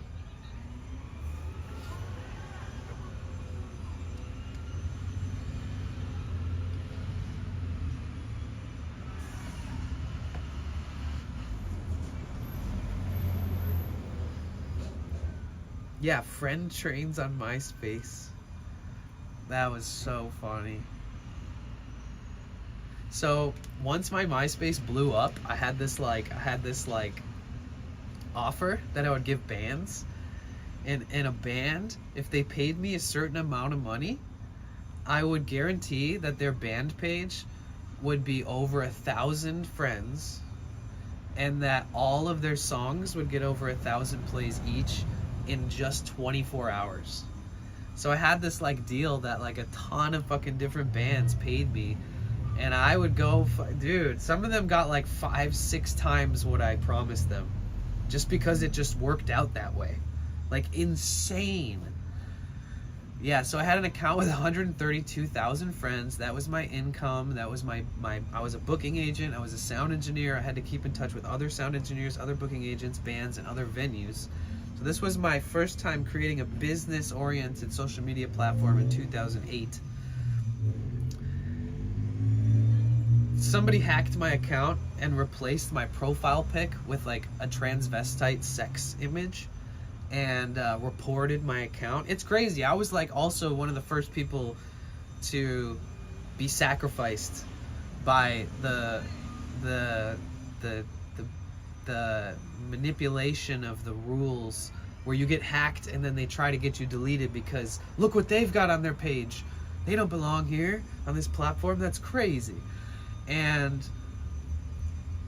I was devastated, dude. I was like, holy fuck. Like, it actually got deleted. Like, all of a sudden I was getting text messages, AIM messages. My fucking sponsors were messaging me. Booking agents were calling me and being like, where the fuck is your MySpace? And I was like, oh geez. I made a new one, and literally in 7 days my new account had like 70,000 friends. I told her, I said, hey guys, I got deleted. Everybody share this. Like, please refollow me. This is crazy. And then I noticed in my junk mail was an email from the streaming, or from MySpace. And MySpace was like, look, you have a very large account. You're one of the most active fucking people in this side of the country. What's going on? And I was like, oh, I got hacked and this and that. And then they responded, and it went to my junk mail. And then they said, oh, it's fine. Just literally write down on a piece of paper your full name and your phone number and your username on MySpace, and we'll unban you, and we'll make sure it doesn't get deleted. I read that email 31 days after they sent it, and in the email it said, please respond, because after 30 days we can't recover your account at all. It's just gonna be gone forever. Please, if you want to make this account, revive it.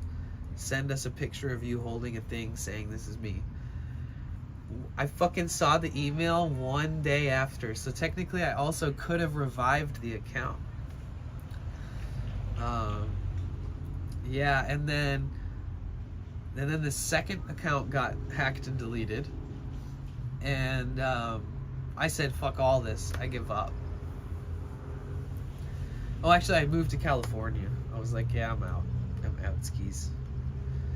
And I didn't move to California to try to go to LA or try to be a content creator. I moved to San Francisco because I thought it would be like my life would change, you know? I moved to Sacramento first, then San Francisco, the Bay Area, Fairfield, Green Valley.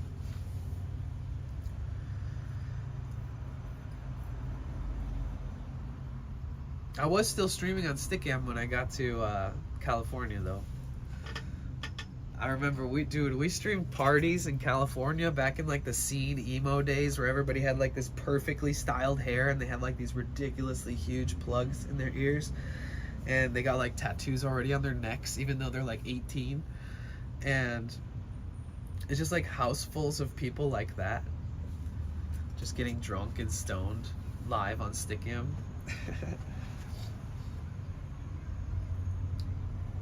It was interesting to see how fascinated people were in Stickam in like 2009, you know, 15 years ago. To see people be like, wow, what's this? Who are these random people chatting? Like, what is this shit? AOL chat? And I'm like, no. It's like they can see us right now on the screen, but they're chatting with us too. It's like, it's a community building thing. What's up? How you doing, Super Scout? Good to see you. I'm sick as a dog. I am sick as a dog. In fact, I'm gonna blow my nose really quick.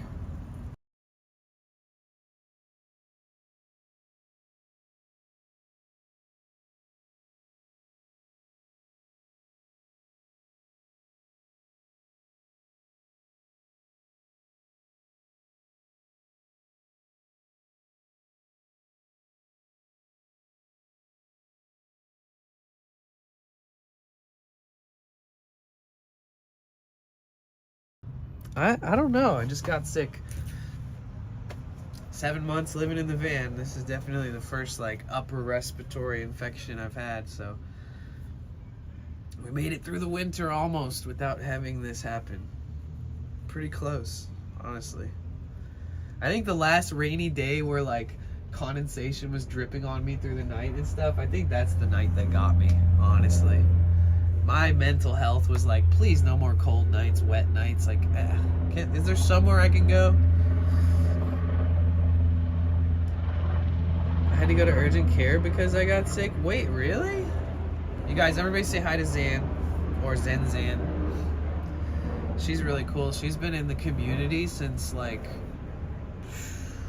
she's an OG. She's a way back. Oh. Whoa, I just got like overcome by nausea. Whew.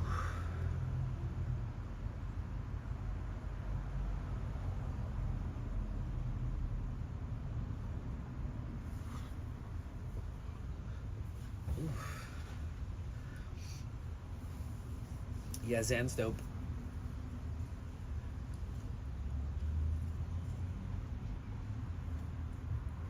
Better not took migraine medicine, helped a lot. I'm waiting the meds they prescribed me with. Wait, really? What was so bad? What were your symptoms? It's true. It's kind of green though. I don't like green bananas. It's like a lazy effort, you know? Like a impatience. Tastes a little better when it's just just all the green is gone. Like it doesn't even have to be like ripe. You know what? Fuck it. Let's eat it. Let's see if I can prove my theory.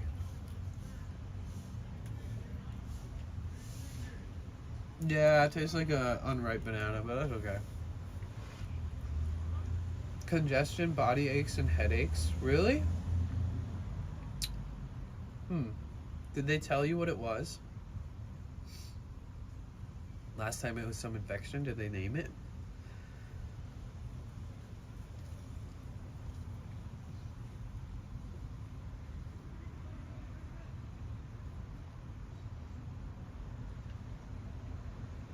Because that's all my symptoms too. And sneezing. Yeah, I think I have bronchitis. Either an upper respiratory infection, if it gets worse, they could definitely classify it as bronchitis. But bronchitis and strep are different. And strep has a test though. They can strep test you. They just stick some shit in your throat and be like, yeah, you have strep, look.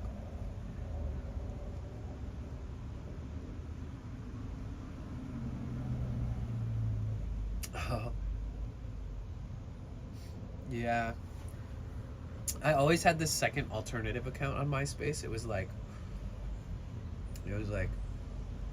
a music one, so I could upload music. All I ever did was record a bunch of crickets outside and then uploaded it as a soundtrack so people could have crickets on their page and they could use my music for their page. And but yeah, the last account I ever logged into MySpace was that music account, just to see what it was like. I think I was like, fuck. I don't even remember. 4 years, 5 years ago. It gets really bad for me though. They didn't tell me what it was this time, but last time it was a respiratory infection. Okay.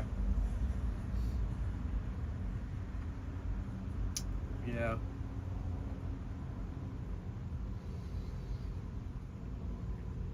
So, I've gotten these types of infections a ton throughout my life, and there's peaks and valleys, right? You know, like, I mean, I've had it where, like, if my throat starts not being able to, like, swallow things, and that doesn't go away really quick, and it starts progressing, and then this throat gets sore and stuff, that, like, I can get really bad bronchitis. I'm capable of it. And it takes my whole life out of me, dude. Like, if I'm that sick, I can't feed myself. I legit can't do anything. Anything. Like, I can only literally lay there and be like, like, it'll be that bad. My throat just killing me, and my head is pounding, and I'm sneezing, and every time I sneeze, it kills me, and it's like, ugh. Yeah, bronchitis is a respiratory infection. It's the bronchial.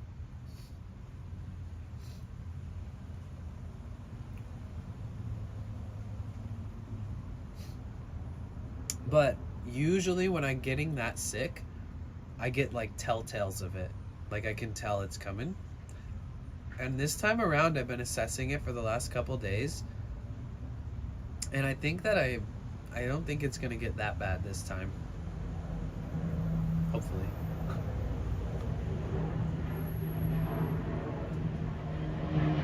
Damn, Zan, I'm sorry that you're going through that too. Yours seems to be really rough. But like I said, I have been living off Tylenol for the last like week. Just regular basic ass normal Tylenol. But I've had headaches, I've had neck aches, I've had just pulled muscles and all types of stuff on top of like tons of inflammation and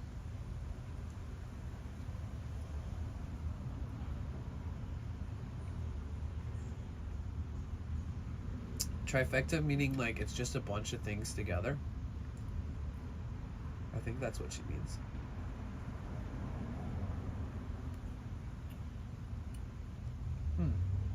Yeah, everybody's got to get sick. I mean, if you don't get sick, that's crazy. Right? Like, isn't that how our bodies work? Like, there's no way we're not going to get sick once in a while.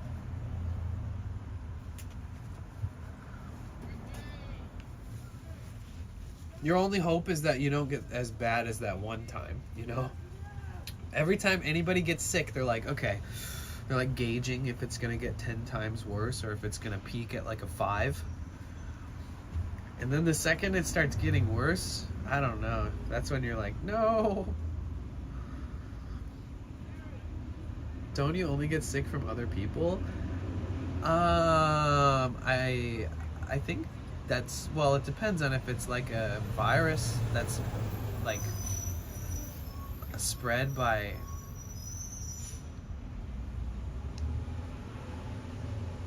yeah, I mean, I bet you if I got sick, I bet you if I got sick from something, it's either the gym or the fact that I have like not been washing my apples that I eat. And you guys want me to tell you how many apples I've bought in the last 6 months? Let's say 10 a week is a low estimate. So 40 a month, 40, 50 a month, 50 a month, I'd say 50 a month. I'm obsessed with apples. I can eat like 4 in a row. Sorry. I've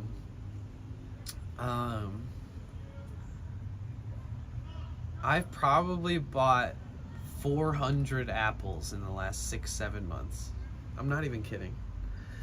And I haven't been, yeah, I'm eating everything that's on it, even the stickers sometimes. Not kidding either. It's on accident, but yeah, I haven't been washing them. And I used to be very adamant about that because of just the pesticides and the sprays that come on after they're harvested to prevent decomposition and prevent insects and stuff. And the last few months, I haven't really been doing that. I've just been kind of just eating it, you know? But the second I started getting sick, the first thing that I could think of was like, oh, I wonder if it's because the apples. Because you know when people are choosing apples, they like pick one up and they're like, nah. And then they pick one up and they're like, nah. Everybody has their preference, right? And so I've imagined that before I touch the apples, like 40 other people probably touch them. And if there's something going around right now, it could be from that. Because I really can't see where it would happen anywhere else. Yeah, the adhesive on the sticker is actually questionable, honestly, when you think about it. But the paper itself is supposed to be able to not be harmful if people eat it on accident. I had to look into it. Yeah, you know, I haven't been eating super waxy apples though. That's for sure. I only eat like pink ladies. The mystery chemicals in the vape. Yeah, what about those too? Vaping saved my life. Just kidding. But I said this earlier, is that when I hit this, it like expands my lungs in a way that makes me feel better than I have for the last hour. It's not about the like effect that it has as a stimulant in my brain, as much as how good it feels for this to expand my lungs just a little bit while they're so like deadened with sickness right now. It's not about the effect, it's about the effect. So if weed causes short-term memory, then what does weed cause? What does smoking weed cause? Tell me that. Yeah.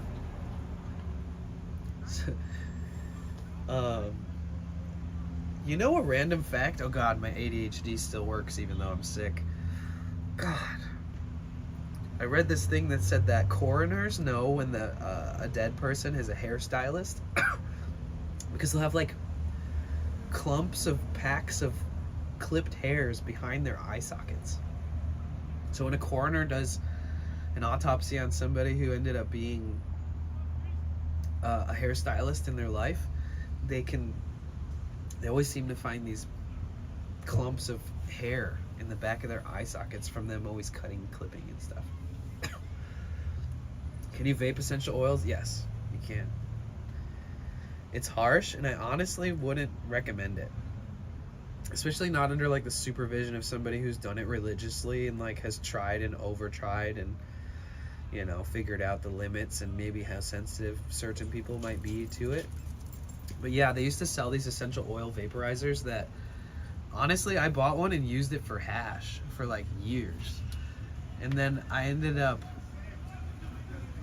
like having a fucking, like, I had a bunch of these bottles of it, and the bottles were like really just pure concentrate oils. And the company said, like, take this fresh vial, put it into this pipe, and then put like a drop of the essential oil in there, and torch or light with a lighter the end of, it's like smoking meth, but you're putting essential oils into this thing. Hi May, it's good to see you.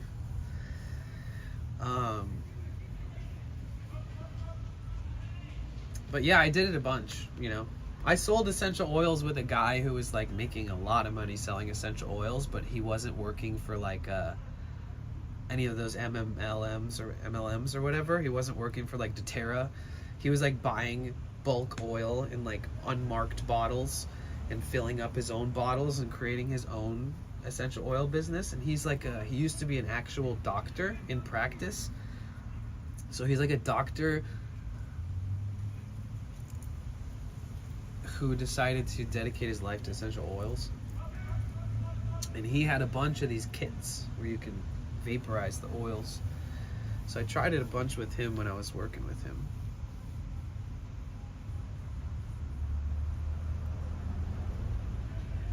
Did you ever figure out why they separated? Wait. What separated? I was talking about hair being in the back of people's eye sockets in autopsies, morticians recognizing hairstylists. And then I talked about vaping, and I even used those things for hash. And then he wasn't working for an MLM. Coastal, what was I talking about? What about separated? That's crazy. I would wear glasses if I was a barber. I know, after hearing that. An aromatherapist, yeah. What was his, he had like a brand name.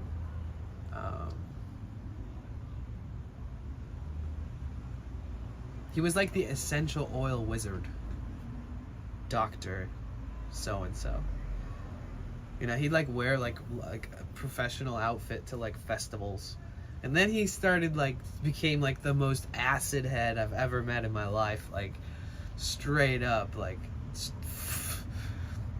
crazy. I mean, like, the most outlandish, colorful, bright, crazy costumes, and having like a legion of fucking crazy festival hippies at every time when he'd get to a festival, and they'd all be like, cause, yeah, I don't know. But yeah, crazy guy. He's the only person I've ever seen that had crystal acid before it was processed into liquid vials. I've never seen that before. It's like where if you crush some up and then you put it into a vial and you make liquid acid out of it, and if for some reason there's even like a miniature piece of dust, like literally a grain of salt on the paper, if you ingested that, you would be fucked for life. Like, you can overdose on that pure crystal LSD very easily. Have you seen Dan Clancy's van? I haven't seen his van.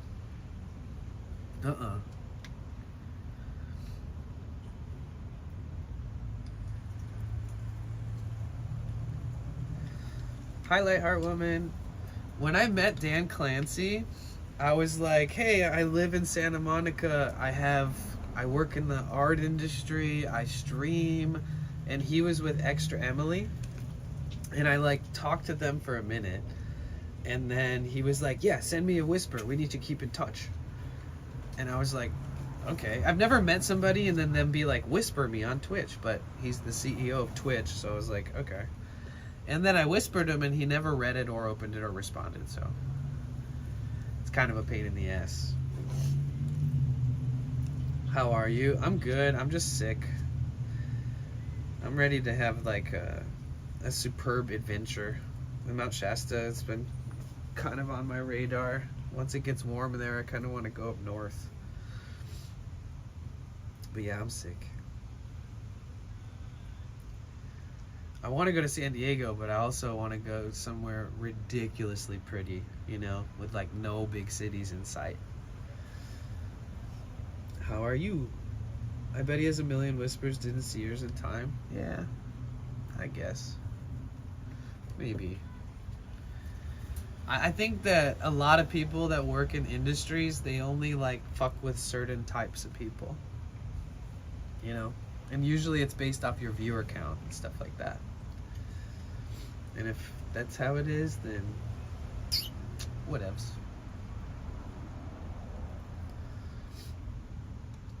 Yeah, I've tried so many times to reach out to him and like walked up to him in person and was like, "What's up, dude?" And I'm not like awkward, and I don't linger, you know. I'll go up and meet somebody and be like, "Bye," and they'll be like, "Don't leave, wait, we've hardly talked." Like, I'm not the type of person to encroach on people's personal space. And I have gone out of my comfort zone several times to find him, to talk to him, to meet with him, and never really built anything from it. He did give me a custom pin with his face on it. That was cool. It was like a zombie version of his face. It was actually kind of dope. You know, I think he's a great guy. I just don't feel like... I feel like if... Listen, I know people that have millions of followers on social media. And when you message them, I know that they see everything. I've managed their accounts for them. It's actually not as hard to keep up with messages and people that you've met and are networking with as people lead it to be. You know? Unless they just don't check. But he's like so chronically on Twitch, seems like that would be pretty rare. I just said he's into van life too. That's your in. I know, I guess I'll give that a shot. I'll give that a shot. But I mean, even when I ran into him at TwitchCon in Vegas, I was like, hey, I just drove like fucking 400 miles in my van. I didn't even get a hotel. I'm sleeping in the van. You know, I kind of like shot my shot. But, and I've done it on so many different ways, so I don't know. I will give that a go. I'll try that. I'll tell him, hey, let's meet up with our vans somewhere. And if he does, I'll get to know him and talk to him about some important things, see what his input is on them, and then I'll just leave it up to to whoever can actually make these changes to decide whether or not it's plausible.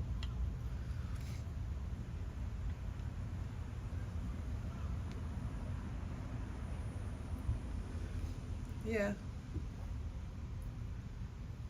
It's cool though. I mean, I have no beef with him. I just don't think that like you gain anything from trying to talk to him or trying to be near him or anything like that.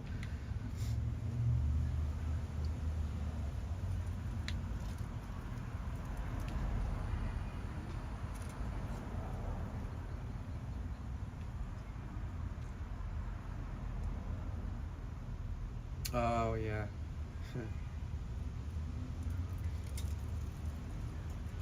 Yeah. I mean, he's just the CEO of Twitch. Like, nobody knew who he was before he started being the CEO of Twitch. And I don't mean that in a negative or judgmental way, but like, I don't think he's got like so much popularity that he can't keep up with his messages and stuff. Personally, I think he picks and chooses who he wants to associate with based off branding of his own. I don't know. But he's also not claiming to like save the platform or claiming, he doesn't make big claims. He just does what he can, and I can respect that. But the only reason I'm so opinionated on this is because Dr. Rolfson and I have had ideas for like a year or two now, and we've been trying to implement these ideas. And it seems like he's one of the only people that we can actually get these ideas through to. And it's nothing crazy. It's very realistic, very easy to understand and digest, and to possibly pitch to the company that you could improve upon some things. And it's not safety measures, it's not unbanning or banning, it's not anything technical that everyone's going to give a shit about. It's something that's more unique and is already a part of the platform, but is swept under the rug and not given a shit about, which I think is the musicians. I think musicians, comedians, actors, producers, I think all these people who are genuinely entertainers and do it for a living professionally should be more drawn to the app. It shouldn't be an app that's just for underdogs, you know? It's like everything that they gear towards the app is like, you can be the next XQC, you know? You can just be good at a game and then be the biggest person. It's for underdogs who normally in any other circumstance wouldn't get all this clout. And I feel like the site itself has become too much of that. Like, I want everybody to stream. There's enough room on this site for 1 million more people to stream. I'm down with it. But we need entertainers. We need professionals in the mix to inspire people, to help with their professionalism spreading onto others. You know, I think that there's just like a lot of there's a lack of real professionalism on this platform, and it's just created its own ecosystem of like clout chasing, comment baiting on Twitter, like all these things that are so irrelevant to the sustainability of the platform. It's all about selfish needs and wants. It's all about gaining as fast as you can and growing, and then telling people, oh, I'm not happy anymore, I'm not gonna stream. It's like, puh. Like, be a professional artist and see what it's like, you dude. Doesn't matter what platform you're on, you're never gonna stop creating because you're passionate and you've been doing it for years and you want to keep sharing that. And I don't think Twitch encourages people that are on that level to join the platform. And I'm not saying I'm a professional musician, but I'm saying I've worked with them my whole life, and anybody I've ever told to come on Twitch is like, bro, I sell out shows of 300 people and I can't get 10 people to show up to my stream. All they want me to do is promote it on my large platforms, and then they don't even feature me. Like, where's the win? You know? Where's the win-win? Where's the, like, this helps both of us type shit? And with Amazon having so many rights to music and so many musicians on their roster, it's unbelievable to me that Twitch hasn't become a mecca for artists, you know? Thank you, Nicholas. I appreciate the sub. Let me write you up on the wall. Sorry, guys. I think me being sick is just like me being a little bitch about everything. I love DJ Dan Clancy. He's a good guy. But the way that people try to, like, I don't know, sit near him for hours just to say that they did, it's kind of weird. Not gonna lie. Easy, Nicholas. Okay, I have to fit you on one of these. Oh shit. Dang, dude. This is a good problem to have, actually. Easy, Nicholas. Thank you so much for the sub. I appreciate that. I don't want to try to do that. Wait, I can't wait to try to do what Doodly, Duty Beard, does on his lives. He's taken it to the next level for TV production. Yeah, I mean, that's the thing, is like, there's a lot of creative people on this platform, and we're only so lucky to have them because they could just be doing it on YouTube, you know? And they've utilized the live streaming platform to make it. Oh, mosquito! Yo! Second confirmed kill of the year on mosquito. Get you one of those, guys. Get you one of those. Move fast. Don't be hesitant when you gotta kill a mosquito. That fucker will stay in your van all night and bite you 1,000,000 times till you wake up smacking yourself in the face. One mosquito. And I have a lamp that's a mosquito bug zapper too, so hopefully I catch some strays on that thing too. You thought it was a wall art, not a racket? Oh, that's funny. Bands getting copyright strikes on their own streams is awkward. Yeah, that's crazy.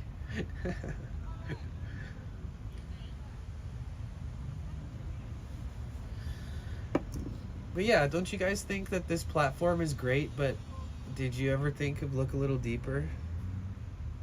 Think a little deeper? Is this site not for underdogs? Do you stream on YouNow? Not as much. I'd like to, for fun, honestly. You know, when I used to be scared to do an idea on Twitch, I would do it on YouNow first. And I would like, and the live streaming app for YouNow was decent, but I can't get the whole system is just confusing and it's not working properly. And I even messaged my partner manager on the platform and was like, hey, I just want to let you know I've been trying to stream and it's just not working, man. It's crazy because I can stream on 3 platforms at once with another app, but streaming just on your platform isn't working. And so I notified them. I told them I'd like to figure it out. I'm not gonna lie though, I'm a big music person. I never really got into any of that DJs or play music on Twitch. I don't know why. It's just not entertaining to me, but take that with a grain of salt. Just what I think. Well, since I started on this platform like idolizing musicians when I first got here, I follow a bunch of incredible professional musicians. And once in a while we don't raid IRL, once in a while we don't raid a desktop streamer, once in a while we raid my friends who are playing music. And I promise you, if we ever raid somebody that plays music, you're probably gonna have a good time. I promise. Promise and probably are weird to have in the same sentence, but you know. There's some incredible musicians that are very talented, and they can only stream so much because they're touring, because they're gigging, because they're creating YouTube content. You know, they have hundreds of thousands of followers on YouTube and things like that. I wish they could make Twitch like Instagram more to add that realism, live vlogger energy. Oh, you mean you wish we could have like long form content here?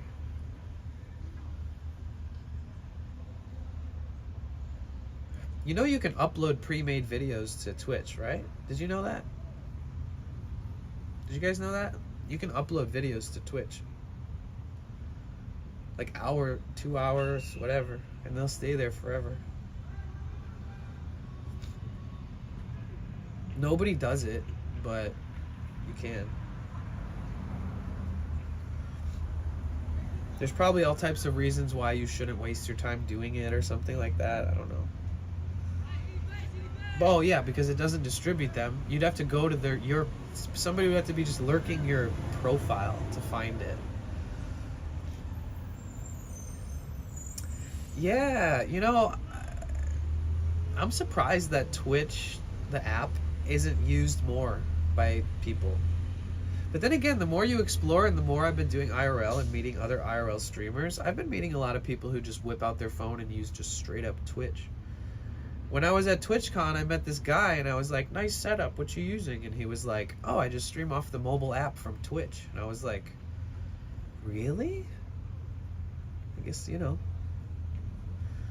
I keep trying to get my friend to play his music on Twitch. Yeah, he should. I encourage that. Is he a local? Is he like down to do it, or is he just kind of not sure? There's people with such popularity on Insta that could absolutely gain such popularity on Twitch. Yeah. You know, let me tell you from a person who's put in years on platforms and made a living off certain platforms, when you join a platform and you don't get any native audience to show up, and they're expecting you to invite your people from your large platform, they better fucking pay you for every new sign up that you get. Like, that's how websites used to work. They used to work in that way. So like if some famous, that's probably why a lot of famous musicians won't come to Twitch, because they'll be like, oh, well, I gotta post about it and I gotta promote your platform on my socials. Huh. To get people to come? Like, there's not just enough native audience for you guys to be, you know, because a lot of people that stream on a new platform test it out with the native audience only. Maybe they'll tell their closest friends or a small group of people, but personally, you want to see if native audience viewers are going to find your stream. You want to find out if there's discoverability. You don't want to invite 20 people there. I mean, unless you really love the website and you're like, fuck yeah, everybody download Twitch, I actually love this shit. That's awesome. But technically, you should be paid a bonus for every single person that signs up to Twitch because of your post. So if you're, and this is how on YouNow, they did this on YouNow. They did this on YouNow. These were deals that were very clearly made. You know, if you invited a bunch of people from your huge Instagram account, you got a bonus for every single person that signed up. And so if they incentivized it better for musicians and said like, yeah, we'll post, if we'll pay you we'll give you a sign up bonus, a starter bonus based off how many people you bring to the platform, then sure. But they're not handing those deals out these days. They just expect people to like the platform and just believe in it and then push towards it. But when you see the profits every year going down and you see them fire 1,500 channels, 1,500 employees in 1 year, then it makes you wonder about the, you know, how everything's working. You're on my recommended Just Chatting channels. This is how I found you. Perfect. Nice. My name's Danny. I have the stuffiest nose ever because I'm sick right now.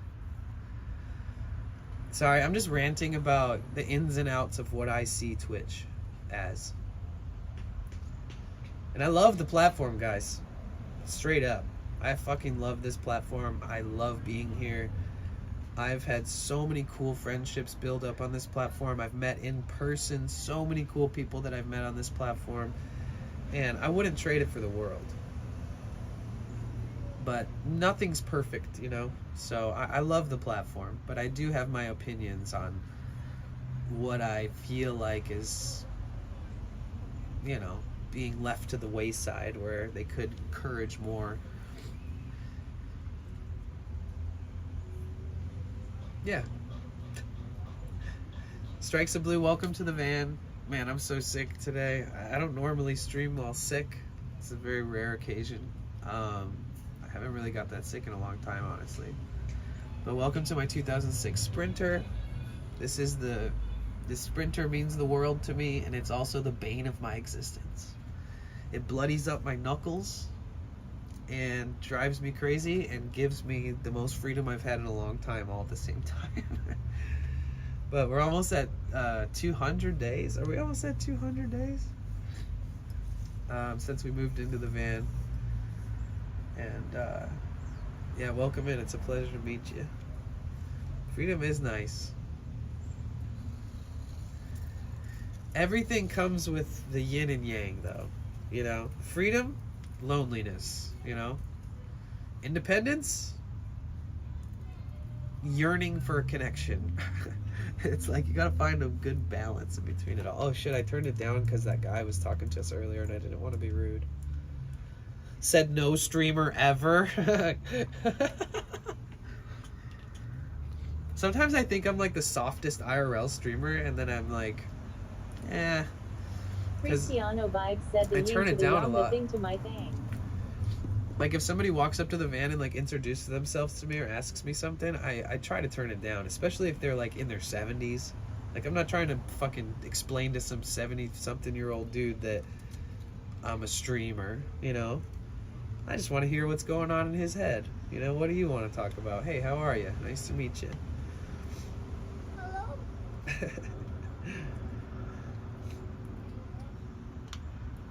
I saw a post the other day from Redempto that was like a response to someone else, because when I open Twitter it shows me when people comment on people's shit, and somebody like took a picture of somebody without permission, and he was like, what the fuck, why would you post that?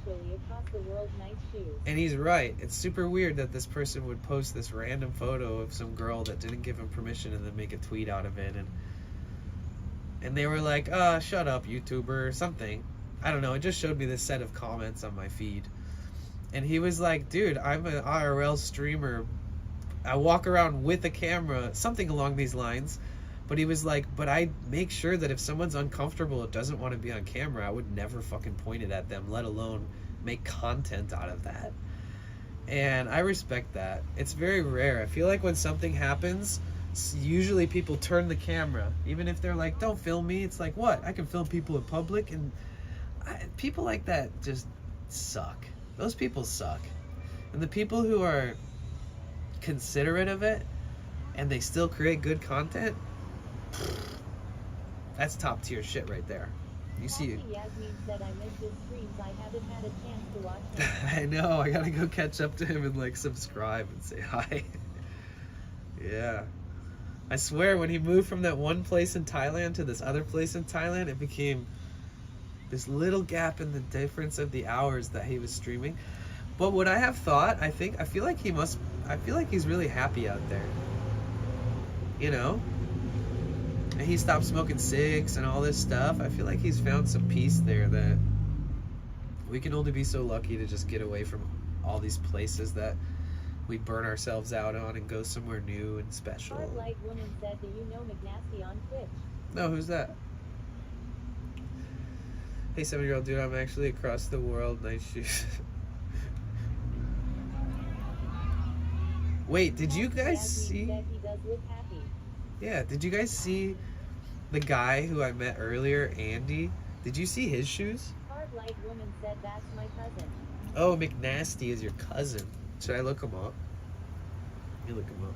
Is that their whole username? And then your brother streams on here too. He shouted me out like yesterday while I wasn't even streaming. I thought that was so sweet. Because Cristiano Vibes said McCausen. Oh, there's a lot of McNasties. Is he McNasty Live? Or is he McNasty Sandwich? Or McNasty RP? McNasty TV? McNasty Nuts? McNasty McNugget? McNasty... There's a lot of McNasties. Flo McNasty TV. Jace McNasty. Sugar Mama McNasty. I feel like I just asked AI to give me every... Said McNiss if he's happy. McNice. McCousin. Hard light McNasty woman Live. said Oh, Nasty okay. Live. Sweet. Yeah, he's got 250,000 followers on Twitch. What the fuck? Last live February 21st. It's been a while. No videos in his archive. Nothing on his... Okay, he's got About Me. $10 minimum for TTS. Wait, who is this guy? Was he like... Did he blow up on a certain game or something? Do you know if he specializes in any type of category? Hard light woman That's said cool. yeah. He's a millionaire from streaming. Oh, wow. Like from streaming, you think? Or from YouTube and stuff?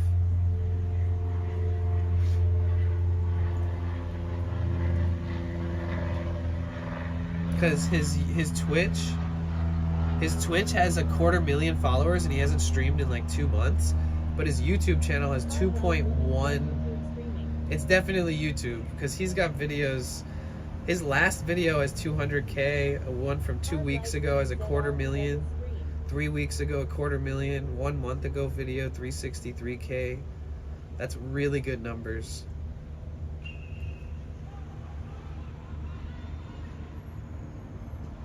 He's got videos with 18 million views from like 6 years ago.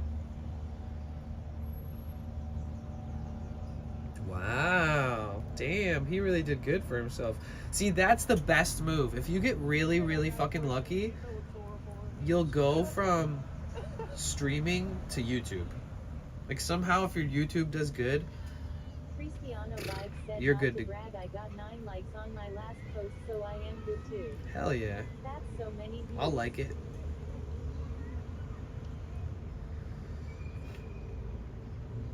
He also has a podcast channel. So his one channel has over 2 million subs. And his podcast has 365,000 subs. Wow. This feels like an acid trip. Whoa, what kind of content is this?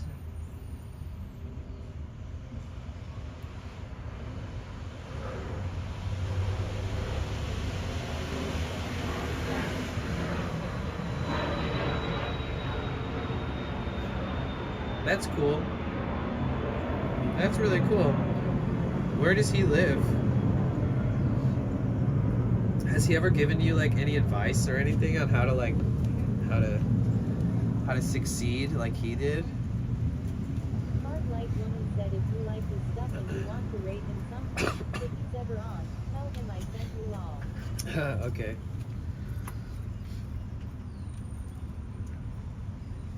Yeah, it seems like he's more focused on YouTube, which makes sense because you make a lot more money on YouTube. All he does is stream. It looks like he posts on 2 different channels. Like long form permanent content aside from the streams. Cristiano Vibes said who would you say are your favorite IRL folks? Oh man. I mean, I wish I knew more, but I could name off the ones that I like. I used to watch... Cristiano Vibes said there's so much less people on Twitch in the UK, hard to find people. Yeah. Excuse me. I think the first IRL streams that I watched was Andy Milonakis. And obviously, I mean, everybody's got that little spot in their heart for Andy. Come on, right? And I loved watching people be like, Andy? You know, it was like fun to watch him because he's like, he's kind of shy, but kind of not. And he's kind of like, he's got this really good personality. I like him. And he always had these like wholesome encounters with people all the time. And like his freestyle rapping occasionally on stream was fucking epic. And but he doesn't IRL stream as much. And then through him, I started finding like Jake and Bake and Cristiano Cook vibes Sucks. get off at school. Jake and Bake and Cook Sucks are dope. I've never waited in a line at TwitchCon to meet somebody before, and we have. Harsh_media said Andy has been Yeah. around for long. Dude, Andy is a pioneer. Andy is one of the first people to create a meta on live streaming because he used to stream on Stickam, and I remember sitting down like 15 years ago, loading up Andy's stream, and every time he would get a new follower, he would take a piece of white bread out of a pack and he would write the username of the person who followed them on the bread just for a follow. And people were follow. It was crazy. I feel like he's one of the first people that like created the weird metas of these platforms that, you know, turn into so many different incentivizers and shit. This is before anything was monetized. He wasn't making any money off this shit. And yeah, when I was at TwitchCon, we have a staff member who worked in advertisements for years for Twitch, and he got laid off recently, but him and I waited together in the line to meet Cook Sucks and Jake and Bake. And so I got to meet them for a second and just be like, hey, really love what you're doing. It's cool. It's super dope. I'm going to keep following you. And asked them if any of these companies sponsor people, if any of these data providers are worth it. Like, give me all the inside scoop I need to be as technically powerful as you. So I can stream and not have to worry about paying $1 million a month. Just have to be like a rich kid to stream. And basically both of them told me like none of these companies that we buy our equipment off give us anything. And that like the $2,100 LiveView backpack and the fucking $550 a month data service that they offer you and the mobile SRT cloud servers that they offer you for OBS in the cloud, like you could literally pay $3,000 a month easy just to be able to like IRL stream. On top of rebuying cords, rebuying cameras, burning out your mini computers and having to buy a new one, etc. So when they told me that, I was like, fuck. Because they said like, you know, we're the people that use their products and promote their products more than anybody in the world. We're the biggest streamers they have using their products, and we don't get shit. We don't get handouts. We don't get nothing. Wish they did. If they ever do, we'll be the first to get it, not you. That's kind of like the whole conversation we had. I was just like, okay. You gotta just do it on your own. You gotta pick your lane and pick your battles. Be resourceful. Don't try to copy people's setups, because if you can get away with streaming on a phone, do it. If you find that you can't do it anymore, fucking upgrade. Find the cheapest way to have a mobile router with like an Orange Pi 5 Plus and all that. I never watched my cousin's channel, and Sarge says it's pretty raunchy, so beware. Oh, that's normal.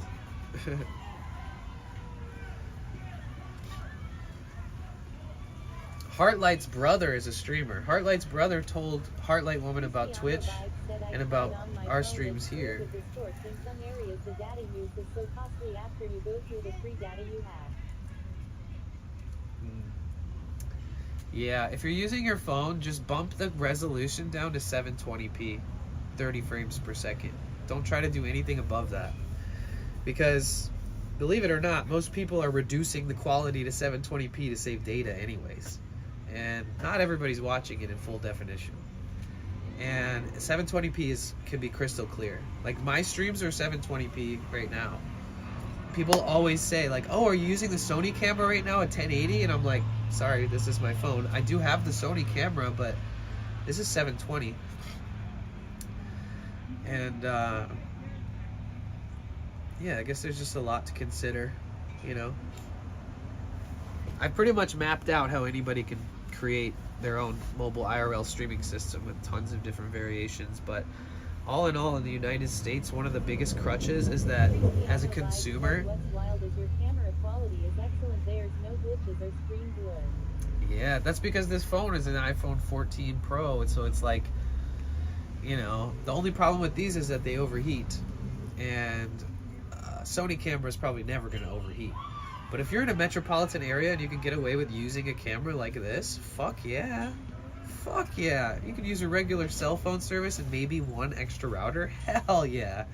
So much lighter and more efficient. But if you're going on a road trip, or if you're going... Oh, Cassie. Yeah, me too. Me too. Straight up. Honestly, I might buy a new iPhone and trade mine in like before the end of the month. Because, not that I don't know. I just feel like it's about that time. Pretty soon the trade-in value is going to go down, and I won't be able to cop a brand new phone with a way better battery. Because bro, I have streamed thousands of hours and used this phone like crazy since last April when I got it. But if I wasn't streaming, I think this phone would last for years. I know. I also need a new MacBook, and I also need like a $350 set of tools. What else do I need? Solar panels. Yeah. Yep. True, Cassie. And then you'll be able to type and not be like, oh fuck, like every time. Because honestly, I don't understand what's wrong with these Galaxy phones, but they're the worst to type on. And maybe it's just me, I don't know. Hold on, let me mute for 1 second, guys. I'm so sorry.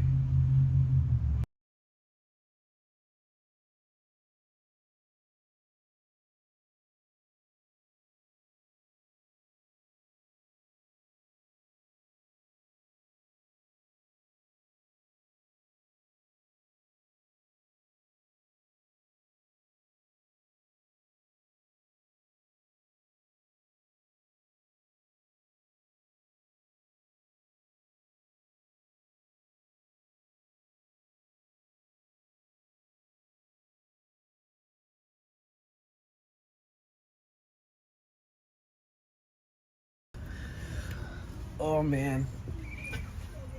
Oh. Cassie Yasmin said OMG yes makes me sound so ridiculous sometimes long. Whoa, it's big in my chest, man. Cassie Yasmin said or drunk long. Cristiano Vibes said I have the latest Samsung Galaxy. It got rolling hot after using it, so I traded for older, lighter phone. Oh. Oh. Oh.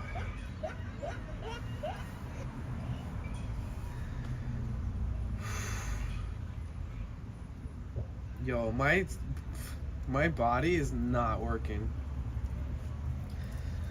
It's interesting how when you're sick, it like travels through you and it like passes through different parts of your body and your organs. Like, it started with me being like, oh, I feel kind of weird, ugh. And then it started feeling like, oh, my throat's a little sore, but like only right at the very beginning of my throat. That went away by the next day. Now, like this whole part of my throat and my like esophagus feels weak.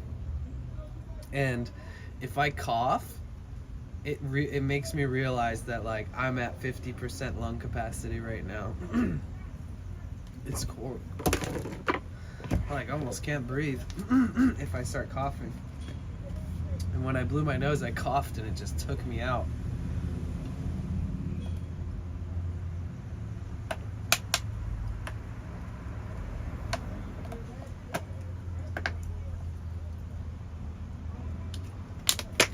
Oh boy.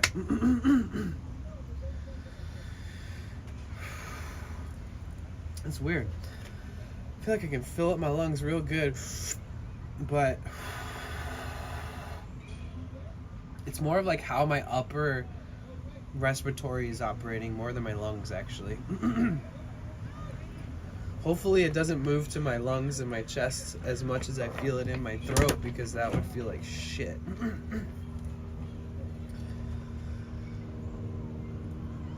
Looking at getting medicine? Yeah.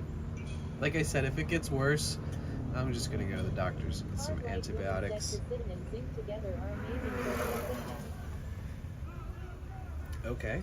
Yeah, you mentioned that the other day.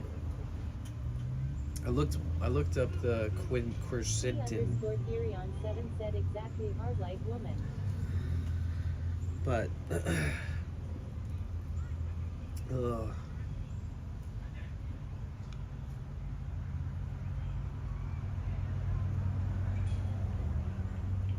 Cassie Yasmin said hard like woman. I did look at it on Amazon. C_Theory7 said I deep throw bromelain on top of it too.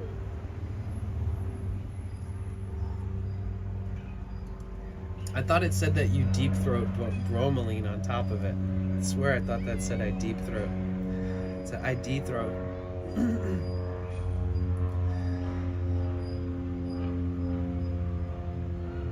See, that's the problem, is that I used to have all my little tinctures and all my little random, like I'd bring like a $50 box of Mucinex. I'd bring like an old expired bottle of antibiotics. I would have everything in case I ever got sick.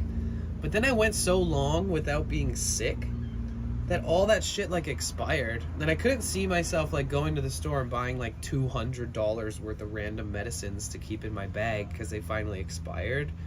But honestly, it is a great thing to have on deck. It's not a preventative, but it's like a, you know, when the shit hits the fan type stuff and you have like your arsenal of things that you like to use. It's pretty awesome.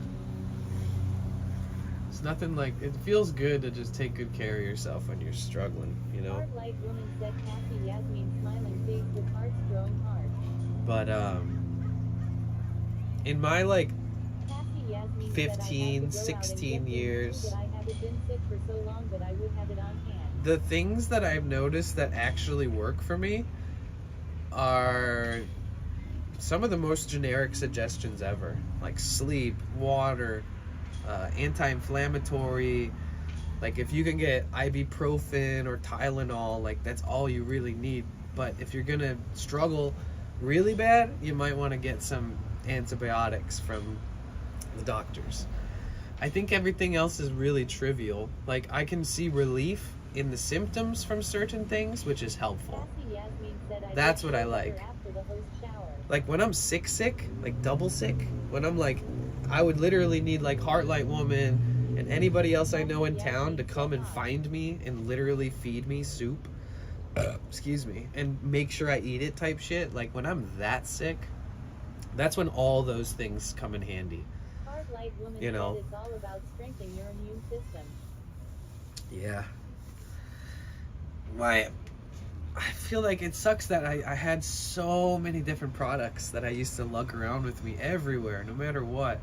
And it's just been so long since I've gotten sick that I've given them away when other people are sick, etc. Said to prevent from having to get antibiotics. Preventative is always better than having to have antibiotics. Right. I mean, I obviously want to have a healthy immune system in general, which I could, you know, been pretty rock solid, in my opinion. Compared to the amount of times that everyone around me tells me that they're sick, it's alarming to me. I feel like one day I'm just gonna get super sick and die or something because everyone else seems to get sick way more than me.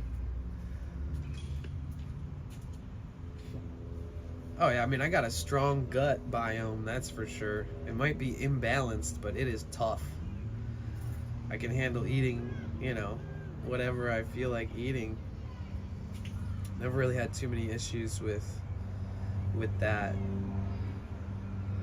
As far as my steel stomach goes. Honestly, you know what's my biggest struggle with my health? Is when my nervous system is affected by stress. I literally I feel like when my nervous system is out of whack, if I'm exposed to like bacteria or a virus, that I'm more likely to get sick from it. But if my nervous system is being regulated better, I feel like overall my immunity is a little higher.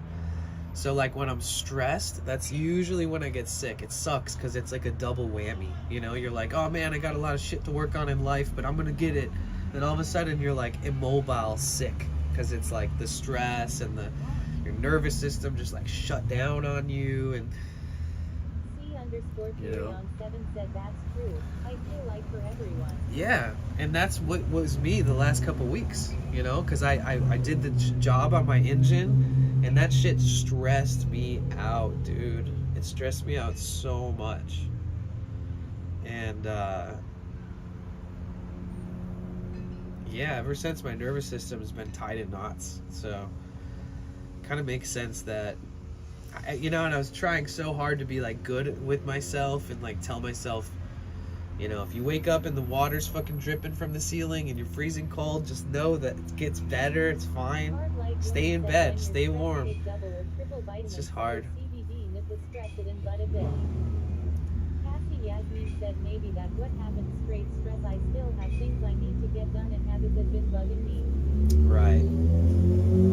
I think so too, Cassie, because you've been like a little more stressed and a little more off the radar than I've ever seen you since I've known you.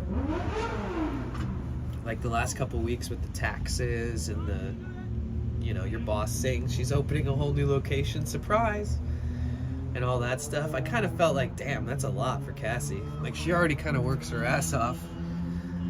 So maybe it's something that just, you know, you can only protect yourself so much. Cassie Yasmin said I am still working on my tax thing. Did you file for an extension?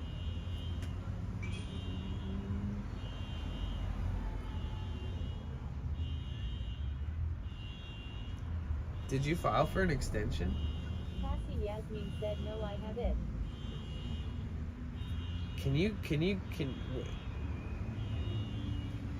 What's like the last day you can send it in?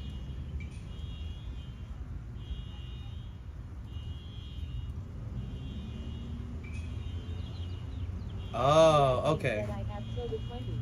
Yeah, because we only had to like the 14th, I think, here. So. Stripes of Blue said I work for a huge tax company. Lol.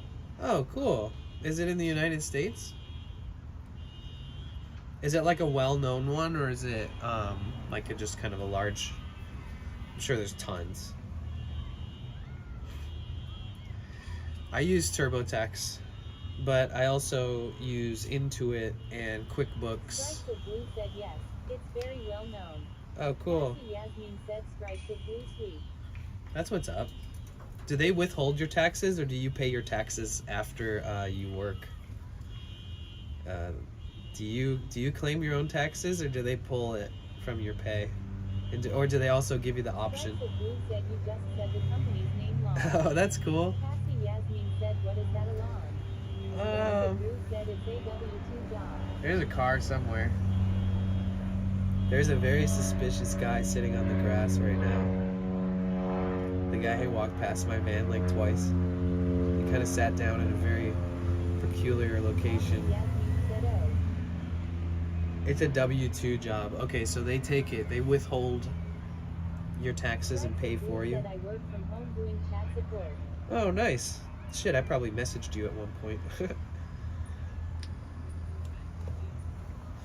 That's dope. So W-2 is when they withhold it, right? Oh shit, I caught it. I didn't think I was gonna catch it. Get out of there. Stripes of Blue said yes. Okay, yeah, I haven't done that in a long time. I feel like you gain. Wait, you work for a freaking tax company. I shouldn't even be talking right now. But Stripes of Blue said I don't get a 1099 NEC for this job. do they offer it? I guess you're not really buying anything that's business related too much, but you could write off your gas and mileage, and you could write your car off, You could register it as a work vehicle, even if it's split by a percentage of personal to business. And then, personally, through my experience in working for companies that do W-2, is that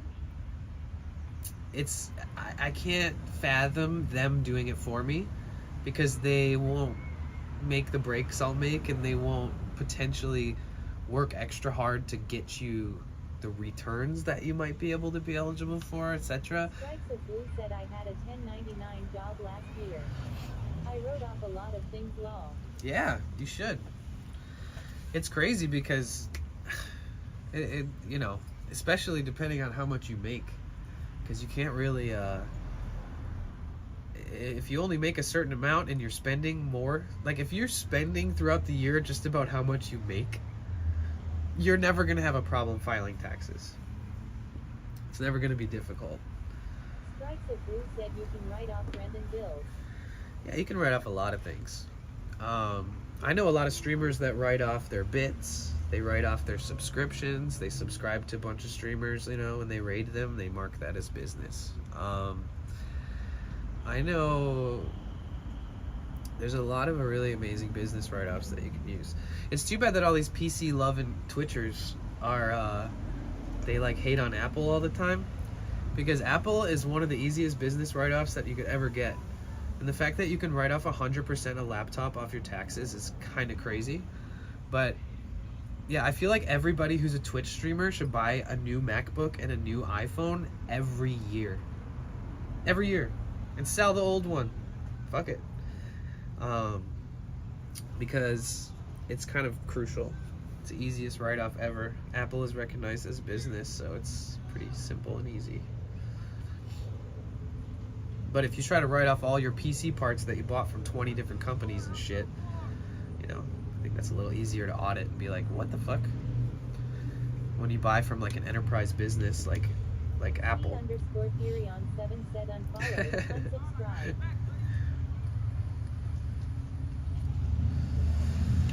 It's true though. You guys know about the rap industry, right? C_Theory on 7 said tears of joy. There's always been this certain size and certain weight and class that you can write off, and depending on what class and weight it is, it depends on how much you can write off. And there's certain vehicles that have almost the largest write-off capabilities.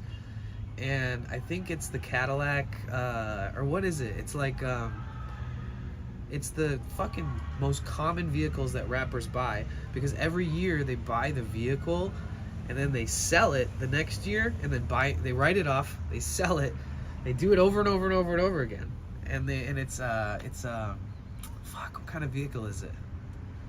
Like something like an Escalade, some shit like that. And it's not like you're finessing the system either. It's completely legal and completely allowed and completely encouraged by professional, you know, tax firms. It's just a matter of if you take advantage of it or not. If you're a self-contracted, self-employed,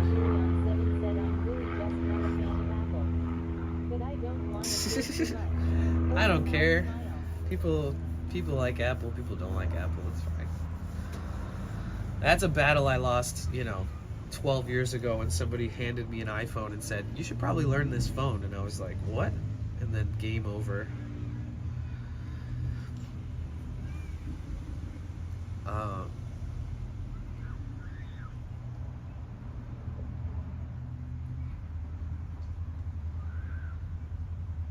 Yeah, hopefully you're making like, said I just go with the easiest to use LMAO. the goal of a business, especially when you're filing taxes, is to look at your information and look at your documents and stuff, and then you're gonna want to notice that your profits compared to your business spending, that your profits, hope to fucking God that your profits are triple, quadruple what your spending is. But in most cases, the profit and the business spending, especially for somebody who's like an entrepreneur and trying to grow and investing in themselves constantly, the odds are is that after paying rent and after doing all this shit, your profit and your business spending equals out, and you're just like, oh fuck me. and but you made it through the year. And you're way less likely to be audited, and even if you get audited, it shouldn't matter because hopefully you're not doing some weird sketchy shit. It's pretty hard to try to get away with some stupid shit, honestly. Even if you mess up on your taxes accidentally, they'll correct it for you and tell you it's all good. But like, if you're doing some weird shit and trying to evade certain taxes and not reporting them or whatever, the more money you make, the harder it is to do taxes. The most I've ever made in a year doing my own taxes was like $34,000. And I think I had like $18,000 in write-offs that year. So like, that's how much I invested in myself that year and into the business.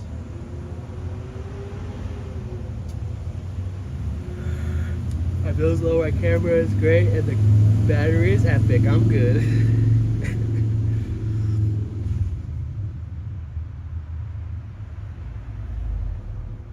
Wait, Therion, are you okay? Darren's like, I don't like Apple, but you know what? You should probably switch to Apple. Dude, it sucks ass that in Latin America, places like Brazil or Venezuela, bro, not only will it possibly get stolen en route to your place, but yeah, an iPhone that costs $1,000 here costs $2,000 in like Venezuela. I remember I used to raid this girl, and she was like a Venezuelan streamer, and like, she couldn't have anything that she wanted. Like, she wanted to have a really nice gamer chair. Yeah, she wanted to have a nice gamer chair, and they cost like $400 here. They're like $800 where she is. Like, all these little things, and I was just like, damn, like, you really have so many odds against you when you're streaming in Latin America, dude.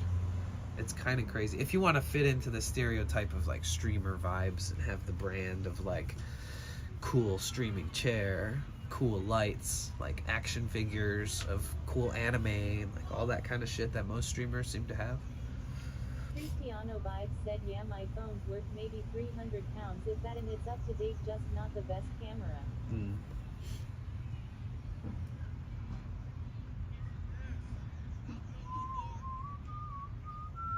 Cristiano Vibes said 14 MP for a phone is okay for me personally. Yeah, I mean, that's really good. When I used to hitchhike when I was younger, I would carry a phone and I would carry a camera. And my camera was like 4 megapixels or something. And I was like, fuck yeah, my camera's the best. And now it's like 24, 48 megapixel cameras in phones. It's crazy.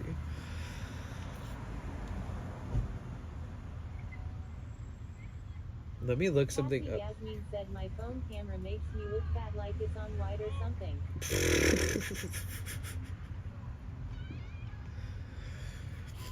Oh, here's that comment I got on YouTube.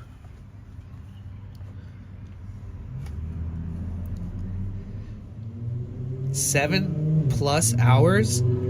I like you, but that's excessive." Cristiano Vibes said there's people paying 1,500 pounds for a 40 MP phone camera, yet the limit gets reduced when uploading LOL.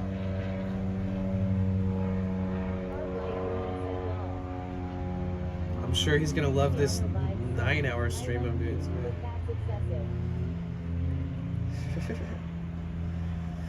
Let me find a picture of my old streaming setup.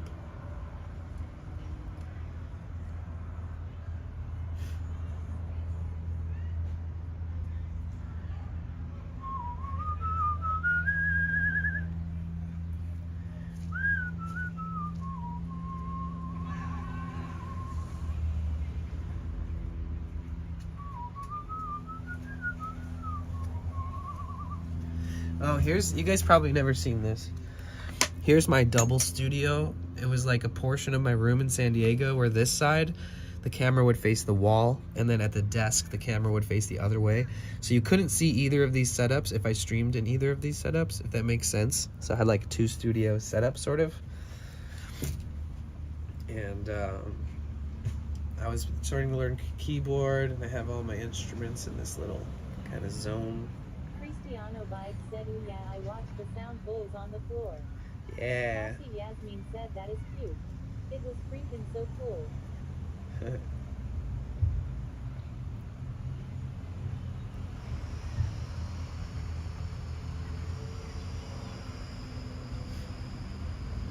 me see. Cassie Yasmin said, "I don't know sound bath, Danny."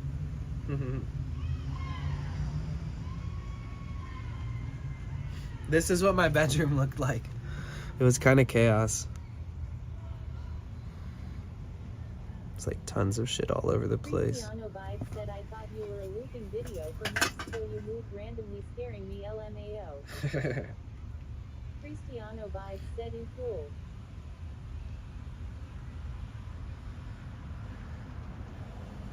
Stuff like this.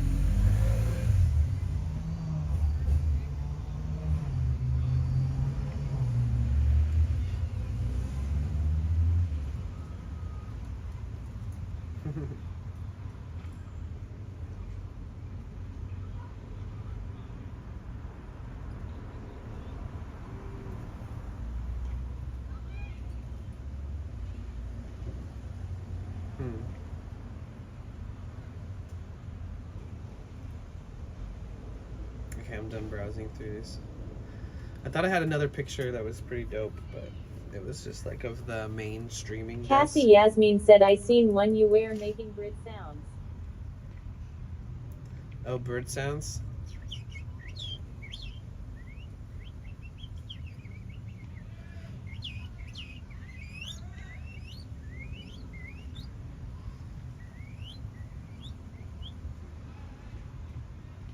Got COVID.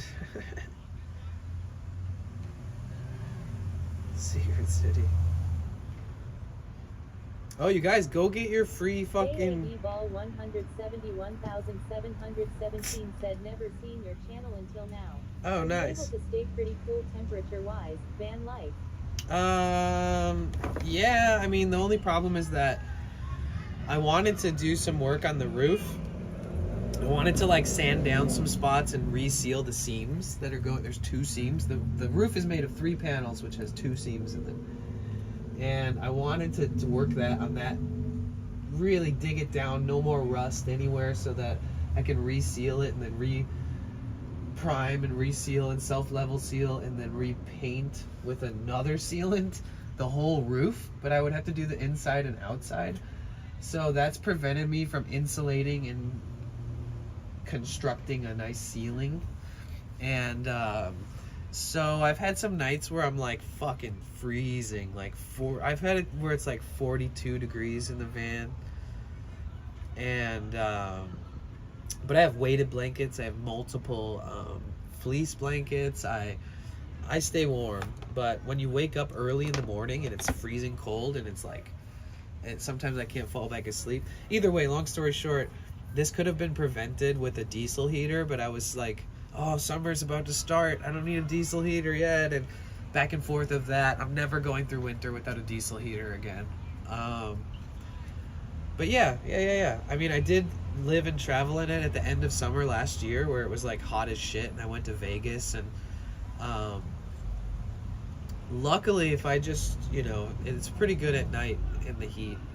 But I want to get a max fan so I can cool it off. Sorry, I'm so sick right now. My nose is so stuffy. It is really it's super easy to regulate the temperature so that it you know, stays cold if it's dark, and if it's like, you know, not opened up a ton during the day. If it's really hot when you get in at night, it stays cool. But when it's like 100 degrees out, oh man, there's no avoiding that heat. But I would like to get a max fan. I'll install it right here in the ceiling. And other than that, that's insulating it would be the best way to keep it cool.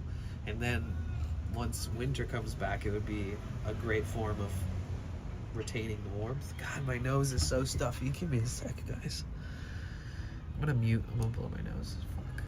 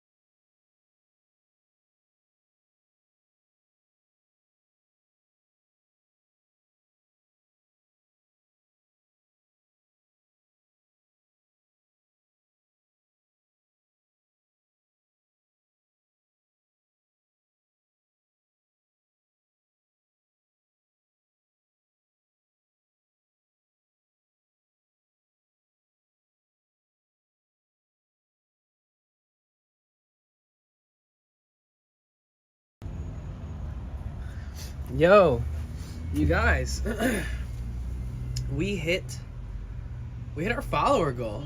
T_Theory7 said, speaking of, did you see Oh, no, I pictures of didn't. the heater broken down? I might have missed it.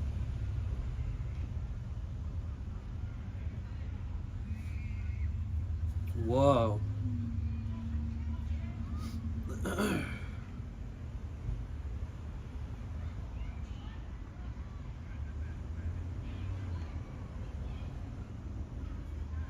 Does it come with a fuel filter?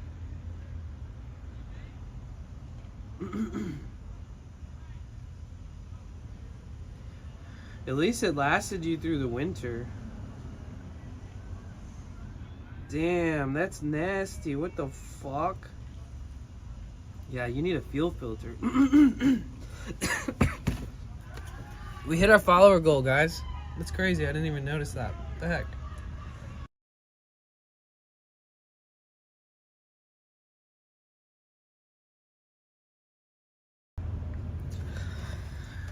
Oh. Your kit was missing one part for the filter? Oh, God. That sucks. We can change our follower goal now. T_Theory7 said also, it's my fault because I ran unfiltered oil through it. Without the filter. T_Theory7 said I shouldn't have done that, but I did. Did you know that back then, or did you know that? Do you know that now? T_Theory7 said motor oil.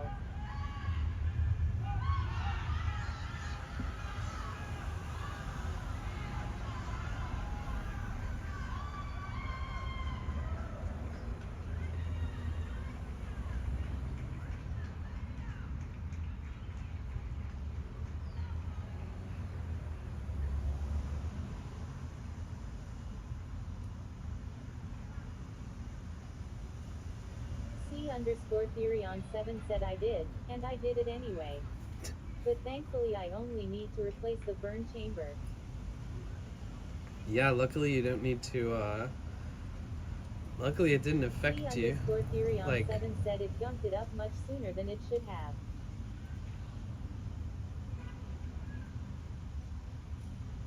why is it so hard to find my dashboard on this fucking website?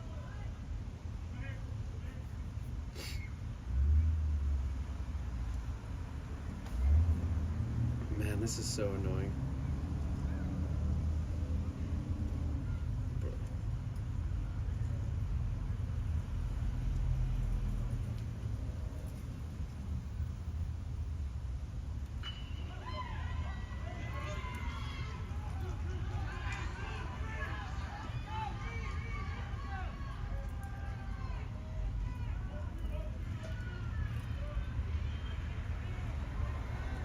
Shazia Lynch said you.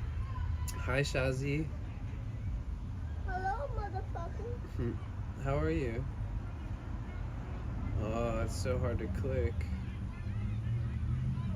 Overlays. Alright, we're in. Let's edit. Let's change the follow count. We hit the goal, yay! Damn, I didn't even realize we were that close. So the next one is gonna be 4,600.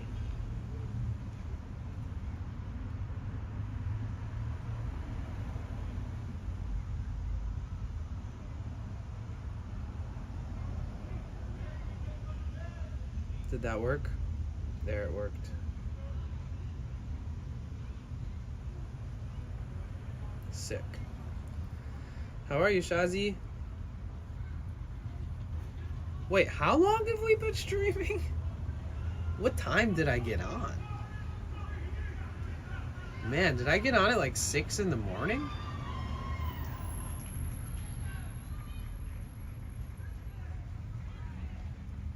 I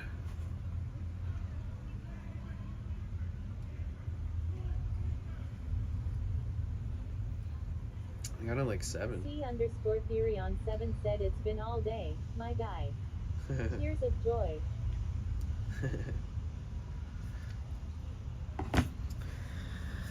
It's been nice. Oh, it's so nice to hang out with everybody. Man, I got hella opinions when I feel sick. I always have hella opinions, but when I'm sick, they sure do flow out like a waterfall.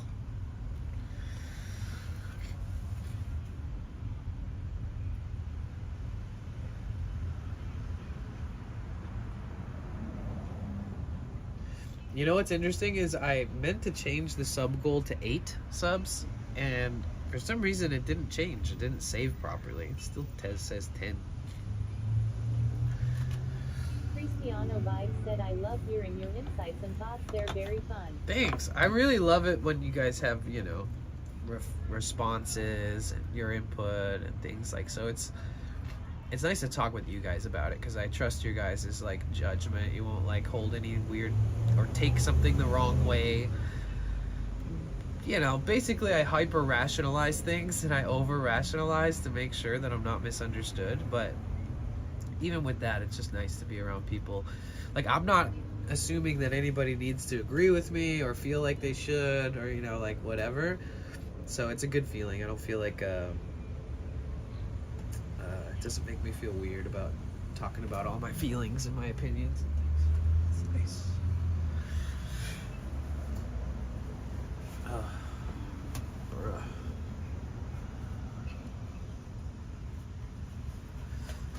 You gotta make sure that you're not like being gluttonous when you blow your nose if you only have so much tissue.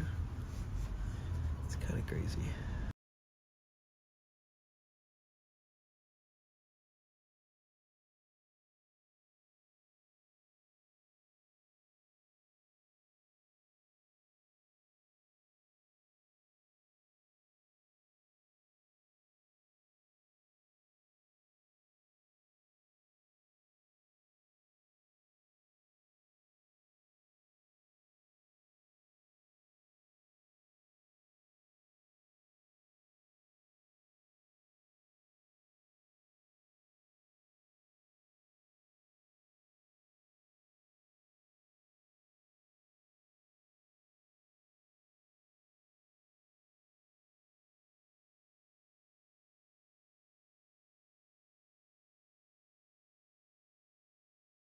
Zipper mouth face.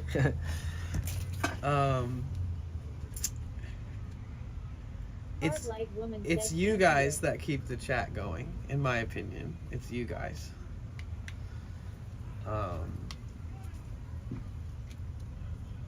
But it makes me happy. I just talk a lot. Cristiano Vibes said that's cool. You guys can do it too, I'm sure. If I can do it, you can do it, that's for sure. It's just a matter of like having the time, I think. I've given myself so much time to do whatever I want that I managed to be able to come here and do like a 10-hour stream. The craziest part about doing a stream this long is that if I'm not roaming around, it doesn't really feel like 10 hours. It's kind of crazy. It's weird. Nightbot. Excuse me.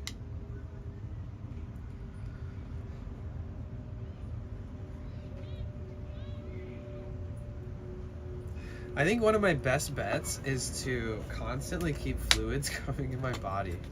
So I'm just gonna drink as much water as I can. Ugh. Cristiano Vibes said I think it helps having fresh air and a nice view to make it feel less indoorsy. Yeah. When I used to stream on this other platform, I would stream all fucking day. But I streamed in the backyard. For 100 bits. Let's go. Thank you so Cristiano much. Vibes said your streams never feel like low 10-hour streams. God, I wish that was longer. The longest TTS that we have, guys. Thank you so much, Anonymous, for the 100 bits. I appreciate that. The longest one we have is the Rocky quote, and it's intense. If we're ever like out in public and you really want to blast like a loud, aggressive, yet motivational, yet long one, that's the one to like get me in public. Or fart sounds, I guess, too. Hard light But woman said lol. pretty much the Rocky one. Rainbow Raccoon has gotten that one at a very, when I'm like in the middle of a crowd, and I can't not blast it either, because it's like so motivational. I could play it. Hold on, let me play it.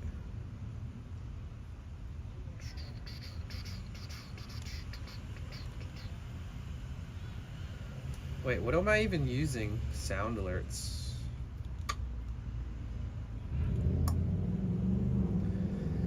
Your #1 streaming companion. Is that so? I have to log in with Twitch. I already did this. Continue to dashboard. Wait, why don't we add some new sounds right now? What do you guys think we should have on the paid bit sound alerts?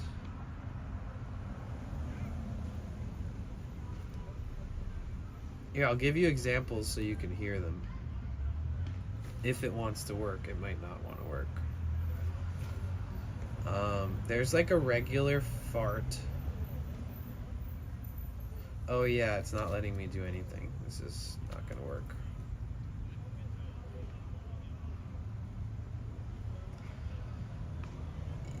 Yeah. I think I have to view as a desktop site. Let me try this again.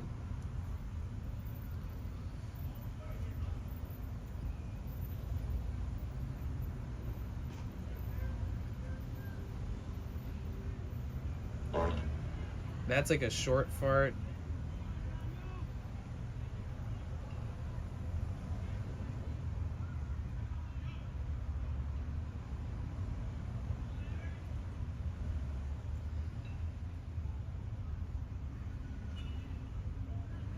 Let's see if this works. It's really weird that...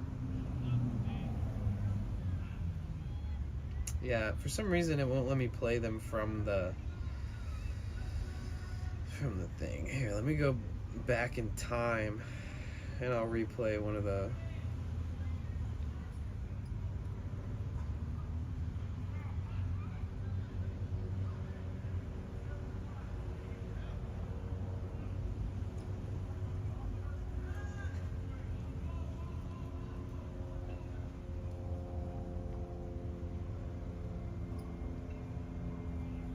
somewhere along the line, you changed. You stopped being you. You let people stick a finger in your face and tell you you're no good. And when things got hard, you started looking for something to blame, like a big shadow. Let me tell you something you already know. The world ain't all sunshine and rainbows. It's a very mean and nasty place, and I don't care how tough you are, it will beat you to your knees and keep you there permanently if you let it. You, me, or nobody is gonna hit as hard as life. But it ain't about how hard you hit. It's about how hard you can get hit and keep moving forward. How much you can take and keep moving forward. That's how winning is done. Yeah. Now, if you know what you're worth, then go out and get what you're worth. But you gotta be willing to take the hits. And not pointing fingers saying you ain't where you want to be because of him or her or anybody. Cowards do that, and that ain't you. Oh, that's where it ends. Cowards do that, and that ain't you. It's pretty long, though. I think it's like 60... Nah, maybe not 60 seconds. It's pretty long, though. Every time I think it's going to end, it continues, too. So, like, the first time somebody ever did it in public, I was like, Jesus Christ, is this going to ever stop? There's a website called soundalerts.com, and you can log in and look at all the sounds they have. If you guys find a sound that you think I should add, I can add a ton of sounds. Definitely.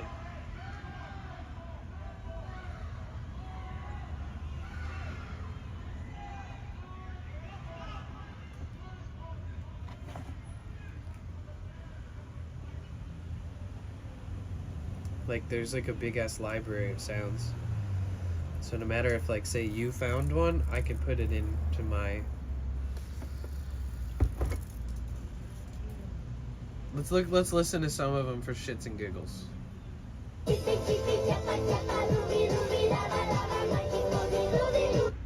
No.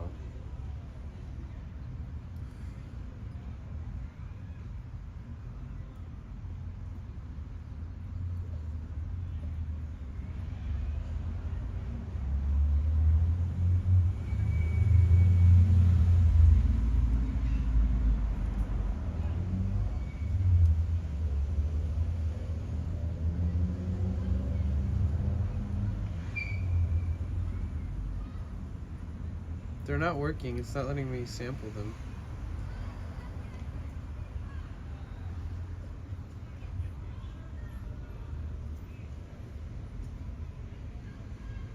Cristiano Vibe said ha ha ha. Excuse me.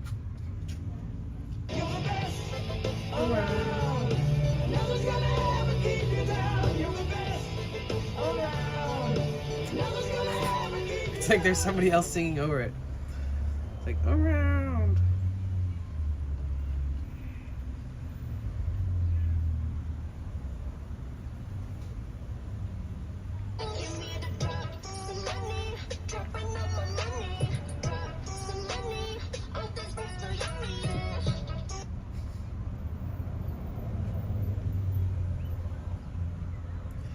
Wait, we had a subscription alert. What even is it now? I hope that it's good. Shazzy said hits from the bomb. Subscription is...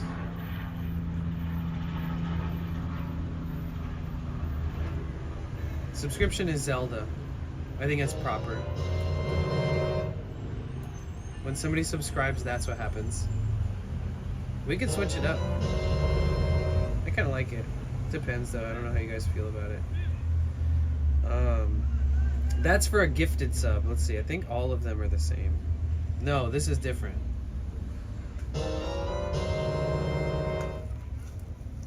It is the same. Just kidding. When we get a raid, this is the sound. Which is from Lord of the Rings. Cristiano Vibe said sound bowls for a sub would be so chill. I thought about doing that when I was doing sound baths. I like the Lord of the Rings channel raid. I like that. And then the one that we hear once in a while. One of my favorites. Wait a minute. Who are you? That's for a new follower. And then Zelda is also for bits. Cristiano Vibes said ha ha ha. So channel points, we got, oh no, no, no, no, no. We got text to speech, which I took off. And the I'm not judging you. Let's add one to the free, let's add one to the extension for channel points. What should we add? Let's add a new button.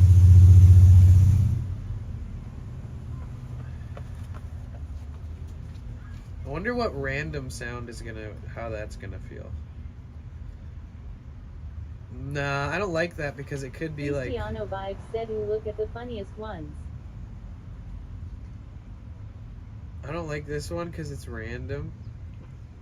Oh, from the list below. Okay, okay, okay. At least you get to pick. I thought it was like random from the site.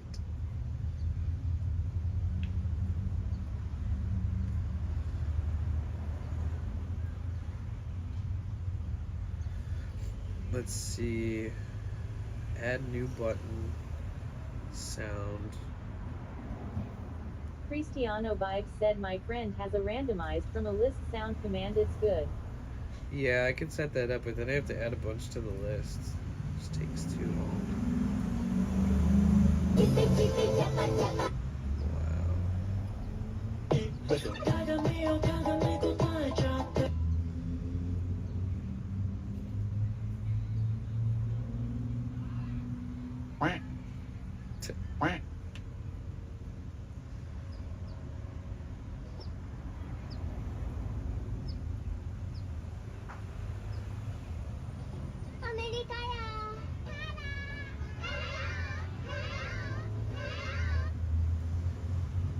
Nope. I am the milkman. My milk is delicious. Nah. What is this one? It's 17 seconds. Cristiano Vibes said gotta think how you'll react to it when you're tired and if it'll annoy you lol. I kinda like this.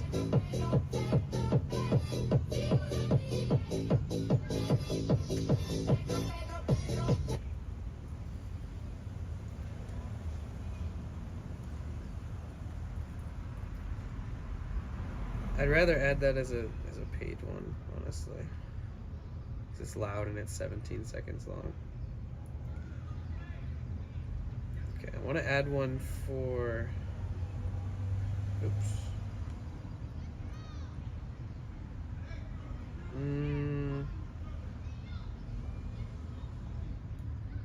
Yeah, you can have up to 30 sound alerts, and I think I only have like 19 set up, so technically I can add way more.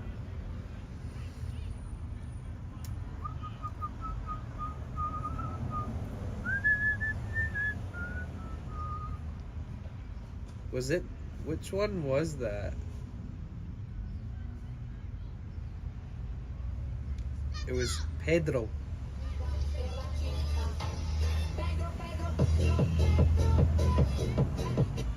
Okay, that one's going on to the alerts.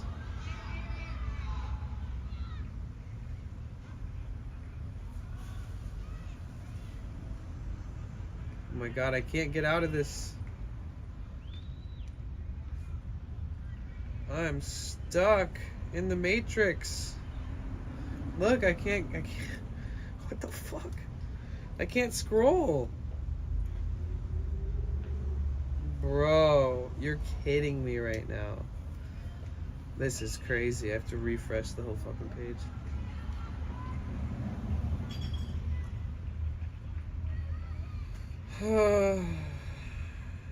It's not working.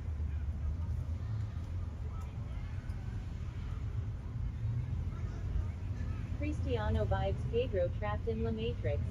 This is crazy.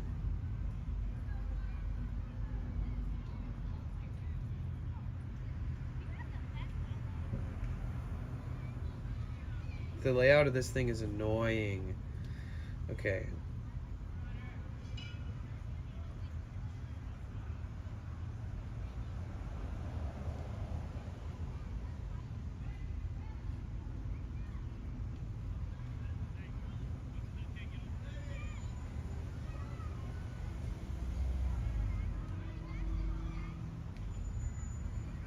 Oh, I see.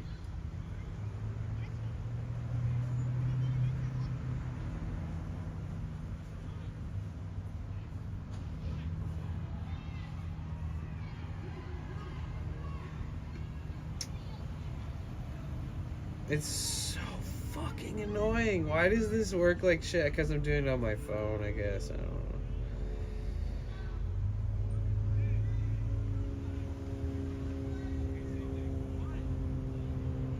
Okay, I have to add it for like the millionth time right now to do this properly.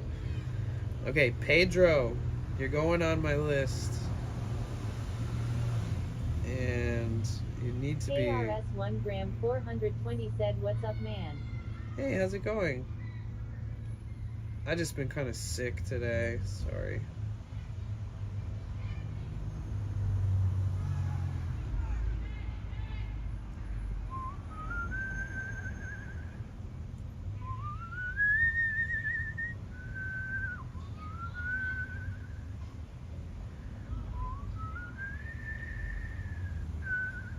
KRS 1 gram 420 said, "Get down with the sickness."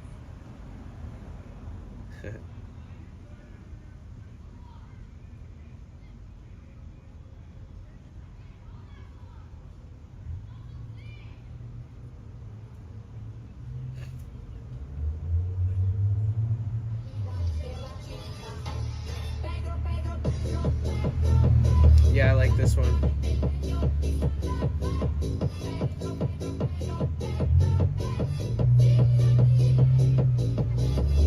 Wait, how do I remove the other one?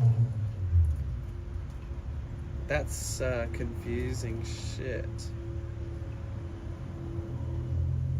How did I even remove it last time?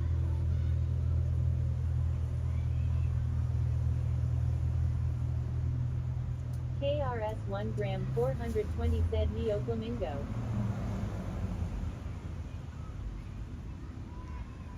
Damn, it's kind of annoying that I can't...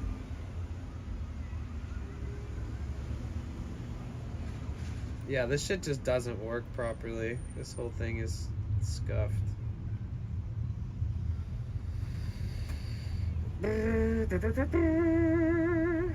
Let's see, how can I adjust my fucking library?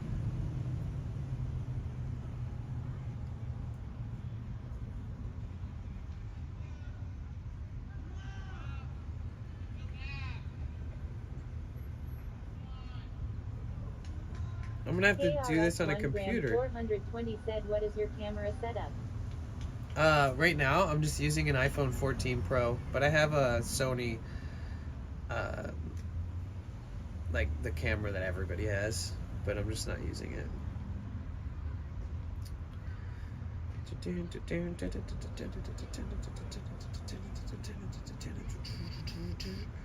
I really wish I could take that one off. I just put it on there twice on accident. That's really sad. Okay, let's find another. Oopsies. No, delete.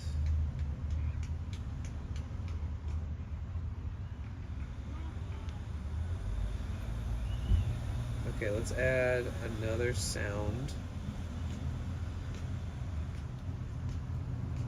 Cassie Yasmin said, "I am back lol, my Wi-Fi went out, what the HEC lol." Really?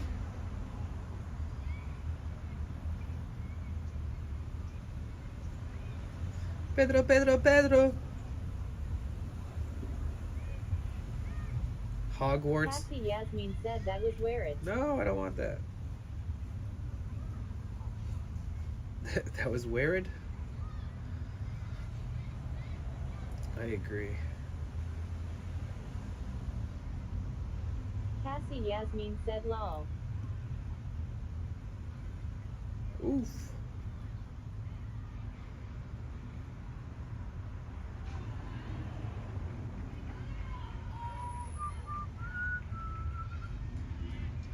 Excuse me.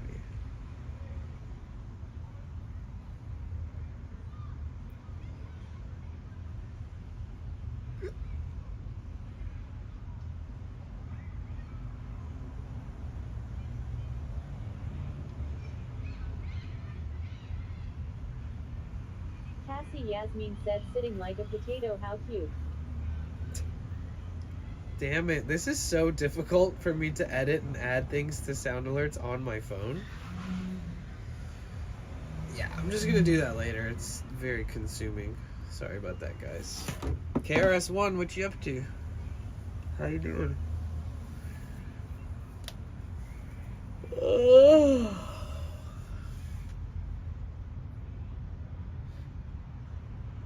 Get up, we're gonna get down with the sickness. Oh shit, we just hit 10 hours? Whoa. Maybe I should get off. What am I doing with my life?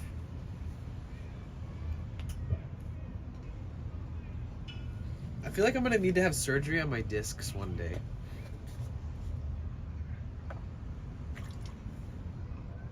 Because I feel like I have the most stiff ass, bum ass neck that I've ever seen on this side of the Mississippi.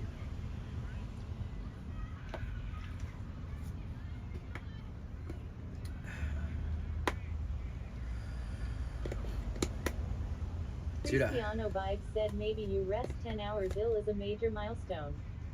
That's like a full work day, lol. Yeah. Cassie Yasmin said hot stones.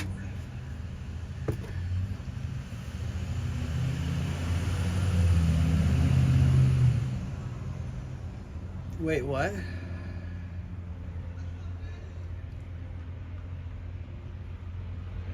Cristiano Vibes said you need a union mandated break in food now, lol.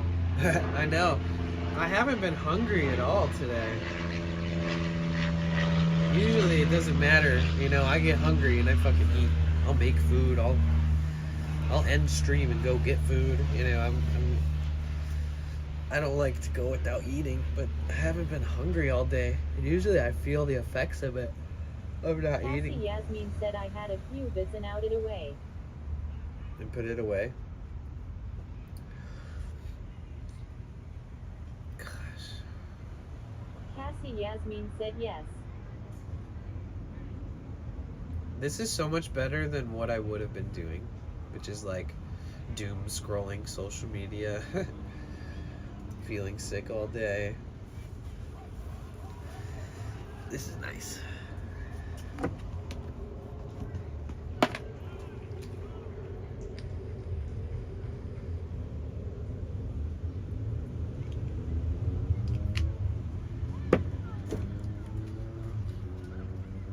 I'm drinking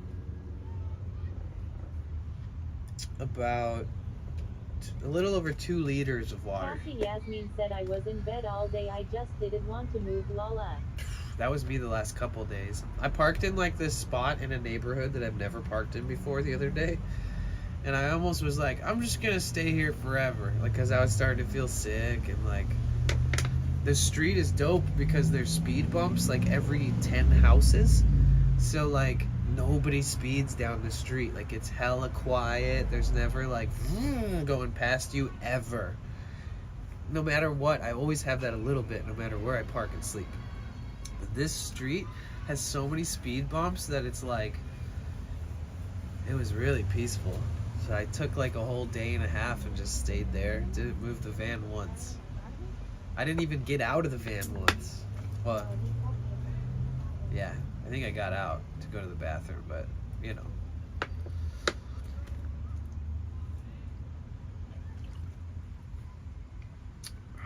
Maybe I should go to the gym tonight.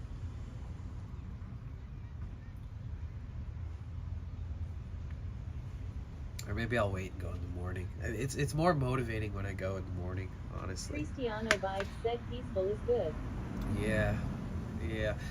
You know, I get so used to this background sound, like Cassie cars, Yasmin said, airplanes. Take a hot shower. I did feel so much better. But when I'm away from all this stuff, and I hear like, and all I hear is some birds, I'm just like, oh, nice, dude. Wow.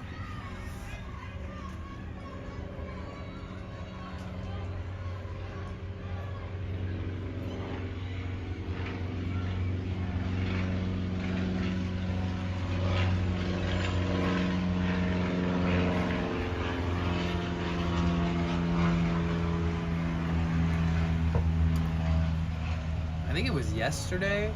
Was it yesterday? It was either yesterday or like 2 days ago. I went to like Costco, I went to the grocery store, I went to all these random stores and was like, I'm not doing anything for a couple days. Like I stocked up on all the snacks, all the water, all the fruit, all the veggies, all the random shit that I wanted. And I was like, I don't have to leave Cristiano my van Vibe said, now. I am starting to like the sound of cars at night pretending it's waves. Yeah, I think no matter how tired you know, it just, if as long as you're nice and tired, you could probably sleep pretty much anywhere. I can.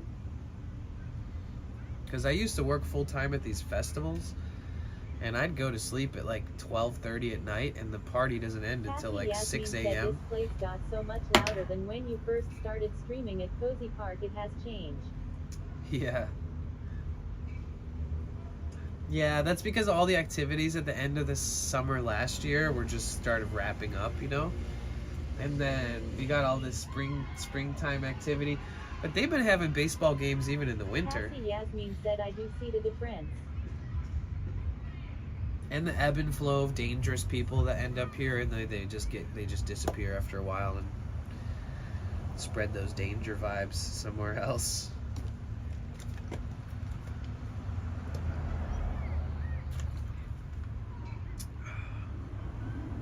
Cassie Yasmin said, more and more peeps now than before. Yeah, can you guys see them all in the very far back? Because that's a whole ass different, it's the same park, but there's like right now there's like a little league baseball game happening with like little kids and their parents and stuff. It's so cute. And then over here there's a baseball game. It's Cassie like Yasmin said, meaning when you first started coming here. it's like teenager baseball activity here, like an older league, and then like definitely little league over there. And they got basketball courts down there, tennis courts. Like you're really starting to see all this stuff fill out. Meaning when you first started coming here. Yeah, I knew that's what you meant.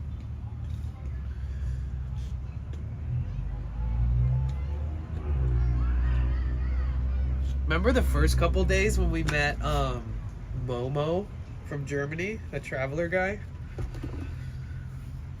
He was nice. I liked it when he'd come up and be like, hey, look at my new things that I've made. And I'd be like, yeah, that's sick. I love it. Cassie Yasmin said, yes, lol, I wonder how he is. I know. I wish I could have kept in touch somehow with him. He was such a vagabond, you know, he was just like... I mean, I only met him for a few days and he was like, I'm leaving.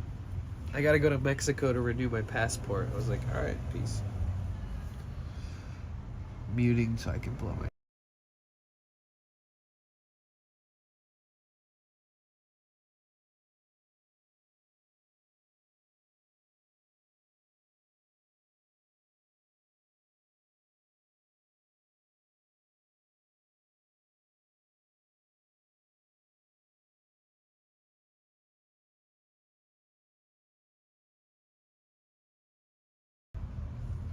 Dying. I'm dying. Rainbow Raccoon 82 said, don't forget to unmute. Oops. You know what I need to not forget is to start my fucking van. Dude, if I need a jump start, I'm gonna cry. I totally forgot. I streamed for 10 hours on my van battery. Might be one of those days, guys. Fuck. Being sick makes me forget shit. Oh, no, we're good. Never mind. Let's let her run for a bit.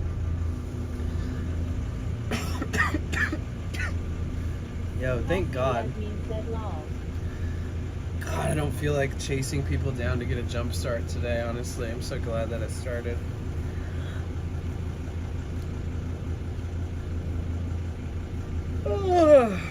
Rainbow Raccoon 82 said CVs, posted notes. Yeah, I need to post sticky notes. What's CV? Oh, CVS. Yeah, I'm gonna try to find them wherever I can get them the cheapest. We'll see. There's a ton of stores around here that have them.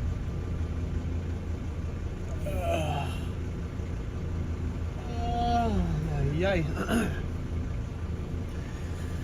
Remember how I met these dudes from H3? AB and Lena and Cameron? It's hard to see. Cameron actually left the show for a different job. He's the first person to ever leave the show. Everybody thought it was clickbait too, because it's like one of the last episodes they did before their 2-week break when Ethan and his wife have their baby. Excuse me. Cassie Yasmin said lol, go through so many posted notes too long. I know, I've used so many for other shit too, for like notes and everything though. But yeah. It's crazy because January took up half of the thing because we hit our 100 sub goal for the first time in January. Right now I think we're at like 50 subs. But and then 3 more months has taken up the same amount of space as the first month did. The whole wall is pretty much covered now on this side, so that's fun. You guys are the only people's names I have written on my fucking walls, I'll tell you that much. Like, when I go to bed every night, the last thing I see is these damn names. When I wake up in the morning, the first thing I see is these names. So, I do enjoy it. I like seeing the support and waking up and feeling like, oh, so-and-so is awesome. Or I just look through the names and sometimes think about you guys.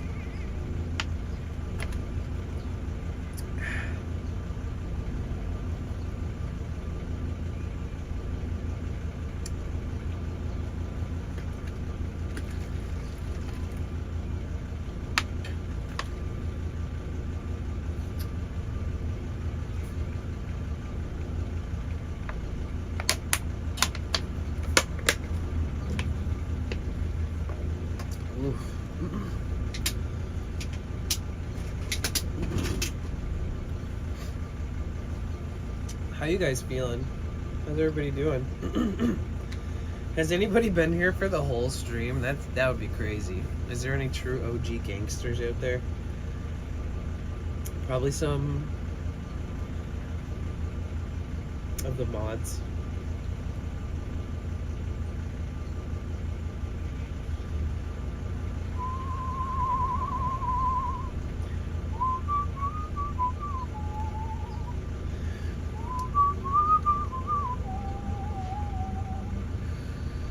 The worst thing is when I start actually coughing. It's the worst. I will never get Danny legs long.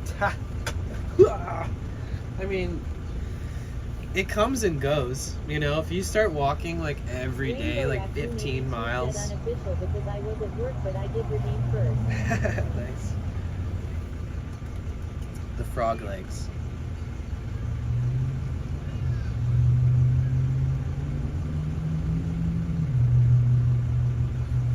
Let me see something. Dude, we made a lot of friends today while I was just ranting.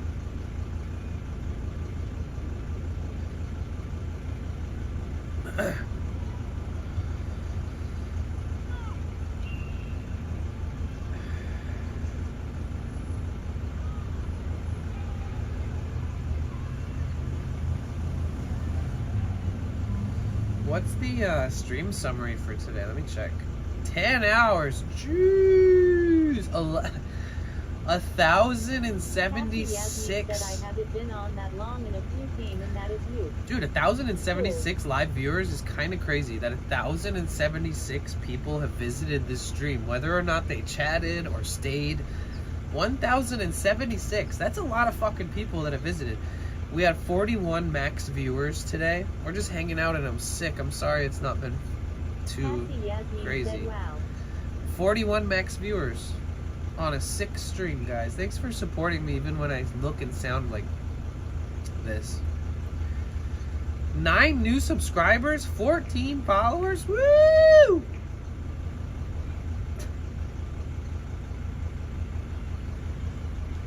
You know what I want to do? I think most charities are kind of bullshit, no offense. But there's a couple charities I would do. I feel like we should do like a charity stream like once a month. It should be like something we do.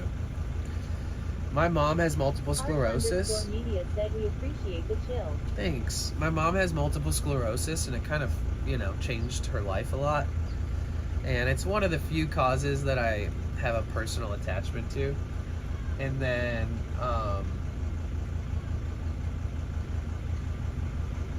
there's just some, I could ask around and see if anybody in our community suffers from something and that they've gotten help or really believe in some kind of foundation or charity that helps people in their situation. Like, I'd like to keep it local, I'd like to, if I do that, we keep it in the community, like make sure that we get an opportunity to possibly benefit somebody or the people that are in the same position as them. But yeah, what do you guys think? You think that'd be a good idea? Maybe like once a month, or at least try it once. Do one for maybe multiple sclerosis, since I'm a lot closer to that cause than, say, most people. And it's hereditary, and I've never been tested for MS. So technically I could have multiple sclerosis myself.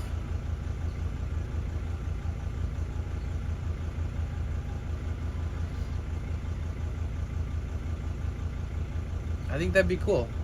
Cassie Yasmin said yes.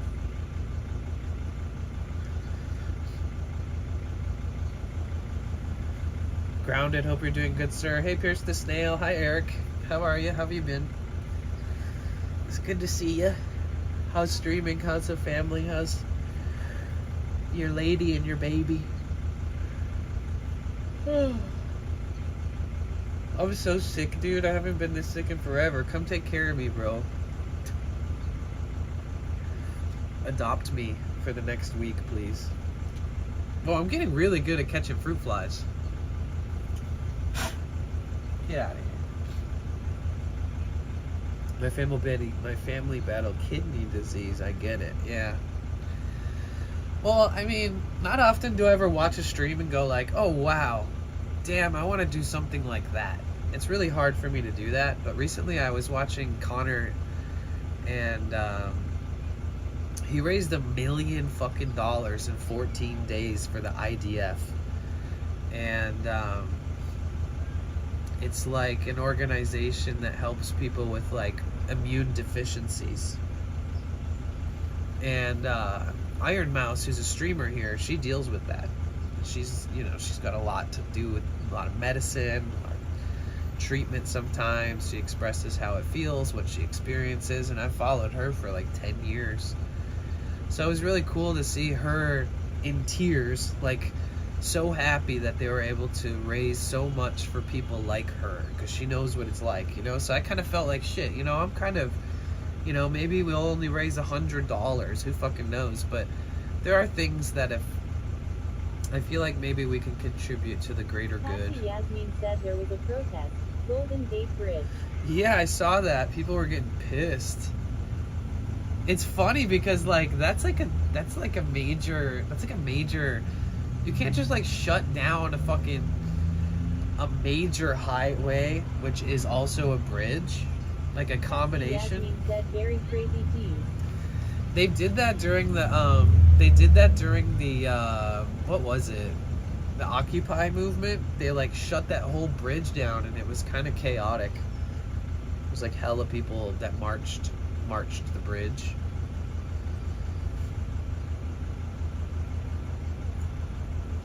But it could be worse. One of the things that you see in LA is that they'll shut down the highways for like race car, like people who build out their own little race cars will race on the highways here, and they'll shut down the highways for that.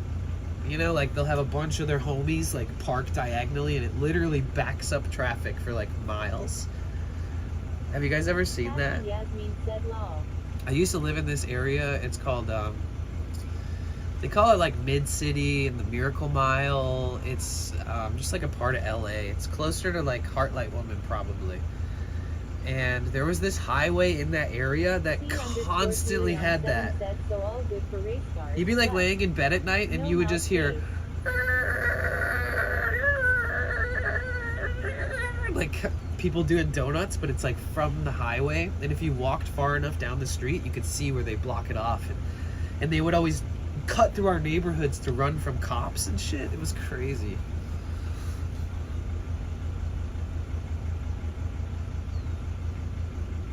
I'm so sorry. I literally need to run over to the bathroom and take a pee.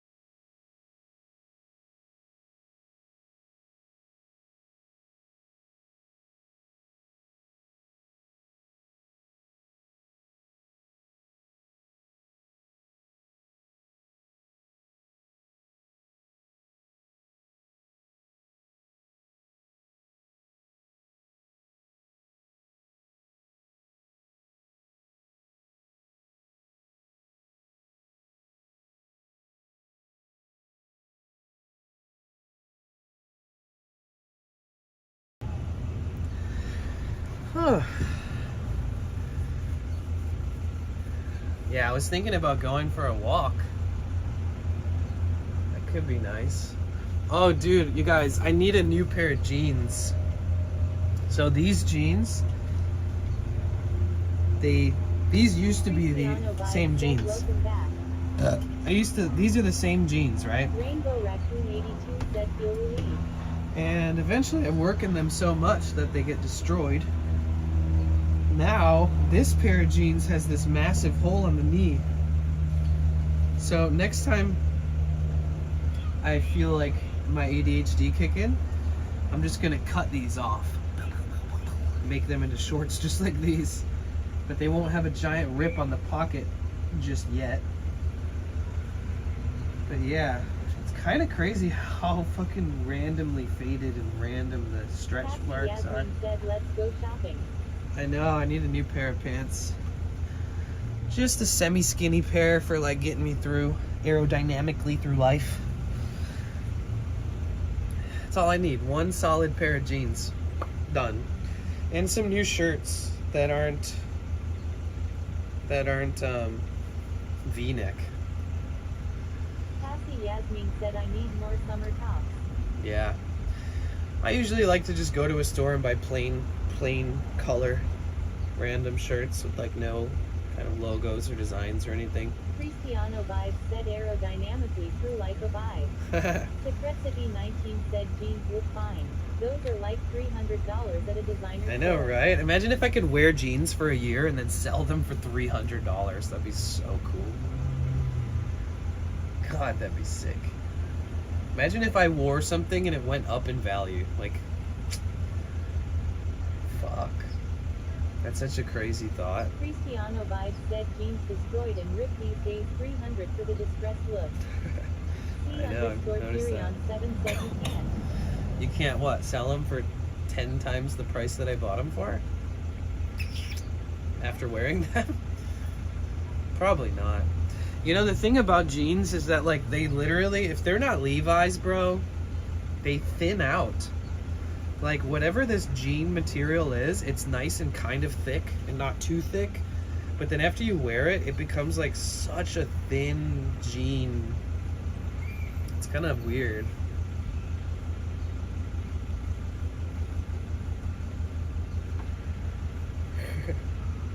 These, you guys, so there's only like a few of you guys here. Furion7 said, can you not?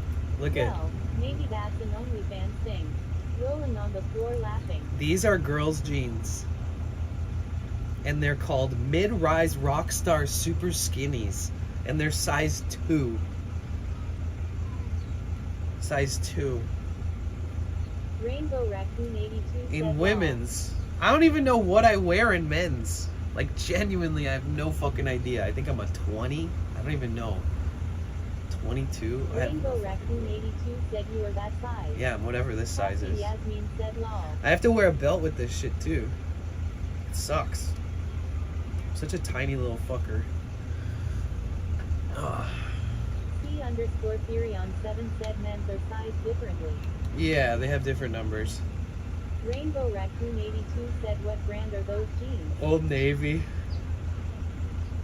Easy access, easy to get. Run to the store, pick it up. Good to Cassie go. Yasmin said I am in a 4 because of my big butt. Ah, I see. Yeah, I have no butt. I've had people tell me this before, and it's like, you shouldn't tell that to people. You shouldn't be like, what butt? You know, like where? What are you talking about? You don't have a butt. Not even that I need a butt or need to have a butt that's noticeable enough for people to be like, wow, look at that butt. But to say I don't have a butt, I mean, that's just downright rude.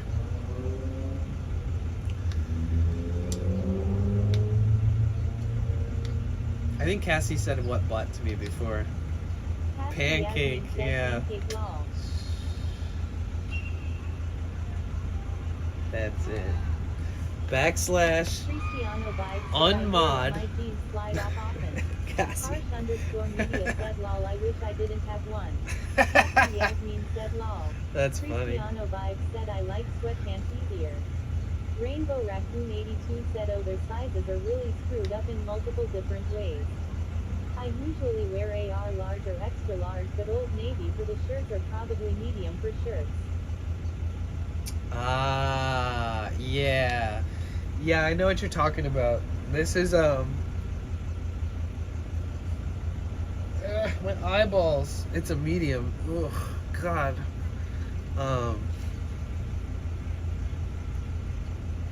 Yeah, it's like these start out feeling like perfect, and then as they shrink a little bit, they kind of get a little almost too small. But they're literally like you get 2 or 3 of these things for like 15 bucks. It's not a single number for men. It's like my size 33 by 32. Right. Why are women's sizes a single number? You know, women's goes into the zeros because I had a pair of pants that were 00. It's like 0 is small, 00 is smaller. I remember because my friend lent them to me at one point and I wore them. They obviously have been worn a bunch, but... Cassie Yasmin said all Vans are different sizes. It makes it frustrating. All brands. Yeah. Cristiano Vibes said 00 is 0 for each leg. Cassie Yasmin said Oh, really? Vans. Then what is 0? Is 0 different then?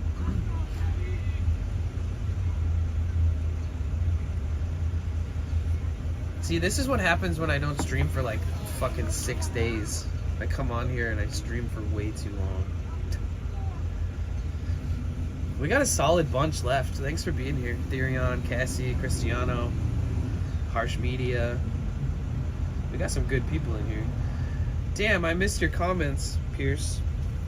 I'm doing computer for Trojan virus, so it's a Geek Squad for a few more days. You got a virus? 7 said again, men's sizes make so much more sense to me. Oh, why? Because it's the amount, because it's the inches? Said always a good time with you. Cassie Yasmin said we got all the best homies. Yeah, we do. I agree. Ooh, I bet it's really nice in New York. I bet you they're finally getting some fucking epic weather. Said I like a size 34. Men's sizes are wider here. When I was scrolling through my feed yesterday, it was like New York City, beautiful weather. New York, beautiful weather today. Like everybody that streams in New York was like emphasizing it in their title. It must feel good to fucking finally have some really good weather in New York. Be outside in like less layers and just enjoy it. Cassie Yasmin said NYC is the same here, and yes, very nice today. Yeah, I bet Tara's gonna have some nice streams coming up. Granted, I know she's trying to move and sort out her life in that way, but she still tends to stream quite a bit, so. Cassie Yasmin said I can come out now, lol. Did any of you guys notice? Did anyone else get the free Nitro upgrade today? You just accept it and then go and then cancel it right after, and you get Nitro for free for a month, you guys. It's pretty awesome. Not gonna lie. Cassie Yasmin said no. So if you're lucky, you'll just open up your app and it'll tell you to redeem it. It might also. Let me check something else. I wonder if it goes to your messages. No, it doesn't.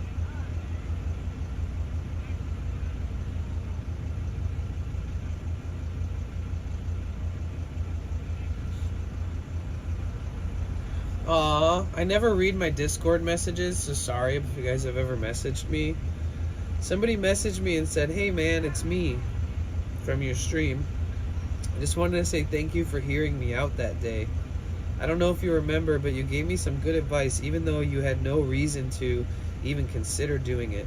So I just want to tell you that I really, really appreciate it. Thanks, you're a great person. What the sweetest message ever, dude. Thank you so much, bro. Oh, man. Cassie Yasmin said off. C_Therion7 said that's awesome. I responded. Oh shit. Chillin' Pete sent me a bunch of Twitch channels for me to check out. Oh, nice. Hinata? Alice?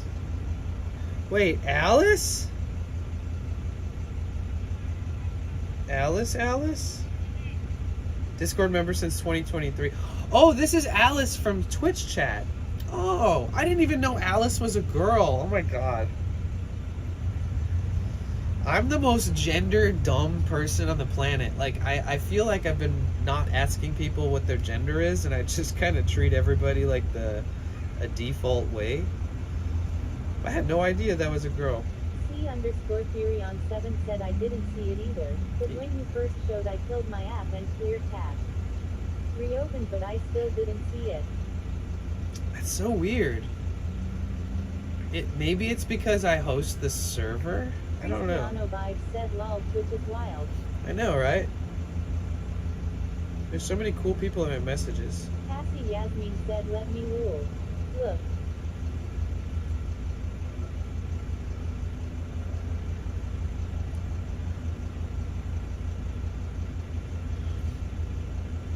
Damn, I never go through these. Shit, some are from January 2023. Damn. Oh my god, this is this one person that came to the stream and was like, hi. And I was just like, this person seems sus. And then they messaged me and said, how do I attach a quick video I made on my iPhone? I'm so sorry, I'm dumb, LOL. I sent you a message on IG. My name is Kira. Sorry, Kira. Not gonna happen.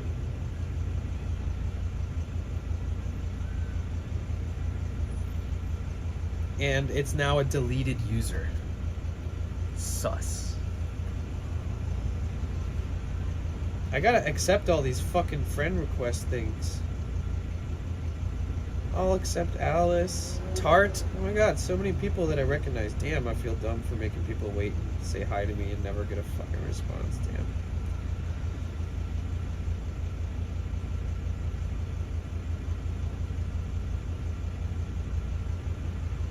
Oh, a lot of these people aren't even in the server? Or yeah, they are. Okay. Spam? Nothing in the spam. Okay.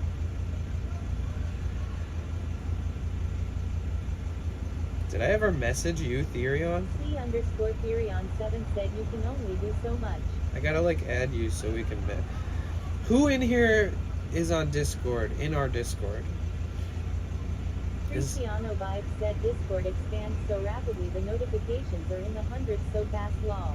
Oh my god, turn them off.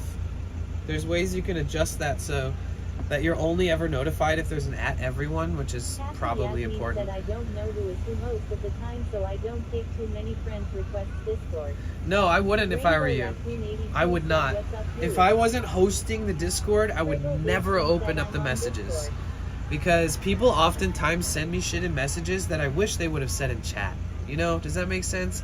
Like, I wish somebody would say things publicly instead of in a private DM sometimes, and that's why I kind of avoid Discord DMs, period. But because it's just like I don't want anybody to be treated different or feel like I'm treating them different or treat me Cassie different. Yasmin said, oh, okay, that is really good to know.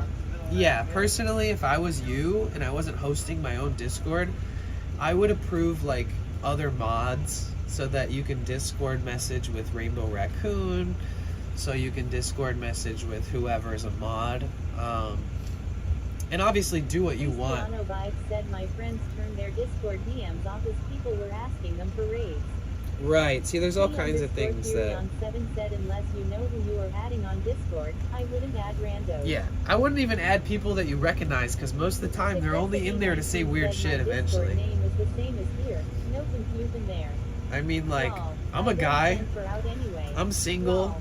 I fucking even the messages I get from people in my Discord messages sometimes make me be like, why here?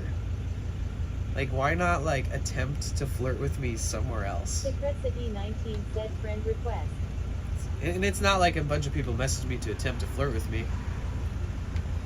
I don't got game like my younger self. Yasmin I don't said really right, so I don't have a clue where really they feed came off that from. shit anymore. You know what I mean?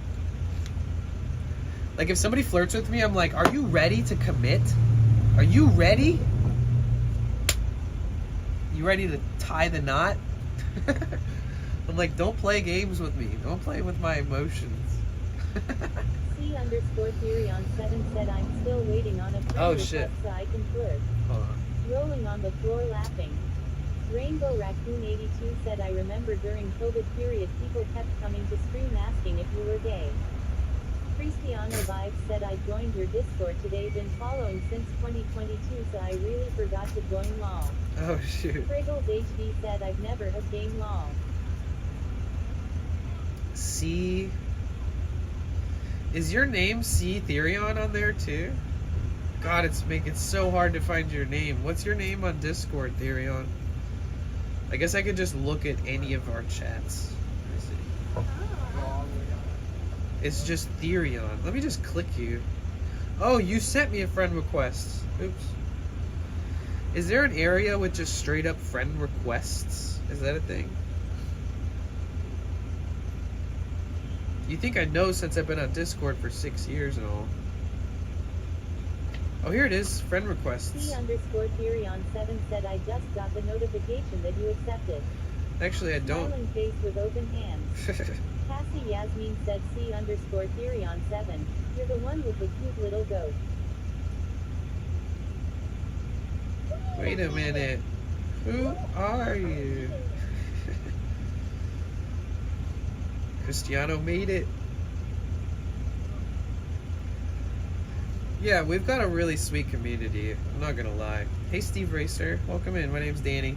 I sound like Chucky Finster today because I'm sick, dude. I'm sick as a dog and a dog. Just a dog. Just a dog that's sick. Cristiano Vibes said you nice. I can see you in the Discord. Cassie Yasmin. Yeah. C_Theory on 7 said yeah. Jafar. He's our foraging. You know what we used to do when I was in Oregon? We had like 10 goats, and the goats had collars, right? And then we would take the goats' collars and we would string a rope in between all of their collars. No, there was like a pulley system, and then we would stretch one side of the rope to one tree to another tree, and in between the trees would be like huge patches of poison oak, and they would fucking destroy it.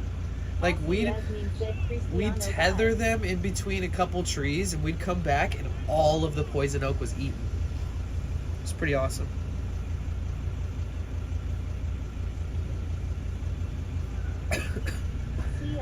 They do. On 7 said dude.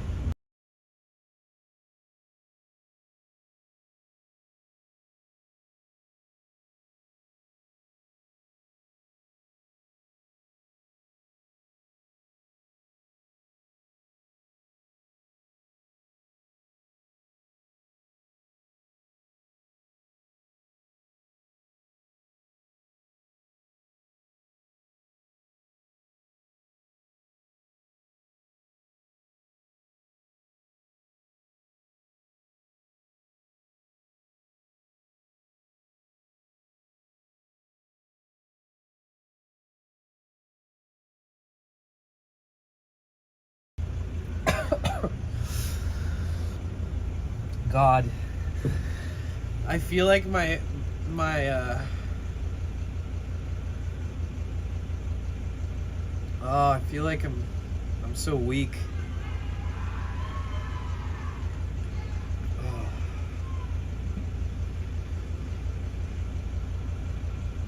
Oh shit.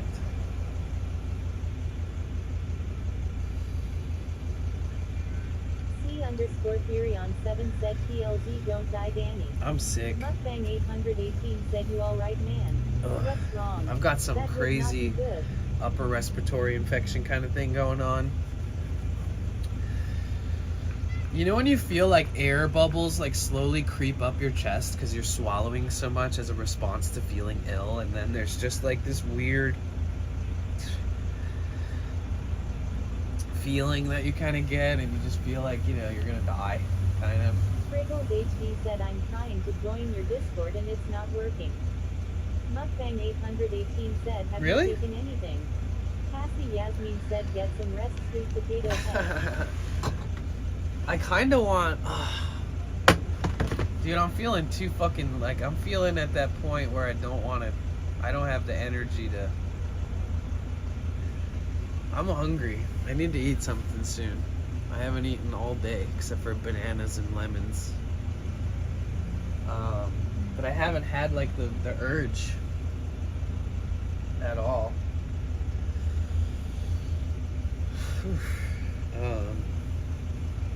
I haven't really taken anything because I was trying to see whether I peak today or I like hit, you know, the hump and kind of slope back down to feeling better. And Cristiano Vibes said you got really tell. for fuel.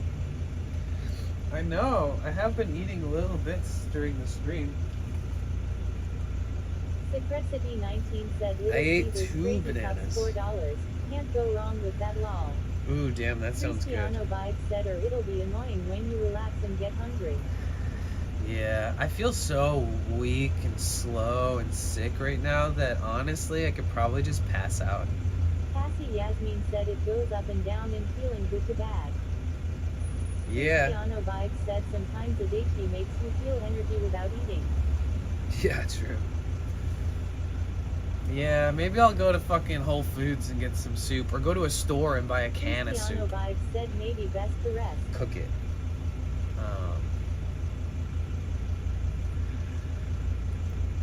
Dude, the last... He said Discord is working now. I reloaded Oh, my okay, app. cool. That's what's up. Mukbang 818 said chicken noodle soup is always True. nice when sick. Yeah.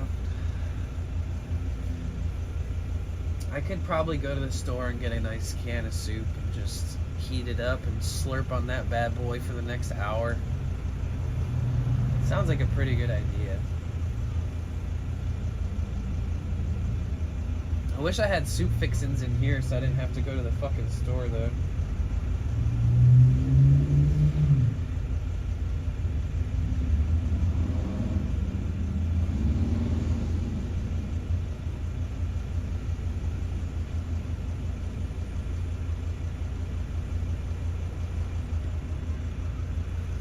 Van's doing good. We're up to 180 operating temp. See how much we're leaking. Not too bad. It's alright. Doing okay. Eat another vitamin. I live in a bought cans of cream corn soup, put it in my windshield to warm it up. Hell yeah.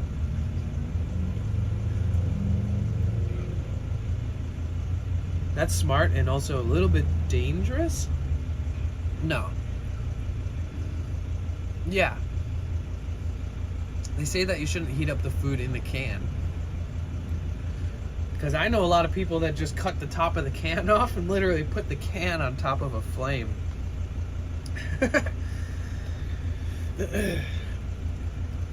The problem isn't when the van is leaking, it's when it stops leaking, right? That's when you're fucked.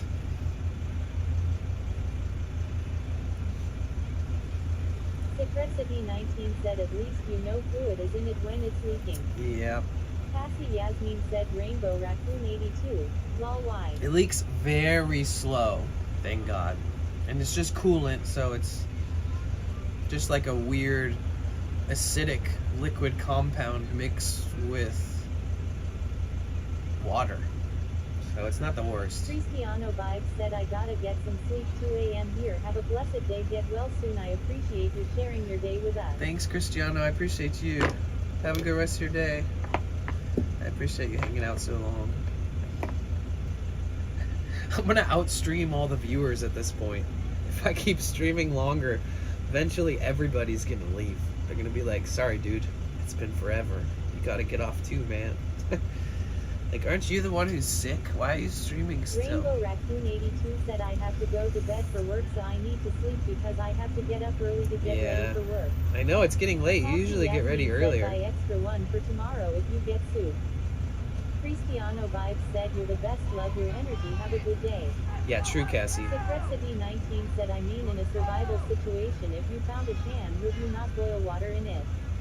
Heat the soup up and be happy. Oh, of course. 100%. HD said I've been working pretty much all day. Nice. I appreciate that. Have you been doing anything? Like you've been working or anything else? Lakebug said been here working all day also. Nice. Thank you, Lakebug. I appreciate you. Lakebug comes in with the random chat here and there just to like signify that they're there. And I'm always surprised by it for some reason. I don't know why. I'm always like, Lakebug! Lakebug said all. Master Lurker.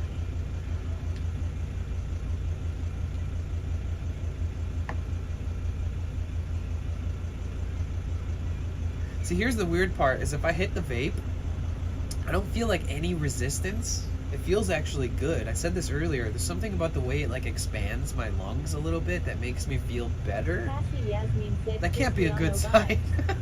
Secretsity19 said need a master lurker emote for them. Oh, that's true. Yo, I'm gonna start adding a couple more mods soon, and VIPs, because we don't seem to have very many people who are VIP, and I don't really utilize it enough, and I want you guys to like have fun little identity crisis in here, so we can figure out ways to do that. Oh, maybe we should go for the Partner Plus program too, because they actually have a way for not Partner Plus, the Plus program. They finally added a legitimate goal counter for it. 19 said VIP for the ant people. For the ant people. That's old school. That's from like a couple weeks ago now, I think. When Cassie brought up the cat people and we were like, huh. I mean, ant people.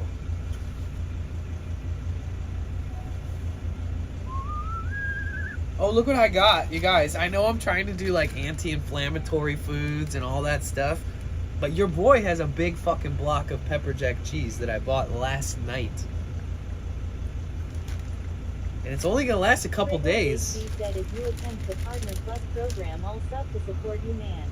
Oh, thank you. Thank you so much. Said, oh Lord, the ant peeps.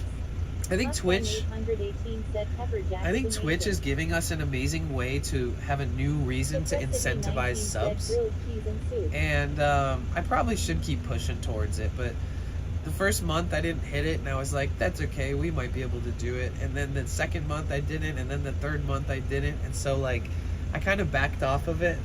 But we were so fucking close the first month, and I just kind of like. HD said you should make pizza with the cheese. I just got this thing of corn tortillas too, so I can make a ton of quesadillas. Ooh, wait. Make a bunch of quesadillas and dip them in tomato soup. Oh, damn, mate, that sounds really good. Almost like a grilled cheese and tomato soup, but with the tortillas. Mukbang 818 said that sounds amazing. Let's go. Cassie Yasmin said ooh yes. Okay, wait.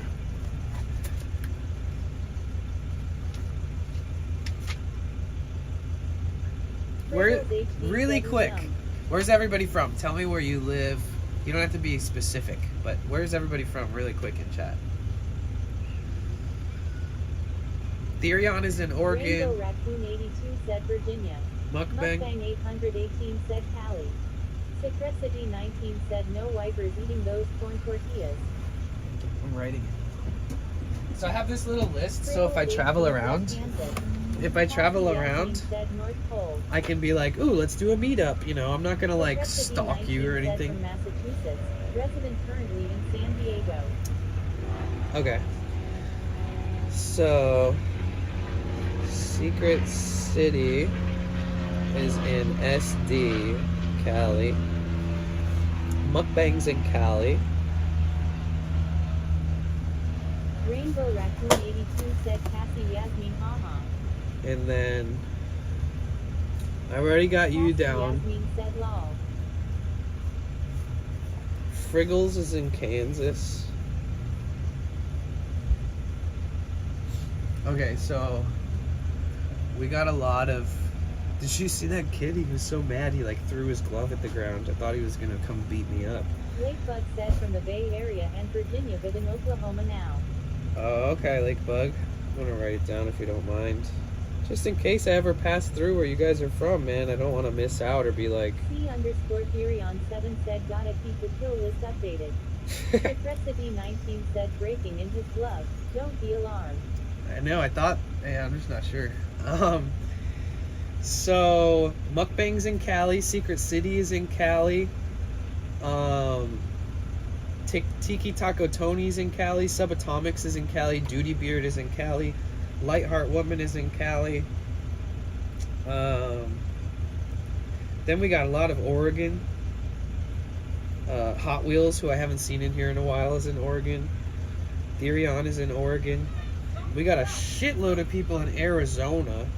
Cigar Goyle, Moonbows, Dr. Rolfson. We got a lot of people in Colorado. We got a lot of people in Kentucky, Maryland, Brazil, Canada, Virginia, Ohio, Ireland, Germany, Idaho, Germany again, Manitoba, Canada, Maine. C_Theory7 said come back Lakebug. C_Theory7 said we miss you.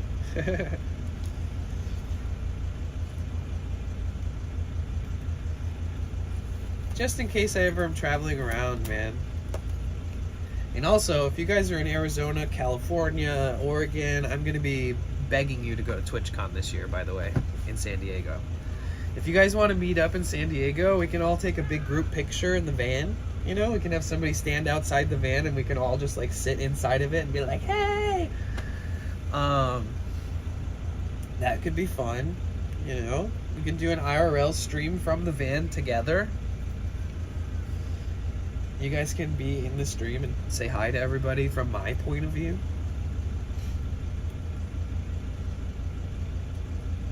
That seems fun. Oh man, I feel good right now. Thank you guys so much for spending today with me. Why do I feel good all of a sudden? Oh, maybe because I thought about eating tomato soup, and the only problem with tomato soup is that I tend to find it has sugar in it sometimes, like in the cans. I don't want a fucking can of sugar soup.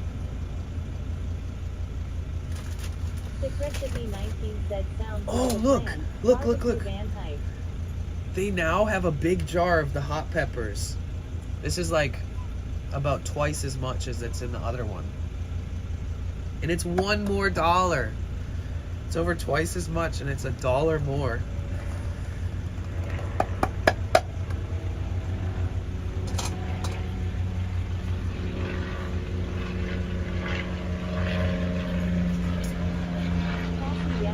Yeah.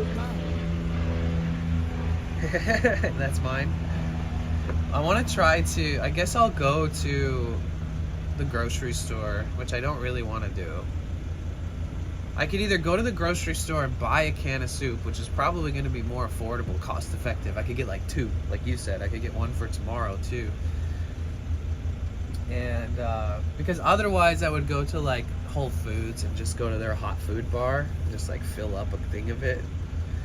But I feel like I'll get more bang for my buck if I go to a grocery store.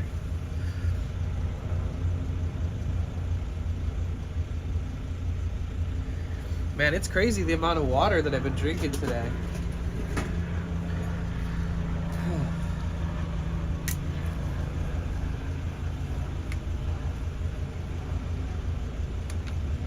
Alright, van's doing great.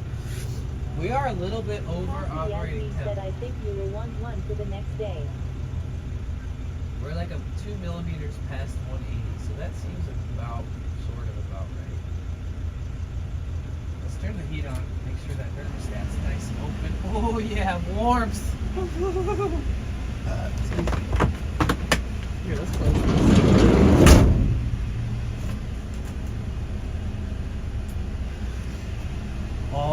can feel it all the way from back here.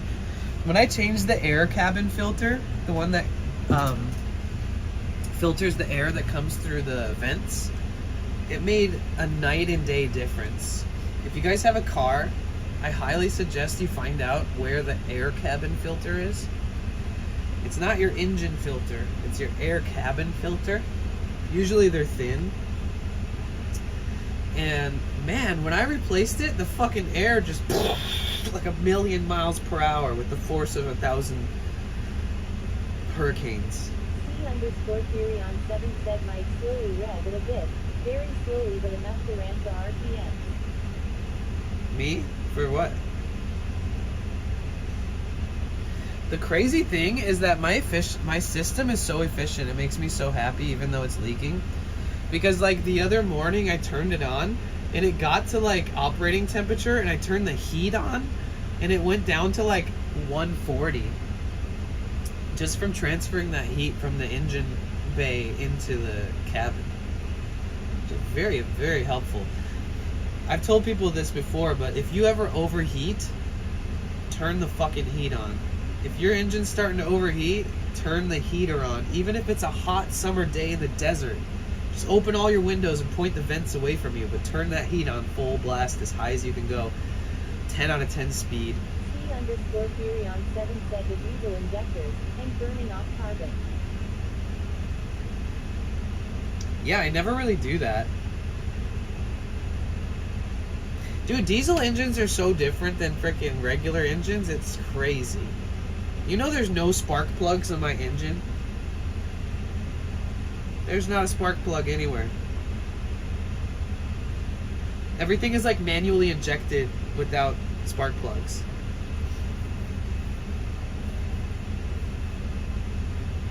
Secrecity 19 said to use a dryer vent hose attached to the floor vent on the passenger side and run it to the back on them cold nights. Lol. I can't switch to the floor vents because the person who gave me this van they like broke the air. There's a certain connector that you have to connect like kind of custom. You have to modify the connectors. And I know for a fact they didn't modify it because if they would have modified the connectors, I would have 1 through 4 on the dial. Mine goes 0 to 4, so I go straight to full blast. And then on the turn dial where you change it from like feet to this to that, it's stuck. So luckily I'm happy with this, but you're not wrong. It would be kind of interesting to have like a what are they called? Like those floaties that the long tubes that you have in a pool. Like just have one of those, like a 10-foot one, just like poking to the back. I won't have to worry about staying warm in the coming months, so luckily I'm just going to be way more worried about the air conditioner working, and I probably won't use it if the engine's ever overheating.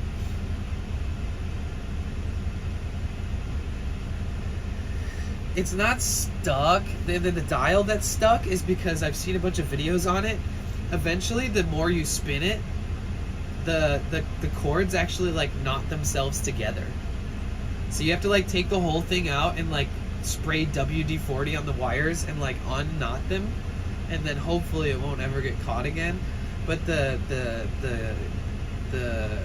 like throttle, you know, like the speed of the fan, I've specifically watched a bunch of videos that say if you hook it up without modifying the connectors, which is like cutting parts of it off and like shoving them together and wrapping them with electrical tape, which if you just bought this connector, you're probably not going to want to do that just out of pure intuitiveness. And but when you look it up online, it says, oh yeah, oh, yours only does the one speed. Fuck. So technically I could take this whole dash apart, unplug it, rip some things off, plug it back in, and electrical tape it, and it would work. Secrecity 19 said no need the blend door. I think it's called to put it on heat. Oh yeah. Yeah, the switch doesn't turn. It's like completely stuck in position. Luckily it's in a good setting where it's okay.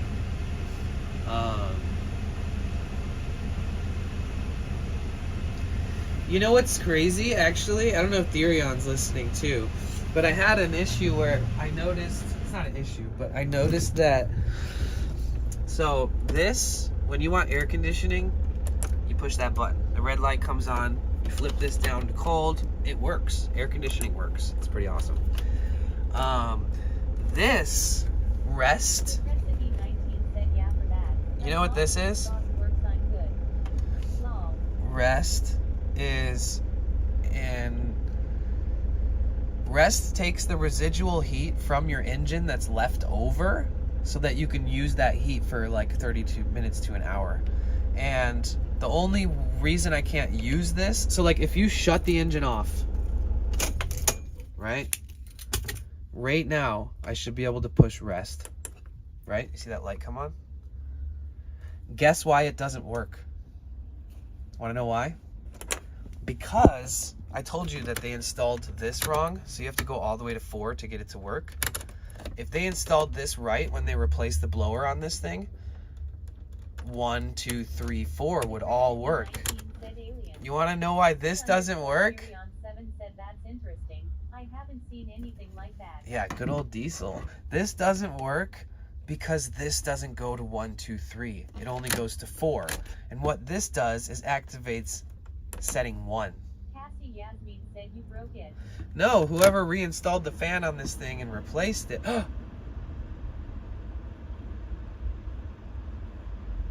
It's working. With no key. C_Furion7 said OMG. Bro. Rainbow Raccoon 82 said wait. Crazy. Fucking A. Yasmin said lol I fixed it. I'm glad I figured that out after the fucking cold season is all over. Okay, let's see if I shut it off. Holy fuck, it works. So I thought this didn't work because it goes to setting 1, but even though I have it on 4, I get it. Yep. And then there's the bacon button. Anytime I post a picture of something bad that happened to my car, people always say, "You didn't hit the bacon button, did you?" And you know what the bacon button is, Therion? This is for diesel heater. This is for if your car came stock with an additional heater. Doesn't do shit on mine. Bacon button. Yep. Rainbow Raccoon 82 said interesting. And then you can see this little bit of adhesive that they didn't get all the way off. There was obviously a switch here. I'm assuming that this was for, I don't know. Yeah, something awesome. Dude, there's a lot. There's a lot. There's a lot of space for buttons right here. Dude, sometimes I'll look at pictures of sprinters from the groups and this whole thing will have buttons. It's crazy.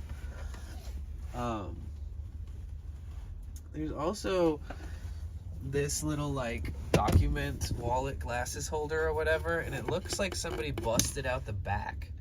I'm not sure if at some point they had like a cop scanner right here maybe or something in there, or if maybe this cord came out to this.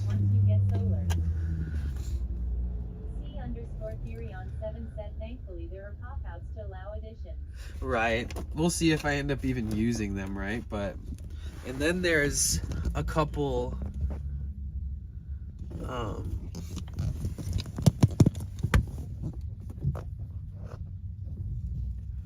you see that?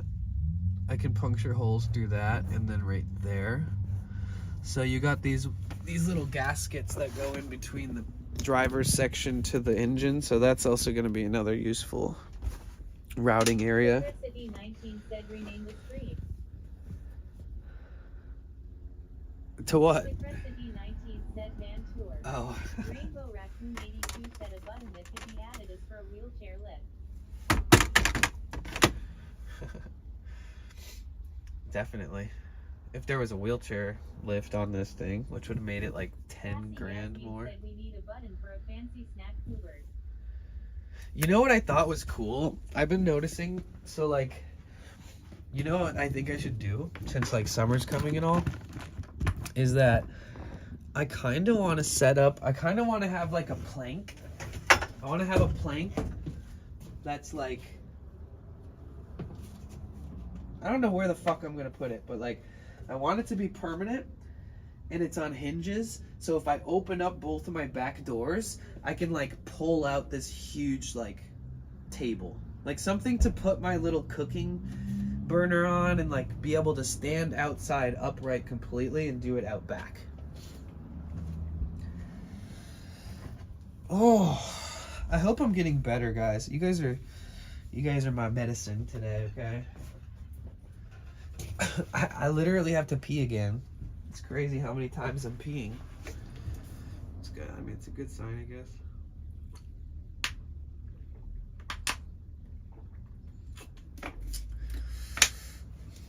Secret City 19 said they sell the foldable tables that attach to the door. Right. Yeah, I think I could make one for cheap.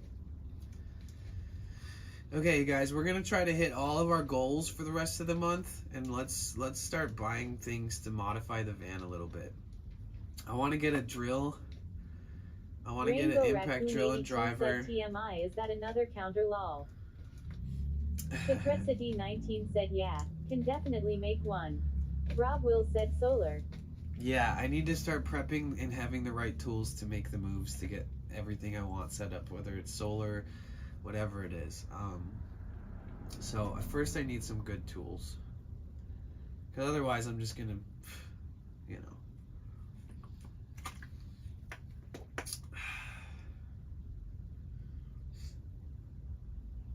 I'm looking for a welder. If anybody knows a cool welder, I'm, you know, like a guy who will work for a couple six-packs and not as much money as a normal welder.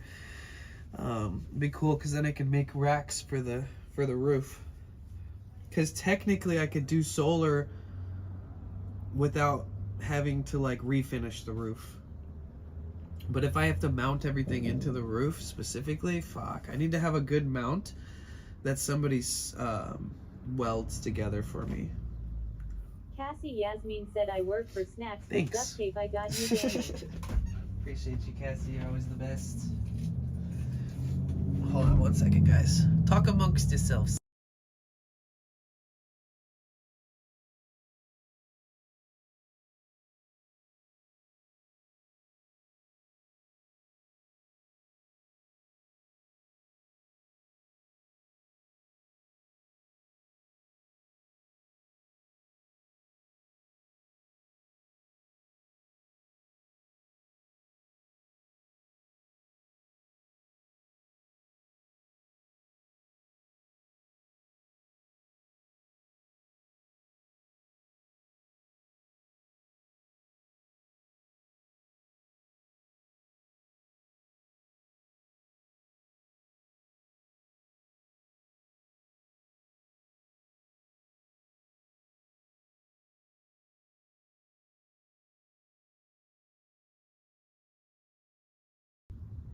Yeah, I have rain rails.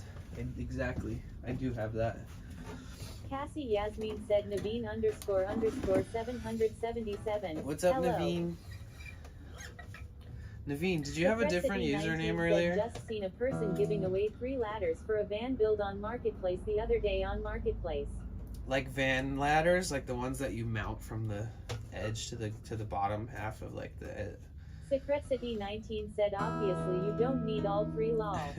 Cassie Yasmin said, Super Scott. Thanks for the follow, Super Scout. Scout.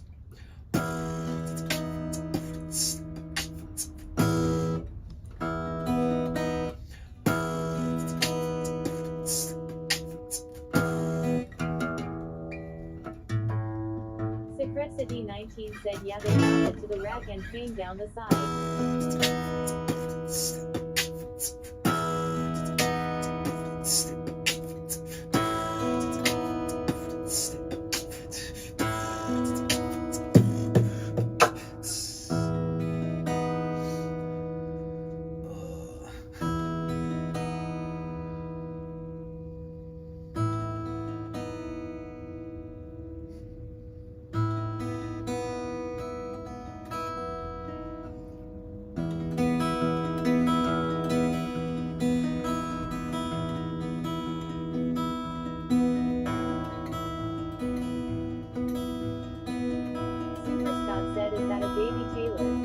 It's Yasmin said I came up with a new snack. it's a base Taylor of dipping Mini. them in peanut butter.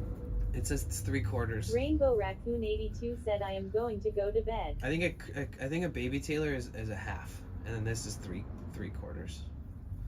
So a baby Taylor would be like a third smaller, I think. Because this is a GS Mini, it's not a baby Taylor. I have a friend who has a baby Taylor.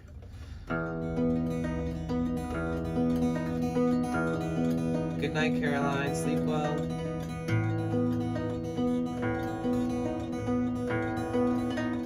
Dates and dipping them in peanut butter? Hell yeah. Rainbow Raccoon 82. Sweet dreams, love you.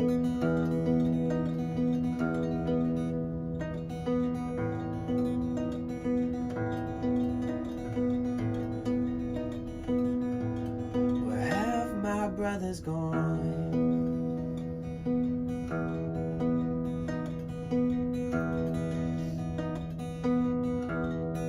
They fall into the soil.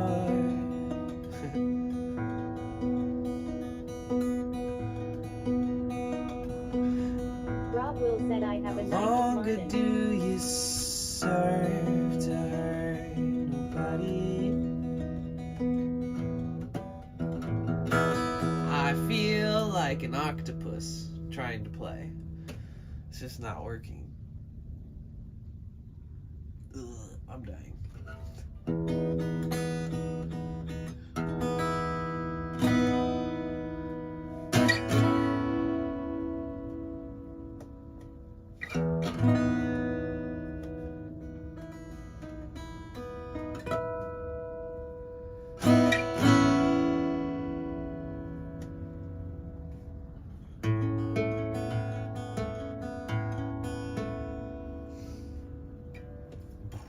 Man, I've never felt so out of it in my life. I've felt more out of it in my life, but not on the stream. Wait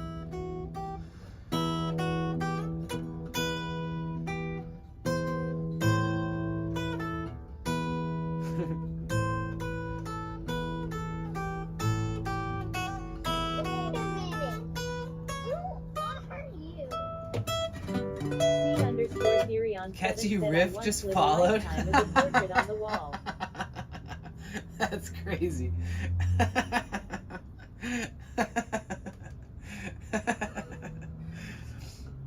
We love a catchy riff in this side of town. Catchy_riff said haha. That's a good name.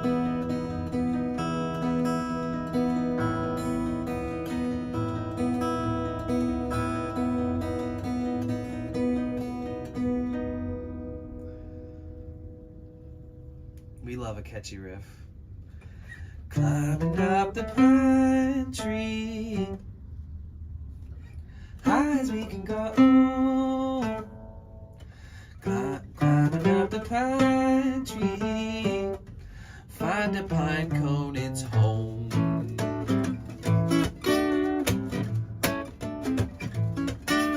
Come on, I need to get into it. I'm super sick.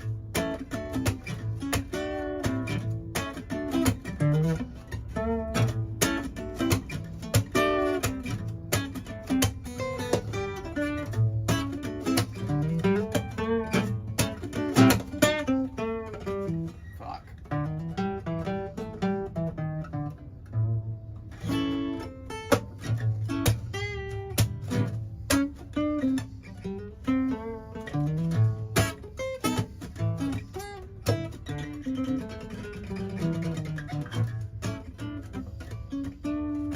Ugh, my throat is so fucked right now. Don't know where you're going, yeah. Don't know where you've been. Don't know where you're going, but I know you're losing your head. I know what you're thinking. It's alright with me. I know what you're thinking. I feel like I'm gonna fucking throw up.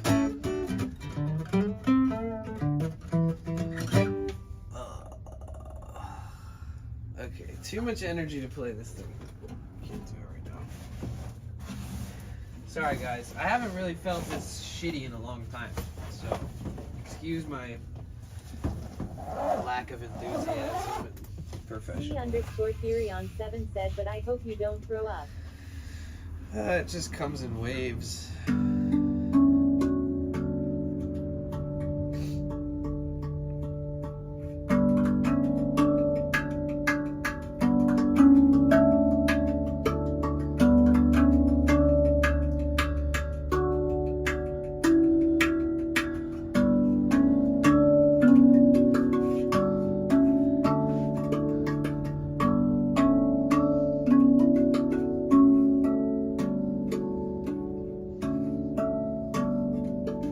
Catchy_Rip said also I just got my hand tatted a couple of weeks sick. ago. I got to representative other fellow hand tats. Nice. What did you get? Secretcity19 said throwing up sucks when you're on an empty stomach. A little more fun when there's food on there.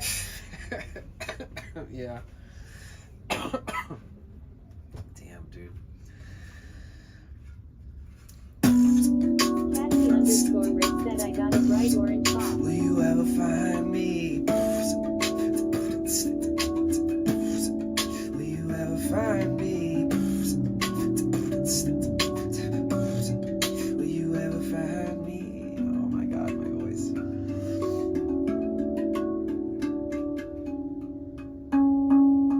No singing and no beatboxing is so much better right now. Catchy_Rip said getting a flower on my other hand. A bright orange fox? That's sick. I want to get a fox tattoo. So, what is this? We're talking about tattoos. This whole sleeve, right, from the shoulder to the hand and in between, is mostly animals. Like, Catchy_Rip said you need to drink some honey. when I know I need a lot of things right now. When I first time I saw a wolf in the wild, I was like, what the fuck? I was like, whose dog is that? Then I was like, wait, that's like 4 times the size of a Catchy_Rip said getting a hummingbird on April 27th. Nice. So my goal was to, like, when I saw this wolf, I like researched which wolves make it to this area where I was traveling and stuff, and they said that it's usually Mexican gray wolves. That they actually go all the way from Mexico up to Canada and back. They have like these weird migrations where they go through like the middle of the United States, sort of. Catchy_Rip said OMG my entire right arm is birds, animals, insects. Oh, sick. Yeah, I haven't got a tattoo in a while, but I used to hitchhike a lot. And one time I saw a wolf, I'd see a lot of hawks. So I got this huge fucking hawk.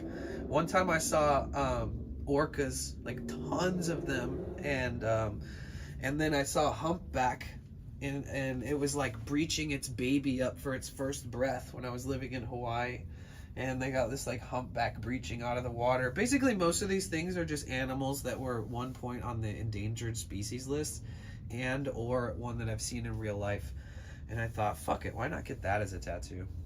Because it helps me remember those moments and think back on when, you know, my life was way different, but I was still exploring. And Secretcity19 said I only have one creature on me. It's a butterfly. oh, cool. Catchy_Rip said awesome man, thanks, so sick. Yeah, it sounds like you got like a lot of cool animal tattoos. I like that. I fuck with that. I got this tattoo when I was really young. A really cool butterfly, Secret City 19. It's like a Japanese style koi fish and waves and lotuses and stuff. And my ex-girlfriend and her new boyfriend that she had, who was unfortunately like a heavy crackhead, they tattooed this on me together. After we broke up, her and her new boyfriend tattooed this on me. And I'm not gonna lie, they did a pretty bad job. The whole fucking shoulder cap is it's just, I should have never let them do it, but you know, I was young. This arm, on the other hand, was done by a professional, and I would never ever think twice about ever having gotten it done. Catchy_Rip said I'm getting a koi fish, June lol. Oh, nice. Make sure they do a really good job on it, because koi fish are so common in tattoo world that like you could go to somebody and be like, I want a koi fish, and they'll be like, sure, I can do that. But if there's somebody who like specializes in Japanese koi fish style tattoos, they might like slay it compared to, you know, some people.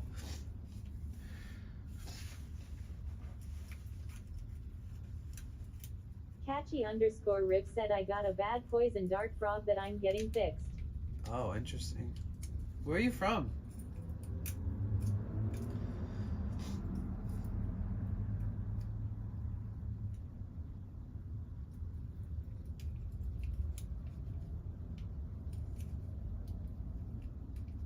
Bro, I don't even feel like going to the grocery store, I'm not gonna lie.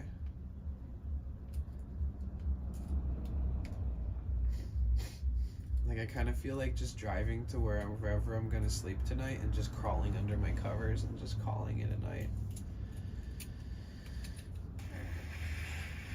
If I wasn't streaming, I would have been in bed all day. So... Catchy_Rip said I'm from Amish country. You're from Amish country? Like where? Where are the Amish these days? Is that like Utah or is that Mormons? No, that's Mormons. Are you Amish? C_Therion7 said Pennsylvania. Catchy_Rip cool. said yes lol. I was watching a video of this, and it wasn't like satire. I was watching a video of this Amish guy, excuse me, learning how to shift gears on a manual vehicle. And he was like, "Oh, I see, I get it." Rip said no, definitely not. My neighbors are. Oh wait, is Pennsylvania what you said yes to? You said no, definitely not. My neighbors are. Okay, so you're not Amish. I mean, I don't think you would have a cell phone and all that probably, unless you used to be Amish or sort of like a mix of new age Amish. What brought you to Amish country?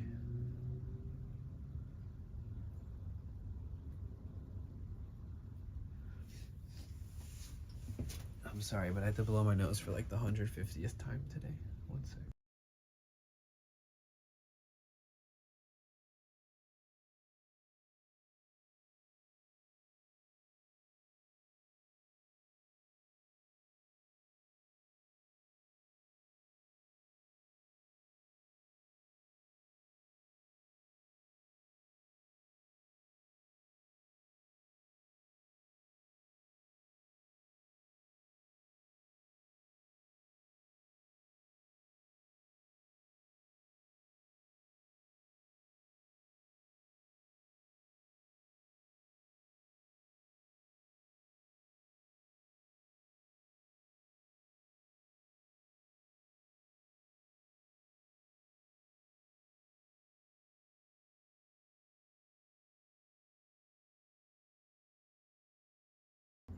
There we go. Okay, sorry, I had to blow my nose.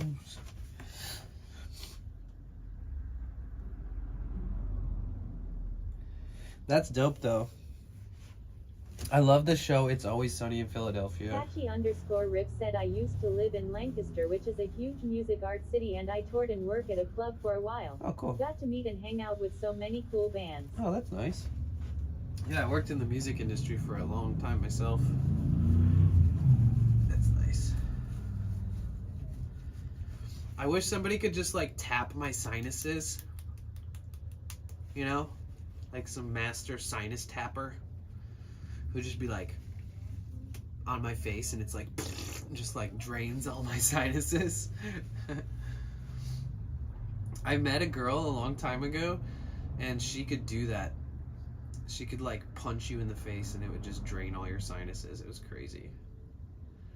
I remember one time she had me laid down on the ground and she was like smacking my face. Not smacking, but like using her fingers and just like Catchy_Rip said nothing's worse than being sick. Yeah.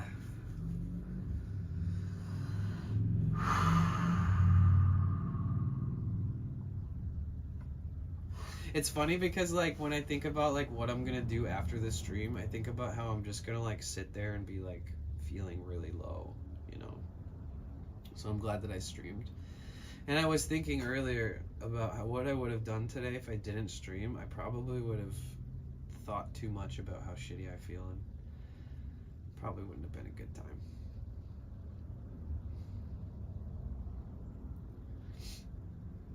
Ugh. Ay, ay, ay.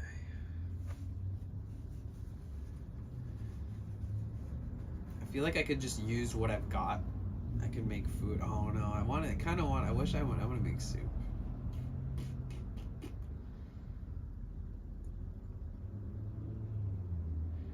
I need like turmeric and ibuprofen. Cassie Yasmin said go get soup. Catchy_Riff said where are you at now? I'm in Venice, California, and by the time I go to sleep tonight, I'll be in Santa Monica, California, sleeping in a different neighborhood. I never park in the same place during the day as I do in the night.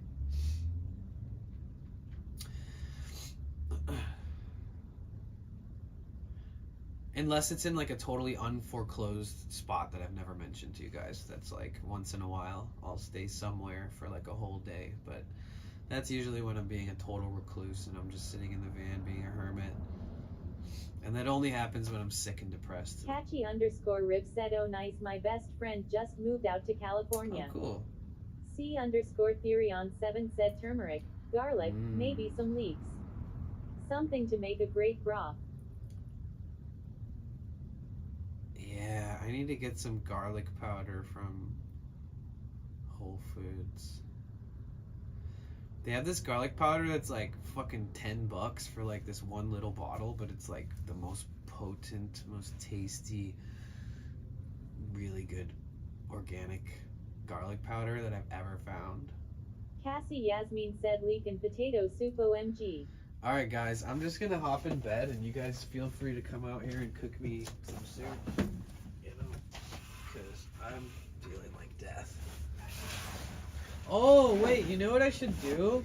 I should set up one of those food ordering things where the C_Therion7 said oh Jesus Cassie Yasmin. where like stream, like community people in stream and the viewers in stream, they can like buy you. They can like buy you food. I wonder if we can do that, but like during van life. You think we could do it? You think we'd get away with it? Like if somebody ordered food, if they just, oh, I can use Luis's address. Bro, who's ordering me soup? I'm not fucking getting out of bed. Sorry. No one's ever ordered me food before in the history of my life. Which is not true. But let's just pretend it is for now.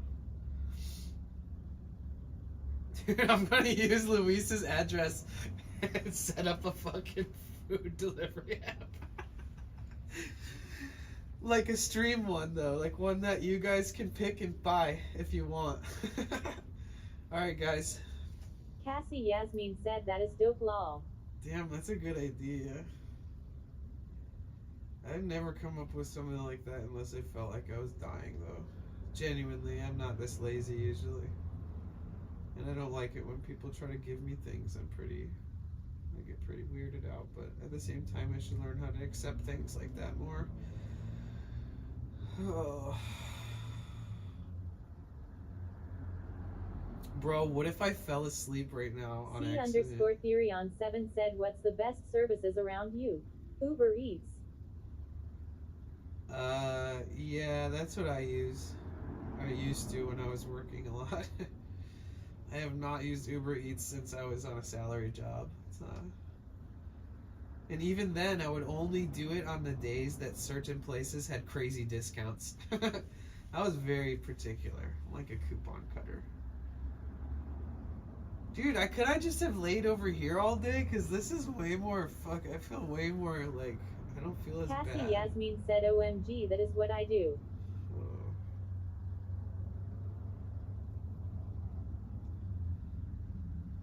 Yeah, I ordered like $400 worth of fucking veggie grill over the last summer because I was working and I couldn't make food. I was just like,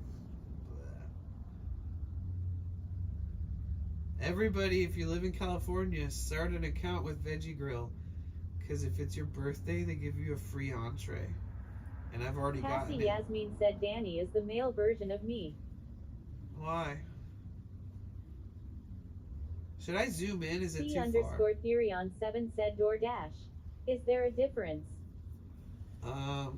They're just different apps, but they do the same thing. Cassie Yasmin said you do the weird things I do. Oh yeah, I know. I love that. It's true. We always do. We always end up finding that out. That's how I know you're a real one.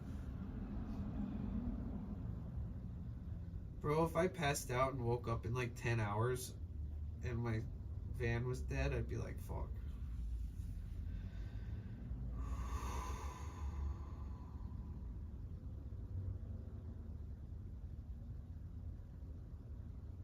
Fuck. Every time I swallow, my ears are popping. It's evolving. Oh. No! I hate that. This is my least favorite thing in the world. Oh no. At least it's not popping at random. I don't want to jinx myself, but usually when my ears start popping like this, they'll just start popping for no reason. Like, oh. God, I shouldn't have thought about it. Ugh. Yeah, this is technically what it looks like every night when I go to sleep, except for there's no light because I black it out.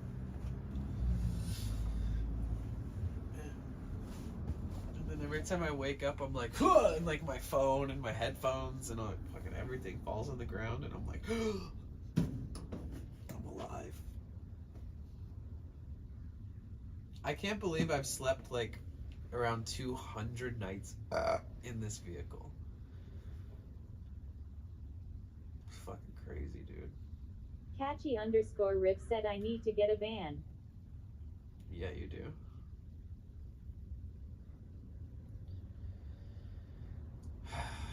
Whatever van you get, enjoy it. You know, do small trips first. Don't put yourself out in the middle of nowhere and get stranded. Do some like staycation type trips, you know, go to parks, go to forests, go to like places that are maybe a few hours away. Start testing the waters like that. Then you'll know what kind of shape it's in after doing those kind of test drives, and then you'll know whether it's smart for you to go on longer road trips. Everybody buys a van and then finds out that it needs a ton of work, and just have fun with it before you break down. Have fun with it before you start springing leaks and have to learn about it. SP4WN_4G4IN said good advice, dude. Yeah. Also, if you're not like afraid to work on vehicles, then you're just a step ahead of everybody, dude. Even I wasn't afraid to work on my vehicles, but when I started learning more about turbo diesel German engines, I was like, whoa. Catchy_Rip said I always fall asleep with my AirPods in and lose them. Cassie, did you just say that? Cassie, I feel like we're the same person and we don't even want to be. We just unfortunately are. I swear to God. When I put my AirPods in, it's like my comfort zone. I literally will put them in and I know for sure I'm going to wake up and be like, where the fuck are... Like, this is me every morning, by the way. I'm just like, yay, another day, I'm alive. And then I'm like, I like look around underneath me like this every time. I'm like, where are they? See, even look, here's one of my AirPod cases here. And like, I look and I'm usually like, fuck, ugh, like where did they go? And it's not because I want to put them back in either. It's because I need to charge them because they've been like, you know. And I always get up and then I'm like, ugh. And then I stick my hands all in the bed. I'm like, where the fuck are those things? And look, I just found a tissue. But yeah, I'm like, every morning, same shit. Or sometimes I'll bring my phone over here. Sometimes I'll get up and just like, regret it. Oh, that was Catchy Riff. That wasn't Cassie. That's funny. Sorry, I thought it said Cassie. Cassie Yasmin said Catchy_Rip said that, but yes, I do the same thing. The worst is when you on a trail bunt. Are you on a trail bunt? Huh? Cassie Yasmin said wow. Yeah, wow. But yeah, Spawn. Catchy_Rip said our names have similar sounding laws. Right. Cassie Yasmin said my phone is drunk. I know.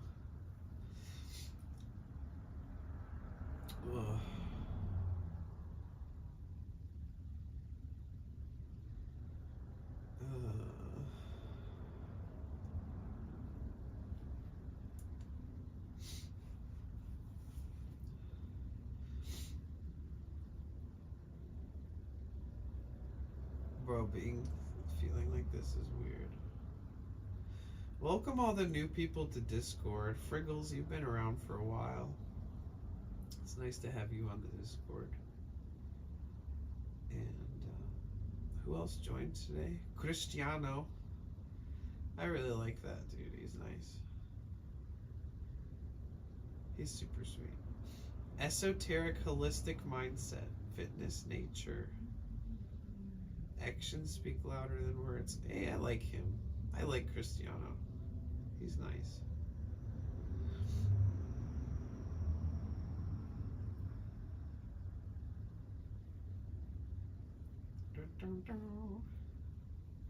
Cassie, how do you always get that one? Is that how like it works when you pick a gender on Discord? Is that like, does it like specifically give you the cute cat as like an option? Do you just click the button and it just automatically ends up being that one? It's always that one. How do you... Oh, no, it's not always that one. Okay. It's like one of two.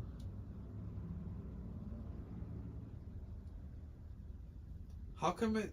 Did you have to change anything to make it do that, Cassie? Because whenever I click it, it always shows the... Like, I'm gonna do it to Friggles. Cassie Yasmin said, no, I picked that cat, I like it. How did you pick it? I can't pick it.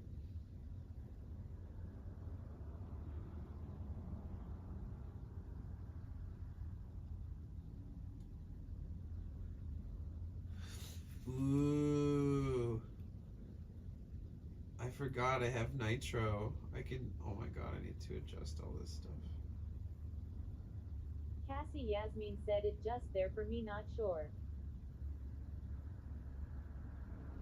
Yeah, that's trippy. One of the coolest things about Nitro is you can use stickers from other channels in your own Discord. Cheerful Choco. Where's the... Who do you pick? Is it Hammy Ham? Wait, have you seen the Hammy Ham ones? You're Smug Sheba. What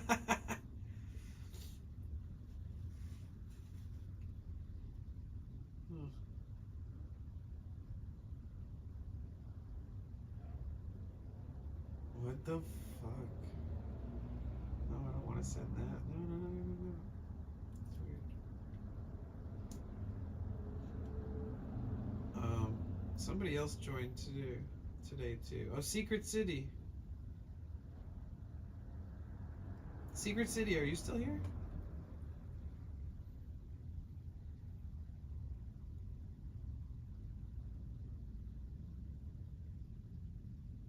Wait, didn't Secret City say that they were in San Diego? She looks like me and Kat. I kind of feel like it's the perfect one for you. They did say they're in San Diego? Nice.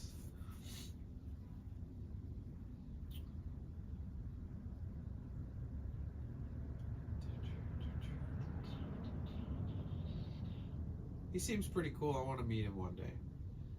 He better go to TwitchCon. That'd be sweet.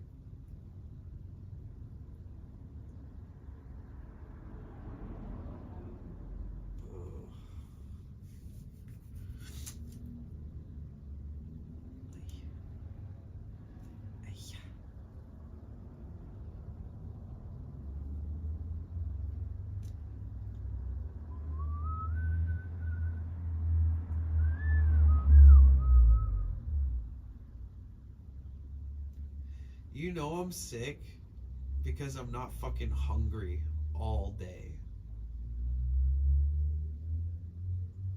It's weird. I'm like the type of person who cannot go without eating. Like, I'm a little whiny bitch if I don't eat. Like, I'm like, sorry, brain is thinking of food until I get food. Don't talk to me.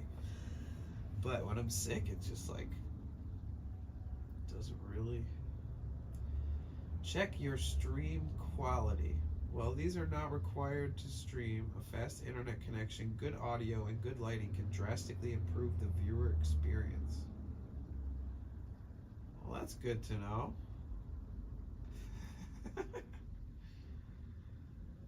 Super Scott, Catchy Riff, where are you guys at? Are you still here? I'm just now seeing your profile pics for the first time. So, on this streaming app that I use to watch chat, it doesn't show me if you guys are subscribers. Which I just brought that up the other day. I want to make it so I know who's fucking subs based off my chat. Because, I don't know, I just want to make sure I remind you guys how much I appreciate the fact that you're subs. Have you ever met Relic? No, but he seems dope. You know, there's a couple. Relic's not one of them. I don't know him, but like I follow him, and I follow him on Twitter, I think. And same with Nest, who's like streams a lot in downtown LA.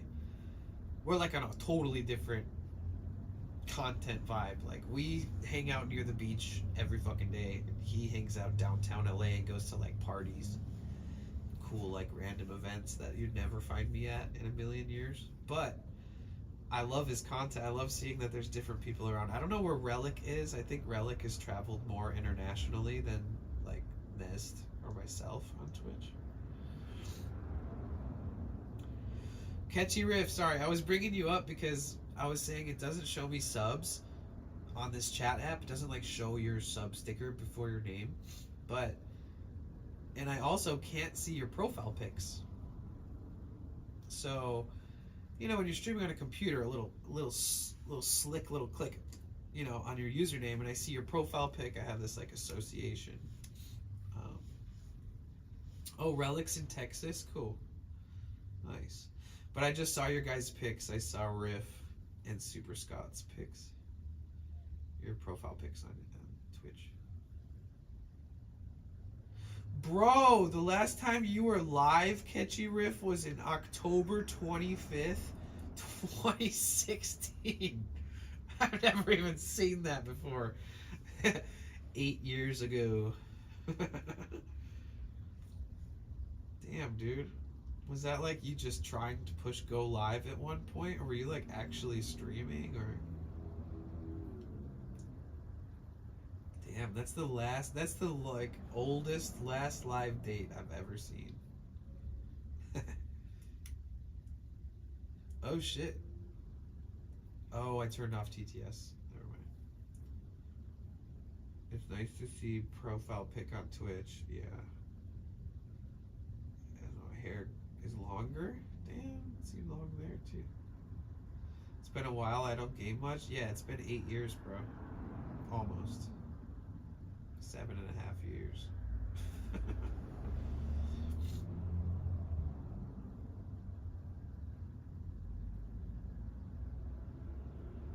Do you think you'll ever stream again?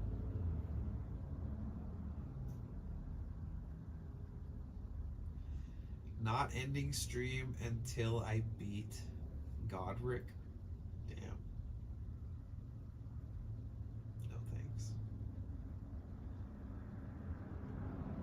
In Las Vegas for what? For NAB? What's NAB?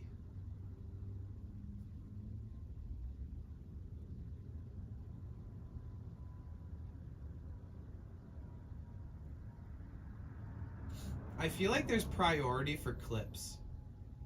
Because like this person posted a clip less than a week ago and they got 100,000 views on it.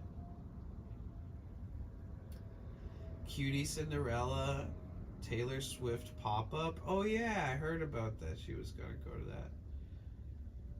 Sorry, I'm not like super hype into the mainstream stuff as much as it sounds like I am. But I try to keep track. Like Cutie Cinderella, I mentioned earlier on stream that she actually like values musicians a lot. And I think that it's, you know, we need more people like that are on the top of the hierarchy on Twitch to finishing Coachella roundup. No thanks. No offense. I don't fuck with Coachella. I just don't. It makes me feel like I want to rip my face off. I don't know. I don't know about you guys, but I did watch a couple, like, you know, videos of people performing at Coachella just to, you know, make sure I don't miss something culturally awesome or something. I watched this clip of Sublime with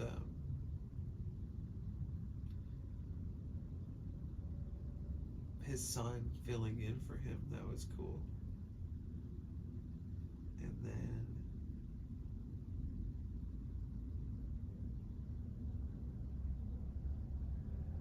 yeah, I don't know.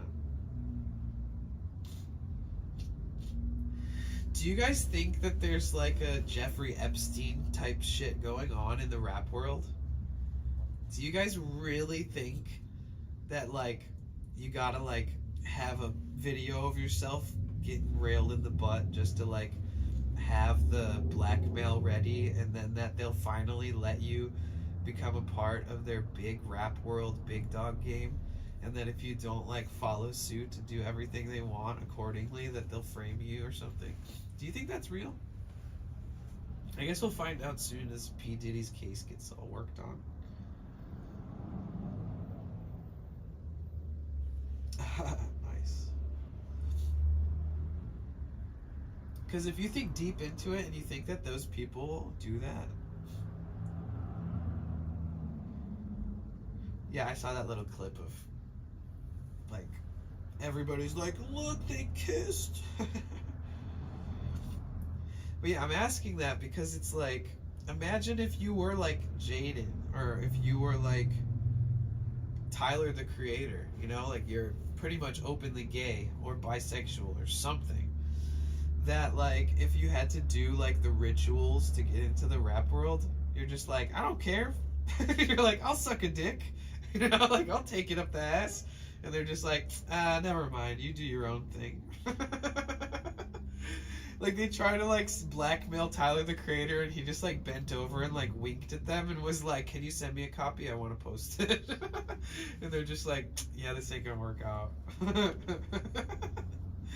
Like you have to be a cisgender straight male, and for it to be like, for that to work out.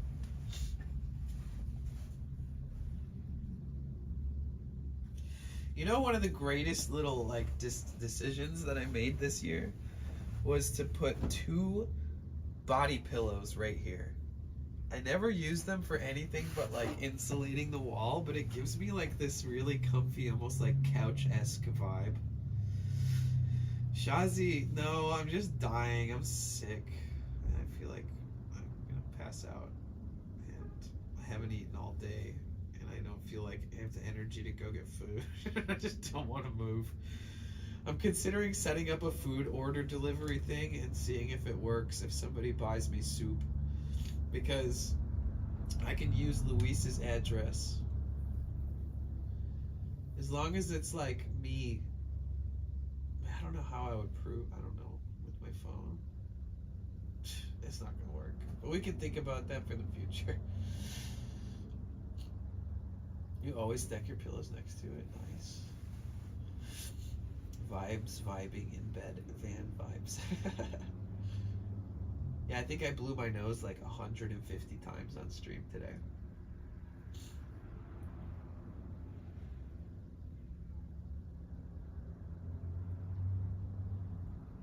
Just a short 12-hour. Man, when I stream when I'm sick, I can go for hours.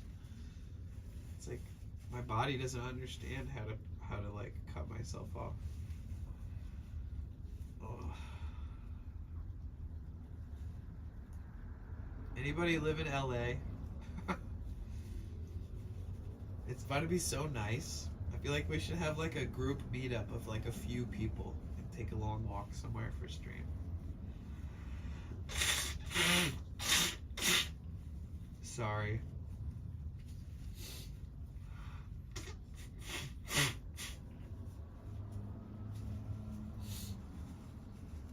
Maybe when I'm better.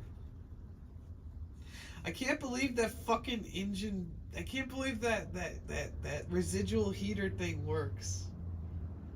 I can't believe it. I bet you with not having a new battery that's really risky. But I could be wrong. Maybe after driving, if it's cold, I could genuinely use that residual heat without killing the battery. That's trippy that it worked.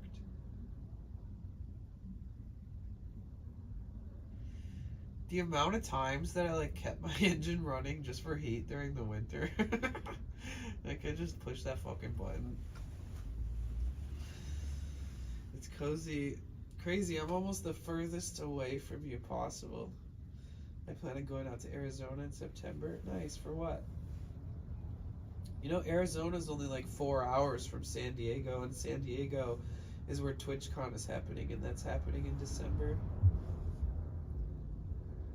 Bro, I'm like dying and I'm still trying to promote TwitchCon. What is wrong with me? I probably sound like I'm just mumbling at this point because I'm so far away from the camera.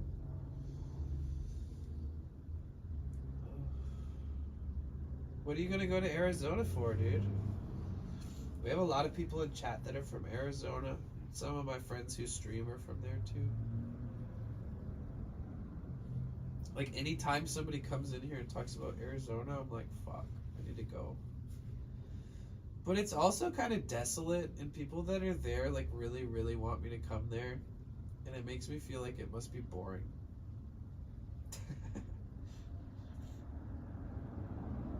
But the Grand Canyon seems pretty sick. Have you ever gone to one? Yeah, I went to the last 2 TwitchCons in the United States. I went to the one in San Diego in 2022, and then I went to the one in Las Vegas in 2023. And drove there.